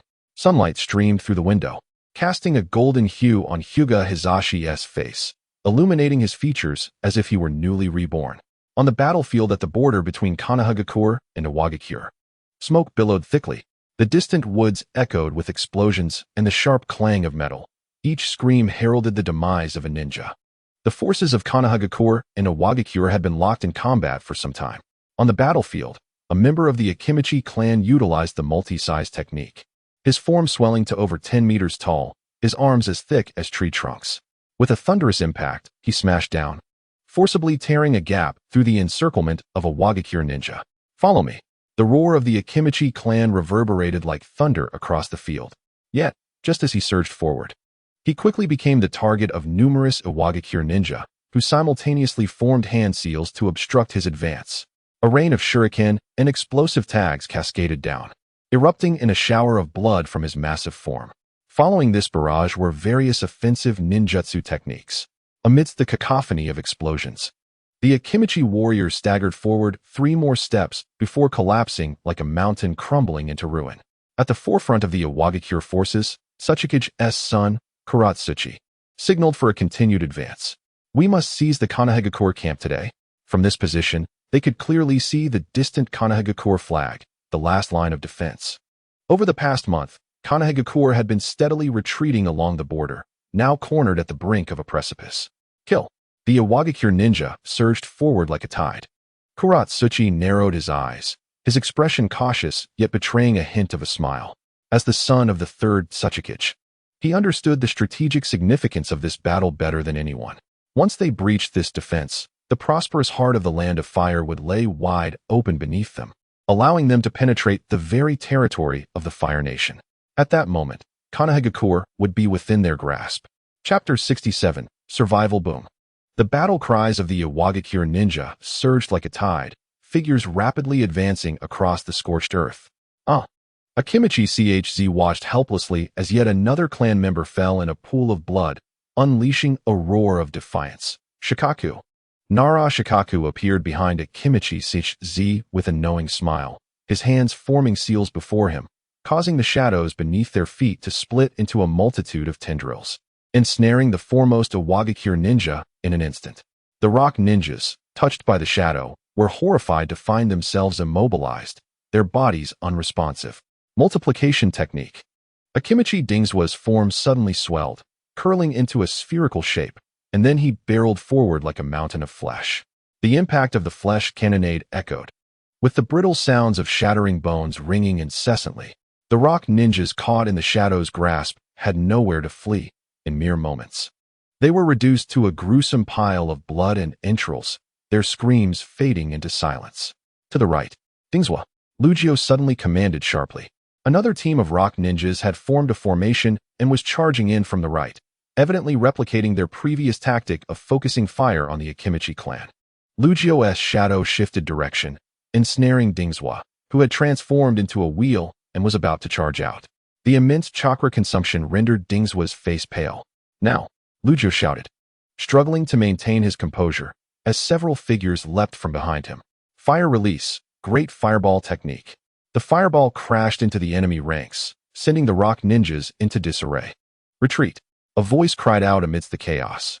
Gritting his teeth, Lugio gestured for several more teams to break from the defense, following a few upper ninjas who were unleashing their jutsu in pursuit of the retreating rock ninjas.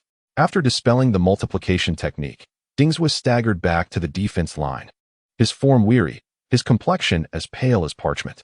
"How many times have we attacked?" Lugio rasped. "The 18th, Dingswa replied, his fingers trembling slightly. Yet his gaze remained fixed on the distant regrouping enemy. Through the charred shadows of the trees, Lugio vaguely saw a figure rallying the rock ninjas to retreat. "Tsuchi," he thought, knowing that just his presence on the battlefield could exhaust Lugio and Dingswa. However, as one of the foremost powers of Iwagakure, Tsuchi seldom intervened directly. Sitting on the ground, panting, Dingswa asked, "Is he testing our limits?" Lugio offered a bitter smile. "Even you have noticed. Countless skirmishes of a similar nature had transpired recently, with both Konoha and Iwagakure leaving behind numerous corpses in the repetitive tug-of-war. On such a battlefield, lives existed merely as a resource in another form. Lower ninjas were abundant. Mid-level ninjas were commonplace, while only upper ninjas held any significant value. As the enemy retreated, the Konoha ninjas began mechanically repairing the damaged fortifications, their eyes nearly devoid of spirit, their bodies driven by instinct alone. In a trench, a young medical ninja sat slumped, cradling the half-body of a comrade, staring blankly, his fingers unconsciously stroking the lifeless chest of his fallen friend. Lugio approached, grabbing the distraught medical ninja and striking him across the face several times. "He is dead. Go save those who still have a chance to live." The medical ninja covered his face, nodded weakly, and stumbled away. Lugio shouted to the surrounding ninjas, Reinforce the fortifications. Stay vigilant. Do not relax. A sparse chorus of replies echoed back, their voices sounding numb. Lugio did not blame them, for he felt the same. Inside the central tent of the Konoha camp, Yamashiro Haichi knelt on the ground, wearing a specialized metal device used by sensory ninjas that flickered with a faint glow. To the northwest, Camp 3 has lost over half its western defense line and is requesting reinforcements. With each word he uttered, his complexion grew paler. Lugio turned to the remaining 2 upper ninjas in the tent. Oil Girl, Shid, your team will head to assist Camp 3. If you find no survivors, retreat. Understood. The 2 upper ninjas replied as they exited the tent to rally their remaining team members. What? The new recruits from yesterday are dead already? I didn't even know his name. Faint murmurs reached Lugio from outside the tent.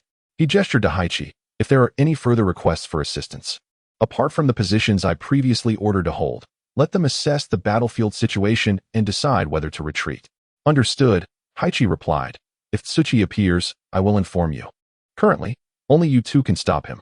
Dingzwa asked angrily, Lugio, can we use our previous tactics again? Luring the enemy into a trap, encircling them, Lugio's voice remained eerily calm. The rock ninjas are not so foolish as to fall for the same trick twice. Their general is Tsuchi, known for his caution. If they initiate an all-out attack using their numerical advantage, we will have no opportunity for ambush. Dingzwa's eyes burned with rage. Are we just to watch helplessly? Lugio sighed deeply. In the theater of war, the principles of harmony and surprise remain timeless truths.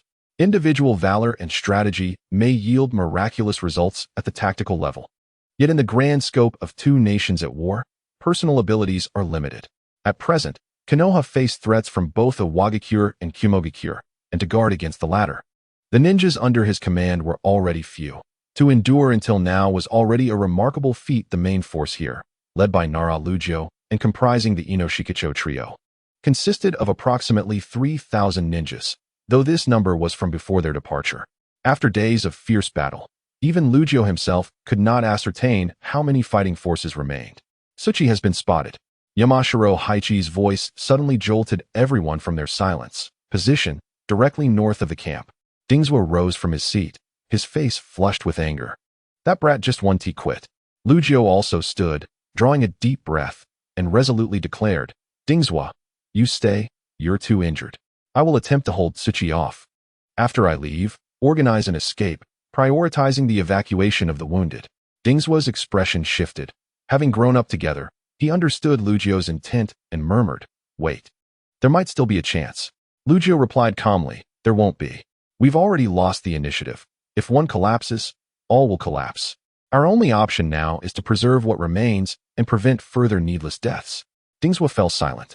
As one of the frontline commanders, he was acutely aware of their dire situation, understanding that Lugio spoke the truth, though he was loath to accept it.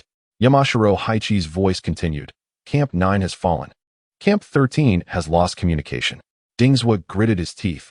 Let me lead another charge. Perhaps a Wagakure is close to breaking as well. Lugio decisively shook his head. Save your strength. You and Haichi take the wounded and fall back. I will cover the rear. Absolutely not. Dingzwa insisted, adamant that the commander should not be left behind. Lugio retorted angrily. Since you recognize me as the commander, you will obey orders.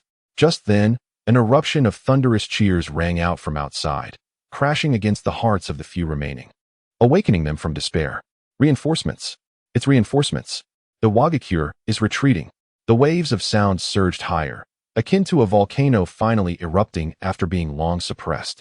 Yamashiro Haichi stared blankly for a moment, as if in disbelief, before hastily removing the device from his head and exclaiming urgently to the 2, reinforcements have arrived. The Wagakure is retreating. Lugio's pupils constricted as he exchanged a glance with Dingzwa, and they both dashed out of the tent. They beheld the Wagakure forces retreating like a tide, while the Konoha ninjas erupted into frenzied cheers. The dying light of the setting sun pierced through the smoke, illuminating a group of figures that had just arrived on the battlefield. What is this? It seems I have not arrived too late. A clear voice resonated from behind them. Hyuga Hayashi stood before them, with a stream of Hyuga clan ninjas crossing behind him. Hayashi, Lugio, and Dingzwa gazed at him, astonished and delighted. Without needing orders, the Hyuga ninjas seamlessly integrated with the retreating Konoha ninjas and rushed back into battle. I apologize for keeping you waiting. Now, it is our turn to counterattack. The air was thick with the mingled scents of blood and herbs, as wounded soldiers, wrapped in blood-stained bandages, lay both inside and outside the tent, their low groans rising and falling like a mournful chorus. In stark contrast to this grim scene, a spark of excitement flickered in the eyes of the Konoha ninjas, for the Hyuga clan had arrived. "We are saved," a middle-ranking ninja, immobilized on a stretcher, exclaimed to those nearby, his cracked lips trembling with exhilaration. "Please, just lie still," replied a medical ninja with impatience, casting a glance at Hinata Seiya, who was surrounded by Kakashi and others, making his way into the main camp tent. "This is wonderful," murmured a medical ninja named Yuki, half of his face swollen. The injured ninja leaned closer, straining to hear. "What did you say?" "Oh, nothing. I was just saying it's good to see you're still alive." "That's not what you just said." The arrival of the reinforcements led by Hayashi was remarkably timely. As Awagakure pressed hard, their rear defenses weakened. Hayashi and his team maneuvered around, striking from the side and catching the IWA ninjas off guard. Under the command of Tsuchikage, the IWA ninjas employed earth techniques to alter the terrain, narrowly avoiding being besieged. Nevertheless, they paid a heavy price, as Hayashi and Kakashi regrouped their forces and charged out again, leaving behind hundreds of corpses and countless injured. This represented the greatest loss Awagakure had suffered in a single day since the war began. Observing this, Tsuchikage resolutely issued a retreat order.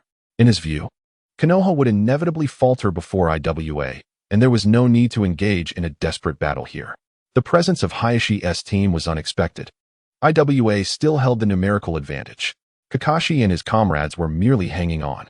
In the center of the tent, Hayashi sat at the head of the table, surrounded by others. Nara Kakashi was the first to rise, bowing solemnly. "Hayashi, we owe you our lives for arriving in the nick of time. Otherwise, we would all perish here." Seeing the Hyuga clan join the fray, the weight that had long hung over him finally lifted. With the support of the Hyuga, Konoha now held the initiative, whether they chose to retreat or fight to the bitter end. In this world, many things are only cherished once lost. Previously, Konoha ninjas had been accustomed to the presence of the Byakugan. Now, without that aid, navigating the battlefield felt akin to being blind. They had suffered repeated defeats at the hands of IWA, not without reason. Konoha had become overly reliant on the Hyuga for battlefield perception. Kakashi remarked, "Thanks to you, Hayashi. This victory is yours to claim." Akimichi Choza added, "This favor will not be forgotten by the Akimichi clan." "Please, do not say such things," Hayashi humbly replied. "The crisis is not yet over." Kakashi nodded. "True, rewards can wait until we return to the village." "How is the situation, Yama?" Yamamoto closed his eyes in concentration, still wearing his sensing apparatus. If the Hyuga were Konoha's eyes, the Yamamoto clan served as its ears. As the leader of the sensing team, Yamamoto had scarcely had a moment's respite on the battlefield. The Western Camp 3 and Northern Post 7 have completely fallen, along with over 10 other locations. Although Hayashi's reinforcements have secured a few, the overall situation remains dire. Kakashi inquired, "Which specific locations?" Yamamoto removed his sensing device and summoned several sensing ninjas to compile the recently reported intelligence. Moments later, the situation was starkly clear. They found themselves in the northwestern corner of the Land of Fire, bordering the Land of Grass, with the left flank completely breached and the right barely holding on. Though collapse was merely a matter of time, should IWA act swiftly and traverse through the Land of Grass, they could completely encircle them here. This indicated that their position was no longer tenable. Nara Kakashi calmly took over the conversation, tracing a line on the operational map before stopping at a gap in the flank, pressing down heavily. "Once IWA breaches here, we will be isolated. Prepare for retreat. If we do not withdraw now, we will all perish here." Hayashi's expression shifted slightly. "Has the situation deteriorated to such an extent?" Kakashi replied, "With our current forces, we cannot defend such an expansive border. IWA has broken through our left flank to the southwest, and the Cloud Ninjas already arrived in the Land of Rice yesterday. They are likely encircling us from the east now. If they join forces, they can sever our connection to the homeland." Kakashi took a deep breath, stating, "Retreat. This is our last opportunity." "But I'm afraid," Choza instinctively asked. "Afraid of what?" "Afraid it may already be too late," Kakashi said, gazing outside the tent, his brow furrowed. The sky darkened, the night wind biting cold. Even the moonlight filtering through the trees bore an air of menace. Chapter 69. Revelation in the village of Kirigakure. Dense fog smothered the skies, rolling freely like a living entity. This blood-soaked nation, eternally cloaked in darkness, was defined by its omnipresent mist. Suddenly, voices echoed ahead, causing several guard ninjas to tense up. Who goes there? As the fog parted, a figure gradually emerged. It is I. Upon recognizing the visitor, the ninjas collectively exhaled in relief, only to tense once more. It was Lord White from the Umbu, and he was carrying someone over his shoulder. Who is that? As they discerned the person's features, the ninjas froze in shock. The Mizukage. Swish. As Shingi made his entrance, several figures descended from an unknown direction, respectfully landing before him. One ninja presented a report, and Shingi quickly scanned it, revealing a smile. Things are progressing exceptionally well on the Konoha front. How so? Shingi inquired. As expected of you, Lord Shingi, replied Kisame with a grin. The H-Zuki clan has accepted our proposal. Shingi nodded. What of Mei? Zabuza, with twin swords slung across his back, respectfully responded. Before the fourth Hokage could make a move, Miss Mei had already evacuated. According to your orders, none of our people suffered casualties. Excellent. Go forth, proceed as planned, and have Mei come to see me. With a command from Shingi, Kisame and Zabuza acknowledged and dispersed, vanishing from sight. Throughout the entire process, not a single glance was cast toward the village's guarding ninjas. Is Elder Yuan in the village? After they departed, Shingi approached the remaining ninjas and asked, Why yes, Lord. One ninja stammered, cold sweat beading on his forehead. The others had already bowed their heads deeply, wishing to bury their faces in the ground. Shingi patted the shoulder of the responding ninja, applying enough pressure to make him stumble. Do well. With a light laugh, he moved forward, his slender frame swaying gently with each step. Only when Shingi's figure vanished at the end of the street did a few Kirigakure ninjas dare to lift their heads, exchanging fearful glances. None bold enough to inquire why the Mizukage was being carried like a mere package. Soon, all the high-ranking officials of Kirigakure had gathered in the Mizukage Tower. An unsettling atmosphere blanketed the room. What on earth was happening? Why had the Mizukage summoned us so suddenly?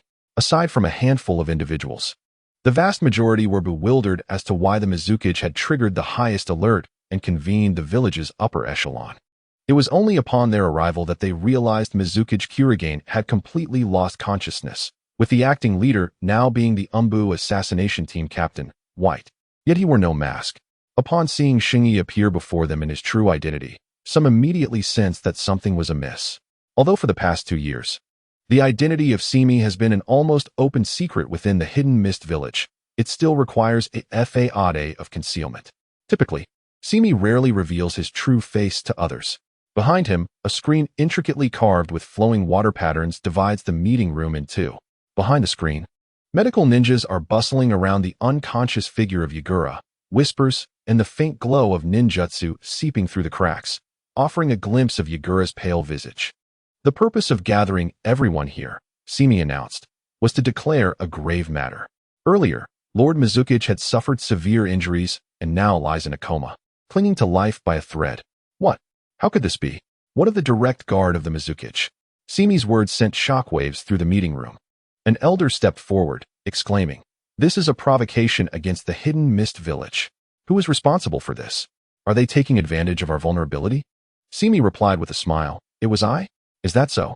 The elder, filled with rage, staggered back, incredulous as he gazed at Simi. Simi nodded and reiterated, It was I. The once clamorous meeting room fell into an oppressive silence. The elder, flushed with indignation, was about to reprimand Simi, but felt an unsettling shift in the atmosphere as he turned his head to look around. Master Jin, with his eyes lowered, sat in his seat, as if oblivious to the discussions around him. The leader of the Kirigakure clan, Sujetsu, also wore an expression devoid of emotion from his corner. Upon noticing their silence, the elder broke into a cold sweat, saying nothing, and retreated to his original position. Simi observed the elder's furtive movements with a smile. Choosing not to expose him, he continued, Elder Kurikawa, perhaps I did not articulate my earlier statement clearly. What I meant was, it was I who inflicted such injuries upon Lord Mizukage, but I was compelled to retaliate. Kurikawa, filled with regret, steeled himself and asked, What exactly transpired, Lord White? Simi explained, That is a question for Lord Mizukage. Some time ago, I was dispatched to the Leaf Village, and upon my return, I was ambushed by a group of unidentified ninjas. After defeating them, I was astonished to discover that the one who had attacked me was none other than Lord Mizukage himself. What surprised me even more was that our esteemed Mizukage has been under a Jinjutsu for years, his will manipulated, no longer himself. This revelation detonated like a bomb in the meeting room, shattering the minds of all present. Master Jin finally lifted his head, staring intently at Simi, demanding, "Are you speaking the truth?"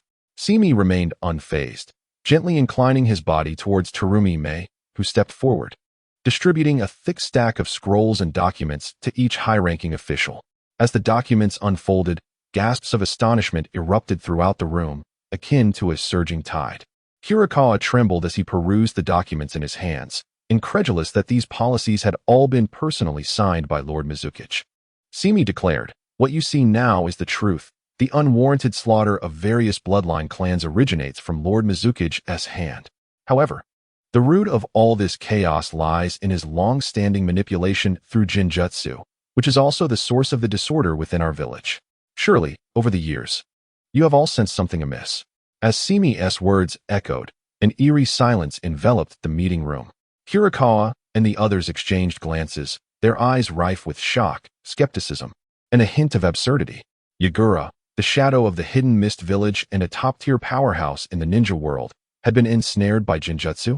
Even more incredulous was that these words came from Simi, a man who had acted as a trusted confidant to the Mizukage for years, almost beyond reproach. Chapter 70. The Truth. After much contemplation, Hirakawa finally summoned the courage to speak. "Lord White, this is merely your assertion. Do you possess any evidence to substantiate your claims?" Simi slowly turned his head, his pure white eyes locking onto Kurikawa. "Elder Kurikawa, my Byakugan can perceive chakra flow and see into the hearts of men. What grounds do you have to dismiss my words as mere conjecture?" The atmosphere in the meeting room seemed to freeze. Beads of sweat formed on Kurikawa's brow, sliding down the creases of his forehead. His lips trembled as he stammered, "I harbor no doubt regarding Lord White's intentions, but given the gravity of the matter, if it is, as you say, that Lord Mizukage has been controlled for years, it should be reported to the daimyo for judgment." Simi remained silent, merely tilting his head slightly.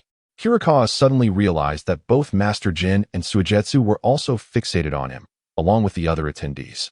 Countless gazes bore down upon him, pressing against his spine. His breath quickened, feeling as if a swarm of ants crawled upon his back, leaving him in a state of paralysis. Just as Kurikawa was on the verge of breaking, Simi suddenly smiled, dispelling the oppressive atmosphere. "Elder Kurikawa speaks wisely. Such a significant matter cannot rest solely on my word."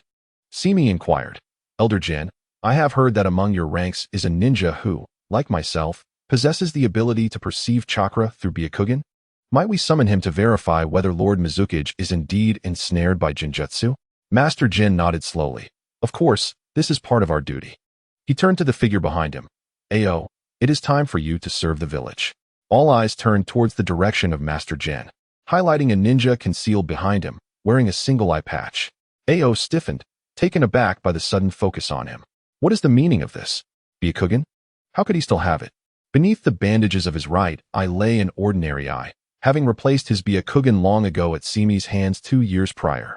Yet now, Simi had audaciously suggested he step forth to validate the abnormalities surrounding the Mizukage. "Ao," Master Jin stated, "did you not hear Lord White's words?" His throat constricting, Ao understood, fully aware. Master Jin had known everything all along. Summoning him forth was merely a formality. Resigned, he complied. Simi drew back the screen, motioning for the medical ninjas near Yagura to step aside and clear the area. Ao mechanically approached Yagura's bedside, feigning the hand signs. The eye socket beneath his patch throbbed painfully, cold sweat having already soaked his back. After inspection, Ao rasped, "Lord Mizukage has indeed fallen victim to Jinjutsu." As he uttered his final word, he felt almost drained, as if he had expended every ounce of his strength. Simi waved his hand, and the screen was drawn once more. Ao silently returned to his place behind Master Jin, not daring to cast another glance at Simi. What in the world? Kurikawa stared in disbelief at the unfolding scene. As a subordinate of Master Jin, Ao's possession of Byakugan was hardly a secret in the village. If even Ao confirmed this, did it not imply that Yagura had indeed been manipulated for years? Throughout this time, No one in the hidden mist had been able to see through it. For a ninja village, this was akin to ultimate humiliation. When had it come to this? Apart from Kurikawa, the other attendees in the meeting room wore expressions of horror. Among those present were leaders from traditional clans like the Suigetsu, as well as retired advisors who had served under previous Mizukichi. Unlike the Leaf Village, in the Hidden Mist, advisors often held honorary positions without any real power unless they, like Master Jin, had established their own influence. Despite their long tenure in the village, they had never realized that Yagura's bizarre behavior was due to manipulation. Kurikawa gritted his teeth, fists clenched, his gaze fixed on the screen that concealed Yagura behind it. His gaze seemed capable of piercing through the layers. Catching a glimpse of Yagura's pallid visage, it is no wonder that in recent years, Mizukichi Yagura has become increasingly extreme, showing no inclination to heed the counsel of the elders. This has only exacerbated the tension between the Mizukichi and the village's upper echelons. How very curious. Simi nodded at Terumi Mei, who promptly understood and silently exited the conference room.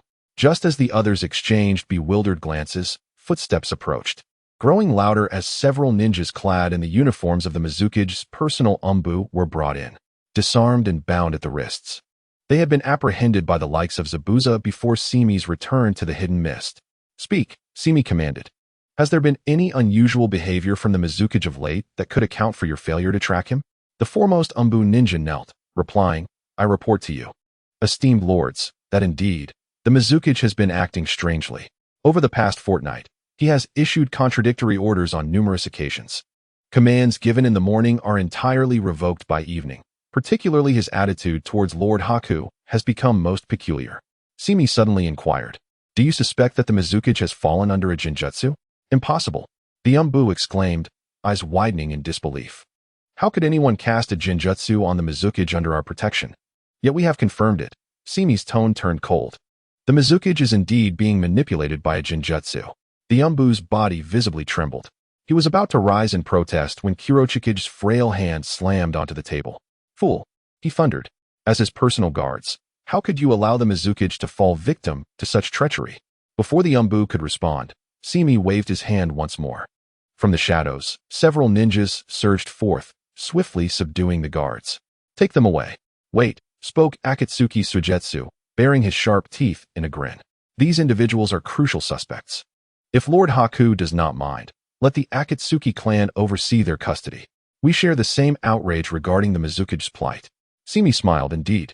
It is a fortunate turn for the Hidden Mist to have the Akatsuki clan involved. Suigetsu then turned to his companion. Mangetsu, present. A young silver-haired ninja stepped forward.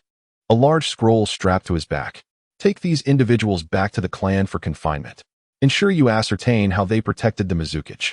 After acknowledging Suigetsu and Simi, Mangetsu led the group of Akatsuki ninjas as they escorted the umbu away. As they passed by Simi, the leading umbu suddenly glanced up, locking eyes with him. All present could feel the penetrating intensity of that gaze, sharp as a blade. Is it you? He began, only to be interrupted as a cold sensation enveloped his throat. A water orb having crept up unbeknownst to him. Mangetsu withdrew his arm, smiling. Let us discuss matters once we arrive at our destination. Think of your family, surely. They would wish to see you again soon. The umbu fell silent, resigned as they were led away. Chapter 71. The death of the Mizukichi. It seems the truth has come to light, Simi remarked. Our esteemed Mizukichi has unwittingly become a pawn in another's game. Following Simi's maneuvering, no one in the conference room dared voice any dissent. Even Kurochiki's expression had turned grim. This was not due to Yagura's fate, but rather Simi's assertions and the reactions of Suigetsu and the elder. That Suigetsu would voluntarily involve himself in this matter was striking. By this point, it was clear to all that the Akatsuki clan had unreservedly aligned themselves with Simi, recently appointed as one of the 7 ninja swordsmen. The prodigious Suigetsu was present as well. It was likely that the Akatsuki clan had completely encircled the vicinity of the Mizukichi's tower. Anyone who has survived in the blood mist known as the Hidden Mist cannot be slow-witted. Kurochiki and the others quickly grasped the implications, a chill settling over them. He finally comprehended why Simi had summoned them all here. As the strongest shadow of the Hidden Mist, Yagura's defeat at the hands of Simi was startling, despite Simi's renown. This outcome sent shockwaves through many. Yagura was no ordinary powerhouse. He was also the Jinchuriki of the Three Tails, a strategic asset for the Hidden Mist. Just how formidable must Simi be to have bested him? One thing is certain. There will no longer be anyone in the hidden mist capable of threatening Simi. No one could justifiably condemn Simi for his actions. Regardless of who orchestrated Yagura's manipulation, they provided Simi with ample justification to expose the truth. A village's shadow being controlled.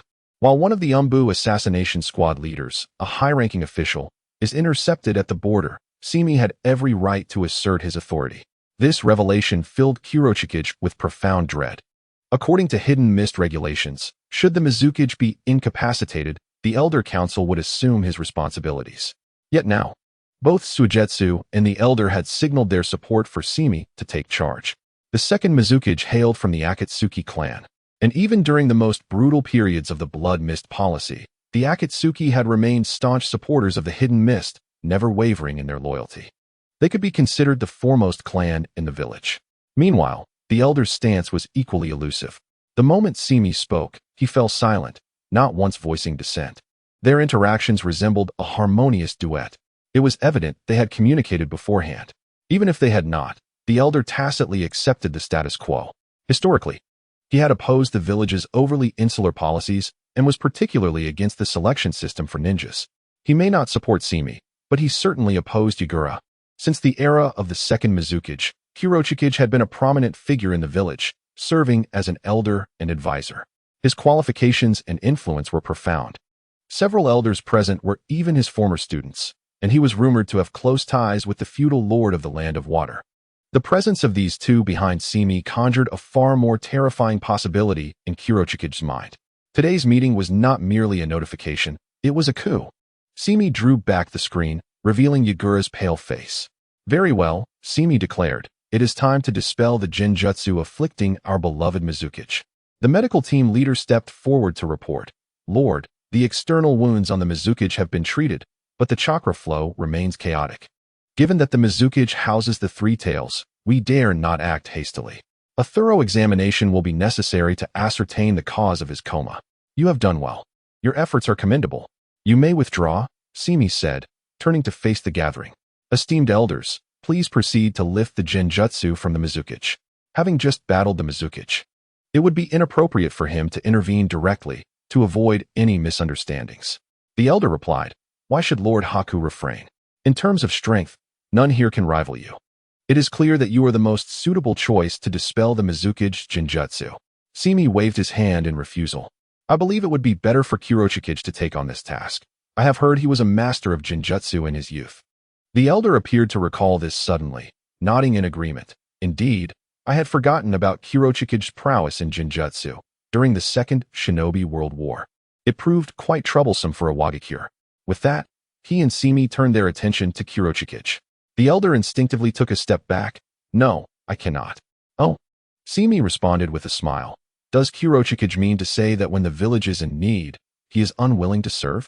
Upon uttering those words, Heichi Jing was immediately seized by a wave of regret for stepping forward so boldly. He could only muster the courage to respond. Then I shall give it a try. However, to manipulate the illusion of Lord Shui-ing requires an exquisite level of skill, and I do not possess absolute confidence. Gue Deng Sui, you interjected. Elder Heichi, please proceed without reservation. Even in failure, none shall hold you accountable. Reluctantly, Heichi Jing approached, forming a hand seal with one hand while placing the other on Yitsong. Release. Chakra emanated from his hand, drawn into Yitsong's body. To his astonishment, at the moment the chakra was absorbed, Yitsong's body convulsed violently as if struck by an electric shock. Yitsong's form arched unnaturally, his eyes consumed entirely by a pitch-black void. A torrent of chakra erupted from within him, creating a whirlwind that sent papers swirling throughout the conference room. The sudden commotion startled everyone, except for Shungmi, who glanced up with a hint of astonishment in her smile. Let go. Release me.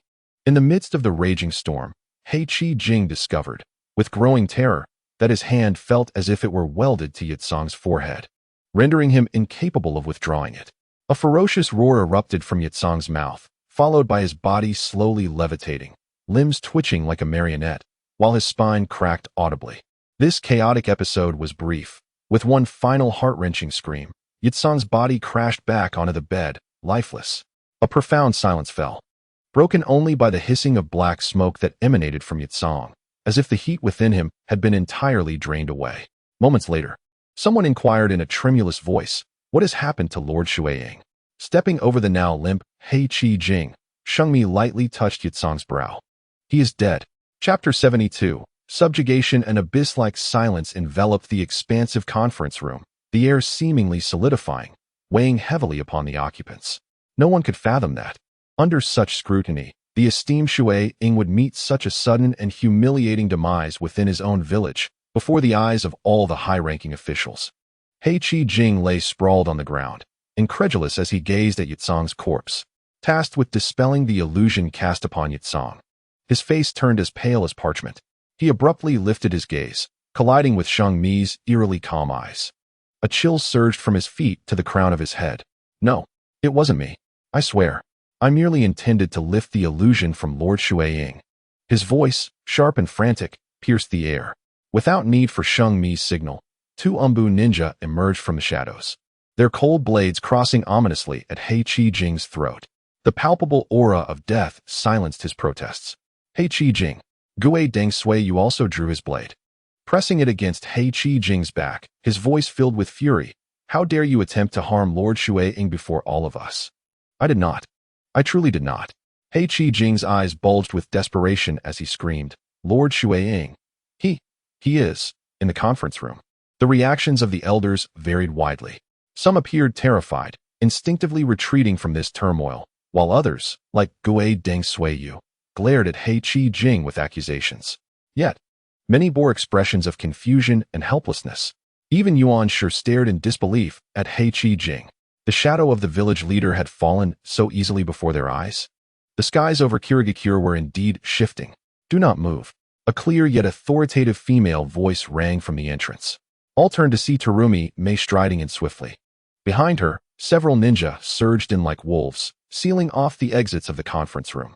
"Lord Shueying has been attacked. Everyone must remain here and secure the scene. No one is to leave without permission." Terumi Mei's crisp voice clarified their precarious situation. Accompanying her was a tall, imposing figure wielding a large sword, drawing much attention. Kisame, with a chilling smile, scanned the room, an intangible pressure rendering the two advisors, who had been making for the door, frozen in place. "Ladies and gentlemen, it would be wise not to act rashly," Kisame remarked, "for my Samahata does not recognize any of you." The expansive conference room echoed with Hei Qi Jing's desperate and hoarse pleas, which seemed particularly jarring. "I truly did not mean to," he repeated futilely. Seeing Shengmi's impassive demeanor, his despair deepened, and he cast a pleading glance at Yuan Shi. "Lord Yuan Shi, please, say something. You know I would never harm Lord Shueying, right?" Yuan Shi slowly turned his head, regarding Hei Qi Jing with the eyes of a forsaken creature. "The evidence is before us, Hei Qi Jing. What more is there to say?" Yuan Shi's words fell like a final straw, breaking Hei Qi Jing's resolve. His face drained of color as he collapsed to the floor, his gaze hollow, devoid of even the strength to continue his defense. At that moment, Shengmi suddenly chuckled, her calm demeanor tinged with a hint of amusement. "Everyone seems a bit too tense. In my view, Elder Hei Qi is not the true culprit behind the harm to Lord Shueying." This statement rekindled a spark of hope in Hei Qi Jing's eyes. He gasped, as if emerging from underwater. Shengmi continued at a measured pace. "Even if Elder Hei Qi were foolish, he would not choose to act in such a clumsy manner before all of us. The tragedy we face today likely stems from the seal of the three tails within Lord Shueying." "The tailed beast?" Yuan Shi inquired. "Indeed," Shengmi affirmed. "Ordinary illusions hold no power over a Jinchuriki capable of communicating with tailed beasts. However, the illusion cast upon Lord Shueying was evidently intricate, ensnaring the three tails as well. When Elder Hei Qi attempted to dispel Lord Shueying's illusion, the tailed beast's illusion was likely disrupted simultaneously. With the sudden release of the illusion, the tailed beast's chakra erupted uncontrollably, coinciding with Lord Shueying's previous injuries and disorientation, leading to this unfortunate outcome. Yuan Shi's furrowed brows relaxed slightly as he contemplated. "Oh? Is that truly the case? It seems we may have wronged Elder Hei Qi." Drenched in cold sweat, Hei Qi Jing exclaimed fervently, "Yes. Exactly. Everyone, please believe me. I had no intention of harming Lord Shueying. He realized his life now rested entirely in Shungmi's hands. One word from her could lead to his salvation or demise. However, in the next moment, Shungmi's smile deepened with an unsettling chill as she shifted her tone. However, He Qi-jing's heart leaped into his throat, terror-stricken as he gazed at Shungmi, his eyes betraying a flicker of plea. Just grant me a swift end. This torment is unbearable. Shungmi continued languidly. Elder He Qi, at the root of this matter, you must also bear some responsibility, mustn't you? Before attempting to dispel Lord Shui Ying's illusion, did you not act rather hastily? Yes. He Qi-jing stammered. You are right. I was indeed too rash. But my loyalty to the village is unwavering. Saint Mi chuckled lightly, a sound that, to He Qi-jing's ears, was more terrifying than the whispers of demons. The truth would eventually come to light. Saint Mi calmly suggested that after today's meeting, Elder He Qi-jing should voluntarily report to the Dark Division for punishment. Considering that Lord Shui Ying had died before him, and there had to be an explanation for the incident, He Qi-jing, filled with trepidation, nodded repeatedly, sweat pouring down his back. Although everyone present had witnessed that his hand seals were merely to dispel an illusion, he could not escape the blame. Ironically, he felt relieved that Saint Mi intended to let him shoulder the responsibility. As long as he was alive, there would always be opportunities to redeem himself. Death was final. The death of Shakura lay at his hands, and if Saint Mi had chosen to be serious, he could have executed him on the spot, leaving no room for dissent. Saint Mi nodded lightly, and the two Dark Division ninjas who had their blades poised at He Qi-jing's neck exchanged glances, sheathing their weapons and silently retreating into the shadows as if they had never been present. The corners of Ghost Lantern Suigetsu's mouth curled into a mocking smile as he too returned his weapon to its sheath and resumed his position. He Qi-jing felt a profound sense of relief, realizing his back was already soaked with sweat. The other elders exchanged glances, their eyes reflecting shock at the scene they had just witnessed. In just a few words, Saint Mi had manipulated a prominent elder from a powerful clan, causing him to almost crumble under pressure. Such tactics left everyone feeling uneasy. How could they retaliate against someone so formidable? Saint Mi turned to Yuan Shi and inquired. Lord Yuan Shi, with the unfortunate demise of Lord Shui Ying, what should we do now according to custom? Yuan Shi replied gravely. With the passing of the fourth lord and the current situation of Yun Yin's troops stationed at the borders, our immediate priority should be to select the fifth Lord Shui Ying as soon as possible. This was indeed a matter that could not be delayed. Saint Mi nodded and asked, do any of you have suitable candidates? No sooner had he spoken than Ghost Lantern Suigetsu suddenly changed his demeanor, clapped his hands, and said, naturally, I propose that Lord Bai take on the role of the fifth Lord Shui Ying. Chapter 73, The Appointment of Shui Ying. Ghost Lantern Suigetsu declared, although Lord Bai's experience is limited, having only served in the Dark Division for 2 years, his achievements are evident. The stability of our village over the past 2 years owes much to Lord Bai's efforts. In my opinion, Lord Bai is the best candidate for the next Shui Ying. Instantly, the eyes of everyone in the conference room converged upon Yuan Shi, as if they had all agreed upon this focus. In the mist-hidden village, besides the Shui Ying, Yuan Shi held the highest prestige. His words could alter the course of many matters. After a long pause, Yuan Shi finally nodded slightly and said, I have no objections, but let us not forget, the ultimate authority to appoint the Shui Ying lies with the daimyo. The incident regarding the fourth lord's assassination cannot be concealed, and afterwards, we must report to the daimyo for a decision. Of course, Ghost Lantern Suigetsu responded with a smile. As Yuan Shi spoke, the previously observant elders suddenly awakened to the reality of the situation. I second that. Lord Bai possesses exceptional strength, capable of shouldering the responsibilities of Shui Ying. Indeed, in these trying times, we require a strong figure like Lord Bai to take charge. In an instant, voices of agreement surged, with elders hastening to express their support, fearing they might lag behind. He Qi-jing was the first to struggle to his feet, hoarsely yet firmly exclaiming, Lord Bai, please do not decline. The position of the fifth lord is yours alone. I shall remember the love and trust of all the elders, Saint Mi replied, not refusing the offer, but added with a smile, however, I believe my time in the upper echelons of the Mist Hidden is still too short. In terms of experience and prestige, I have many shortcomings. To suddenly assume such a heavy burden, I fear I may fail the village and your expectations. What Lord Yuan Shi said holds true, but the village needs someone to take charge. Since you all do not reject me, I am willing to act as the proxy Shui-ing to handle the urgent affairs of the village. As for the formal appointment of the Shui-ing, I will personally report the changes and subsequent arrangements to the daimyo, who will make the final decision. Currently, our village is in disarray, with numerous decisions that require the collective effort of Lord Yuan Shi and all the elders to navigate through these challenges. What do you think? In the ninja world, there is no tradition of declining positions multiple times, and Saint Mi had not arranged for anyone to play that role. He knew he need not worry. Even without his desire, someone like Ghost Lantern Suigetsu would inevitably bring it up. This was simply because Yuan Shi and the others were astute individuals. Clever people can sometimes be easy to deal with. They understand what Saint Mi desires and are aware of the consequences should he fail to obtain his wishes. To survive in this blood-soaked land, reading the room and seizing opportunities had become essential skills.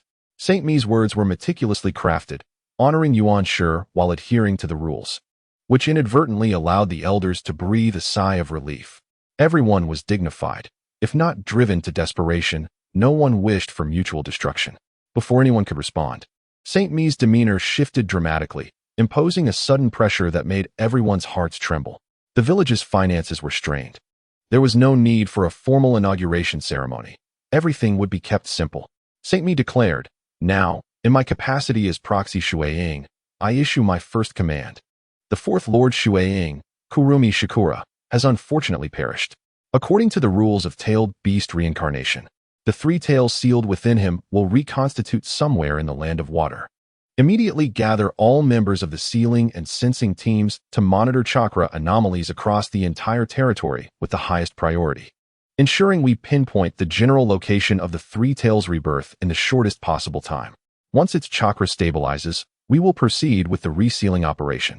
Reseal. Another elder gasped in disbelief. This matter is of utmost importance.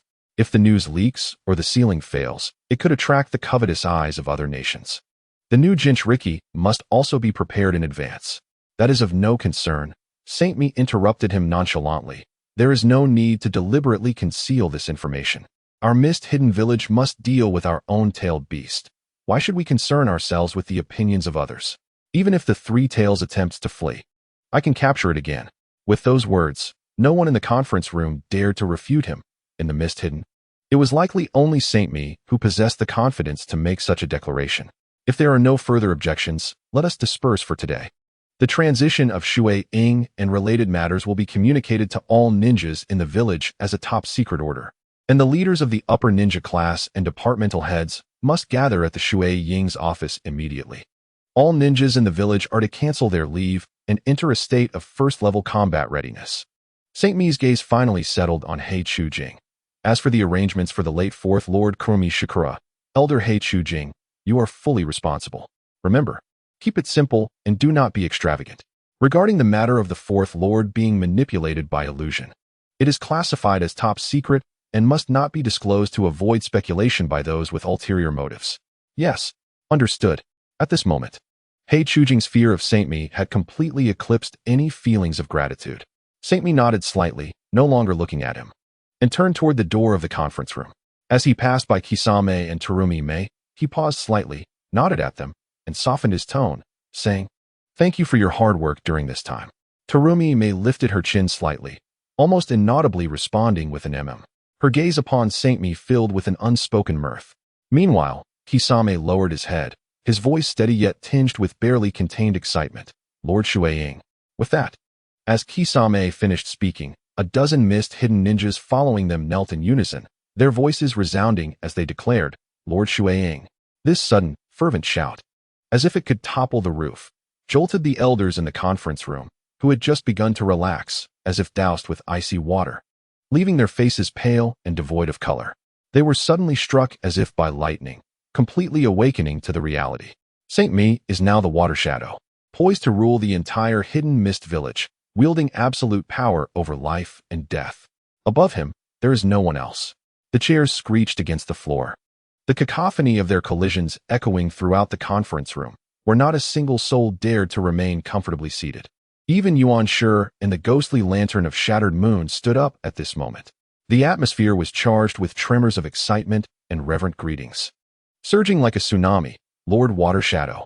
Regardless of their inner thoughts, The elders bowed their once lofty heads, their postures humbled to the utmost degree. In the face of this roaring welcome, Saint Me merely raised a hand without looking back, gesturing lightly behind him before vanishing into the shadow of the doorway. Chapter 74. The Fifth Generation Extra. The Dark Department's codename White Ninja has officially assumed the role of the Fifth Water Shadow. The news spread like wildfire, sweeping through every corner of the Hidden Mist Village in just one day. From the tallest towers to the darkest, dampest slums, no one was unaware, no one was uninformed. The sky of Hidden Mist Village abruptly changed its hue. In the civilian district, those who toiled daily for survival, already numb under immense pressure, reacted with surprising indifference, even apathy. Beneath the dim glow of an oil lamp, several families huddled under a narrow eave, rainwater dripping from the dilapidated thatch, creating small craters in the muddy ground. Have you heard? The water shadow has changed. It's someone named White, a gaunt man murmured as he shoved a moldy rice ball into his child's hands, his tone devoid of emotion. The woman across from him, cradling a child, did not respond, seemingly not even registering her husband's words. Her vacant gaze fixed on the rain outside. When will this rain ever cease? The room fell once more into a suffocating silence. For them, who became the water shadow, did not alter their oppressed fate. Life was like a bottomless dry well, filled only with despair.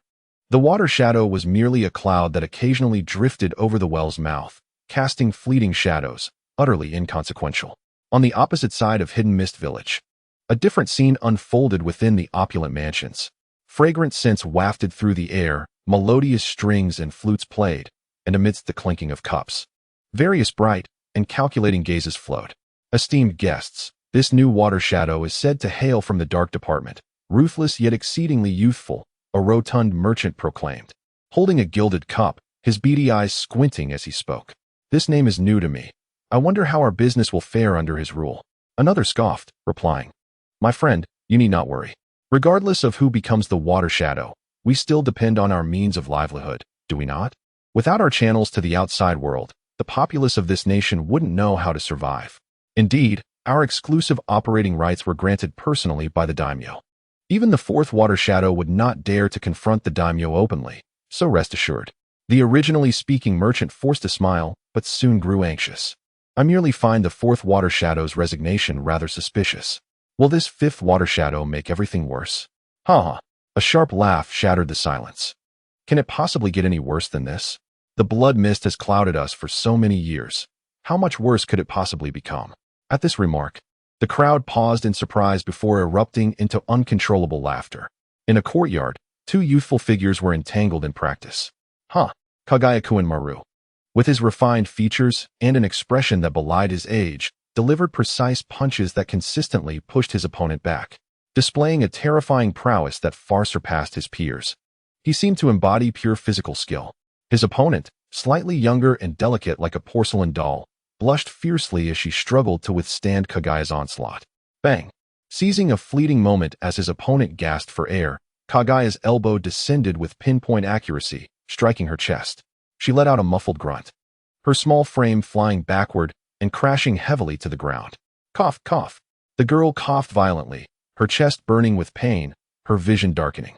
Kagaya slowly withdrew, looking down at her as she struggled to rise. Let us call it a day. You are not my match yet. She understood his words were true. This boy, only slightly older than herself, hadn't even utilized the bone bloodline limit yet, and had already completely overwhelmed her with sheer physicality. Kagaya brushed non-existent dust from his attire and turned to leave. Wait. She gritted her teeth, summoning all her strength to rise unsteadily, her stubborn little face etched with determination. Again, Kagaya paused, slowly turning back, a flicker of surprise appearing in his otherwise empty gaze. He furrowed his brow, retorting, Why are you so desperate? You haven't even begun your formal training, have you? This question momentarily stunned her. Yes, why? In that fleeting moment, a familiar gentle smile surfaced in her mind, the face of the one who had rescued her from the depths of despair. She recalled the day she first met Saint Me and Kagaya, yearning to chase after their figures as she had that day. I want to grow stronger quickly, she declared, clenching her fists. I want to assist Lord Saint Me. You ought to call him Lord Water Shadow now, Kagaya corrected in a matter-of-fact tone, his voice remaining flat. Oh, yes. Her cheeks flushed slightly as she hurriedly amended.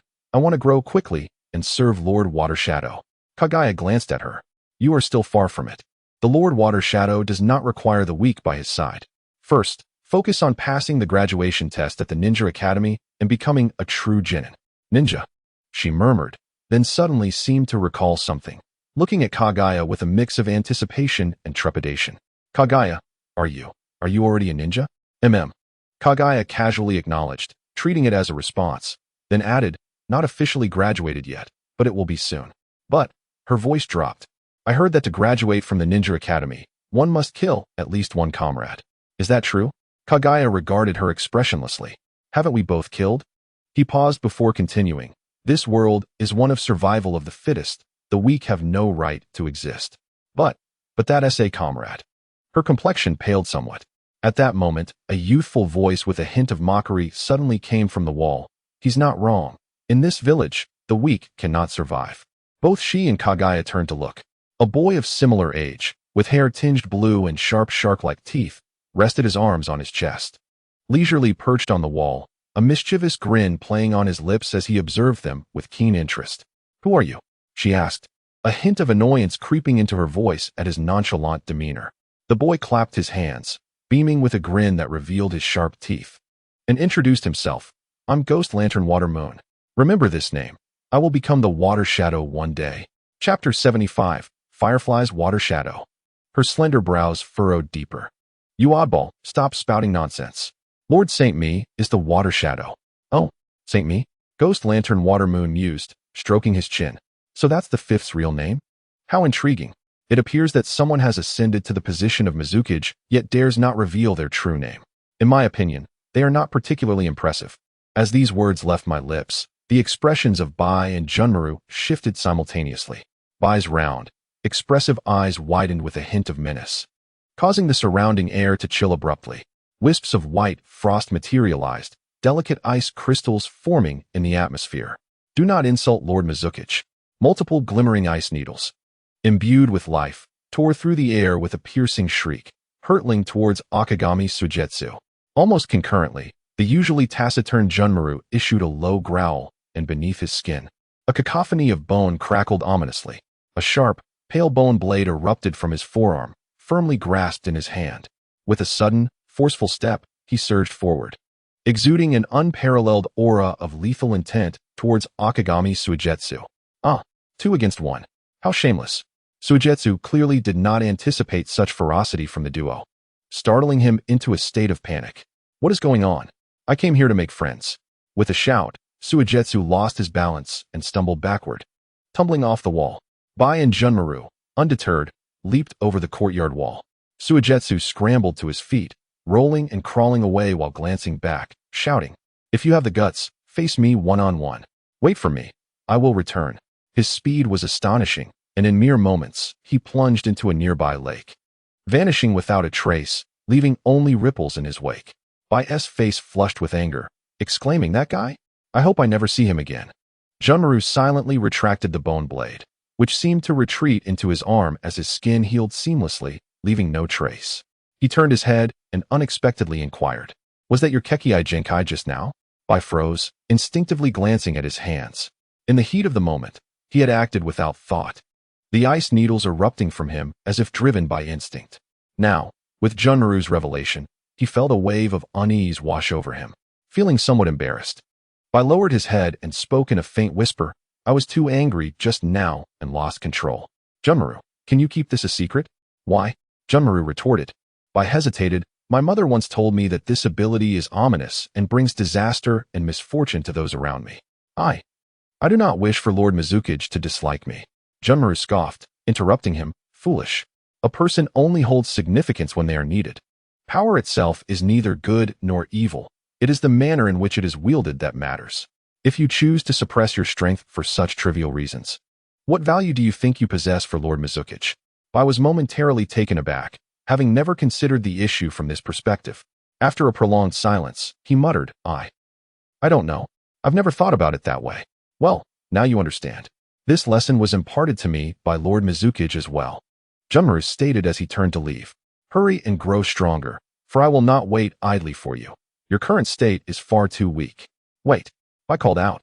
a sudden surge of courage swelling within him as he gazed at Junmaru's retreating figure. Can we continue our earlier training? Junmaru's steps paused, yet he did not turn back. Bai's heart sank slightly, fearing rejection. If you want to come, then keep up, Junmaru replied before walking away. Bai's spirits lifted, and he hurriedly followed, exclaiming, yes. In the deep of night, the lights in the Mizuki's office remained bright. After dealing with the high-ranking officials during the day, Simi was now buried in a mountain of paperwork, the sound of his pen scratching across the pages echoing in the silence. Just as he signed yet another lengthy report, a soft knock interrupted the stillness. The door swung open, and Terumi Mei entered, cradling a towering stack of freshly printed documents that nearly obscured her chin. Simi paused momentarily in his writing, pondering how much of a mess Yagura had left for him. Terumi Mei gently placed the documents on the edge of the overflowing desk and mused, once these are handled, there will still be about half a room left. Simi froze at her words.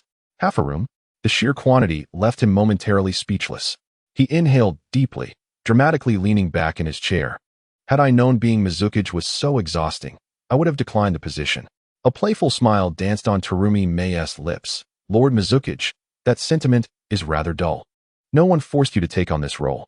Simi observed her with a grin. I believe it is time to find myself a secretary.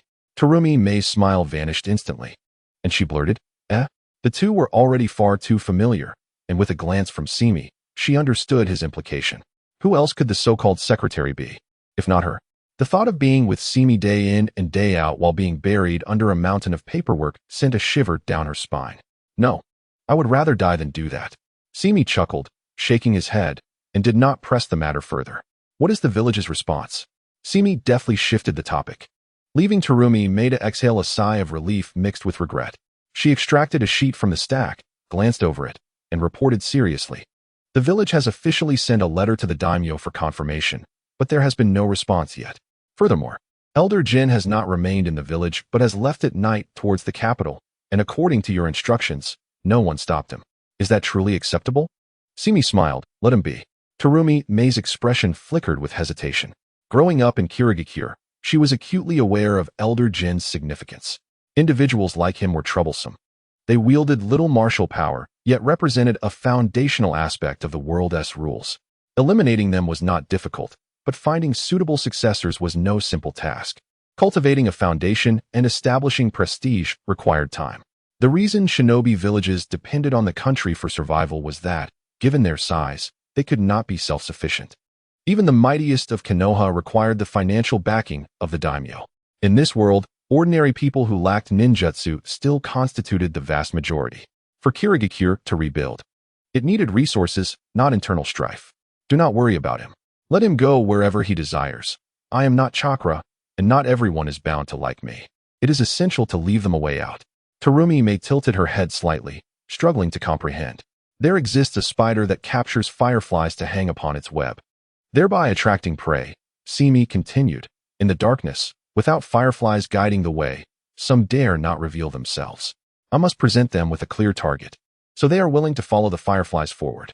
Therefore, let them go. Now is not the time to close the net. Chapter 76. Without you, I cannot stand alone. Terumi Mei nodded gently and continued her report. Families like Onari and Ringo, who have good relations with the Akagami clan, have likely received prior notice from the Akagami clan head and have sent generous gifts to congratulate you on your appointment. However, several families have displayed peculiar behavior, with the Tsuya clan exhibiting the most significant reaction. They have officially requested, citing the previous usage by one of the 7 ninja swordsmen, to claim ownership of the dull blade as a private asset of the Tsuya clan. After listening, Simi did not lift his head and simply stated, tell them it is impossible. The 7 swords belong to the village. Let them come to the Mizuki's office to ask me directly. Terumi Mei responded. The Umbu has resumed operations. Ao has taken over as leader of the Umbu, while Kisame leads the new assassination unit, primarily responsible for external tracking and reconnaissance. She flipped to the next page of the documents in her hand, where the intelligence department had compiled recent information. There was currently no significant opposition to your decisions among the higher-ups, but there were still many ninjas who had gone missing, suspected to have defected. Simi raised his eyes and inquired, who are they? Terumi Mei pulled out a list and handed it over. Simi glanced at the name at the top and smirked, revealing a knowing smile. Hachiya JZ. Huh? The choice of defection among the 7 ninja swordsmen truly aligns with the traditions of Kirigakure. He set the list aside after a moment of contemplation and finally remarked, "For now, we need not concern ourselves with him. Pursuing these rogue ninjas is not our immediate focus. There are still numerous issues within the village that require resolution. We must first concentrate on stabilizing internal order." Simi sighed inwardly. After taking over Kirigakure, he finally understood Sarutobi Hiruzen's sentiments. The individual prowess of the ninjas was overwhelmingly strong. Dispatching pursuit teams often resulted in too few participants, akin to sending lambs to slaughter, while sending too many would strain the village's resources. In times of manpower shortages, facing the exodus of powerful figures within the village sometimes rendered one utterly powerless. Only from this position could one truly grasp that sense of helplessness. The Kirigakure he inherited was a far more chaotic mess than Konoha. Under Obito's influence, during Yagura's tenure, there was a complete lack of personnel management. His directives consisted solely of issuing orders against village ninjas and forcibly expanding the military, coercing various clans into cooperation, compelling them to join the Umbu while neglecting the welfare and economy, exemplifying a relentless exploitation of resources. Were it not for Kirigakures for coastal rings, where fish were plentiful and a solid foundation existed, the village would have crumbled under Yagura's continued leadership. Simi seriously suspected that according to the original plot, Yagura's discovery of being ensnared in a genjutsu was merely a pretext. Even if he had not fallen under such illusions, the villagers would have ousted him regardless. The financial state of Kirigakure had deteriorated to an extremely severe level, to the point where even the ninjas within the village were nearing the brink of being unsustainable. To support the Umbu and the multitude of ninjas, the village needed to allocate remuneration. The Umbu's work was classified, preventing them from accepting tasks like ordinary ninjas to earn compensation. Under normal circumstances, this funding heavily relied on the support of the daimyo. However, due to Yagura's actions, the relationship between Kirigakure and the capital had become exceedingly strained. Given the current isolationist stance of the Land of Water, even if tasks were assigned to Kirigakure, the competition was fierce, leaving little behind. In contrast to Konoha, which was inundated with tasks, Kirigakure's situation appeared grim. Flipping through the documents compiled by Terumi Mei, Simi could hardly suppress a laugh out of frustration. Although he had mentally prepared for this, he never anticipated it would be this dire. No wonder Obito had agreed to relinquish Kirigakure. Simi asked, "How long can the village's financial status hold out? A month? 2 months? At most, no more than 6 months." Terumi Mei replied. Upon hearing this, Simi chuckled wryly and then inquired, "How is the gathering of ninjas progressing? How long until the main force departs?" Terumi Mei explained. Kisame and the Zuki clan have already set out with the advance team, but the assembly of the main force will take some time. Simi asked, "What supplies are still lacking?" Terumi Mei replied with exasperation, "You know very well that we are almost completely devoid of resources. Basic supplies, ninja tools, shuriken, medical supplies, and even decent sensing equipment are in short supply." Simi pondered for a moment and said, "Contact the wealthy merchants within the village whom we can still reach. I know they have smuggling routes overseas. Let us procure the necessary supplies in the village's name to prepare for the main force's deployment." Terumi Mei frowned slightly at this suggestion. "That is feasible, but where do we find the funds?" Simi smiled. "While the village's accounts may currently be empty, I trust that in times of crisis, there will always be those willing to lend a helping hand, such as Elder Kurohashi." Terumi Mei initially appeared taken aback, but quickly grasped Simi's intentions. Lend a helping hand? They would likely be terrified at the mere sight of Simi approaching. After a moment's contemplation, Terumi Mei chuckled softly as she pulled out a list from her pocket, took a pen, crossed off a few names, and placed it before Simi. "Here's the list. But do be cautious," she whispered, "especially regarding those I crossed off. They were previously close to the former master. You can act against them, but do not go overboard." Simi took the list Terumi Mei handed over, his fingers gently tracing the edge of the paper. He did not immediately look at the names, but instead raised his head, gazing deeply at Terumi Mei for a prolonged moment. His expression shifted from calm to one imbued with a touch of intrigue. "Why are you looking at me like that?" Terumi Mei asked. Simi smiled and replied, "Mei, you truly are exceptional. Without you, I could not manage alone." Terumi Mei was momentarily taken aback before responding with a smile. "Does this mean Mizuki-sama intends to promote me, or are you planning to monopolize all my time?" Chapter 77. Wait for my return, Simi, intrigued, asked. What difference does it make? I am not the kind of woman who can be confined, Terumi May said, though her expression bore no hint of rejection. She stepped closer to Simi, lowering her voice, her beautiful eyes narrowing as she gazed intently at him. However, since you, Mizuki-sama, have said so, I naturally feel it is my duty to alleviate your burdens. She paused briefly. But what do you want me to do for you? Handle documents? It doesn't have to be me, does it? Terumi May displayed no shyness, fully embodying her character. If she liked something, she would express it directly, exuding her usual untamed spirit, even carrying a hint of defiance. Simi couldn't help but chuckle softly. This woman always knew how to provoke his senses. It had been a while since he had seen her in such a manner, and he found himself feeling nostalgic. He appreciated this aspect of her unreserved honesty. Simi reached out, gently brushing away a speck of dust from her shoulder. Do not think too much of it. From the moment I first laid eyes on you, I knew I needed you, Simi stated. During my absence, you will have full authority over village affairs until I return. Terumi May sighed internally but felt no disappointment. Instead, she found a sense of reassurance in his candid rejection. At least she understood his intentions. Simi valued the future of the village above any personal sentiments. And it was precisely this quality that she admired in him. Terumi May's face once again donned that capable and carefree smile. It seems Mizuki-sama's heart is harder than stone. As she spoke, she took a step back, helping him organize the documents piled on the desk. She was not the type to cling stubbornly. Since Simi had already stated his position, she would devote herself to work. In an instant, the wildness she had just displayed vanished. Terumi May tucked away her emotions, transforming back into the decisive and resolute jonin of Kirigakure. Simi stood up, took the list, and stored it away. I shall take my leave then. Safe travels. Terumi May softly responded. Just as the two were about to part, Simi suddenly halted. He turned around, leaning close to Kekkei before she could fully comprehend the situation, and gently pressed a fleeting kiss upon her lips. This kiss arrived unexpectedly, akin to a dragonfly skimming the water, and departed almost as swiftly, leaving her with barely a moment to register its warmth. Following this action, Simi offered no time for Kekkei to react, nor did he linger. He simply smiled and left her with a parting phrase, wait for my return. With that, he stepped out of the water shadow office without glancing back. Inside the office, silence enveloped the space like a shroud. Kekkei's hand remained poised on the desk, her mind frozen in place. The lingering warmth and softness of his kiss felt almost surreal. It wasn't until Simi's figure vanished at the corridor's end, and the office door clicked shut, sealing her off from the world outside, that Kekkei emerged from her stupor. She instinctively touched her cheek, where a fire seemed to still smolder. The warmth spread from her neck to the tip of her nose, overwhelming her senses and nearly causing her to falter.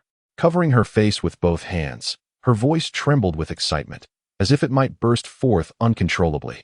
And she abruptly leaped into the air, emitting a muffled sound akin to a small animal's whimper. Her lips stretched into a grin that reached her ears, defying any attempt to contain it. I'm going to die. Grasping her collar, she spun in place several times, pressing her hand against her wildly racing heart, uncertain how to regain her composure. Ultimately, she forced herself to sit in the very spot Simi had occupied moments before. The soft leather enveloped her, as if he had yet to depart. The thunderous thrum of her heart transformed into a gentle flow, saturating her limbs and allowing the joy on her face to blossom fully. Kekkei slumped back into the chair, involuntarily laughing. After a brief moment of mirth, she suddenly stood alert, scanning her surroundings and exhaling a sigh of relief. This felt somewhat foolish. Thankfully, no one had witnessed her. However, Kekkei awkwardly lifted her chin and tucked her bangs behind her ear, as if attempting to mask her emotions, before cautiously settling back down. This time, she allowed herself to be unguarded, closing her eyes and inhaling deeply, as if to capture the lingering scent in her heart. The following day, the army set forth. Numerous supplies filled dozens of carts, departing alongside the ninjas. Not long ago, reports from the front lines indicated that the ninjas of Kumogakure had launched an unprovoked invasion. The invading forces split into two factions, one heading towards the Land of Fire, while the other marched directly toward the Land of Water. The Third Shinobi World War had only recently concluded, making such a large-scale assault during a time of conflict exceedingly rare. The sole motivation behind Kumogakure's actions was clear. Previously, they had demanded the surrender of Simi, citing the sheltering of defectors as their justification, following the assassination of their envoy by him in Konoha. Yet, neither the feudal lord of the Land of Water nor the village of Kirigakure had responded to their demands. This pretext was merely a ruse, and thus they eagerly assembled their troops, brazenly crossing borders. War had become inevitable in Kirigakure with the recent inauguration of the 5th Mizukage. Despite the fact that few knew of Simi's true identity, the populace lined up, their expressions a complex mix of emotions as they watched the ninjas head to the front lines. Black Hokage and several elders stood at the forefront, their faces etched with deep lines of conflicting sentiment, uncertain whether to weep or to smile. Simi approached with a smile, exclaiming, "Elders, the village shall not forget your contributions. This endeavor is possible thanks to you all." Keiji forced a smile that resembled more of a grimace. "Your words are heavy, Lord Mizukage. Would we turn a blind eye to the village's difficulties? Just last night, Simi and his subordinate Umbu had arrived unexpectedly, startling Keiji half to death. Having just dealt with the aftermath of the citrus arrow incident, he had conducted his affairs in secrecy. Keiji feared Simi had come to deliver him to the afterlife. The good news was that, upon learning Simi's true intentions, Keiji realized there was no death warrant in the offing. However, after hearing Simi's demands, he felt it would have been kinder to simply grant him a swift end. The names provided by Kekkei were all from families with clear vulnerabilities. They were either like Keiji, whose life and death rested at Simi's whim, or staunch supporters of the late citrus arrow. Their commonality was evident: short-sightedness and wealth. The Land of Water had always been insular, shunning external interactions, leading to profound poverty among the common folk. Yet, for those who could trample the law, such isolation became a shield for their rampant plunder. Sometimes, problems remain unresolved simply because those capable of solving them are the very ones who create them. After Simi precisely identified the smuggling channels supported by the Kuroho clan within the village, Keiji dared not hesitate further and willingly surrendered everything. With Simi's personal intervention, several families were compelled to relinquish the profits they had amassed over the years. These were swiftly converted into carts of supplies destined for the front lines. Simi clasped Keiji's hand, exclaiming, "How fortunate we are to have pillars of the village like Elder Kuroho." Keiji could only respond with a bitter smile. "It is the presence of Lord Mizukage that brings luck to Kirigakure." Chapter 78. On the brink at the front lines of the Land of Water's border, the sea breeze carried with it a briny chill, howling across the desolate island. Kisame, accompanied by a portion of Umbu ninjas and members of the Hyuga clan, had already established a makeshift camp. Typically, Umbu ninjas, as the direct force of the Mizukage, would not be deployed to such frontline battlegrounds. However, due to the internal instability within Kirigakure and the urgent news of Kumogakure's advancing forces, Simi unhesitatingly chose to send his most trusted individuals to form the first line of defense against Kumogakure. As tension reached its zenith, new figures emerged on the horizon. Simi himself had arrived with the main forces. The tightly drawn faces of Hyuga Suigetsu and Kisame finally relaxed slightly. Their advance party of over 500 had received orders to travel light, plunging toward the border like a spear, carrying minimal supplies. If Kumogakure were to launch a desperate, all-out assault, their meager forces would likely be insufficient to withstand the full might of the invading army. The camp was situated on an island within the northwestern archipelago of the Land of Water. From this central point, their reconnaissance and defensive range effectively covered the entire northern border. To the west lay the Land of Hot Water and the Land of Waves, while the north was met with the vast expanse of the ocean. Prior to Simi's arrival, Suigetsu and Kisame had already fortified the border defenses and reconnaissance capabilities to the greatest extent possible with their limited forces. As Simi stepped into the camp, Suigetsu and Kisame immediately approached him. "Lord Mizukage." Simi nodded slightly and, guided by the two, entered the main tent at the heart of the camp. Inside, a group of station ninjas had gathered. When Simi lifted the tent flap and revealed himself to them, a wave of astonished gazes surged forth. For the vast majority, this was their first encounter with the new 5th Mizukage, and their initial impression was surprisingly unanimous. He was far too young. Before the arrival of Simi, the 4th Mizukage, Yagura, appeared to be a mere child in stature, yet this was merely a fade, for he was already a father. In stark contrast, Simi exuded an undeniable aura of youthfulness, both in visage and demeanor. The tent was enveloped in a profound silence, with many gazes fixed upon the young Mizukichi, eagerly awaiting his words. Simi surveyed the expressions of those present, taking note of their astonishment, confusion, and the unabashed scrutiny and skepticism cast upon him. These reactions fell well within his expectations. Throughout his years in the Hidden Mist Village, he primarily navigated the realms of the Umbu and the elite circles. His name was synonymous with absolute authority and prowess within the Umbu, yet among the village's ordinary shinobi, he was scarcely known. Many had merely heard his name, with few having laid eyes upon him. Furthermore, Simi's youth drew further scrutiny, particularly due to the distinctive byakugan that shone in his eyes. The atmosphere was laden with tension until it was broken by Kisame, who, along with Itachi and all the shinobi present, bowed in unison, proclaiming, "Mizukichi-sama." "There is no need for such formality," Simi replied, waving his hand dismissively. Ignoring the skeptical gazes, he approached the central sand table, ready to discuss the current situation. Kisame stepped forward to report. In recent days, reconnaissance teams from the Hidden Cloud have been spotted in the nearby seas and islands, engaging in intelligence gathering and minor skirmishes. However, we have yet to ascertain the precise location of their main camp. He paused, his tone growing grave. According to intercepted intelligence, the enemy forces we face number at least 3,000, possibly even more. Simi nodded calmly. That force is double our own. For this expedition, Kisame and Itachi had already led a mixed force of over 500 to establish a defensive line, while Simi had brought an additional 1,000 or so from the main forces, amounting to less than half of the enemy's numbers. Nevertheless, this constituted the majority of the mobilizable forces available to the Hidden Mist. The remaining shinobi, while not fewer in number, were scattered throughout the village and stationed in various locations, rendering them unable to be mobilized. This was compounded by the village's unstable situation, which required suppression. The Hidden Mist had suffered significant blows during the Third Shinobi World War, and the repercussions of Yagura's policies had left it far from recovery. In contrast, the Hidden Cloud retained a relatively intact strength, which emboldened them to brazenly station troops along the borders of the Fire and Water nations. Simi, upon hearing the report, refrained from immediate judgment, instead surveying the sand table while noting the heavy atmosphere in the tent. After a moment, he lifted his gaze and declared, "Zabuza." Zabuza promptly knelt before him. "Take your direct assassination unit and spread out along the northern sea for reconnaissance," Simi instructed. "We do not need many. Ensure that no movement on the surface goes unnoticed." Understood. As Simi completed his orders, his attention shifted to Kisame, Itachi, and all present. "The rest of you, prepare to depart at once." "Depart?" Itachi exclaimed in surprise. Simi inclined his head slightly, pointing towards the western side of the sand table, in the direction of the land of water, and spoke with gravitas. "We must take the initiative."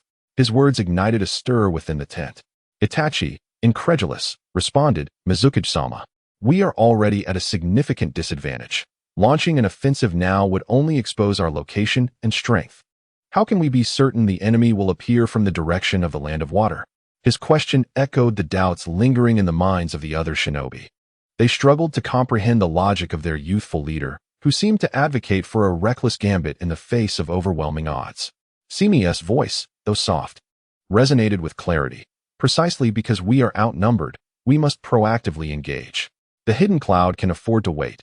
They have time to exhaust us, while we cannot afford the luxury of patience. They have amassed troops along the borders, but have yet to initiate a large-scale conflict, likely testing our limits. This mindset indicates their lack of confidence in a decisive battle. If this devolves into a protracted struggle, given our current state, we risk being ground down into oblivion." Simi moved closer to the sand table and continued. "The Hidden Cloud has two primary routes for an attack. The first is to traverse the northern sea, launching an assault from the north. The second route is through the eastern border of the Fire Nation, passing through the land of water and the land of waves, ultimately circling around to our western flank." He scanned the room, asking, "Now, tell me, if you were the general of the Hidden Cloud, with this information at hand, which route would you choose?" While Itachi pondered, Kisame's deep voice broke the silence. "The second route," he stated without hesitation. "The first route requires crossing the sea and is suitable only for small units to launch surprise attacks. It is ill-suited for a large force's gradual advance. Both sides would expend vast amounts of chakra and stamina without any cover. Unless absolutely necessary, I would not pursue that path. The second route, though longer, offers supply points and complex terrain, facilitating the concealment and movement of a larger force. Well said, Simi responded with a smile, his finger resting on the junction of the land of water and the land of waves. Thus, I am certain the main force of the hidden cloud will emerge from the direction of the land of water. Let us not forget, aside from engaging us, they must also be wary of the Leaf Village. The land of water is strategically positioned among our three nations. What we need is a decisive battle, a swift victory that can alter the course of our predicament. To seek such a confrontation, we must locate their main force and strike decisively. Our only advantage lies in our speed. Remaining here in passive defense may appear secure, yet it is merely a recipe for inaction. Only by taking the initiative and shifting the battlefield can we seize the upper hand and enhance our chances of victory. Itachi's eyes widened in understanding. I comprehend now. The other shinobi exchanged glances, beginning to grasp why this young leader, despite his age, had been unanimously chosen as the fifth Mizukage. The already modest encampment of the hidden mist shrank further, becoming even more compact. Under Simi's command, the sealing team began setting up barriers to conceal the entire encampment, leaving only a minimal guard force to await Zabuza's return and the crucial communication team. Beyond that, all available forces prepared to accompany Simi westward. The vast supplies that had accompanied Simi were distributed among the shinobi, ensuring that each would carry only the essentials for an offensive incursion into foreign territory. Each individual's pack was meticulously streamlined, retaining only basic provisions and necessary ninja tools. This arrangement left many shinobi feeling uneasy, based on their supplies. If they could not defeat the hidden cloud within 5 days, they would have to retreat. 5 days was an exceedingly tight timeline, given Kisame and Itachi's obedience to Simi. The discontent among the lower-ranked shinobi simmered but did not erupt immediately. However, the tension was palpable. Before long, Kisame's towering figure appeared at the entrance of the main tent. Mizukage-sama, the entire army is fully prepared and ready to depart. Simi nodded gently. Let us commence. Standing beside him, Itachi's eyes flickered with a hint of concealed uncertainty. He stepped forward and quietly inquired, Lord Mizukage, while our strategic preparations appear sound, is it not rather hasty to send the entire army into foreign territory without fully confirming the enemy's movements? Unspoken was the thought that this was a gamble, and the stakes were exceedingly high. Between the choices of Yagura and Simi, the Hozuki clan had chosen to align with Simi, with no alternatives at this juncture. Yet, when faced with decisions that could alter the fate of their clan, one could not help but become cautious. Hozuki Suigetsu found himself once again mulling over the gravity of their choice. Was it indeed wise for him to bind his entire family to Simi? Was this decision not somewhat reckless? Simi glanced at Hozuki Suigetsu and calmly reassured, Do not worry, I shall find them, just as I promised. His voice, though not loud, resonated in Suigetsu's ears like thunder. Startled, Hozuki Suigetsu quickly responded, yes. He recognized that this young Mizukage possessed insight and decisiveness far beyond the ordinary. He dared not continue, exchanging a glance with Hozuki Kisame beside him, only to find Kisame's eyes filled with unwavering trust in Simi and excitement for the impending battle. Hozuki Suigetsu gently shook his head, suppressing the lingering doubts within him. The army moved swiftly and silently, advancing toward the western border of the land of water. Upon crossing the coastline and officially entering the land of hot water, the entire force swiftly divided into 2 factions under Simi's command. The main contingent, led by Hozuki Suigetsu, maintained a relatively intact formation at the rear, ready to respond to any unexpected developments. Meanwhile, the vanguard was directly commanded by Simi, accompanied solely by Hozuki Kisame and his cadre of covert ninjas. As the shadow of a village, Simi placed himself at the forefront of the battlefield, a decision that met with vehement objections from many, including Hozuki Suigetsu, yet Simi remained resolute. For all of Kirigakure, this battle was pivotal, and for him, it was no different. Chapter 80. Locate them the land of hot water, a small nation wedged between the great powers of the land of fire, the land of lightning, and the land of water, is renowned for its hot springs. Within its borders, though not surrounded by sea like the land of water, the landscape is often shrouded in mist and the scent of sulfur, with wild hot springs emanating steam that envelopes the entire country in a haze. The small advanced unit led by Simi did not travel along clear paths upon entering the land of hot water, but swiftly delved into the dense forest. Once inside, Simi made a decision that others might deem audacious. He commanded his mist ninjas to disperse, conceal their identities, and search in various directions throughout the land of hot water. In a situation where their numbers were grossly inferior, Simi chose not to concentrate their forces, but rather to further fragment the already scant advanced unit. Accompanying Simi now were only Hozuki Kisame and a small team of 10. Shortly after entering the land of hot water, a ninja dispatched for reconnaissance reported back promptly. Lord Mizuki's, the 7th Squad on the east side has encountered the enemy and is engaged in combat. Their numbers are small, just a minor enemy force.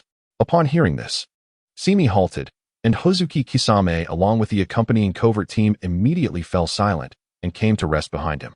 It seems our suspicions were correct, Simi mused. Yun Hidden seeks to gain an advantage by entering the land of hot water first, intending to flank and probe the land of water.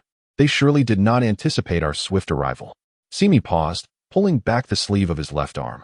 Under the mottled light of the moon and shadows of the trees, a silver-white pattern began to quietly manifest on the back of his hand. This was a new type of curse mark that Simi had developed. Drawing from research materials exchanged with Orochimaru, combined with his own understanding. Having mastered Sage Mode, Simi was well acquainted with the manipulation of natural energy. Despite the time invested, he fortunately completed it before the battle commenced. Upon fully deciphering the essence of the curse mark, Simi couldn't help but marvel at Orochimaru's genius in the realms of biological modification and forbidden techniques. In Orochimaru's vision, the curse mark acted as a passive interface. Whenever the user attempted to gather chakra or was stimulated, the curse mark would activate, passively drawing in natural energy to begin transforming the body, facilitating compatibility with the senjutsu cells of Jugo that were injected alongside the mark, ultimately achieving an incomplete Sage Mode. This concept aligned with Simi's initial attempts to absorb natural energy and directly master Sage Chakra. However, Simi ultimately chose a different method, relying on his own physical capabilities to forcibly digest and absorb natural energy, which was non-replicable.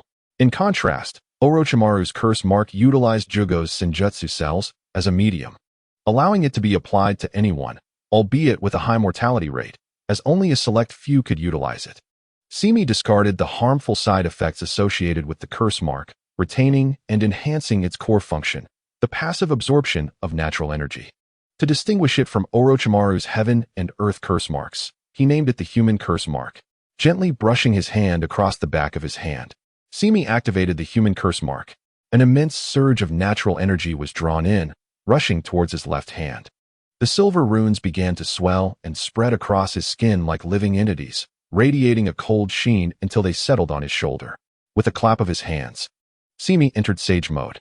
The contours of his eyes were framed in white, and his aura transformed. Hozuki Kisame and the surrounding covert ninjas gazed in astonishment at the simultaneous changes that enveloped Simi. In the blink of an eye, their Mizuki had become entirely different, as if he had merged with the surrounding natural environment. Simi slowly raised his head. It is time. Let us locate them. The aura emanating from Simi thrilled Hozuki Kisame to the core. Yes, Lord Mizuki. He spread out with the surrounding covert ninjas, merging into the forest like a school of sharks on the hunt. As they dispersed, Simi transformed into a near-invisible blur, darting forward like an arrow shot from a bow, swiftly vanishing into the thick mist and depths of the forest in the land of hot water. Alone, he raced toward the reconnaissance team of Yun Hidden Village. Yun Hidden Village, frontline camp of the land of hot water. The night was as dark as ink, with a chilling wind howling through, creating an eerie moan. Inside the main tent, the light blazed brightly, illuminating the enormous military map on the wall. The commander of Yun Hidden, Sachida, stood before the map, his finger tracing movements between various strongholds, his expression focused as he occasionally issued orders to the ninjas surrounding him. Command the 3rd Division to secretly advance 5 miles along the eastern side of the river valley, constructing an outpost for vigilance. Any unusual activity must be reported immediately. Inform the logistics team that the arrangements with the eastern towns of the land of hot water must be completed before dawn, ensuring the timely arrival of the first batch of supplies. Relay that the diversionary attack on the northern shores of Kirigakure will proceed as planned, but the offensive must be intensified to draw Kirigakure's attention to the utmost extent. A series of directives were clearly articulated by Sachida. and the ninjas in the tent swiftly vanished into the night upon receiving their orders. A reconnaissance ninja hastily entered the tent, reporting, "Lord Sachida. In the eastern hilly terrain of the Land of Soup, my squad of forward scouts encountered the vanguard reconnaissance unit of the Hidden Mist, resulting in a brief skirmish. The enemy was few in number and retreated at the first contact. The commander, T-Dai, remained calm and instructed, continue the investigation, broaden the search area. But do not act recklessly. These are merely the tendrils of the Hidden Mist. Their main forces are still within the borders of the Land of Water and cannot arrive so swiftly." T-Dai then turned to a young girl beside him, her dark skin and serene demeanor marking her presence.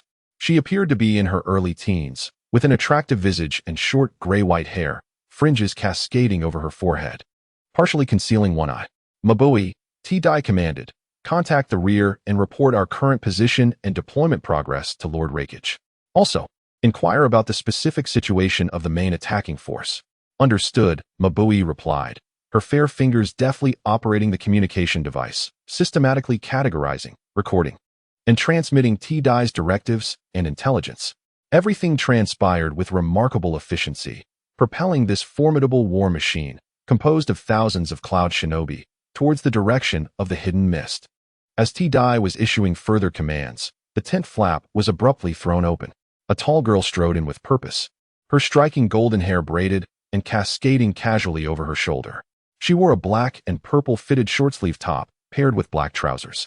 Her arms and legs wrapped in white bandages, exuding an untamed aura. T-Dai nodded in acknowledgement. The village of Cloud had mastered the secret techniques to communicate with tailed beasts, and the two Jinchuriki, known as Muki, who could wield the power of the two tails, were his greatest reliance in leading the main force deep into the Land of Soup to launch an offensive against the Hidden Mist. "Muki," the girl interjected, arms crossed and brow furrowed. "Is it truly necessary to be so cautious against a mere Hidden Mist village? I have heard their forces are less than half of ours, and our infiltrators have already permeated their village, rendering it like a sieve. Once our army approaches, they cannot possibly withstand our onslaught." T-Dai frowned and replied gravely, "Do not underestimate them, Muki.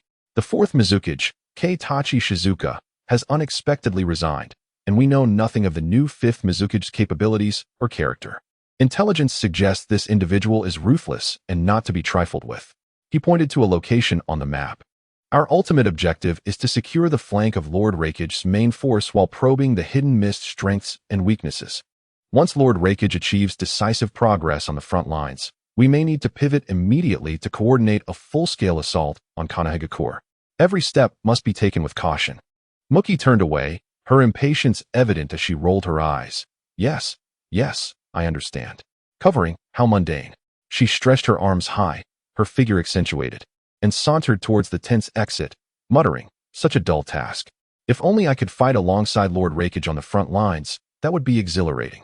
T-Dai sighed, recognizing Muki's somewhat nonchalant demeanor. As a prodigy in the village, she had always held herself in high regard, and indeed, she had the merit to back it up. He rubbed his temples and whispered to the quietly recording Mabui, "Fortunately, the Hidden Mist currently has only one-tailed beast capable of combat, the Three Tails. Otherwise, I would not dare to march so boldly into enemy territory." Before he could finish his thought, a deafening explosion erupted from the front. The ground trembled violently, and billowing clouds of dust tore through the night sky, casting a murky haze across the heavens. A gust of wind swept through, causing the central tent to flap furiously. "What is happening?" T-Dai's expression changed drastically as he and Mabui dashed out of the tent. The sight before them made his pupils dilate in shock. In the distance, their forward observation camp was ablaze with red light. Explosions, battle cries, and horrifying screams intertwined, echoing from afar. The entire central camp was in an uproar. An enemy attack. "It's the Hidden Mist. The ninja from the Hidden Mist have struck." T-Dai trembled, disbelief and horror flooding his senses. How is this possible? How could the Hidden Mist arrive so quickly? How did they infiltrate silently? In the woods not far from the assaulted Cloud camp, the surrounding Umbu ninjas were equally stunned, gazing at the figure standing resolutely under the moonlight. Kekkei, recalling the first time he had met Simi, remembered her employing a similar technique. However, in terms of power, there was no comparison. Simi was thoroughly pleased. Essentially, Techniques like the 8 trigrams palm utilized chakra released from internal points within the body. Combining this with the frog hand technique learned from Jiraiya, he had gained a newfound understanding of the principles behind the 8 trigrams palm. By integrating natural energy with chakra and releasing it through the 8 trigrams form, one could amplify its potency. The modified sage art, turning back heaven, was a prime example. Though the condensation time was significantly increased, rendering it nearly impossible to use in mobile combat, its power had also surged dramatically. Of course, it came with considerable drawbacks. It required Sage Mode and the activation of a cursed seal, resulting in substantial energy expenditure. Nevertheless, the results were remarkably gratifying. The dense forest before him had been forcibly carved into a terrifying chasm over 10 meters wide, striking the cloud camp with pinpoint precision from over 100 meters away. The devastation left in its wake was palpable, with towering trees and solid rocks reduced to mere dust. The cloud camp was now a scene of chaos, with shadowy figures of cloud shinobi frantically scrambling amidst the turmoil. At this moment, the number of hidden mists Umbu ninjas following Simi was merely 5 squads, about 30 individuals. With the enhancement of Sage Mode and the exceptional insight of the Byakugan, Simi accurately tracked the movements of the cloud forces to maximize speed and stealth. The 1,000-strong army had unwittingly formed an elongated serpent formation, winding along the border of the land of soup. As night descended, the cloud ninjas halted to rest as per their orders, establishing temporary camps. Managing the needs of such a large group was no trivial matter to avoid mass gatherings. They chose to set up several small camps rather than congregating in one large site. It appeared that, for the sake of facilitating a rapid advance the next day, these makeshift encampments had not even been fortified with basic defensive structures. Simi selected a surprise attack point at the midsection of the Cloud Army's formation, precisely where their defenses were weakest. Within the assaulted Cloud camp, chaos reigned, and many had begun to notice their attackers' presence. Kekkei drew his large blade, Samahata, and positioned it protectively before Simi, stating solemnly, "Lady Mizukage, the enemy is numerous. Please step back for now, and let us handle the rear guard." Retreat? Simi gently brushed aside Kekkei's shoulder, countering, "Speed is of the essence. The Cloud Ninjas are currently disorganized, making it the perfect opportunity to launch an assault and expand our gains. Relay my orders." Understood. Kekkei instinctively straightened his posture in response. Simi instructed, "Immediately send out a signal to communicate our coordinates to the following forces, urging them to accelerate their advance. We will engage all discovered cloud camps en route and converge with them. We will drive straight into the heart of the enemy." Simi's words sent tremors through all the hidden mist Umbu present. They were merely a little over 30 individuals, facing at least hundreds, if not thousands, of foes. After successfully executing a surprise attack, they did not retreat immediately. Instead, they audaciously launched an offensive akin to striking a rock with an egg. Saint Mi unabashedly exclaimed, "Gentlemen, are you willing to join me in the fray?" Before his words could fully dissipate, Saint Mi dashed forward like an arrow released from a bow, without a hint of hesitation, charging ahead with fierce determination. Upon witnessing this, Ghost Shark let out an exhilarated roar, shouldering his great blade, Shark Skin, and followed closely behind Saint Mi, rallying to Lord Water Shadow. To death, they would not retreat. Chapter 82, Breaking the Camp. Under the cover of night at the border of the land of soup, the camp of cloud concealment had transformed into a veritable inferno. Amidst the incessant cacophony of explosions, flames and thick smoke surged into the sky, illuminating the dark camp as if it were day. The shockwaves from the blasts wreaked havoc, tearing apart and igniting the already dilapidated tents, sending debris flying in all directions. Occasionally, water-style ninjutsu would rise, extinguishing the flames, only to condense into a nauseating stench. The cloud concealment ninjas stationed in this small camp were few, less than 300. They had never imagined that, deep within their heavily guarded territory, they would be subjected to such a precise ambush. What deepened their despair was that prior to this, the layers of reconnaissance units deployed on the front lines had failed to send back even a whisper of warning. In truth, one could not entirely blame them. Under the enhancement of Sage Mode, the range of Saint Mi's Byakugan was vast, surpassing ordinary vigilance. As a sensory ninja, he had perceived all the numerous defensive barriers, traps, and hidden sentries laid out by the cloud concealment in the shadows with utmost clarity. The small teams following him were the maximum number he could gather without alerting the Cloud Ninjas. Prepared to strike against the unprepared, they faced elite forces against scattered troops. Despite the glaring disparity in numbers, under Saint Mi's orchestrated surprise, the stationed Cloud Ninjas, after a brief and symbolic resistance, inevitably descended into widespread chaos. They lost unified command. Their formations shattered, scurrying about the dark camp like headless flies. Water release, water chaos wave. Wind release, great breakthrough. Ghost sharks surged ahead, leading the mist ninjas behind him, unleashing a barrage of massive water and wind techniques upon the now desolate cloud camp. The raging waves and violent winds intertwined, further exacerbating the disorder among the Cloud Ninjas. In their frenzy, the Cloud Ninjas' counterattacks appeared scattered and feeble. They could scarcely discern which techniques were unleashed by the enemy and which were misfired by their own comrades amidst the turmoil. Occasionally, a few beams of light would streak across the night sky toward Ghost Shark and his companions, but they were swiftly detected, posing no significant threat. The true core of the slaughter lay with Saint Mi, who had already infiltrated the cloud camp. In the darkness, his speed reached its zenith, rendering him invisible to the ordinary ninja's perception. A dozen or so Cloud Ninjas, just recovering from the shock of the explosions, had not even grasped the situation before they felt a chilling aura approaching. A slender bone sword extended from Saint Mi's hand, elegantly spinning among the Cloud Ninjas. With a swift motion, blood erupted from several Cloud Ninjas, who fell to the ground like wheat cut down by a scythe. Saint Mi's feet never ceased their movement as he continued toward the next group of Cloud Ninjas.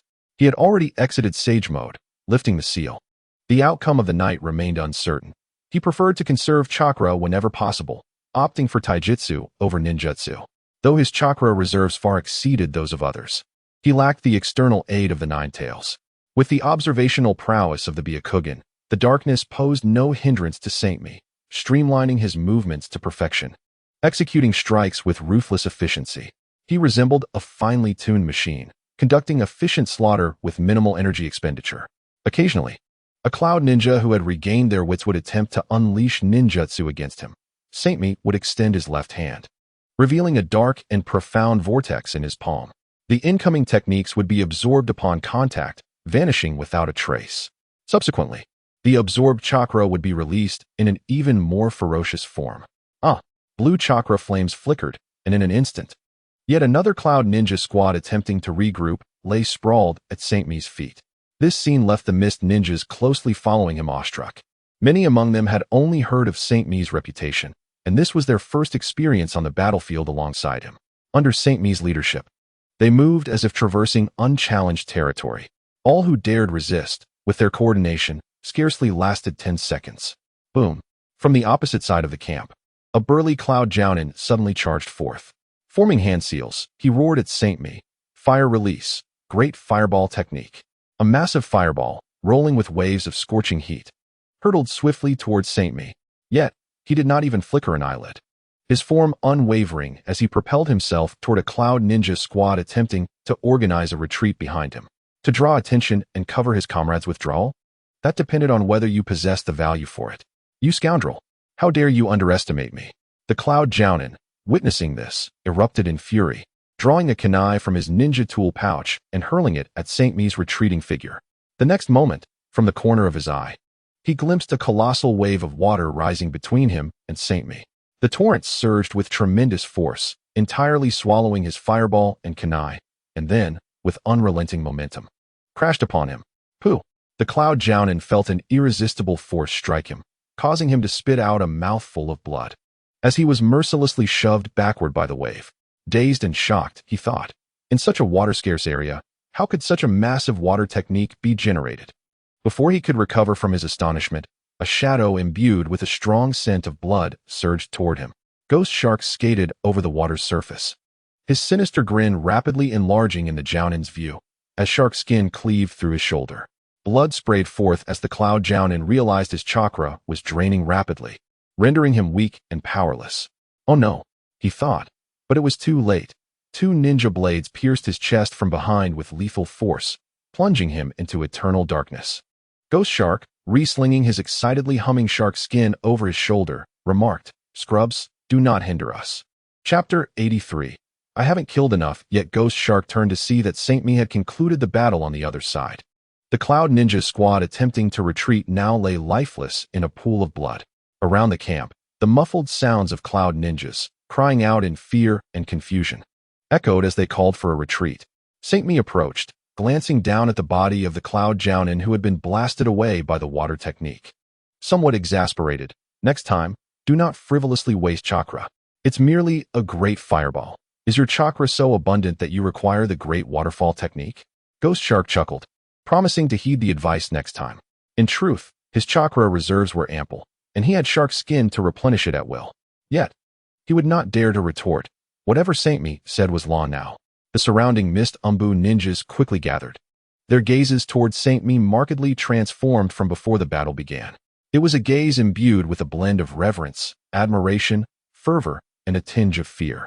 With a mere 30 soldiers, they resolutely initiated an assault against an enemy tenfold their number. Not only did they avoid defeat, but they also crushed the opposition with overwhelming force. Such decisive action and terrifying individual prowess far exceeded their understanding. Lord Mizukage, the remaining enemies have scattered, and the signal has been dispatched. Should we proceed towards the Akatsuki clan to prepare for rendezvous with the main force? Asked Kisame. Simi turned to observe the retreating direction of the Cloud Ninjas. No, that would be too wasteful of time. She donned the attire of the Cloud Ninjas and utilized a transformation technique to assume their guise, trailing behind the retreating soldiers as they advanced towards the next encampment. I am not yet satiated with my kills. Boom.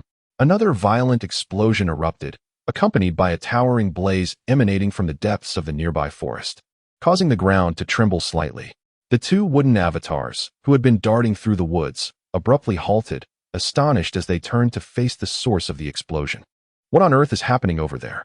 A perceptive Cloud Ninja following closely behind immediately shut his eyes, swiftly forming hand seals to deploy a sensory ninjutsu.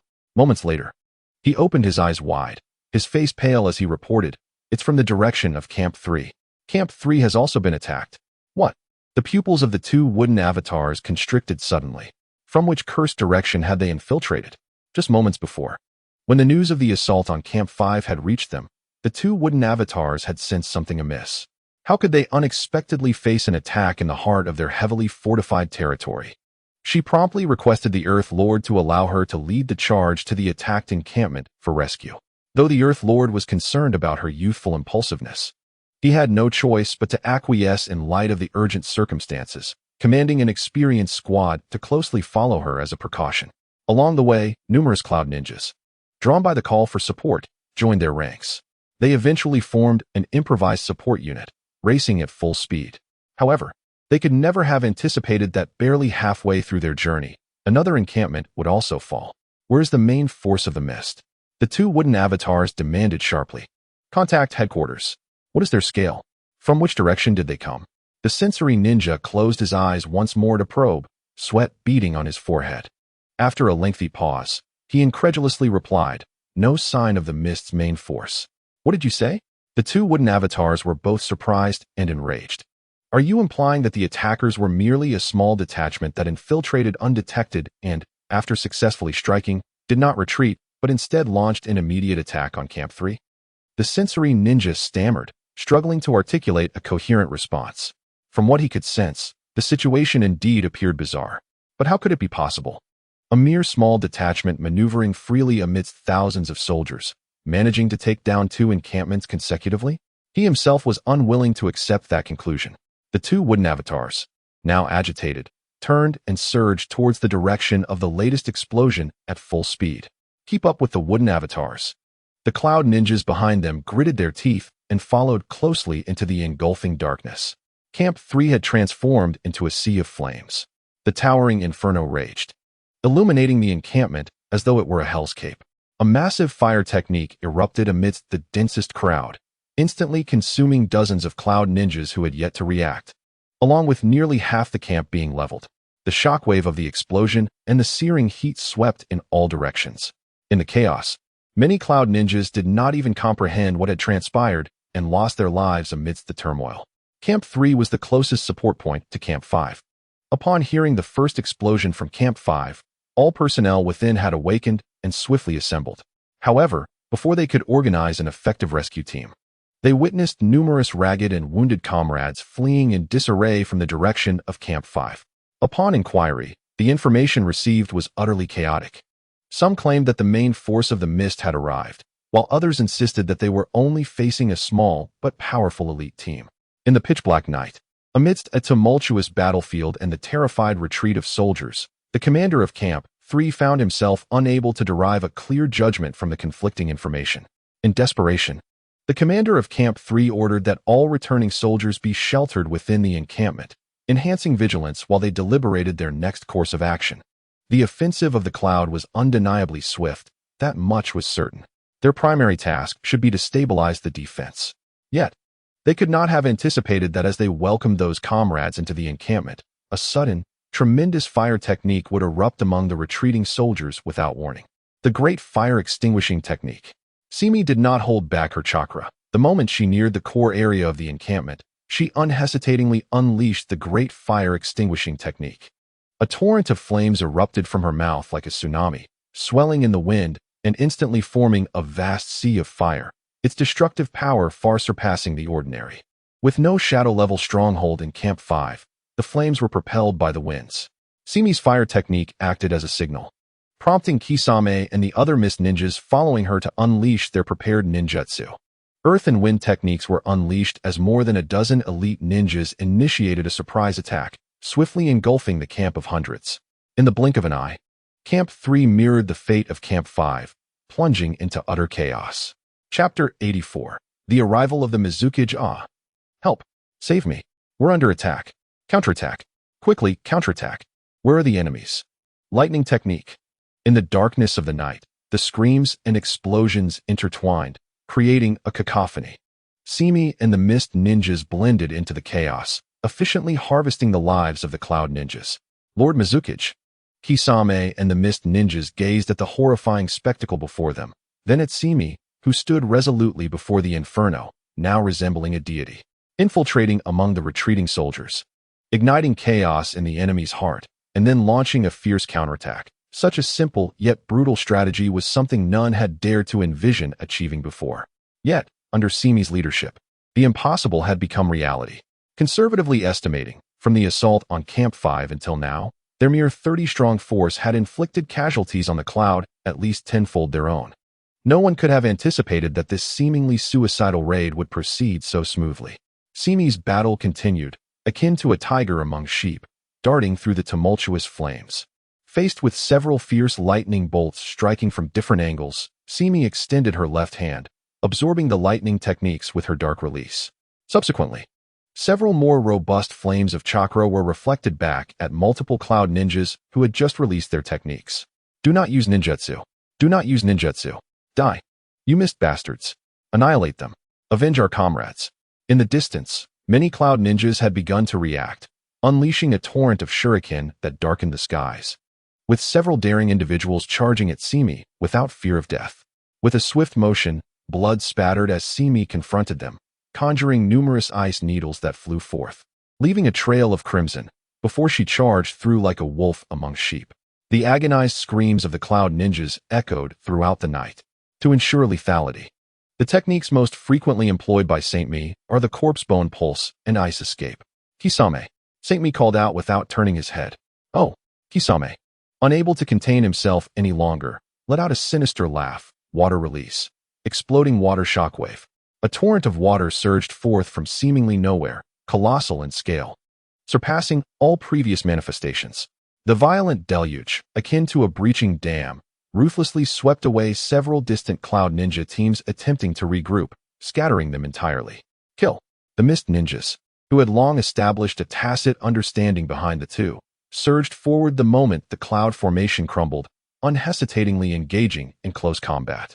The flash of blades and the splatter of blood marked their fierce clash, as the cloud ninjas' hard-won formation once again succumbed to chaos under relentless assault. The coordination among Saint Mi's group had become increasingly adept. Kisame's sword, the Samahata, could absorb the chakra of his opponents, while Saint Mi's dark release could directly absorb ninjutsu attacks. When wielded correctly, their chakra could be replenished with ease, especially in the current tumultuous battlefield where they faced overwhelming odds. Every adversary attempting to unleash ninjutsu upon them found themselves at a severe disadvantage before the onslaught of the mist ninjas. By the time they recognized the peril, they had already been overwhelmed and slaughtered by the advancing mist ninjas. The elite forces accompanying the two were no ordinary soldiers. They were the Armée de l'Armée of the Mist's Umbu. Through their seamless coordination, the majority of Cloud ninjas never even had the chance to cast a second ninjutsu. As Saint Mi led the charge, the screams of the Cloud ninjas intensified. Their resistance, which had barely lasted a moment, swiftly vanished without a trace, replaced by the rising chaos of the night. Where were the enemies, and where were their allies? No one knew. Thus, the only option was to flee. The farther away, the better. At the Cloud Village's main camp, within the central tent, a series of urgent battle reports reached the pale-faced Tsuchikage. Camp 5 has gone dark. According to the last transmitted information, they encountered an overwhelming attack and request immediate support. Report. Camp 3 is unresponsive. Before communication was severed, they confirmed suffering a massive fire release assault with heavy losses. Camp 10 has been attacked. The enemy is confirmed to be an elite team led by the 7 ninja swordsmen of the mist, led by Kisame Hoshigaki. Cold sweat trickled down Tsuchikage's forehead as he slammed his fist onto the map, producing a resounding thud. What kind of enemy are we facing? Which division of the mist possesses such terrifying infiltration and assault capabilities? How many of them are there? Mabui, looking at the continuously updating intelligence in her hands, wore an expression of horror. Lord Tsuchikage, based on the information from the front line regarding the first attacked Camp 5 and Camp 3, it is suspected that the attackers are the main force of the mist, but the J-Nin responsible for guarding Camp 10 before succumbing clearly reported that they were attacked by a small but extremely potent elite squad, led by Kisame Hoshigaki. Just as Mabui was about to continue, she suddenly halted. Her gaze fixated on the highest-level encrypted message that had just popped up on the communication device, her pupils constricting sharply. A sense of foreboding surged within the Tsuchikage as he urgently pressed, "Speak." Mabui lifted her head, looking at the Tsuchikage. The force responsible for this surprise attack, personally leading the charge, is the newly appointed 5th Mizukage of the Mist, Yagura, himself. What? Tsuchikage felt as if struck by lightning, his entire being frozen in place. The 5th Mizukage is here. How dare he? His extensive battlefield experience immediately alerted him to the severity of the situation. With the 5th Mizukage present, penetrating their lines as if they were non-existent, this was no mere ambush. There must be a far greater scheme at play behind this. Moreover, the puppet masters were still outside. This is bad. Tsuchikage abruptly awoke to the urgency. Barking orders to Mabui, use the highest-level encrypted communication to command the 2 puppets to cease their advance and return to the main camp immediately. Hurry. Mabui nodded rapidly, her fingers flying over the device. Tsuchikage wasted no time, tearing open the tent flap and rushing out to the assembled elite guard outside, bellowing, "All forces, heed my command. Immediately consolidate our defenses. Centered around this tent, establish the highest-level defensive formation. The main force of the mist, led by their Mizukage, has already reached our front lines. Prepare for battle." Chapter 85. Jinchuriki, Saint Mi stood amidst the wreckage of the camp, surrounded by the fallen bodies of Cloud ninjas. The air was thick with the stench of blood and charred remains. The sounds of battle and explosions continued to echo, yet compared to the initial onslaught, the resistance within the Cloud stronghold had grown markedly more organized. The surviving Cloud ninjas, having endured the initial chaos and panic, finally regained their composure. They began to mount an effective defense, even attempting to form a front line.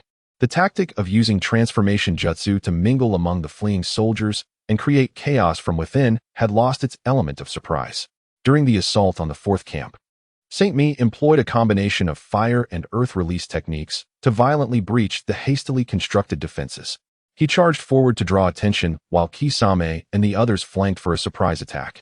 Ultimately, it was their ninjutsu coordination and the Umbu's fierce resistance that allowed them to shatter the defenses of this camp.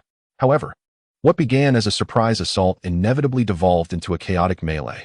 Nighttime raids necessitate speed and the ability to exploit the enemy's internal disarray to tear through their defenses. Once entangled in close combat, the absolute numerical disadvantage of their small unit would become painfully evident. Even the sharpest blade has its limits. As the fighting temporarily abated, Saint Mi glanced back. Among the mist ninjas who had fought alongside him, including Kisame, only 7 remained standing, all panting heavily and bearing wounds, their chakra reserves severely depleted. Have we nearly reached our limit? Seimi pondered. How are we? Can we continue fighting? Kisame grinned wickedly, replying, Of course, Lord Mizukichi. The remaining mist ninjas echoed their resolve, vowing to fight on and follow their Mizukichi to the death. Yet, Seimi did not issue an immediate command. Instead, he turned towards the east, the direction from which they had come. It seems we have caused enough chaos, he said. Kisame and the other mist ninjas were momentarily taken aback, a mix of relief and emptiness flooding their minds. Seimi's words briefly pulled them from the atmosphere thick with death. Just then, a golden blur suddenly entered their line of sight, darting out from the dense forest like an arrow. You scoundrel! Finally found you. Accompanied by a sharp rebuke, the figure charged towards Seimi. The 2 puppets had their hands enveloped in a layer of blue chakra, their nails elongated and sharp, lunging for Seimi's throat. Clang! The claws met his arm with a sound akin to metal clashing, sending sparks flying. A tremendous force propelled both figures backwards a few steps. Steadying himself, Seimi gazed at the furious blonde girl before him, a knowing smile curling at his lips. I thought it was someone important. Turns out it's the Jinchuriki of the 2 tails from the cloud. Lord Mizukichi. The others finally comprehended the situation. Water release, water shark bomb technique. Kisame roared. Having completed his hand seals, Kisame, just as his jutsu was on the verge of completion, Seimi's voice rang out. Forget about me. Immediately take the remaining forces and break through. I will cover our retreat. Kisame paused, retorting, That is unacceptable. Seimi had anticipated his words. This is an order. Your presence will only hinder me.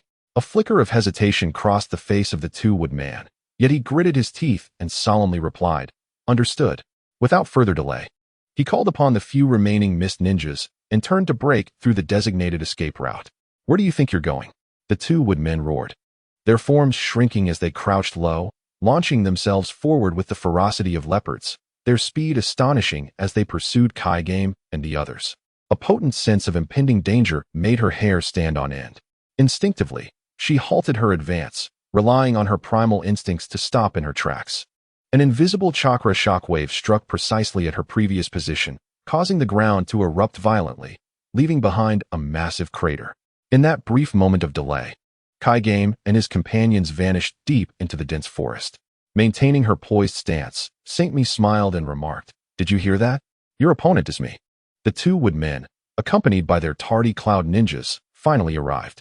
The 2-wood men had moved with such incredible speed that, upon sensing Seimi's presence, she had bolted forth like a wild stallion. They exerted all their effort just to barely keep pace, unable to impede her. Ignoring their companions behind them, the 2-wood men fixed their gaze firmly on Seimi. You are the newly appointed 5th Mizukichi of the Mist, aren't you? Seimi nodded. Indeed, that is I. Boom. The moment her identity was confirmed, the chakra within the 2-wood men erupted. A layer of eerie chakra flames surged forth from her body, enveloping her entirely and forming a grotesque cloak reminiscent of a tailed beast.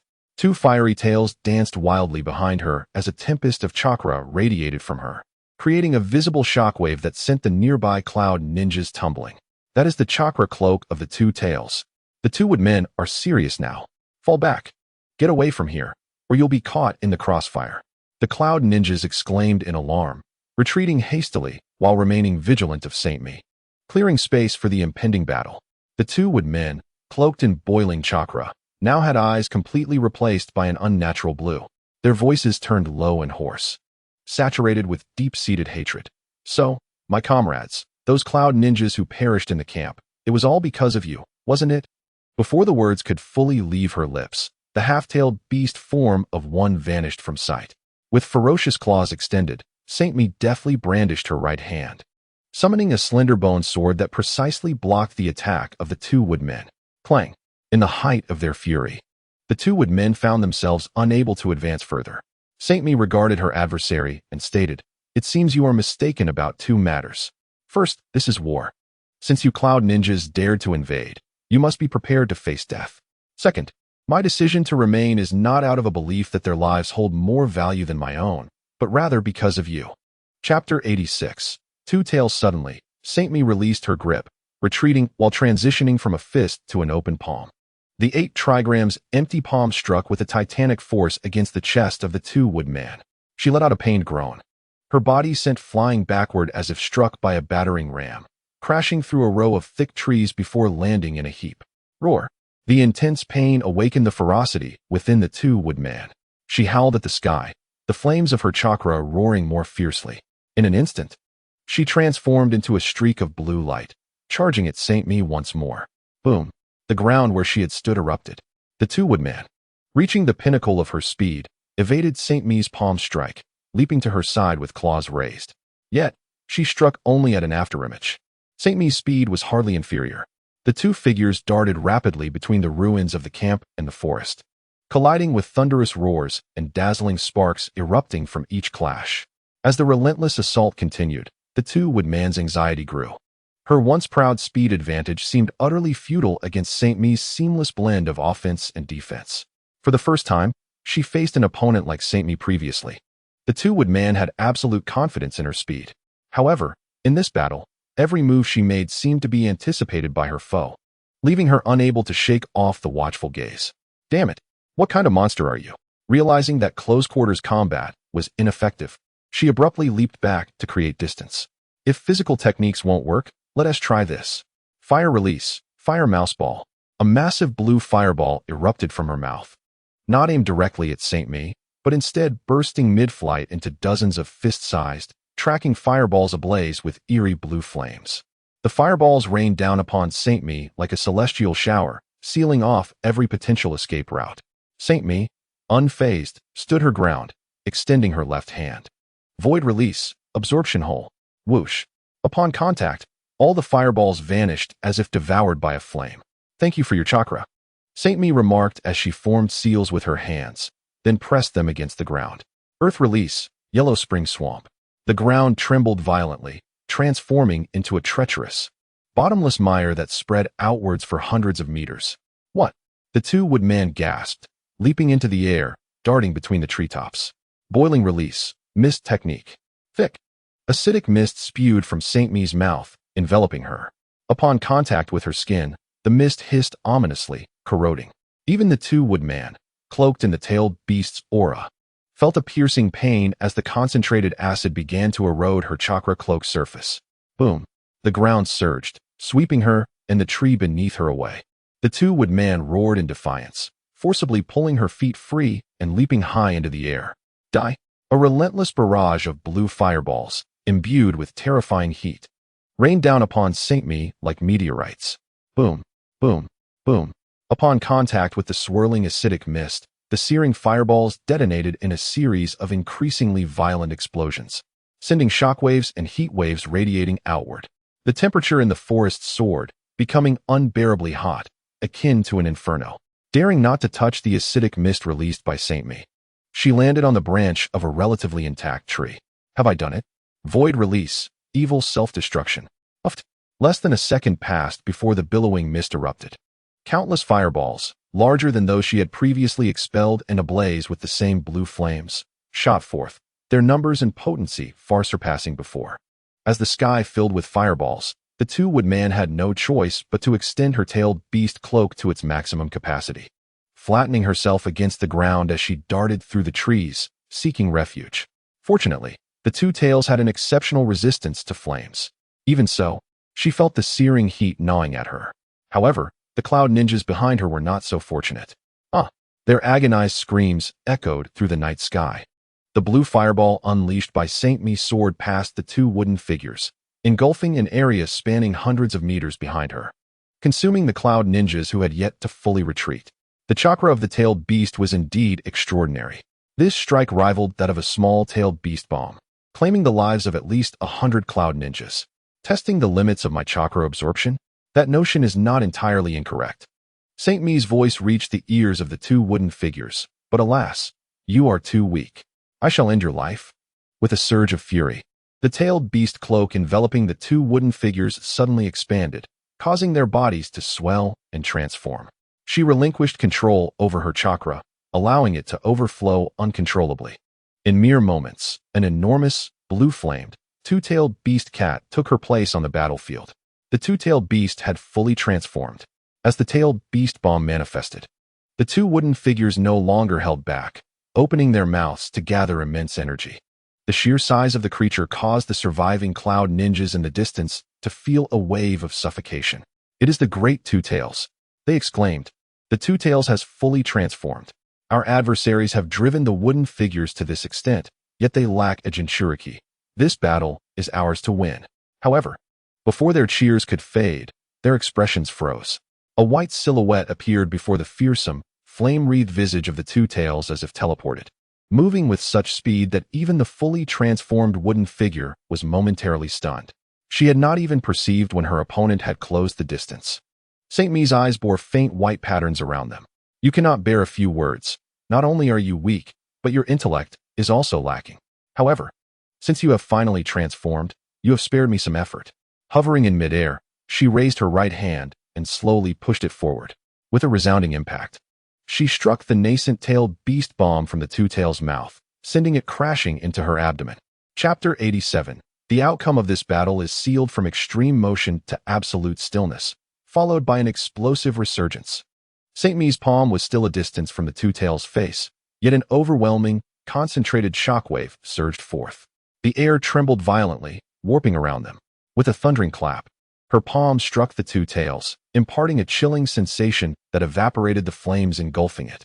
The 8 trigrams palm, enhanced by the transformation of water chakra. Saint Mi's mastery of the 8 trigrams palm had evolved to a new level after assimilating the techniques of the Frog Clan to manipulate natural energy. The dual nature of rigidity and fluidity inherent in the 8 trigrams palm was unleashed without restraint in Sage mode. The colossal face of the Two Tails, composed of high-density chakra, visibly collapsed inwards. Before she could comprehend the sudden agony and shock, Saint Mi's second strike followed swiftly. With another thunderous impact, the Two Tails' visage contorted in pain, a tortured roar emanating from deep within its throat. Yet, it was horrified to see that Saint Mi, positioned above it, showed no signs of ceasing her relentless assault. What followed was a relentless torrent of strikes. Saint Mi leaped onto the immense face of the Two Tails, her hands becoming a blur of motion, delivering a frenzied barrage of blows. The tempo escalated with each strike, infused with a force that the two wooden figures could not begin to comprehend. Each palm bore an unparalleled penetrative force, subtly suppressing the chakra of the Two Tails. It felt as though its chakra was imprisoned, an icy grip that rendered it immobile, thwarting any thoughts or attempts at retaliation. Each impact inflicted unprecedented pain upon the Two Tails. It yearned to break free, to summon its inner strength. Yet it was ensnared like a creature trapped in quicksand, powerless to move, forced to endure the onslaught. With a final, earth-shattering strike, Saint Mi's hand, imbued with the power to shatter mountains, struck the center of the Two Tails' forehead. The air was compressed to its utmost limit, coalescing before erupting into a visible white shockwave, akin to an invisible hammer crashing down upon the Two Tails' face. A pained wail escaped the Two Tails, its gigantic form collapsing backward, the blue chakra flames dissipating into a flurry of azure sparks, vanishing into the ether. The Cloud Ninjas watched in stunned silence. Witnessing the complete undoing of one of their village's most formidable forces, the fully realized Two Tails, reduced to a mere plaything in the hands of their adversary. Utterly powerless against such overwhelming might, one Cloud Ninja could not suppress a tremor in his voice, filled with dread. This cannot be real. They suddenly understood why their foes dared to penetrate deep into their ranks with a mere squad of fewer than 30, effortlessly breaching several of their camps. Just as the Cloud Ninjas were engulfed in disbelief, a sudden rallying cry surged forth, jolting them back to reality. A monstrous wave of water surged skyward, akin to a tsunami, obliterating yet another of their encampments. Countless figures clad in mist village uniforms surged from the woods like a tidal wave. Leading them was the previously dispatched Kisame, flanked by a cadre of mist ninjas. Among them stood a notable figure, wielding one of the famed 7 ninja swords, the dual blades of the Hoshigaki clan. It was none other than the prodigy of the Kirigakure, Hozuki Mangetsu. Reinforcements from the mist village had arrived. Annihilate them. Charge. Follow Lord Mizukichi. The thunderous battle cries reverberated across the battlefield. With the Two Tails Jinchuriki, their greatest asset, rendered null, and having witnessed the terrifying prowess of Saint Mi, the final vestiges of resolve among the Cloud Ninjas shattered. They could no longer muster even a semblance of resistance, erupting into terrified screams as they turned to flee. Retreat. Back to our formation. The mist ninjas pursued without hesitation, mercilessly cutting down those who fled. Kisame and Hozuki Mangetsu joined Saint Mi at her side. The two exchanged incredulous glances at the fallen two-tails before Hozuki quickly composed himself, kneeling before Saint Mi with utmost respect. Lord Mizukage, I have not failed you. Elder Suigetsu has followed your orders and evacuated everyone, currently assaulting the main defensive line of the Cloud Ninjas. Concerned for your safety, I led the advance team to your aid. Saint Mi nodded lightly, her gaze fixed on the Cloud Ninjas fleeing in the night. She uttered a single word, kill. This battle is sealed. In a single night, the Cloud Village retreated over 100 kilometers within the borders of the Land of Water. The illustrious reputation of the 5th Mizukage would echo throughout the shinobi world alongside the utter defeat of the Cloud Village. 2 days later, in the early morning, the first rays of dawn pierced through the clouds. Within the makeshift encampment of the Hidden Mist Village, an uncontrollable surge of exhilaration filled the air. It was a resounding victory, perhaps the grandest triumph the Hidden Mist Village had celebrated in nearly a decade. Under the leadership of Saint Mi, they had nearly seized half of the Land of Soup, compelling the Hidden Cloud to retreat. In a single night, they had dismantled close to 10 enemy camps. Countless military supplies that once belonged to the Hidden Cloud were piled high, being meticulously sorted and transported. After preliminary accounting, these spoils would be gradually transported back to the rear of the Land of Water. This great victory and the bounty of spoils far exceeded expectations. Haha, Full Moon, my boy.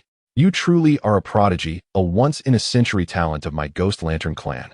Your daring raid on the Hidden Cloud has earned you tremendous merit. At this moment, Ghost Lantern Broken Moon's face glowed with delight as he heartily laughed and patted Ghost Lantern Full Moon's shoulder, both stepping into the center of the encampment together. Full Moon replied, all of this is thanks to Lord Water Shadow. It was his brilliant strategy that shattered the defenses of the Hidden Cloud and led to this glorious victory. Of course. As soon as the name Saint Mi was mentioned, the smile on Broken Moon's face instantly faded, replaced by a heartfelt sentiment. It has been far too long since I fought such a thrilling and exhilarating battle. To triumph against the strong with the weak. To prevail with the few against the many. Before the battle commenced, no one could have anticipated this outcome. The casualties on our side were a mere 100, while the Hidden Cloud left nearly 1,000 corpses on the battlefield. Such an astonishing victory, coupled with the power exhibited by Saint Mi, has utterly crushed any lingering doubts I harbored within. Just as the two were conversing, a squad of Hidden Mist ninjas escorted a line of captives past them. Most of these captives were ragged, injured, and wore expressions of numbness. Among them, 2 figures stood out. The 2 were of the Wood clan, their eyes vacant, still reeling from the shock of their defeat. Beside them was a dark-skinned female ninja, her exquisite features barely hidden amidst the defeated soldiers. One of the Wood clan members finally managed to react when she saw the similarly bound Mabui beside her. Mabui, why are you here? Mabui bit her lip tightly and replied softly. Lord Suchikage is worried about you and ordered me to find you at all costs and attempt to use the heaven-sent technique to teleport you back to the rear base. The tailed beasts were the most crucial strategic deterrent power of the village. As a Jinchuriki capable of controlling the tailed beasts, the value of the 2 Wood clan members was immeasurable. Their decision to break away from the main force to pursue the enemy had landed them in peril, and naturally, the Suchikage could not abandon them. However, the rescue operation ultimately ended in failure. Upon hearing this, the Wood clan member trembled slightly, her eyes instantly reddening. She had always been proud, fully aware of the risks of death that came with stepping onto the battlefield. Yet, what she could not bear to see was her recklessness endangering her comrades. Witnessing her friend caught in the enemy camp, while trying to rescue her filled her heart with guilt. Had it not been for her stubbornness and disregard for warnings, perhaps they would not have fallen into such dire straits. Before they could exchange more words, the escorting Hidden Mist ninja stepped forward, barking roughly, move. No whispering. Keep it together. Wait. Broken Moon raised his hand, halting the aggressive Hidden Mist ninja. Isn't this the renowned Two-Tails Jinchuriki of the Hidden Cloud? I've heard she was quite formidable on the battlefield. Ghost Lantern Full Moon added, according to Lord Water Shadow's orders. We have temporarily suppressed the activity of the tailed beast within her using a special sealing technique. This batch of captives is of unique identity and will be escorted back to the village for Lord Watershadow to handle personally. The Wood clan member lifted her head, glaring fiercely at the two men before her. If you wish to kill me, then do so. There's no need for such humiliating words. Kill you? Huh. That would be too merciful, Broken Moon chuckled, shaking his head. After killing you, those fellows from the Hidden Cloud would have to go through great lengths to find a suitable vessel again to attempt sealing the two tails?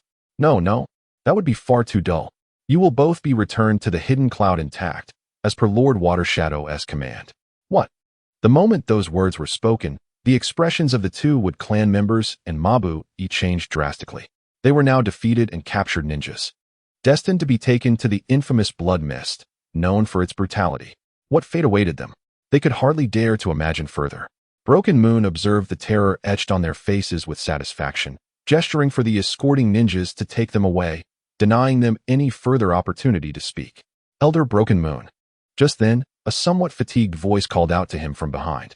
The speaker was Kisame, accompanied by the blood-soaked Zabuza Momochi. Zabuza appeared quite disheveled. Despite the decisive victory in the main battlefield, the Hidden Mist had faced extraordinary challenges in the northern seas of the Land of Water. The Hidden Cloud had dispatched raiding forces at sea, ostensibly feigning an attack, yet they could switch to a full offensive at any moment. It was only due to the delayed orders from the Tsuchikage that they ultimately chose to retreat. Zabuza, leading his shadow unit, had been holding on almost solely through sheer willpower despite being at a significant disadvantage in numbers. Had it not been for the terrain favoring their water techniques and the timely return of others for assistance, the northern defense line would have been breached by the Hidden Cloud. Kisame nodded at Broken Moon and Full Moon, his voice low and serious. Lord Watershadow has issued an order. Elder Broken Moon is to immediately assume the position of Commander-in-Chief at the front lines of the Land of Soup, responsible for consolidating the available forces, utilizing the advantageous terrain to establish a solid defense line, as further actions may be anticipated. Both Broken Moon and Full Moon were momentarily taken aback. Where is Lord Watershadow? They inquired. Kisame cast them a meaningful glance, but did not provide a direct answer. Broken Moon quickly grasped the implication, suppressing his confusion, and responded solemnly, Understood. We shall not fail in our duty. Full Moon, still somewhat anxious, added. Though we have captured a portion of the Hidden Cloud's supplies, in light of potential counterattacks and a prolonged standoff, I fear we may not endure for long. Do not worry. Simply have faith in Lord Watershadow. Since he has arranged things this way, there must be a reason behind it, Kisame reassured them. Indeed. Broken Moon nodded heavily, casting his gaze into the distance. Trust in Lord Watershadow, that is all we need. Meanwhile, at the temporary camp of the Hidden Cloud, the Tsuchikage gazed at the ravaged scene before him, his expression complex. Rather than a camp, it resembled a vast makeshift hospital for the wounded. All around him, the ground was littered with groaning and suffering soldiers, alongside bodies hastily covered with white cloths. He could hardly comprehend how the Hidden Cloud, with its overwhelming numerical advantage, had descended into such a dire state. The battle that transpired 2 days prior, after an initial chaotic phase, had rapidly devolved into a one-sided rout. Once the main forces of the Hidden Mist arrived, the defenses of the Hidden Cloud collapsed entirely. As a trusted confidant of the Raikage, the Tsuchikage possessed considerable skill. He had done his utmost to regain control of the situation. Nightfall, surprise attacks, and unclear intelligence combined had rendered him incapable of effectively commanding the frontline forces. In their panic, the Hidden Cloud ninjas fled in all directions, leading to tragic instances of friendly fire as they could not discern friend from foe.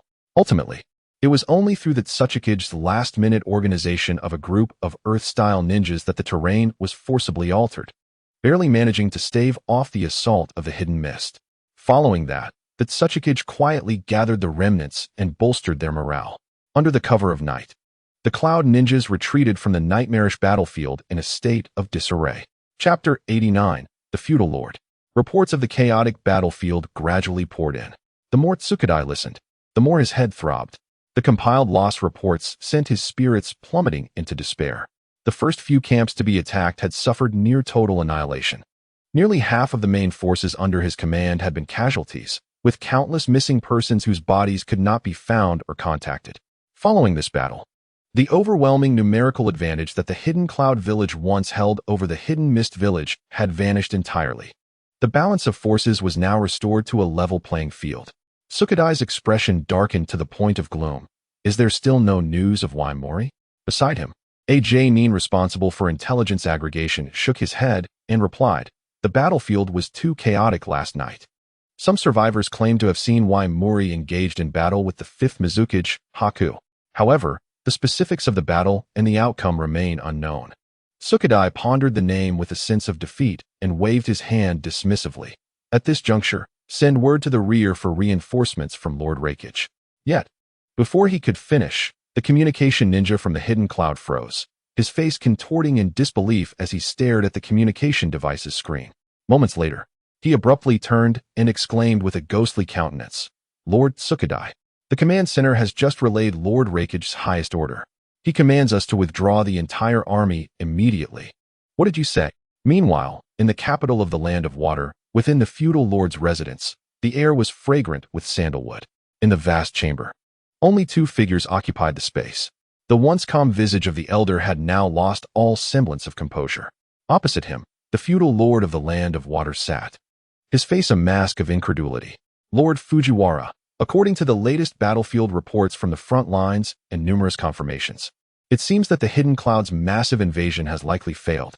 The feudal lord of the Land of Water, Fujiwara, rose from his seat, his expression one of utter disbelief.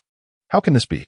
The Hidden Cloud village had assembled 4,000 ninjas, with the Two-Tails Jinchuriki backing them. How could they possibly lose? And so swiftly? Is it possible that Hinata Seiya possesses such extraordinary power? The elder was at a loss for words. Indeed, how could they have been defeated so quickly? No one could comprehend it. A suffocating silence enveloped the chamber. Since Seiya had been appointed as the acting 5th Mizukage, a constant stream of information about him had reached the ears of the feudal lord. Ordinarily, the appointment of a village leader requires the feudal lord's approval. However, the situation in the Hidden Mist village was unique. Since the events at the Yagura, the relationship between the village and the feudal lord had been extraordinarily strained. The advance of the Hidden Cloud army had injected new life into this stagnant situation. The ninja villages existed for the sake of war, as the Mizukage. Seiya could not refrain from deploying forces. In the elder's imagination, in order to secure the necessary resources for war, Seiya would surely lower himself to contact the feudal lord and seek support. At that time, the feudal lord could regain control over the Hidden Mist. The reason the feudal lord had delayed issuing a formal appointment letter recognizing Seiya's position was to compel the young Mizukage to bow to him in loyalty. However, neither of them had anticipated that, in the face of the advancing Hidden Cloud army, and without any substantial supplies or financial support, Seiya would manage to repel the aggressive Hidden Cloud forces. It was a resounding victory. This left the feudal lord astonished and even instilled a deep-seated fear within him. A leader not under his control, yet possessing such terrifying power and means, was no favorable prospect for any feudal lord. Elder, what shall we do now? If he, buoyed by such a victory, imitates Yagura. A complex expression flashed across the elder's face. He opened his mouth to respond, only to be interrupted by the sound of soft footsteps approaching. A maid, clad in a simple kimono, entered the chamber barefoot. She respectfully knelt before Lord Fujiwara and reported, Your Excellency, there is a ninja outside seeking an audience, claiming to be the 5th Mizukage of the Hidden Mist. Both the feudal lord and the elder's expressions changed dramatically. Seiya had come to their doorstep? The feudal lord was momentarily stunned, then waved his hand sharply, rebuking, Stop him. How dare this impudent fool come before me unannounced? What decorum is this? Lord Fujiwara, there is no need to panic. The elder, being seasoned, quickly regained his composure and advised, You are the ruler of a nation, a figure of great importance. Until he receives your formal recognition, he cannot truly claim to be the 5th Mizukage. Just respond as usual. There is no need to disrupt your composure. Upon hearing the elder's words, the feudal lord steadied himself and muttered to himself, Yes, the elder is right. I am the feudal lord of the Land of Water. Even if he has repelled the Hidden Cloud, he would not dare act against me. In theory, all leaders of ninja villages are required to heed the authority of the feudal lord and accept his endorsement and governance. This has been an unyielding rule since the end of the Warring States period when the system of one nation, one village was established. Even the first Hokage, hailed as the god of ninjas, Senju Hashirama, did not dare openly challenge this order or disrupt the established societal rules. The feudal lord suppressed his unease and declared solemnly, Do not meet. Respond and say that I am currently attending to urgent state affairs and cannot receive him. Tell him to prepare the necessary documents and follow the proper procedures to visit on another day. However, before his words could fully dissipate within the chamber, a clear and composed footstep echoed from the entrance. It bore no hint of hostility, yet struck like a hammer against the hearts of those present. The expressions of the feudal lord and the elder froze, their eyes widening in shock as they turned toward the door. A young man clad in a pristine white robe stepped into the chamber. The once spotless robe was now stained with large patches of dried, dark red blood. Like a flower of death blooming in the snow, it exuded a chilling aura. His long, dark hair cascaded loosely behind him, and his strikingly handsome face bore a calm indifference, devoid of any visible emotion.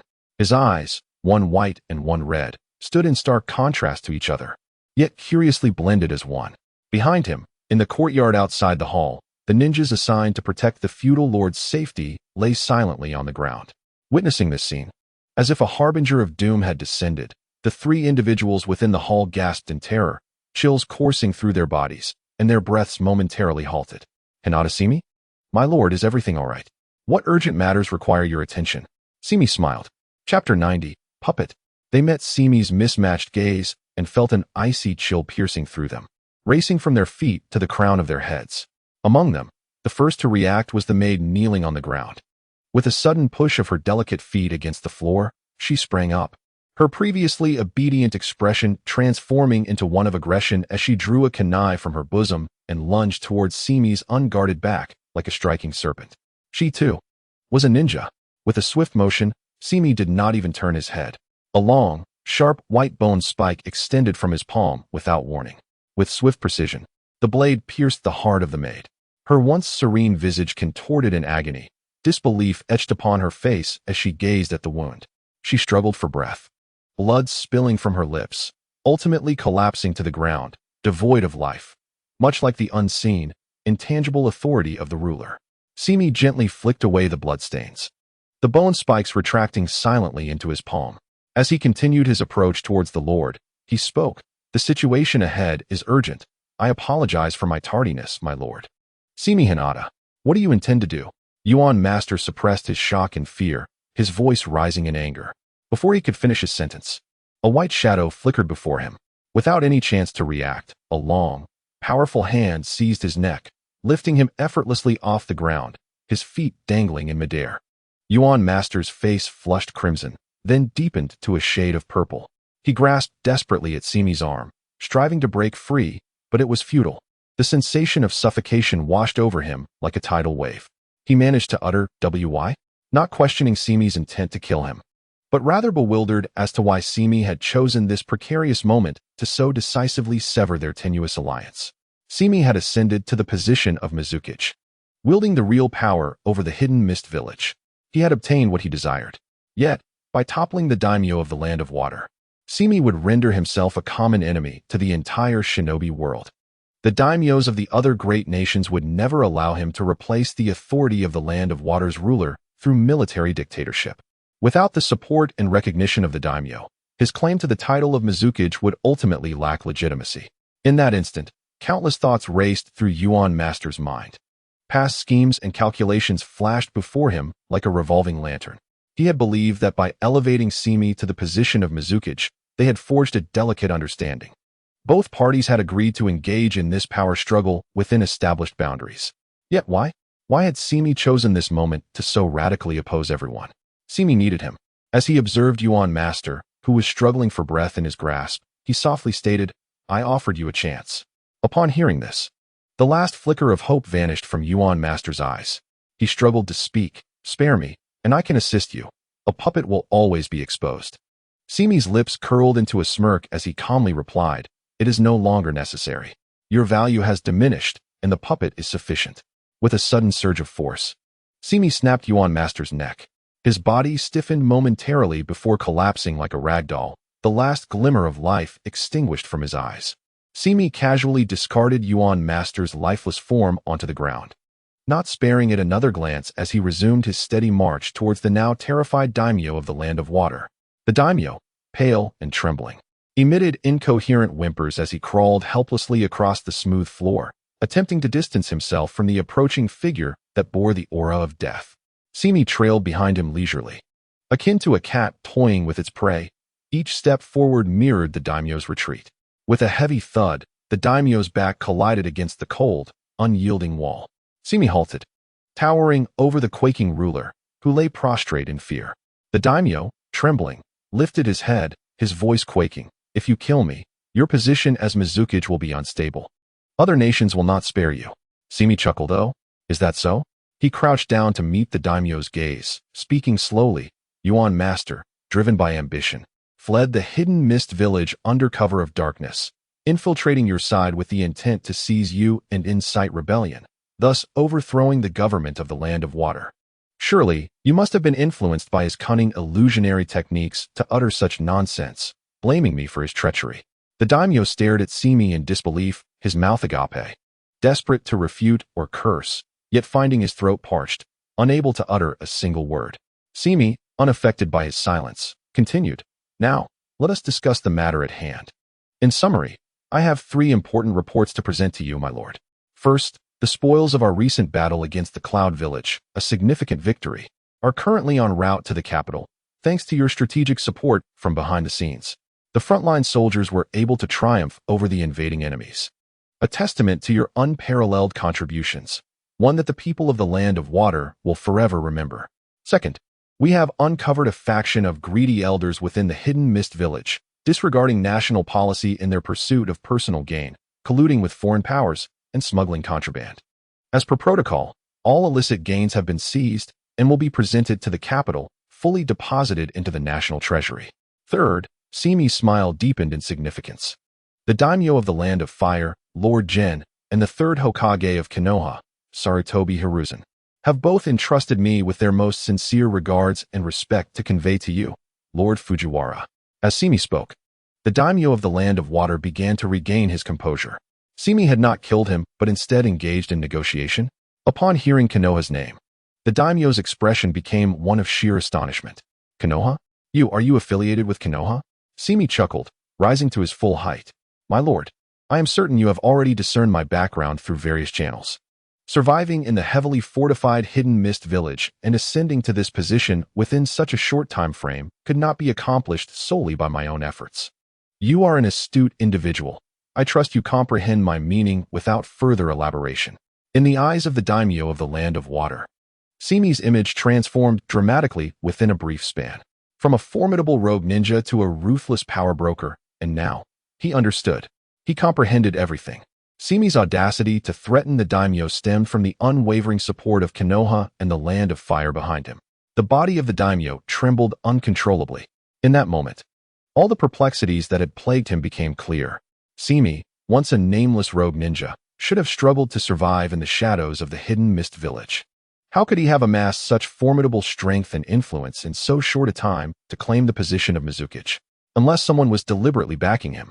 Yuan Master. As an important pawn strategically placed in the Hidden Mist Village to balance various forces, Yuan sure has concealed a multitude of crucial information over the years. Did he already possess knowledge of the relationship between Saint Mi and Konoha? Contemplating this, the feudal lord's expression became increasingly distorted. Saint Mi glanced at Yuan Shi's lifeless body on the ground and softly remarked, "It seems that my lord has come to a complete understanding. My actions to eradicate treachery and restore order for the Land of Water are indeed a monumental achievement." Upon finishing his words, Saint Mi turned his head toward a shadow outside the hall, beckoning, "Come forth." A figure emerged silently from the shadows, clad in the uniform of the Hidden Mist, bearing a stern demeanor and wearing an eye patch over his right eye.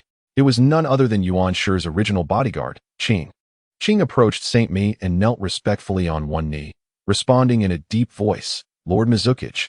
Witnessing Qing's demeanor of utmost respect and submission towards Saint Mi, the feudal lord trembled with rage, nearly spitting out blood. Qing was Yuan Shi's confidant, and the feudal lord knew this all too well. Indeed, that scoundrel Yuan Shi had deceived him from the very beginning, obstructing his intentions. Saint Mi nodded at Qing, instructing, "From now on, you shall remain by the feudal lord's side, responsible for his protection and assisting him with daily affairs." "Yes, Lord Mizukage," Qing replied respectfully, forming hand seals to perform a transformation technique. A A cloud of white smoke enveloped him, and in an instant, his shape and appearance morphed to resemble the deceased Yuan Shi perfectly. Now transformed, the impersonating Yuan Shi bowed respectfully to the feudal lord, saying, "My lord, I apologize for the fright I have caused you." The feudal lord, observing the two before him, felt an unbearable rage, yet found himself powerless to act. He could only manage a cold snort between clenched teeth. "You seem to adapt quite swiftly," Qing replied expressionlessly. "The old man merely seeks the survival of the land of water and the hidden mist village." The feudal lord sneered, "If memory serves, your Byakugan was taken from you by him, yet you harbor no hatred?" Qing bowed, stating, "I sacrificed but one eye, and in return, the hidden mist village has gained illumination. It is only natural for Lord Mizukage to reclaim my Byakugan." This statement rendered the feudal lord speechless, unsure of how to respond. After a moment, he slowly rose to his feet, the imposing aura of a ruler seemingly returning to him. He straightened his somewhat disheveled robes and inquired, "Speak. What is it that you truly desire?" Saint Mi revealed a satisfied smile. "I request that you, in the name of the land of water, formally contact the feudal lord of the land of lightning, advising him to immediately cease all military actions in the land of hot water and withdraw his forces, or he shall bear the consequences. Subsequently, divert your forces to attack the land of fire, within the borders of the land of grass, where the night melds seamlessly with dawn, thin mist entwines the rugged mountain forests. A team of over 100 Konoha ninjas is traversing a narrow valley with great difficulty. Each is wounded, and occasionally, one stumbles from exhaustion, only to be immediately supported by a nearby comrade. Suddenly, several shurikens glinting with cold light shoot forth from the dense thicket behind them. A Konoha ninja lagging behind leaps up, his arms instantly enveloped in a rocky layer, blocking most of the projectiles. Blood splatters from his body, but he endures in silence, while a companion rushes forward to provide cover.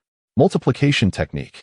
A ninja from the Akimichi clan roars, his right arm swelling to several times its size, transforming into an impenetrable wall of flesh that deflects the remaining shurikens. Shadow sewing technique. A pitch-black shadow rapidly extends from Nara Shikaku's feet, accurately repelling several rock-hidden ninjas who had just charged out of the smoke. Realizing that their opponents still possessed the capacity to counterattack, the pursuing rock ninjas opted to withdraw, slightly increasing the distance, like parasites trailing behind the Konoha team, continuously harassing them with ranged techniques and projectiles, depleting their stamina and chakra. This cannot continue. Their numbers seem endless. Nara Shikaku surveyed his surroundings. The ninjas still accompanying him were significantly fewer and in a far worse state than when the battle had commenced. He decisively called out, "According to our original plan, retreat to the next defensive line." "Yes," echoed the surrounding Konoha ninjas in unison. Under Shikaku's command, Konoha's forces had been divided into two. Hayashi Dingzwa and Hachi led the main force, while the Hyuga clan and all injured personnel retreated through the rear. Meanwhile, Shikaku led a portion of the ninjas in the opposite direction, infiltrating the borders of the land of grass to divert attention away from the main force. This maneuver was a necessity. It is exceedingly difficult to lead a large contingent of wounded personnel in an orderly retreat on the battlefield. Should they be pursued relentlessly, morale would plummet, and chaos would ensue. The transition from retreat to a disordered route can occur in an instant. Once the spirit of the troops collapses entirely, losing all organization, even ninjas would find it no more challenging to kill than swine when surrounded. Chapter 92. Retreat within the mountainous terrain of the land of grass. Where peaks rise and dense forests flourish, there exists little flat ground between the strategic strongholds of the Tenti Bridge and the Kamikaze Bridge, suitable for the passage of large forces. The location chosen by Shikaku for their ambush lies between these two bridges. The rock-hidden forces were unprepared for Konoha's audacious decision to split their forces, voluntarily placing a contingent in peril to secure the survival of the main force. In their initial oversight, they were genuinely held at bay for several days by Shikaku's small unit, which resisted the rock-hidden's assaults time and time again, albeit at the cost of their own casualties. Of course, mocking laughter echoed clearly from the distant woods. "Konoha's warriors, do you wish to continue this futile resistance? Why not pause and engage in a proper discussion?" Upon hearing this voice, Shikaku and his companions could not help but curse inwardly. Huang Tu, who had previously led several attacks with mixed results, would retreat at the first sign of a prolonged battle without a second thought. Sometimes, He would merely cast a few techniques from a distance, hoping for luck. It became evident that his strategy was akin to a soft blade against their throats. Rather than forcing Shikaku and his comrades into a desperate fight, he preferred to watch Konoha implode from within. He knew that Konoha ninjas would never abandon their comrades. When one is injured, another must assume the burden of care. For a solitary unit like Shikaku's, the wounded were, to put it bluntly, a liability. This also minimized casualties for the rock-hidden forces. Shikaku and his allies pressed on without a moment's pause, alternating their cover as they retreated. "You won't escape for long." Huang Tu's voice came slowly once more. "I admit, your courage as opponents is indeed commendable. But is such sacrifice truly meaningful? Your comrades are likely struggling for their own survival at this very moment." Shikaku retorted, "The will of fire that Konoha has passed down through generations is beyond your comprehension. Our willingness to remain is precisely because we have entrusted all hope to those comrades who bear the future of Konoha." "How eloquent." Huang Tu replied with a smirk. "You have indeed managed to delay us, but to what end? Do you honestly believe you can spare enough forces to contend with another great ninja village and still hold back the forces from the east?" Shikaku's expression changed dramatically at these words. What could this mean? Huang Tu continued from a distance. "It would be no harm to tell you the truth. Just 2 days ago, the 4th Raikage of the Cloud-Hidden Village personally led his army to breach the eastern borders of the Land of Fire. Currently, our Rock-Hidden Village has formally allied with the Cloud-Hidden Village. This battle will ultimately lead to the complete annihilation of your Konoha." Nara, Shikaku, and the others' expressions darkened. Should the Eastern Front fall, the forces of Kumogakure would surge forth, flanking with Awagakure's troops to create a dire situation for Konoha. The village could never withstand the immense pressure of fighting on 2 fronts. "Damn it!" Nara Shikaku's eyes burned red, and he commanded, "All units, break through at all costs." Yes, the Konoha ninjas, having shaken off their initial shock, responded. However, the Wagakure showed no intent to make a desperate stand. A voice like thunder echoed from the rear, "Run. Run for your lives. It is but a struggle for survival. I wonder how far you can flee." At the border of the Land of Fire and the Land of Rice, the Konoha ninjas on the Eastern Front had already been embroiled in a far more brutal battle days prior. The current predicament of Konoha stemmed from a severe lack of top-tier combat power. In wartime, this disadvantage was laid bare. Roar! The colossal 8 Tails, a beast as imposing as a mountain, revealed its true form, rampaging across the battlefield. The Konoha ninjas wore expressions of despair, as they were already outnumbered and now faced the terrifying tailed beast of Kumogakure. How on earth were they to combat this? The 8 Tails opened its fearsome maw, unleashing tailed beast bombs imbued with destructive energy, raining down mercilessly upon the faltering ranks of Konoha ninjas. Boom! Each explosion echoed with earth-shattering sounds, claiming numerous lives. The land was torn asunder, forests laid to waste, and the entire battlefield transformed into a scorched wasteland. The Konoha ninjas could only flee in disarray, their morale shattered. The ominous dark sphere, a deadly strike. Inside the 8 Tails, Killer Bee sang excitedly, his off-key words echoing. He was the perfect Jinchuriki for Kumogakure, able to freely unleash the 8 Tails and communicate with it. In Konoha, the only threat to him was the 9 Tails. As long as the 9 Tails remained absent, no one could stop him. Konoha's shinobi called for a retreat. Why? Why did Kumogakure's reinforcements arrive so swiftly? Why did they suddenly have so many more troops? Shiranui Ginma. Be careful! A shout came from behind. Startled, Shiranui Ginma turned around, only to see a burly Kumogakure ninja, having breached their defenses, charging at him with a kunai and a malevolent grin. Just then, as if by fate, the Kumogakure ninja hesitated, his eyes clouding with confusion. In that instant, a flash of silver sliced through the air. Tsuki no Mai. The slender figure of Moonlight Nara appeared behind the Kumogakure ninja, stealthily sheathing his katana. As the enemy collapsed, Shiranui Ginma finally regained his composure. He cast a fearful glance at the fallen body, then looked back at his saviors, Yuhi Kurenai and Moonlight Nara. "Thank you, Kurenai, Nara." Yuhi Kurenai appeared somewhat pale. Her chakra was already low, and the precise use of Jinjutsu in such chaos was exhausting. Moonlight Nara coughed a few times, expressing his frustration. Damn Kumogakure. Unable to defeat Kirigakure, they joined forces with a Wagakure to besiege Konoha? Stop dawdling. Follow orders. We must retreat immediately. Kurenai barked at the two. The trio gazed at the advancing Kumogakure forces, and the calamity that was the Eight Tails. Reluctantly, they merged into the panicked throng, retreating towards safety. Chapter 93. Call for aid in Konoha. Within the Hokage's office, Sarutobi Hiruzen sat hunched over in his chair, his pipe flickering with smoke. The blue mist swirled around him. Yet it could not disperse the deep-seated worry etched upon his brow. Urgent battle reports piled upon his desk, the Eastern Front on the verge of collapse. The Fourth Reikage, personally led Kumogakure's main forces to decisively shatter the Konoha defense that had held for months. Now, the Kumogakure army advanced swiftly into the heart of the Land of Fire, seemingly intent on rendezvousing with the Wagakure's troops. Should they eliminate the other Konoha forces led by Nara Shikaku, Konoha would indeed be left defenseless. The only strategic recourse left for Konoha was to unleash the sealed-tailed beast within the village, the Nine Tails.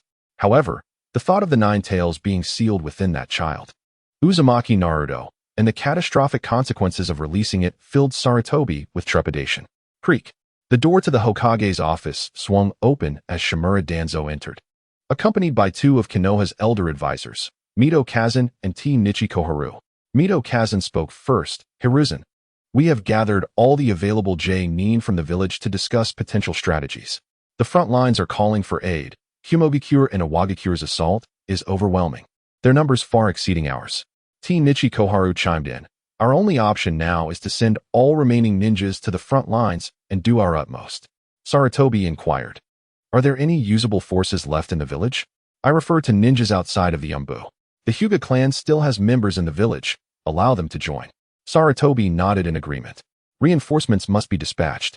In the face of the village's survival, any past grievances with the Hyuga clan could be set aside. Danzo stepped closer. Looking down at Sarutobi, commanded, Hiruzen, unleash the Nine Tails. A flicker of hesitation crossed Sarutobi's face, but he quickly suppressed it. No, the Nine Tails state is unstable, Danzo retorted coldly. If we do not release the Nine Tails, Konoha will surely fall. By releasing it, Konoha may yet have a glimmer of hope. And then what? The child Naruto is far too young.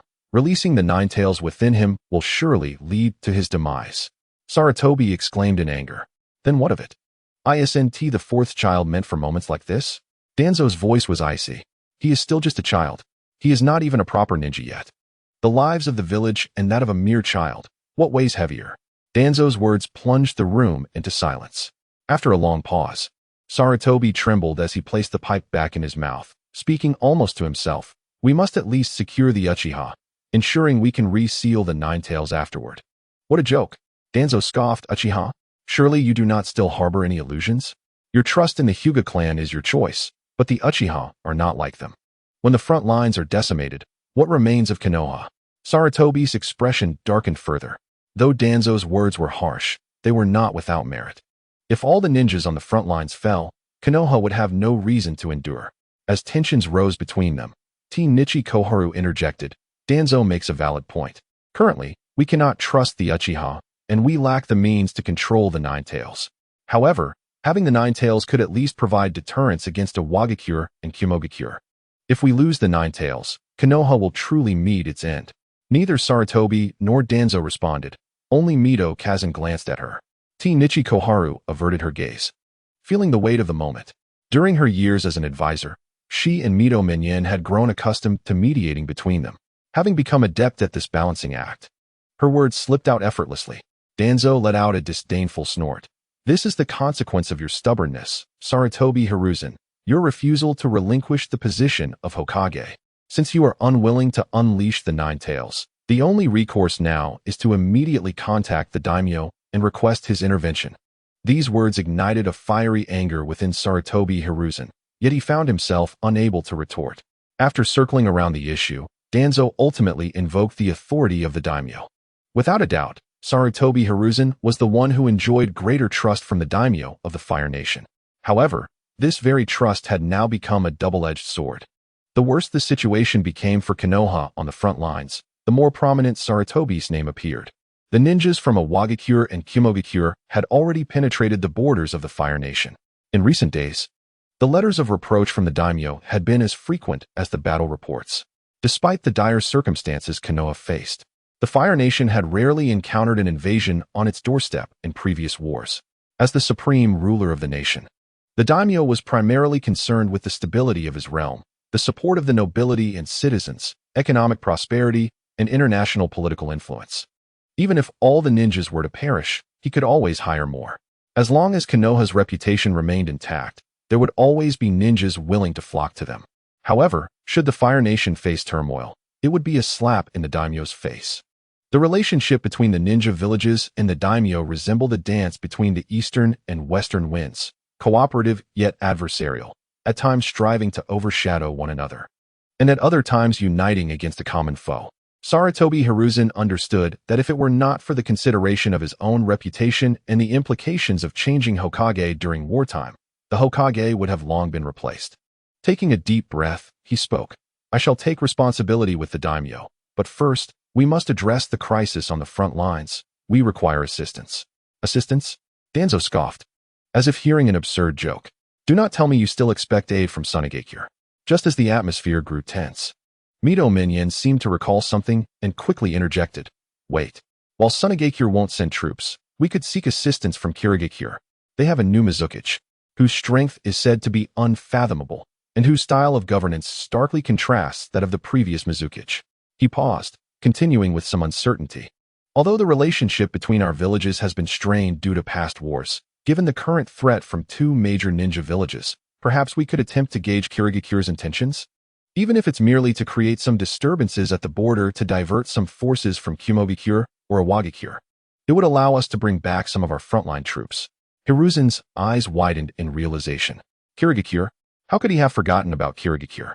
Kumogakure's forces stationed in the land of rice not only threatened Konoha, but had also begun to attack Kirigakure. Konoha and Kirigakure should be united against a common enemy. As the saying goes, the enemy of my enemy is my friend. Hiruzen nodded resolutely. Given the circumstances, we have no choice but to proceed. Immediately contact the daimyo of the Land of Water and request his assistance for Konoha. The costs of deploying troops will be borne entirely by us, and in addition, we can sign a treaty and offer compensation. Whatever they require, I will provide. Chapter 94. Rainfall in the Uchiha clan's training ground. Two young prodigies of the Uchiha family were engaged in an intense sparring session. Both Itachi and Izumi's eyes glowed with the crimson hue of the Sharingan. Though still quite young, their movements already exhibited a remarkable level of skill. In a flurry of action, they exchanged blows for dozens of rounds, alternating between offense and defense. After a brief moment, they instinctively leaped backward, creating a distance of several meters between them. Uchiha Shuriken technique. The two simultaneously drew shuriken from their tool pouches, launching them at one another from various angles. The crisp sound of metal clashing filled the air. After a stalemate, realizing that the shuriken could not effectively harm each other, Itachi broke the exchange first. He leaped aside, rapidly forming hand seals. Simultaneously, Izumi mirrored his actions. Fire release, great fireball technique. Fiery orbs erupted from their mouths almost simultaneously. The explosive flames illuminated the surroundings. Ultimately, Itachi's fireball proved larger and more powerful, gradually engulfing Izumi's. However, after consuming her fireball, Itachi's flame began to wane, dissipating in the air a few meters away from Izumi. Both Itachi and Izumi were now glistening with beads of sweat. Brother, you're amazing. A youthful voice exclaimed from the steps beside the training ground.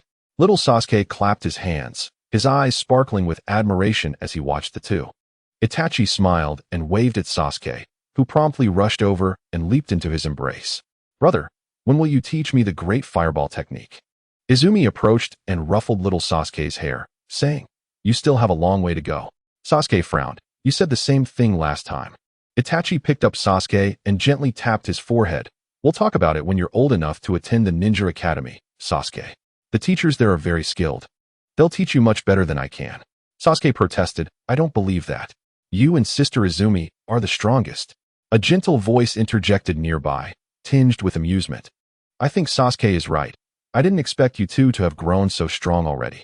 Shursui, both Itachi and Izumi exclaimed in surprise, turning towards the source of the voice.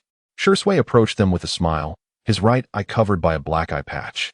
After losing one of his Sharingan, he chose not to transplant another SI, preferring this method as a constant reminder to himself. Shursui stepped forward, earnestly pointing out some shortcomings from their recent practice. While Izumi possessed more chakra than Itachi, Itachi excelled in chakra control and efficiency, which is why he had the upper hand in their fireball exchange. Izumi pouted slightly, but took Shusui's advice to heart. After a moment, she seemed to ponder something and asked, Shursui, most of the ninjas in the village have already gone to the battlefield, right? Why are we still here performing guard duties?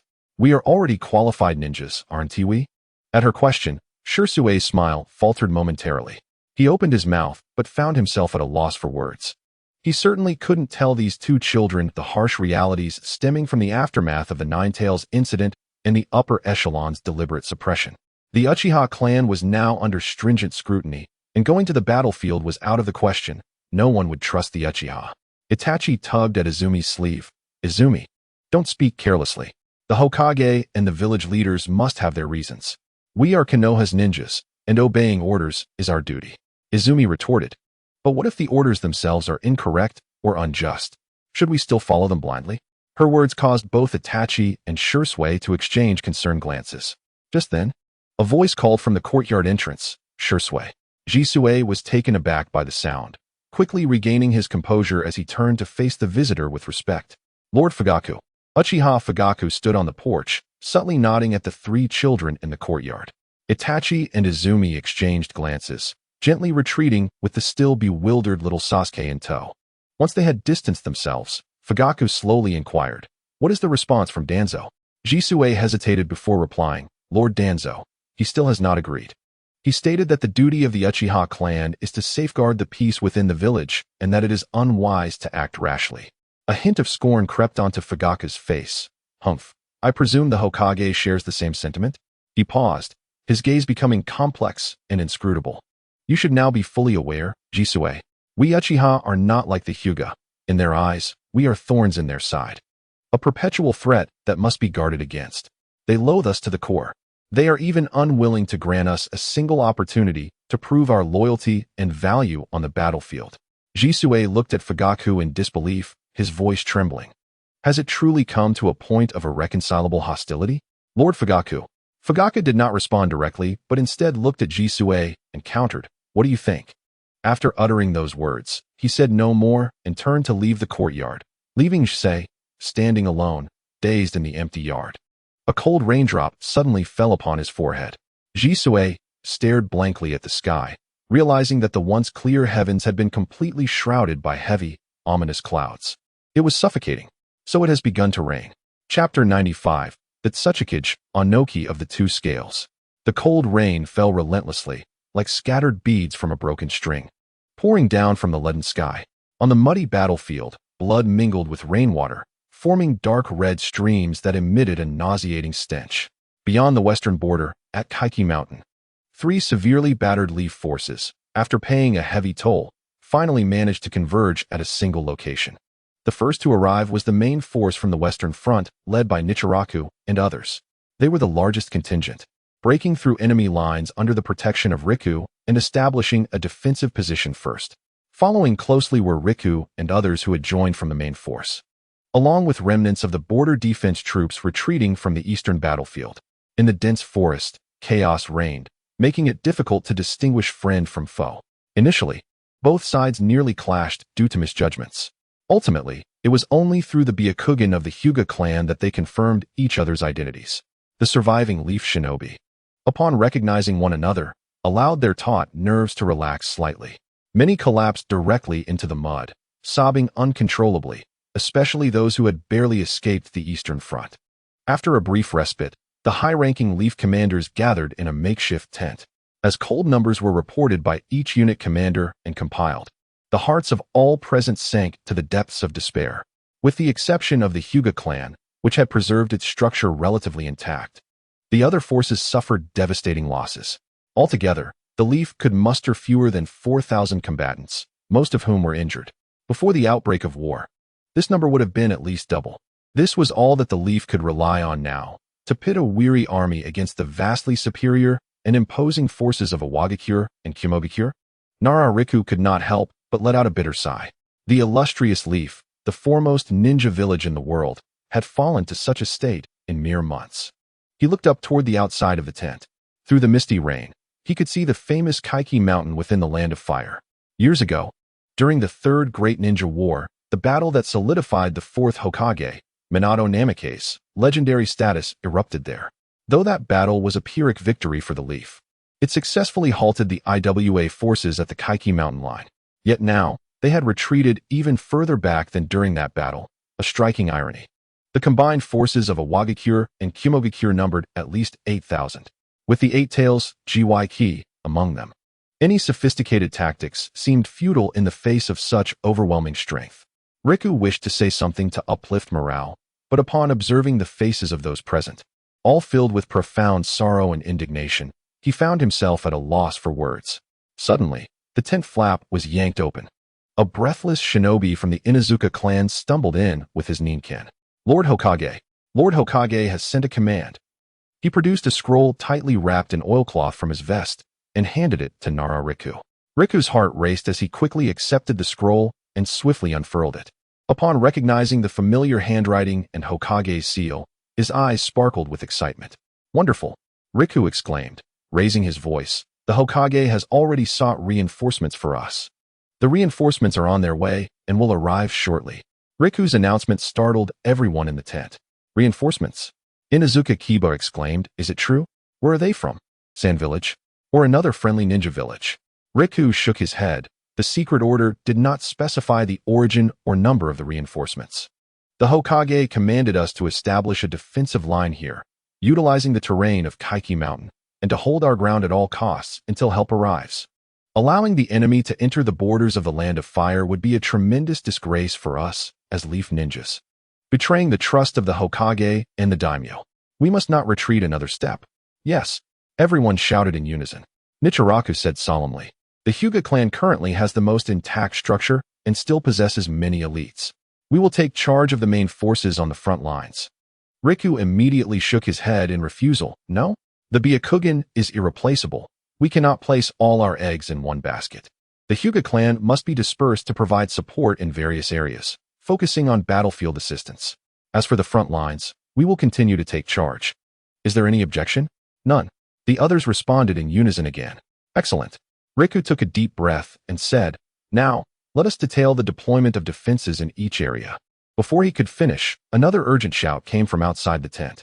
A blood-soaked Leaf shinobi burst in. The IWA forces have launched a full-scale attack on us.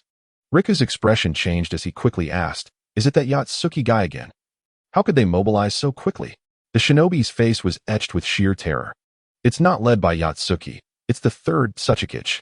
In the torrential downpour, the Leaf shinobi at the forefront of Kekkei Mountain's defenses all looked up, their faces filled with disbelief, gazing at the diminutive, aged figure in the sky. The third Tsuchikage, Anoki of the two scales, had personally descended onto the battlefield. Anoki stood with his hands behind his back, hovering in midair, looking down at the Leaf shinobi below with an air of authority. He shook his head and let out an indistinct sigh. Ha ha ha, that rascal Huangtu has truly excelled, forcing you Leaf Village stragglers into this dead end. Leaf Village. Oh, Leaf Village, how the mighty have fallen. I have never witnessed such a woeful state before. Noki then flashed a grin. However, from this moment forth, it seems that the name Leaf Village may no longer exist in this world. Ha! A transparent cube, exuding an aura of destruction, swiftly coalesced in his palm. Dust release, separation of the original world. With a resounding boom, after a few moments of gathering, a massive white beam of light shot forth from his hand, descending like divine retribution to strike the rudimentary defenses hastily erected by the Leaf Ninjas. Upon contact with the ground, the beam rapidly expanded, disintegrating everything it touched, rocks, trees, and even the flesh of the Leaf Ninjas, reducing them to their most primordial atomic state, vanishing without a trace. In an instant, the Leaf Ninja line was breached, creating a gaping hole that was a sight to behold. Kill! The rock ninjas surged forth in overwhelming numbers. The earth trembled as countless earth release techniques were unleashed, forming a relentless wave that surged towards the Leaf defenses. On the other side of the battlefield, as the Iwagakure offensive reignited, the ninjas from Kumogakure launched a simultaneous attack, as if preordained. Lightning release, lightning fury. The fourth Reikage, swept his arm, enveloped in high-intensity lightning chakra, and cleaved a Leaf Ninja in half from behind.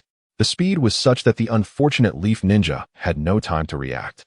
still swinging his kunai and shouting to slay the enemy, until his upper body lost balance and he collapsed to the ground, realizing too late what had transpired.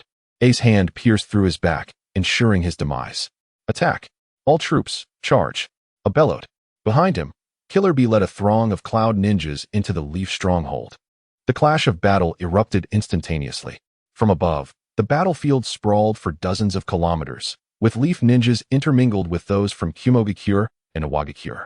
Brilliant flashes of ninjutsu illuminated the scene, segmenting the battlefield into myriad fragments. Having lost their advantageous position, the Leaf ninjas found themselves retreating almost immediately upon engagement. I gazed at the fleeing Leaf ninjas, his heart a tumult of emotions. Just days prior, he had received orders from the daimyo of the Land of Thunder, recalling the Cloud ninjas from the Land of Water and leading the remaining forces to join Iwagakure in their assault on Leaf Village. He had anticipated a grand battle, but to his surprise, Leaf Village was in such a feeble state. Such an opponent did not ignite his fighting spirit. He would rather face the newly appointed 5th Mizukichi. The battle in the Land of Water saw heavy losses for the Cloud, with thousands fallen, a grievous toll. The enmity runs deep. Had it not been for the easy pickings that Leaf presents, I would never have entertained Iwagakure's proposal for a joint assault. Wait, do not unleash the 8 tails yet. That old man Noki is here, and I don't quite trust him. A cautioned Killer Bee, stay close to me. Killer Bee, slightly disgruntled, halted. A true man does not choose his opponent. The Lightning Country's Killer Bee extends his tentacles. Secret technique, insect ball. Before them, several Leaf ninjas emerged, summoning a sky filled with black insects that flew towards them. Without the Tsuchikage, I will crush the insect shadow. Killer Bee, witnessing this, became invigorated. Charge!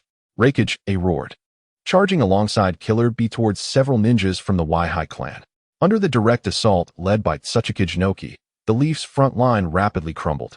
Any defense was rendered utterly ineffective before the dust release. Bring him down, the Leaf ninjas shouted, hurling shurikens skyward in hopes of striking down Noki, who hovered above. In the air, Noki deftly evaded the incoming shurikens with ease. Without the Uchiha Sharingan and shuriken techniques, such attacks pose no threat to my super lightweight rock technique. Noki floated above, drawing the attention of the Leaf ninjas while on the ground. Huang Tu and others led the rock ninjas in a fierce assault against Leaf. The Leaf ninjas stationed at the front quickly succumbed to the unique three-dimensional tactics of Iwagakure. Fire style, fireball jutsu. Fire style, dragon fire technique. In a crucial moment, a deluge of fire jutsu erupted from behind the already faltering defenses. The scorching wave swept across the battlefield, warping the air with its heat, as the muddy ground instantly billowed a noxious white mist. The collision of fire release and earth release briefly halted the onslaught, saving many Leaf ninjas in retreat. It's Lord Kakuzu and Lord Hinata. Reinforcements have arrived. Nara, Kakuzu, and others surged from the central forces to the front lines.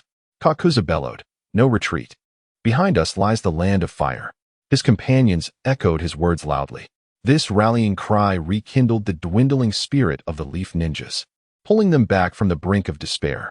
All personnel, pay attention. 30 degrees to the left, cover with ninjutsu. To the right, shuriken volley. Hinata Hayashi, leading a small squad of High GA clan members, shouted. Shurikens from the rock ninjas hurtled towards the Leaf ninjas, who had just stabilized their formation. Heavenly spin. Hayashi's body spun rapidly, chakra erupting from his chakra points, forming an azure sphere of absolute defense.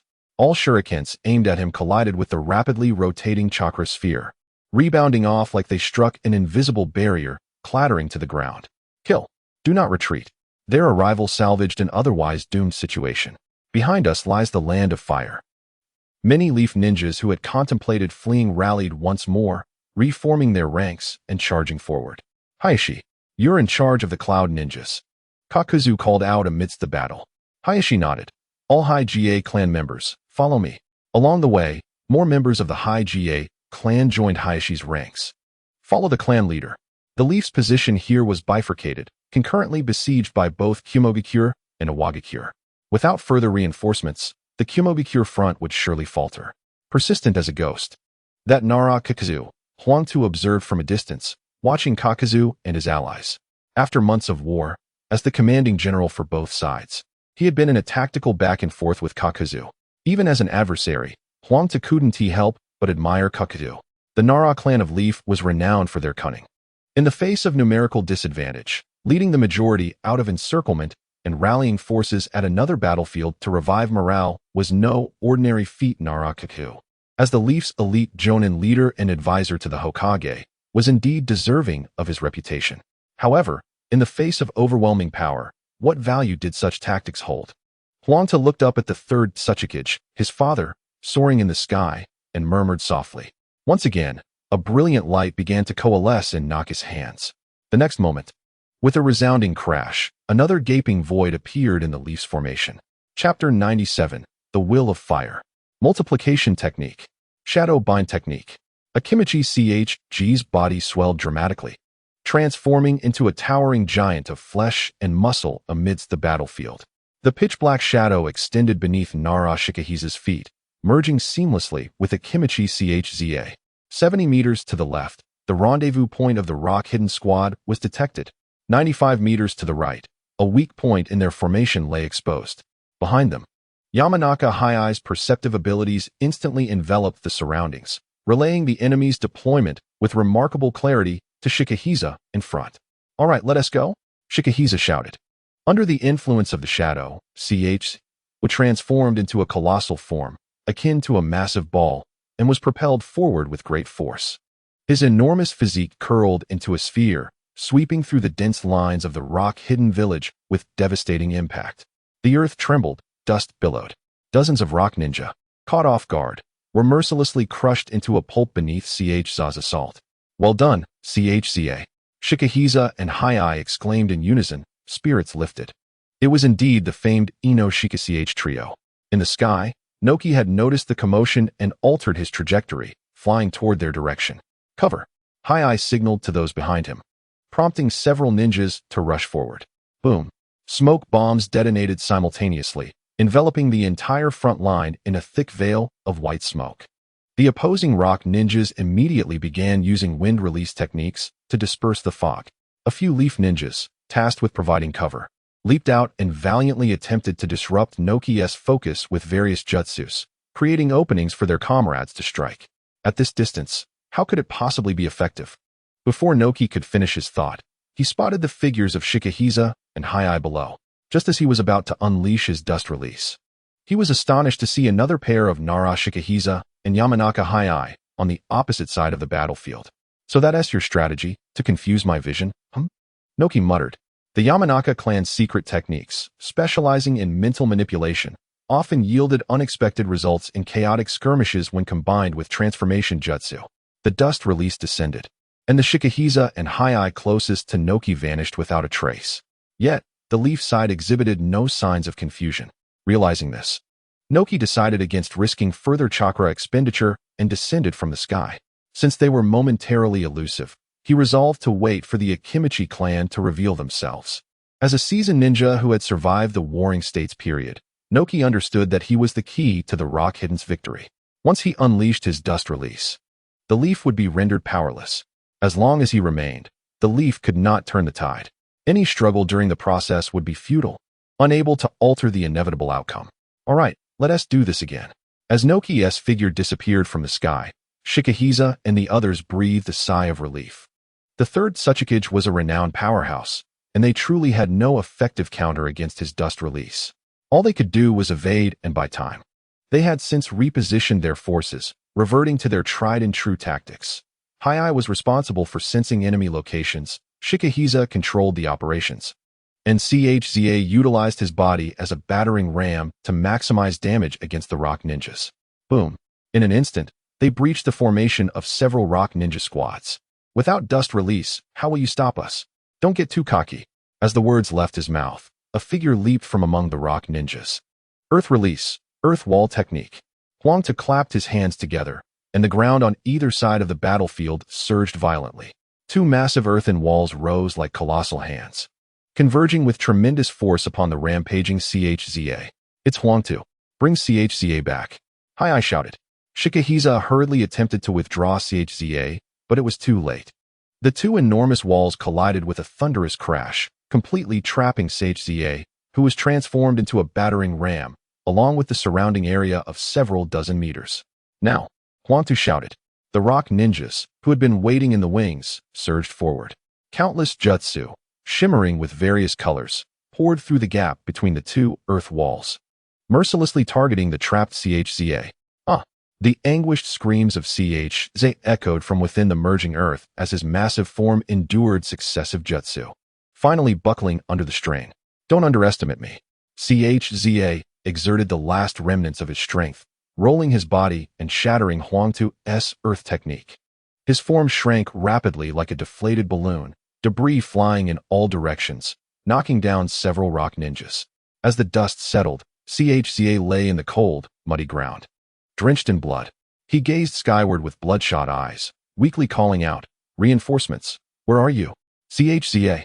Witnessing this scene, Shikahisa and High-Eye's eyes burned with fury, their hearts aflame with rage. "You don't have time to worry about others' fates now." Huangtu laughed heartily. With that, he led a throng of elite rock ninjas toward Shikahisa's position, intent on annihilating the Leaf's command structure amid the chaos. The Leaf ninjas surrounding them, having just regained their composure, felt their spirits plummet once more. Even Ino Shikasi cannot withstand this? Can we survive this? Suddenly, an immense shadow descended from the sky, casting the entire battlefield into darkness. Huangtu and his comrades instinctively looked up, their expressions freezing in shock.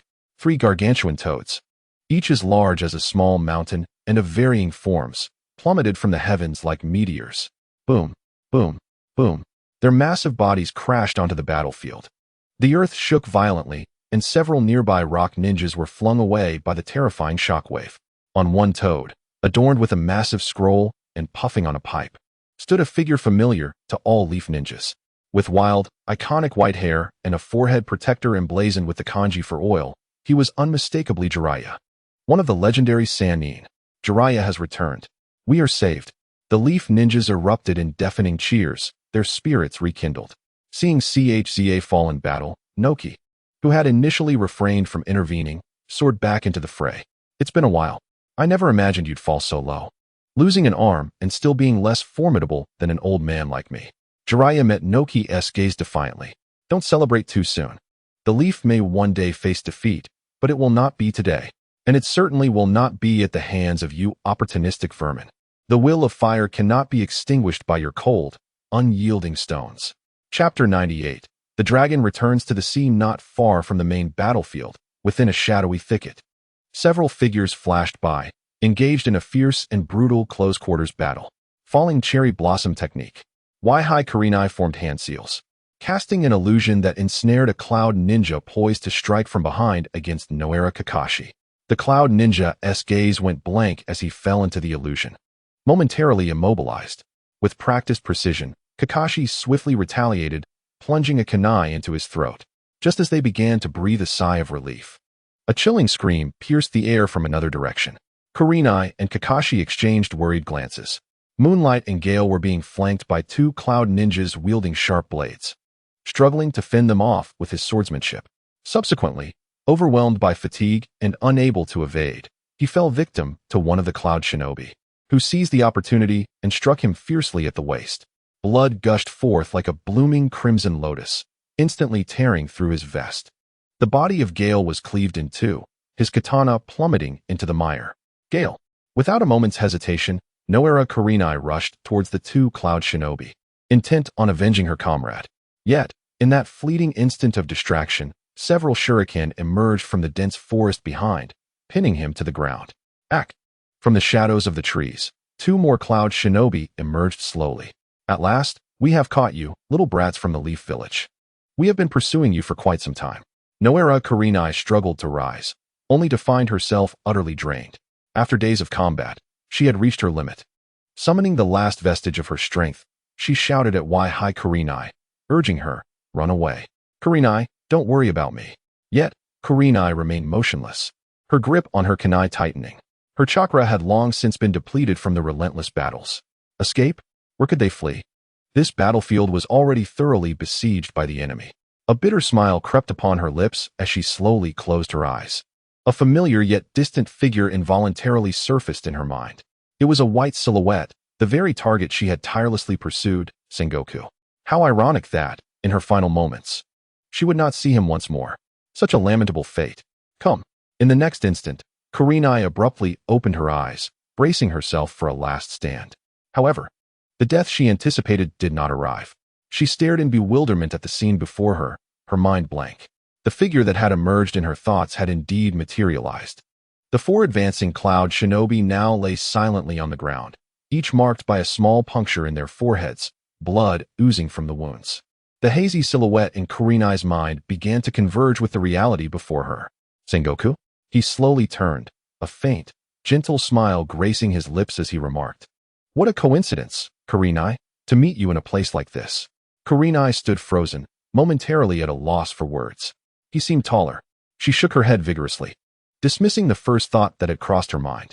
Several ninjas clad in the attire of the Mist Village's Umbu descended, appearing like phantoms beside Sengoku. In the deeper woods, more mist ninjas surged forth like a tide, hastening towards the core of the battlefield. Kurenai and the fallen Noera Kurenai gazed in astonishment at this surreal spectacle.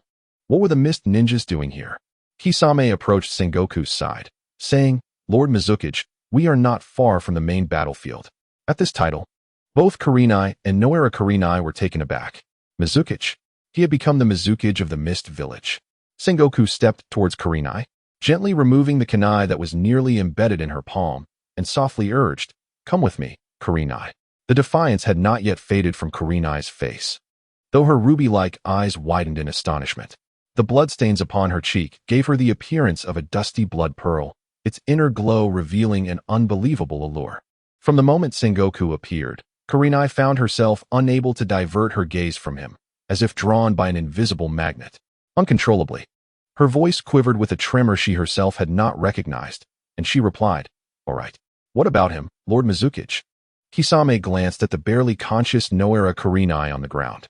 Sengoku replied calmly, Take him with us, provide some emergency care, and ensure he does not perish. He paused, turning his gaze towards the distant sounds of battle emanating from the battlefield of Kekkei Mountain, and smiled. After all, we have come to save the Leaf Village. At the rear line of Kekkei Mountain, the torrential rain showed no signs of abating, pouring down like a celestial river, cleansing the land that had long been soaked in blood and war. Jiraiya's current state was utterly disheveled.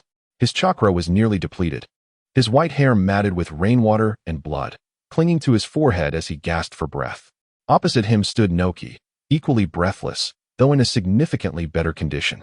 Their battle had spanned a vast area, compelling other ninjas from both sides to withdraw, leaving this core battlefield to the two of them. Before Jiraiya, Noki dared not exhibit any negligence. His scornful words belied a keen understanding of Jiraiya's prowess. At this moment, aside from Hokage Sarutobi Hiruzen, Jiraiya was among the few formidable warriors left from the Leaf. Jiraiya, you are truly stubborn. Noki hovered in the rain, looking down at him. For the sake of a village destined for annihilation, what meaning is there in this relentless struggle? Jiraiya wiped the rain and blood from his face, forcing a bitter smile. Some things are beyond the comprehension of someone like you, who has spent a lifetime cooped up in Stone Village. Yet internally, he lamented. Gamabunta and the others had already returned to Mount Maiboku, their summoning time exhausted. Faced with Noki, who could fly freely and wield dust release, Jiraiya knew all too well that his odds of victory were exceedingly slim. Enduring until now was merely a matter of fulfilling his duty, leaving the rest to fate. Deeply troubled, Jiraiya recalled his teacher, Sarutobi Hiruzen. Old man, you have truly put me in a dire predicament. It seems that the tale of Jiraiya the Gallant is destined to conclude here. What should the final chapter be titled? Perhaps, The Dragon's Return to the Sea. Chapter 99, The Fall. Stubbornly unyielding, Noki scoffed, ascending slightly higher.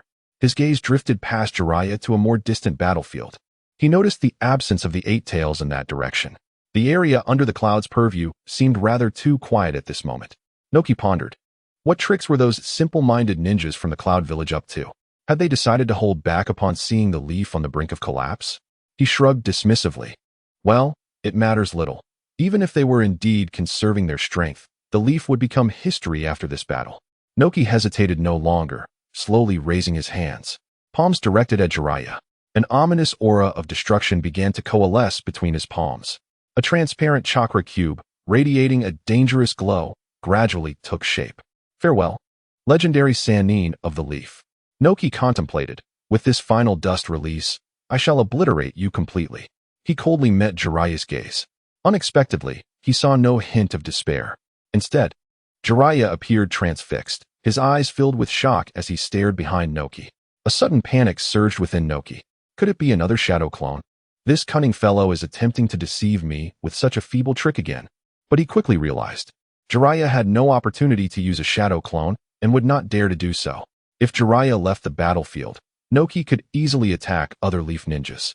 The dust release, unstoppable on this battlefield, would undoubtedly be an insurmountable burden for the leaf. However, if he is indeed his true self, why does Jiraiya not evade or retreat? Has he completely relinquished resistance and resigned himself to his fate? Countless thoughts flashed through Inoki's mind like lightning, ultimately converging into a cold, sinister laugh. Humph. No matter what schemes you are concocting, prepare to meet your demise. Dust release, terminal separation technique. Just as he was about to unleash the white cube in his hand, a fierce gust of wind, without warning, swept past him from behind. Whoosh! A profound sense of peril gripped Inoki's heart like a venomous serpent. It was a long-forgotten instinct born from countless battles for survival. This is bad. Inoki barely had time to think. His body instinctively reacted before his consciousness could catch up. He abandoned the nearly completed dust release and sought to escape with utmost speed. Then, he heard a distinct sound of a palm striking the air from behind him. Bang! An indescribable agony surged from his waist. It felt as though 1,000 steel needles had simultaneously pierced him, and the tremors of pain caused Inoki to involuntarily arch his back, every bone in his body groaning in distress. Ugh, it's over. So fast. A chilling realization gripped Inoki's heart. He had been ambushed in the very domain of aerial supremacy he prided himself on. Furthermore, his chakra flow had been obstructed. Who could it be? He struggled to turn his head to discern the identity of the assailant. Then, he beheld an excessively youthful and strikingly handsome visage. The expression on that face was calm and indifferent, devoid of even a hint of murderous intent. Around his eyes, a peculiar layer of pure white markings encircled him. His skin, slightly flushed due to the chakra coursing within, emitted faint wisps of white steam that continuously ascended. Byakugan? When did the Hyuga clan produce such a formidable individual who could stealthily approach from behind during his battle with Jiraiya? When his gaze fell upon the 3 slowly rotating black tomo in the other eye, a name abruptly surfaced in his mind. Hyuga Simi, the rogue ninja from Konoha. Inoki's pupils dilated to their utmost limits. He opened his mouth, attempting to speak. The next instant, his world began to dissolve. The air trembled inexplicably. Oh no, a Jinjutsu. Wait, if only I could unleash dust release. Senjutsu. 10 finger bullets. Puffed, puffed, puffed, puffed, puffed. 10 ominous bone bullets, akin to bullets fired from a gun, shot forth with a piercing sound, precisely striking Inoki's vital points. Simi granted Inoki no opportunity. The diminutive form of Inoki could only emit a pitiful whimper, reminiscent of a worn-out bellows, filled with indignation. Subsequently, the light in his eyes swiftly dimmed. Bang! In midair, Simi struck down once more, his palm landing on Inoki's lifeless head. Inoki's head shattered like exquisite glass frozen by extreme cold, instantly transforming into countless glimmering ice crystals. Crash! Completely fragmented. Kill confirmed. Bloodline purged, dust release acquired. The headless, aging body fell limply from the sky like a marionette with severed strings. 2 soft thuds echoed as Simi and Inoki collapsed before Jiraiya, who stood petrified, witnessing the entire scene unfold. Observing Jiraiya's expression of shock and disbelief, Simi chuckled. Oh my. Is that you, Lord Jiraiya? What fortuitous luck you have. I was genuinely concerned that the Tsuchikage might flee upon sensing danger, which is why I hurried here to deal with him first. I didn't anticipate you would also salvage your life. Jiraiya instinctively took a step back. How could you? Simi replied with a grin. With Sage Mode and the 8 gates, there was no chance of him escaping, was there? Simi's casual demeanor, as if chatting with an old friend, sent chills down Jiraiya's spine. Too fast. From Simi's emergence to Inoki's demise, not even 3 seconds had elapsed. With a single leap, the third Tsuchikage of a Wagakure, Inoki, had been reduced to a corpse. Why didn't he kill me? At that moment, Jiraiya could think of nothing else, the thought echoing frantically in his mind. He even forgot that he initially wanted to ask why Simi was here and why he had attacked Inoki. Did Lord Sarutobi know about this? Chapter 100. Enemy, friend on the battlefield. Jiraiya was not the only one at a loss for how to react. Under the watchful eyes of sensing ninjas, Inoki's chakra vanished. Initially, the ninjas of Awagakure were perplexed by the unfolding events. Soon, they noticed the headless corpse on the ground and the laughter shared between Simi and Jiraiya. Everyone was taken aback. Their Tsuchikage had died just like that. Father, Lord Tsuchikage. They could no longer think of anything else. Like crazed individuals, they charged towards Simi and Jiraiya's direction, led by the Yellow Earth. They even disregarded the Konoha ninjas opposite them. Earth release, Earth flow river. Simi was well prepared. Boom. In an instant, the battlefield within 100 meters around him convulsed and collapsed. A torrential mudslide surged forth like a bursting dam, materializing before him. It quickly formed a raging, murky river of mud, sweeping forward. Trees, debris, and the corpses of combatants. All that lay in front of Simi were engulfed by the violent mud river. At least a dozen IWA ninjas, unable to evade in time, were swept into the thick, overwhelming force of the river upon contact. The air was filled with anguished screams and desperate cries for help, soon drowned out by an even more resounding roar. The sudden, expansive earth release forced the Yellow Earth and others to deploy their most proficient earth release techniques, solidifying the ground and stabilizing their formation to rescue their companions trapped within the mud river. Hyuga Simi. Yellow Earth's eyes widened with fury, longing to reach Simi at once. Yet he could do nothing.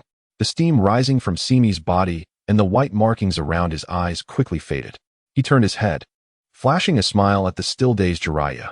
You all can handle the mess left behind. I have matters to attend to and must take my leave.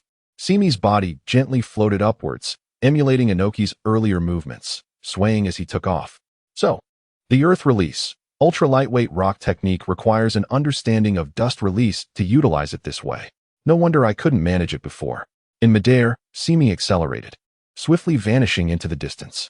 Jiraiya stood in a daze, gazing at the headless corpse of Inoki, then glancing in the direction where Simi had disappeared. The distant, still surging mud river and the surrounding cries. He felt as though he were ensnared in a surreal dream, everything appearing so unreal. On the battlefield between Kumogakure and Konoha, the scene had transformed into a quagmire reminiscent of a swamp. Not due to incessant rainfall, but because of the large-scale water release unleashed by Kisame and Kahaku. The fourth Raikage, A, was engaged in a fierce struggle against Kisame. A's speed was extraordinary, enveloped in lightning chakra, each punch delivering a tremendous impact. Kisame, slightly inferior in pure speed, relied on his ever-wriggling sword, Samahata, to firmly block A's assault. Each time the Raijin armor engaged with A, the skin of the shark could forcibly siphon away a portion of A's chakra. This left a feeling constrained and frustrated. His inherently volatile temperament became further exacerbated when faced with an opponent as adept at prolonged combat as Kisame. Meanwhile, Killer Bee found himself in a duel against the dual-wielding swordmaster, Mangetsu. The 7 ninja swords seemed to cling to Killer Bee, dancing in harmony with his movements. Coupled with his utterly illogical and bizarre footwork, he created a dazzling display of unorthodox taijutsu. Against other ninjas, this technique was nearly foolproof. Yet, he was up against Mangetsu. Skilled in the unique water transformation technique of the Zuki clan, Mangetsu found physical slashes to be nearly ineffective within an environment saturated with water. Like A and Kisame, the two were locked in an equally fierce struggle. You damn bastards. Where on earth did you come from? A roared. Just as they were about to breach the Konoha defenses, the infernal mist ninjas suddenly emerged, aligning themselves with Konoha. This was a scenario that had never been envisioned in any pre-war strategy. Following the defeat of Tsuchikage and others in the Land of Water, harbored an intense hatred for the mist. In light of the larger situation, he had barely managed to suppress his personal emotions and redirected his efforts towards attacking Konoha alongside Awagakure. Just as he was on the verge of obliterating Konoha, their long-standing nemesis, he was thwarted once more by the damned mist. The more he thought about it, the angrier he became. He forcefully pushed Kisame back with a punch and shouted, "What do you mist ninjas want? Are you trying to ignite a full-scale war across the ninja world again?" Kisame grinned and replied, "That is not quite right, Raikage. We are merely carrying out the orders of Lord Mizukage. As it stands, we are on Konoha's side. Haven't you heard? The enemy of my enemy is my friend." This statement nearly sent A into a fit of rage. What nonsense. The enemy of my enemy is my friend. As if your mist and Konoha share a friendly relationship. In truth, among the 5 great ninja villages, each pair had their own blood feuds, and all were stained with their share of guilt. During the last Ninja World War, Konoha's primary opponent had been the Mist. How could the Mist possibly come to Konoha's aid? If that were the case, why would A choose to simultaneously pressure both Konoha and the Mist? A's eyes flashed with a fierce determination as the lightning chakra within him erupted to its peak. Then perish. He transformed into a streak of blue lightning, instantly repelling Kisame, and shouted to Killer B in the distance, "B, respond. Big brother."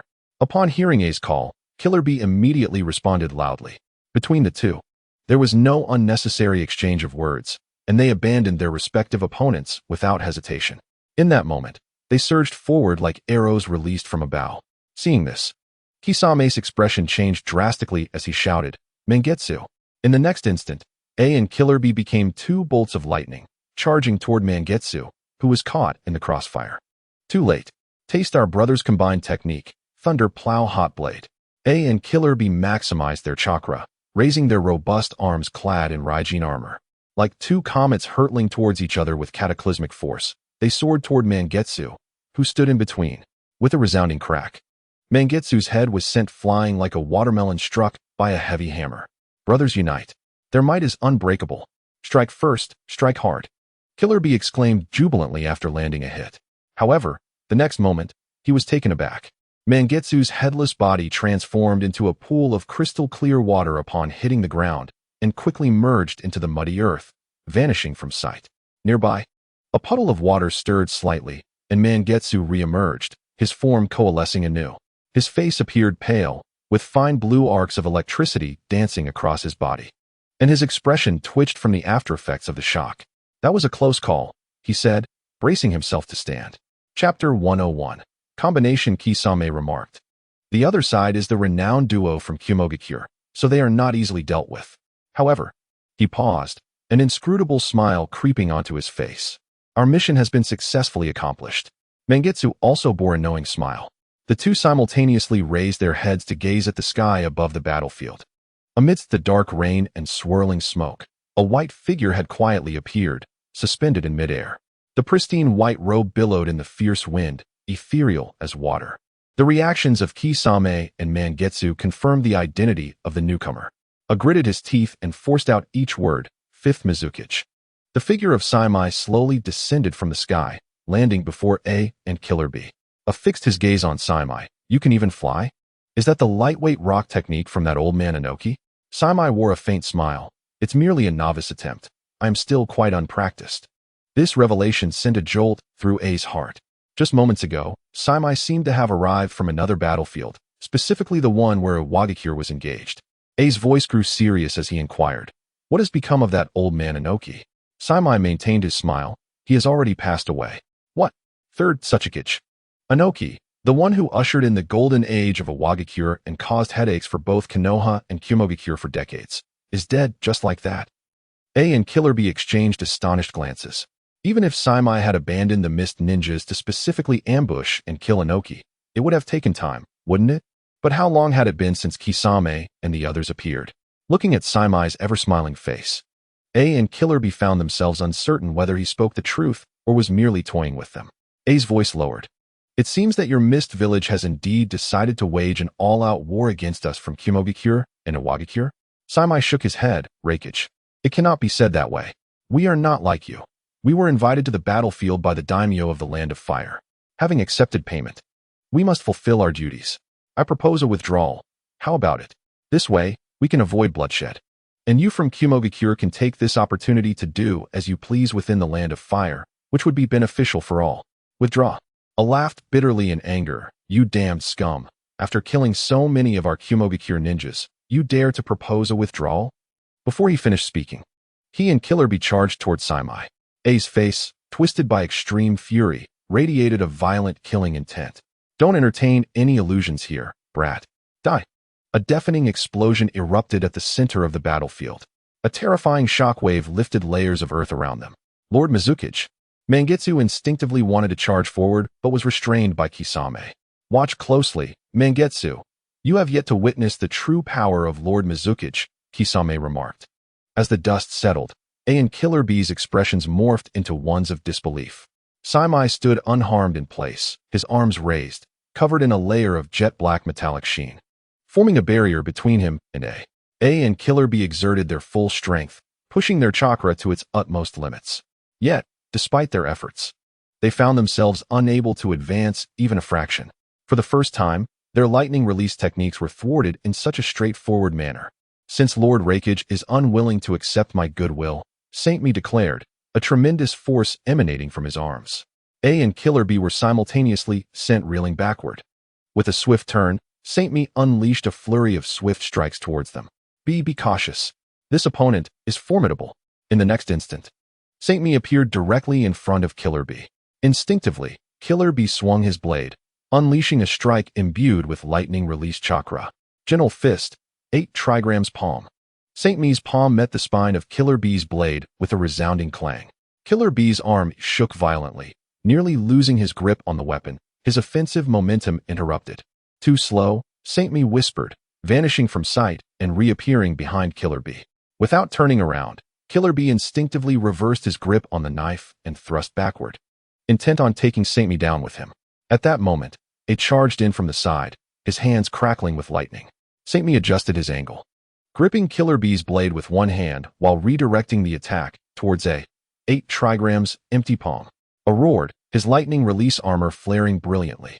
He braced himself against the force of the 8 trigrams, empty palm. Yet, to his disbelief, he found himself uncontrollably hurtling backward. Saint Me's speed matched that of his lightning release mode. After sending a flying, Saint Me followed through with a downward strike. Killer Bee, using his legs to grip his ninja knife, executed a move reminiscent of street dancing, propelling himself upward to block Saint Me's palm. Immediately, another knife aimed at Saint Me. With a swift motion, Saint Me swept Killer Bee's legs, causing him to lose his balance. This is bad. Killer Bee's expression shifted. With a forceful throw, Saint Me sent Killer Bee soaring through the air, striking him with an elbow as he passed. Killer Bee's body rolled on the ground, spewing blood. The voice of the 8 tails resonated in his mind. B. This guy is incredibly strong. On the other side, A bellowed as he charged forward once more. His right elbow enveloped in raging lightning release chakra. He stomped down, thrusting his elbow forward, transforming it into a streak of lightning tearing through the air towards Saint Me's face. In the face of A's furious assault, Saint Me remained unflinching, raising a hand for another palm strike. The two equally dominating forces collided midair with a thunderous crash. Saint Me utilized the recoil to drift backward, swiftly creating distance between himself and A. Here, you bastard. Sonic Thunder Lightning Blade. Killer Bee seized the opportunity, darting from Saint Me's blind spot. His ninja knife buzzed ominously, entwined with high-frequency vibrating lightning release chakra, as it sliced towards the back of Saint Me's neck. Without looking back, Saint Me shouted, "Reversal." A torrent of chakra erupted from within him, coalescing into a swirling storm of energy. A and Killer Bee had no time to react, as if they were mere scraps of fabric cast aside. Chapter 102, Frigid Frost Prison. A struggled to rise from the muck, coughing up a mixture of blood and dirt. B. No more holding back. Unleash your full power. Killer Bee exclaimed, startled. You mean we don't hold back against the Leaf Village? A, with a grave expression, decisively shook his head. We can't afford to hesitate any longer. We must eliminate them all right here, right now. He glanced at Kisame and Mangetsu, who had remained passive since Saint Me's arrival, showing no intent to interfere. Both had considerable strength. Damn it. The Mist Village has been quietly nurturing so many talented youngsters. A thought, realizing that if they did not deal with them now, they would face endless trouble later. Oh. Killer Bee's eyes suddenly ignited with excitement as he pounded his chest. Let us go. It's time. His chakra surged at a terrifying pace, erupting from him like a tangible force, enveloping his entire being. In mere moments, a massive, terrifying creature resembling a giant octopus with 8 thrashing tentacles took Killer Bee's place, fully transformed into the 8 tails. B. Let us go. A's lightning release armor flared brightly once more. He charged alone towards Saint Me with reckless abandon. The 8 tails opened its fearsome jaws, beginning to amass a dense sphere of chakra. A, in his audacity, intended to hold Saint Me at bay, buying time for the 8 tails to gather and unleash its tailed beast bomb. Saint Me's eyes glimmered with 3 black tomo, spinning into a smooth triangular shape with 3 black dots at the edges. Kaleidoscope Sharingan, an invisible yet powerful force locked onto the Eight Tails' consciousness. A torrent of mental energy surged into the Eight Tails' mind. Although Killer Bee was a perfect Jinchuriki, and the Eight Tails could assist in dispelling most Jinjutsu, even the mighty beast faltered momentarily against the overwhelming power of the Kaleidoscope Sharingan. The Eight Tails hesitated, its tailed beast bomb destabilizing and dissipating before it could fully form. Saint Mi formed hand signs, water release, great waterfall technique. A colossal wave, akin to a river descending from the heavens, surged forth without warning from beneath the earth. The violent torrent expanded, creating a tumultuous ocean. Caught off guard, A, who had charged directly at Saint Mi, was struck by the massive wave and sent reeling. Following closely was the Eight Tails. B, you didn't tell me he could use water release too. The Eight Tails roared, struggling to maintain balance. Though it was unafraid of water, its considerable size made it an obvious target, and it was pushed back relentlessly by the tsunami's force. Damn it, this is my first time fighting him too. Killer Bee shouted. Kisame and Mangetsu, watching from the sidelines, exchanged astonished glances. Kisame-senpai, I thought your water release techniques were the strongest I had ever seen. I never imagined that Lord Mizukage would surpass you by such a degree. Kisame grinned. Just watch closely. Lord Mizukage's strength extends far beyond just his water release. The surging waves rampaged across the battlefield. Despite being battered, they revealed a triumphant grin. This is just what I wanted. He plunged his hands, clad in lightning release armor, deep into the turbulent waters below. Instantly, his lightning release chakra exploded forth without restraint. Lightning release, thunder path. The furious lightning surged through the water, streaking towards Saint Mi at an alarming rate. However, the anticipated scene of Saint Mi being struck down did not materialize. Instead, a layer of shimmering blue lightning enveloped Saint Mi's form. The lightning release chakra conducted through the water was absorbed upon contact with his body, as if it had vanished into the ocean. A faint smile graced Shungmi's face as he remarked, though I seldom utilize it. I too possess the ability to wield lightning release. Do you and the hidden cloud not gather intelligence before engaging in battle? Before his words could fully dissipate, Shungmi once more formed hand seals, extending his palms forward. Ice release, extreme cold, eternal frost prison. A howling gale surged forth, sweeping across the battlefield, engulfing it in a dense mist of water. In the heavens above, the relentless raindrops froze instantaneously upon contact with this frigid air, transforming into myriad minute and razor-sharp ice crystals. Subsequently, these icy flurries, intermingled with hail, cascaded towards the Eight Tails, ensnared within the torrents of water. In mere moments, the entire battleground was blanketed in a crystalline layer of pristine white. The temperature plummeted dramatically, rendering visibility nearly impossible. The colossal form of the Eight Tails was swiftly enveloped by ice and frost, the water that clung to its body also freezing rapidly. It thrashed violently, yet was powerless to halt the gradual encasement in ice. Tentacles, body, and finally its head became shrouded in layers of frost, crystallizing at an astonishing pace, imprisoning the majority of the Eight Tails in place.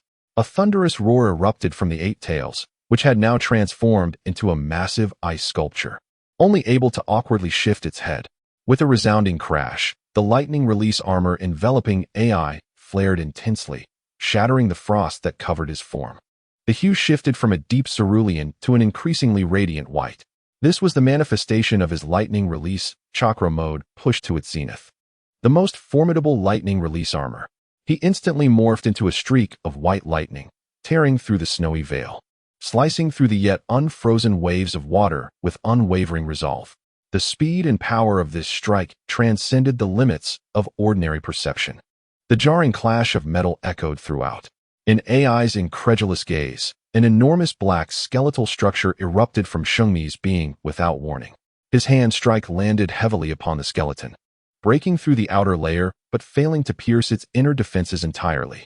Shungmi stood within, a smile upon his lips, watching quietly. Are you done yet? A voice resonated from the skull of the Susanoo. The giant lifted its right foot, aiming to stomp downward. AI swiftly leapt back in evasion. Before he could stabilize himself, the giant unleashed a palm strike in his direction at an unimaginable speed. A deafening shockwave surged forth, causing AI to spew blood midair as he was violently hurled backward. Roar! On the opposing side, the Eight Tails summoned its strength, witnessing this scene igniting fury within as it finally broke free from the icy grip. It leapt into the air, obscuring the sunlight, descending upon the Susanoo. Die! The black giant caught the Eight Tails' descending fist, gripping its arms and forcefully flinging it away. The Eight Tails lost its balance, crashing onto the battlefield, causing the ground to tremble violently. Shunmi commanded the Susanoo to extract a massive bone whip from its spine, swinging it down upon the Eight Tails. The whip sliced through the air with a piercing shriek. With a resounding thud, it left a deep, bone-revealing gash across the Eight Tails' chakra-laden form. The anguished cries of the Eight Tails echoed throughout the arena. Shunmi continued unabated, delivering strike after strike with the bone whip, unleashing torrents of mist as he mercilessly battered the Eight Tails, leaving it bloodied and torn. Fool! Counterattack, Gyuki! Inside the Eight Tails, Killer Bee urged desperately. You think I don't want to? The Eight Tails retorted. Throughout the battle, the Eight Tails attempted several times to condense a tailed beast bomb. However, each time such a thought crossed its mind, an enormous hand clad in ominous bone armor would appear, swatting it down like a mere fly. With each relentless lash, the Eight Tails' vigor visibly waned, growing increasingly pitiful. The clash of these titanic beings rendered the entire battlefield silent. Amidst the rain, regardless of their allegiance, the ninjas paused, transfixed by the confrontation between Shunmi and the Eight Tails. The battle before them had transcended their understanding. Wasn't combat between ninjas supposed to be decided through shuriken, taijutsu, and various jutsu? How could one individual contend against a tailed beast? The Eight Tails, which had previously claimed the lives of countless leaf ninjas, now found itself at the mercy of Shunmi, seemingly at his whim. Among the leaf ninjas present, some recognized Shunmi's Susanoo from the night of Orochimaru's defection. On the battlefield, the commander, Kakashi, could hardly believe his eyes. The situation shifted rapidly. He had not witnessed Shunmi slay Inoki, yet the demeanor of the Iwagakure ninjas left no room for doubt. After Shunmi's appearance, they had descended into madness. Is this the reinforcements that the Hokage summoned? Hinata Shunmi, once an adversary, had now transformed into their savior. Kakashi and Ino supported one another. Catching sight of Jiraiya emerging from the opposite thicket, they exchanged glances, their faces pale. The Mist and Leaf ninjas now stood united. What fate awaited the Leaf in the face of this alliance? Boom!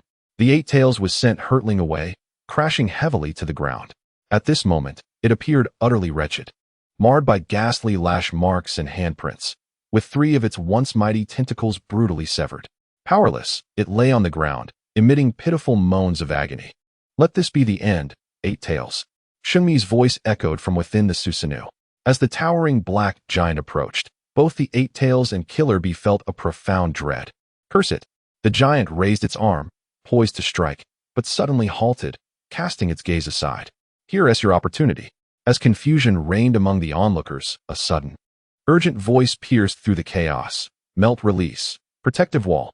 A massive, rubbery membrane surged forth from beneath the black giant's feet, expanding rapidly, as if imbued with life, enveloping the Susanoo completely.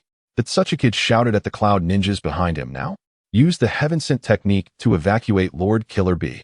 The cloud ninjas responded affirmatively, dashing towards the incapacitated Eight Tails without hesitation. Lord Killer Bee. The earthbound entity opened its mouth once more, spewing forth an abundance of viscous and searing gel-like substance. Layer upon layer, it enveloped the form of Susanoo like a spider's web. Now you can't move, can you? Seiya chuckled lightly. The towering black figure opened its mouth, lowering its head to exhale a dense fog. Boiling escape, mist technique. The acrid sound of corrosion resounded incessantly. The once remarkably resilient rubber membrane began to dissolve at an observable pace upon contact with the highly concentrated acidic mist. The earthbound entity's expression shifted dramatically. How is this possible? My melting escape. In the next moment, he witnessed the freed giant swing its whip with ferocity. Like a white curtain descending, the ground cracked, striking precisely beside the Eight Tails. Boom! The group of cloud shinobi charging towards the Eight Tails was instantly transformed into a cloud of crimson mist, merging with the fractured earth. Seiya displayed a look of disappointment. After all that preparation, is this all you can achieve? A sense of crisis surged within the earthbound entity, prompting an instinctual and unreserved outburst of chakra. Melting escape, guardian jewel. A colossal sphere, forged from high-density rubber, enveloped his form completely, burrowing into the ground. The operation has failed. Such power is beyond human capability. We must flee. The black giant brought its palms together slightly, a white cube emerging within its grasp, gradually expanding. Dust release, world detachment technique. A blinding white light flashed. Centered around the earthbound entity, all surrounding objects were utterly obliterated in the wake of this strike. Buzz. A deep pit spanning several meters appeared on the battlefield. Confirmed kill, bloodline limit acquired, melting escape. There was a certain nobility in the outcome. The giant approached, lifting the head of the Eight Tails directly from the ground. You scoundrel! The Eight Tails glared at Seiya, devoid of any will to resist. Prior to this, only the Nine Tails had exerted such immense pressure upon him. No, a more terrifying possibility struck him, sending a chill throughout his being. Even if the Nine Tails were present, would they truly be a match for Seiya? Observing the terror in the Eight Tails' gaze, Seiya remarked, "Rest assured, you shall not perish just yet. Your worth is considerable. Retaining a single Eight Tails should suffice for the Cloud Village."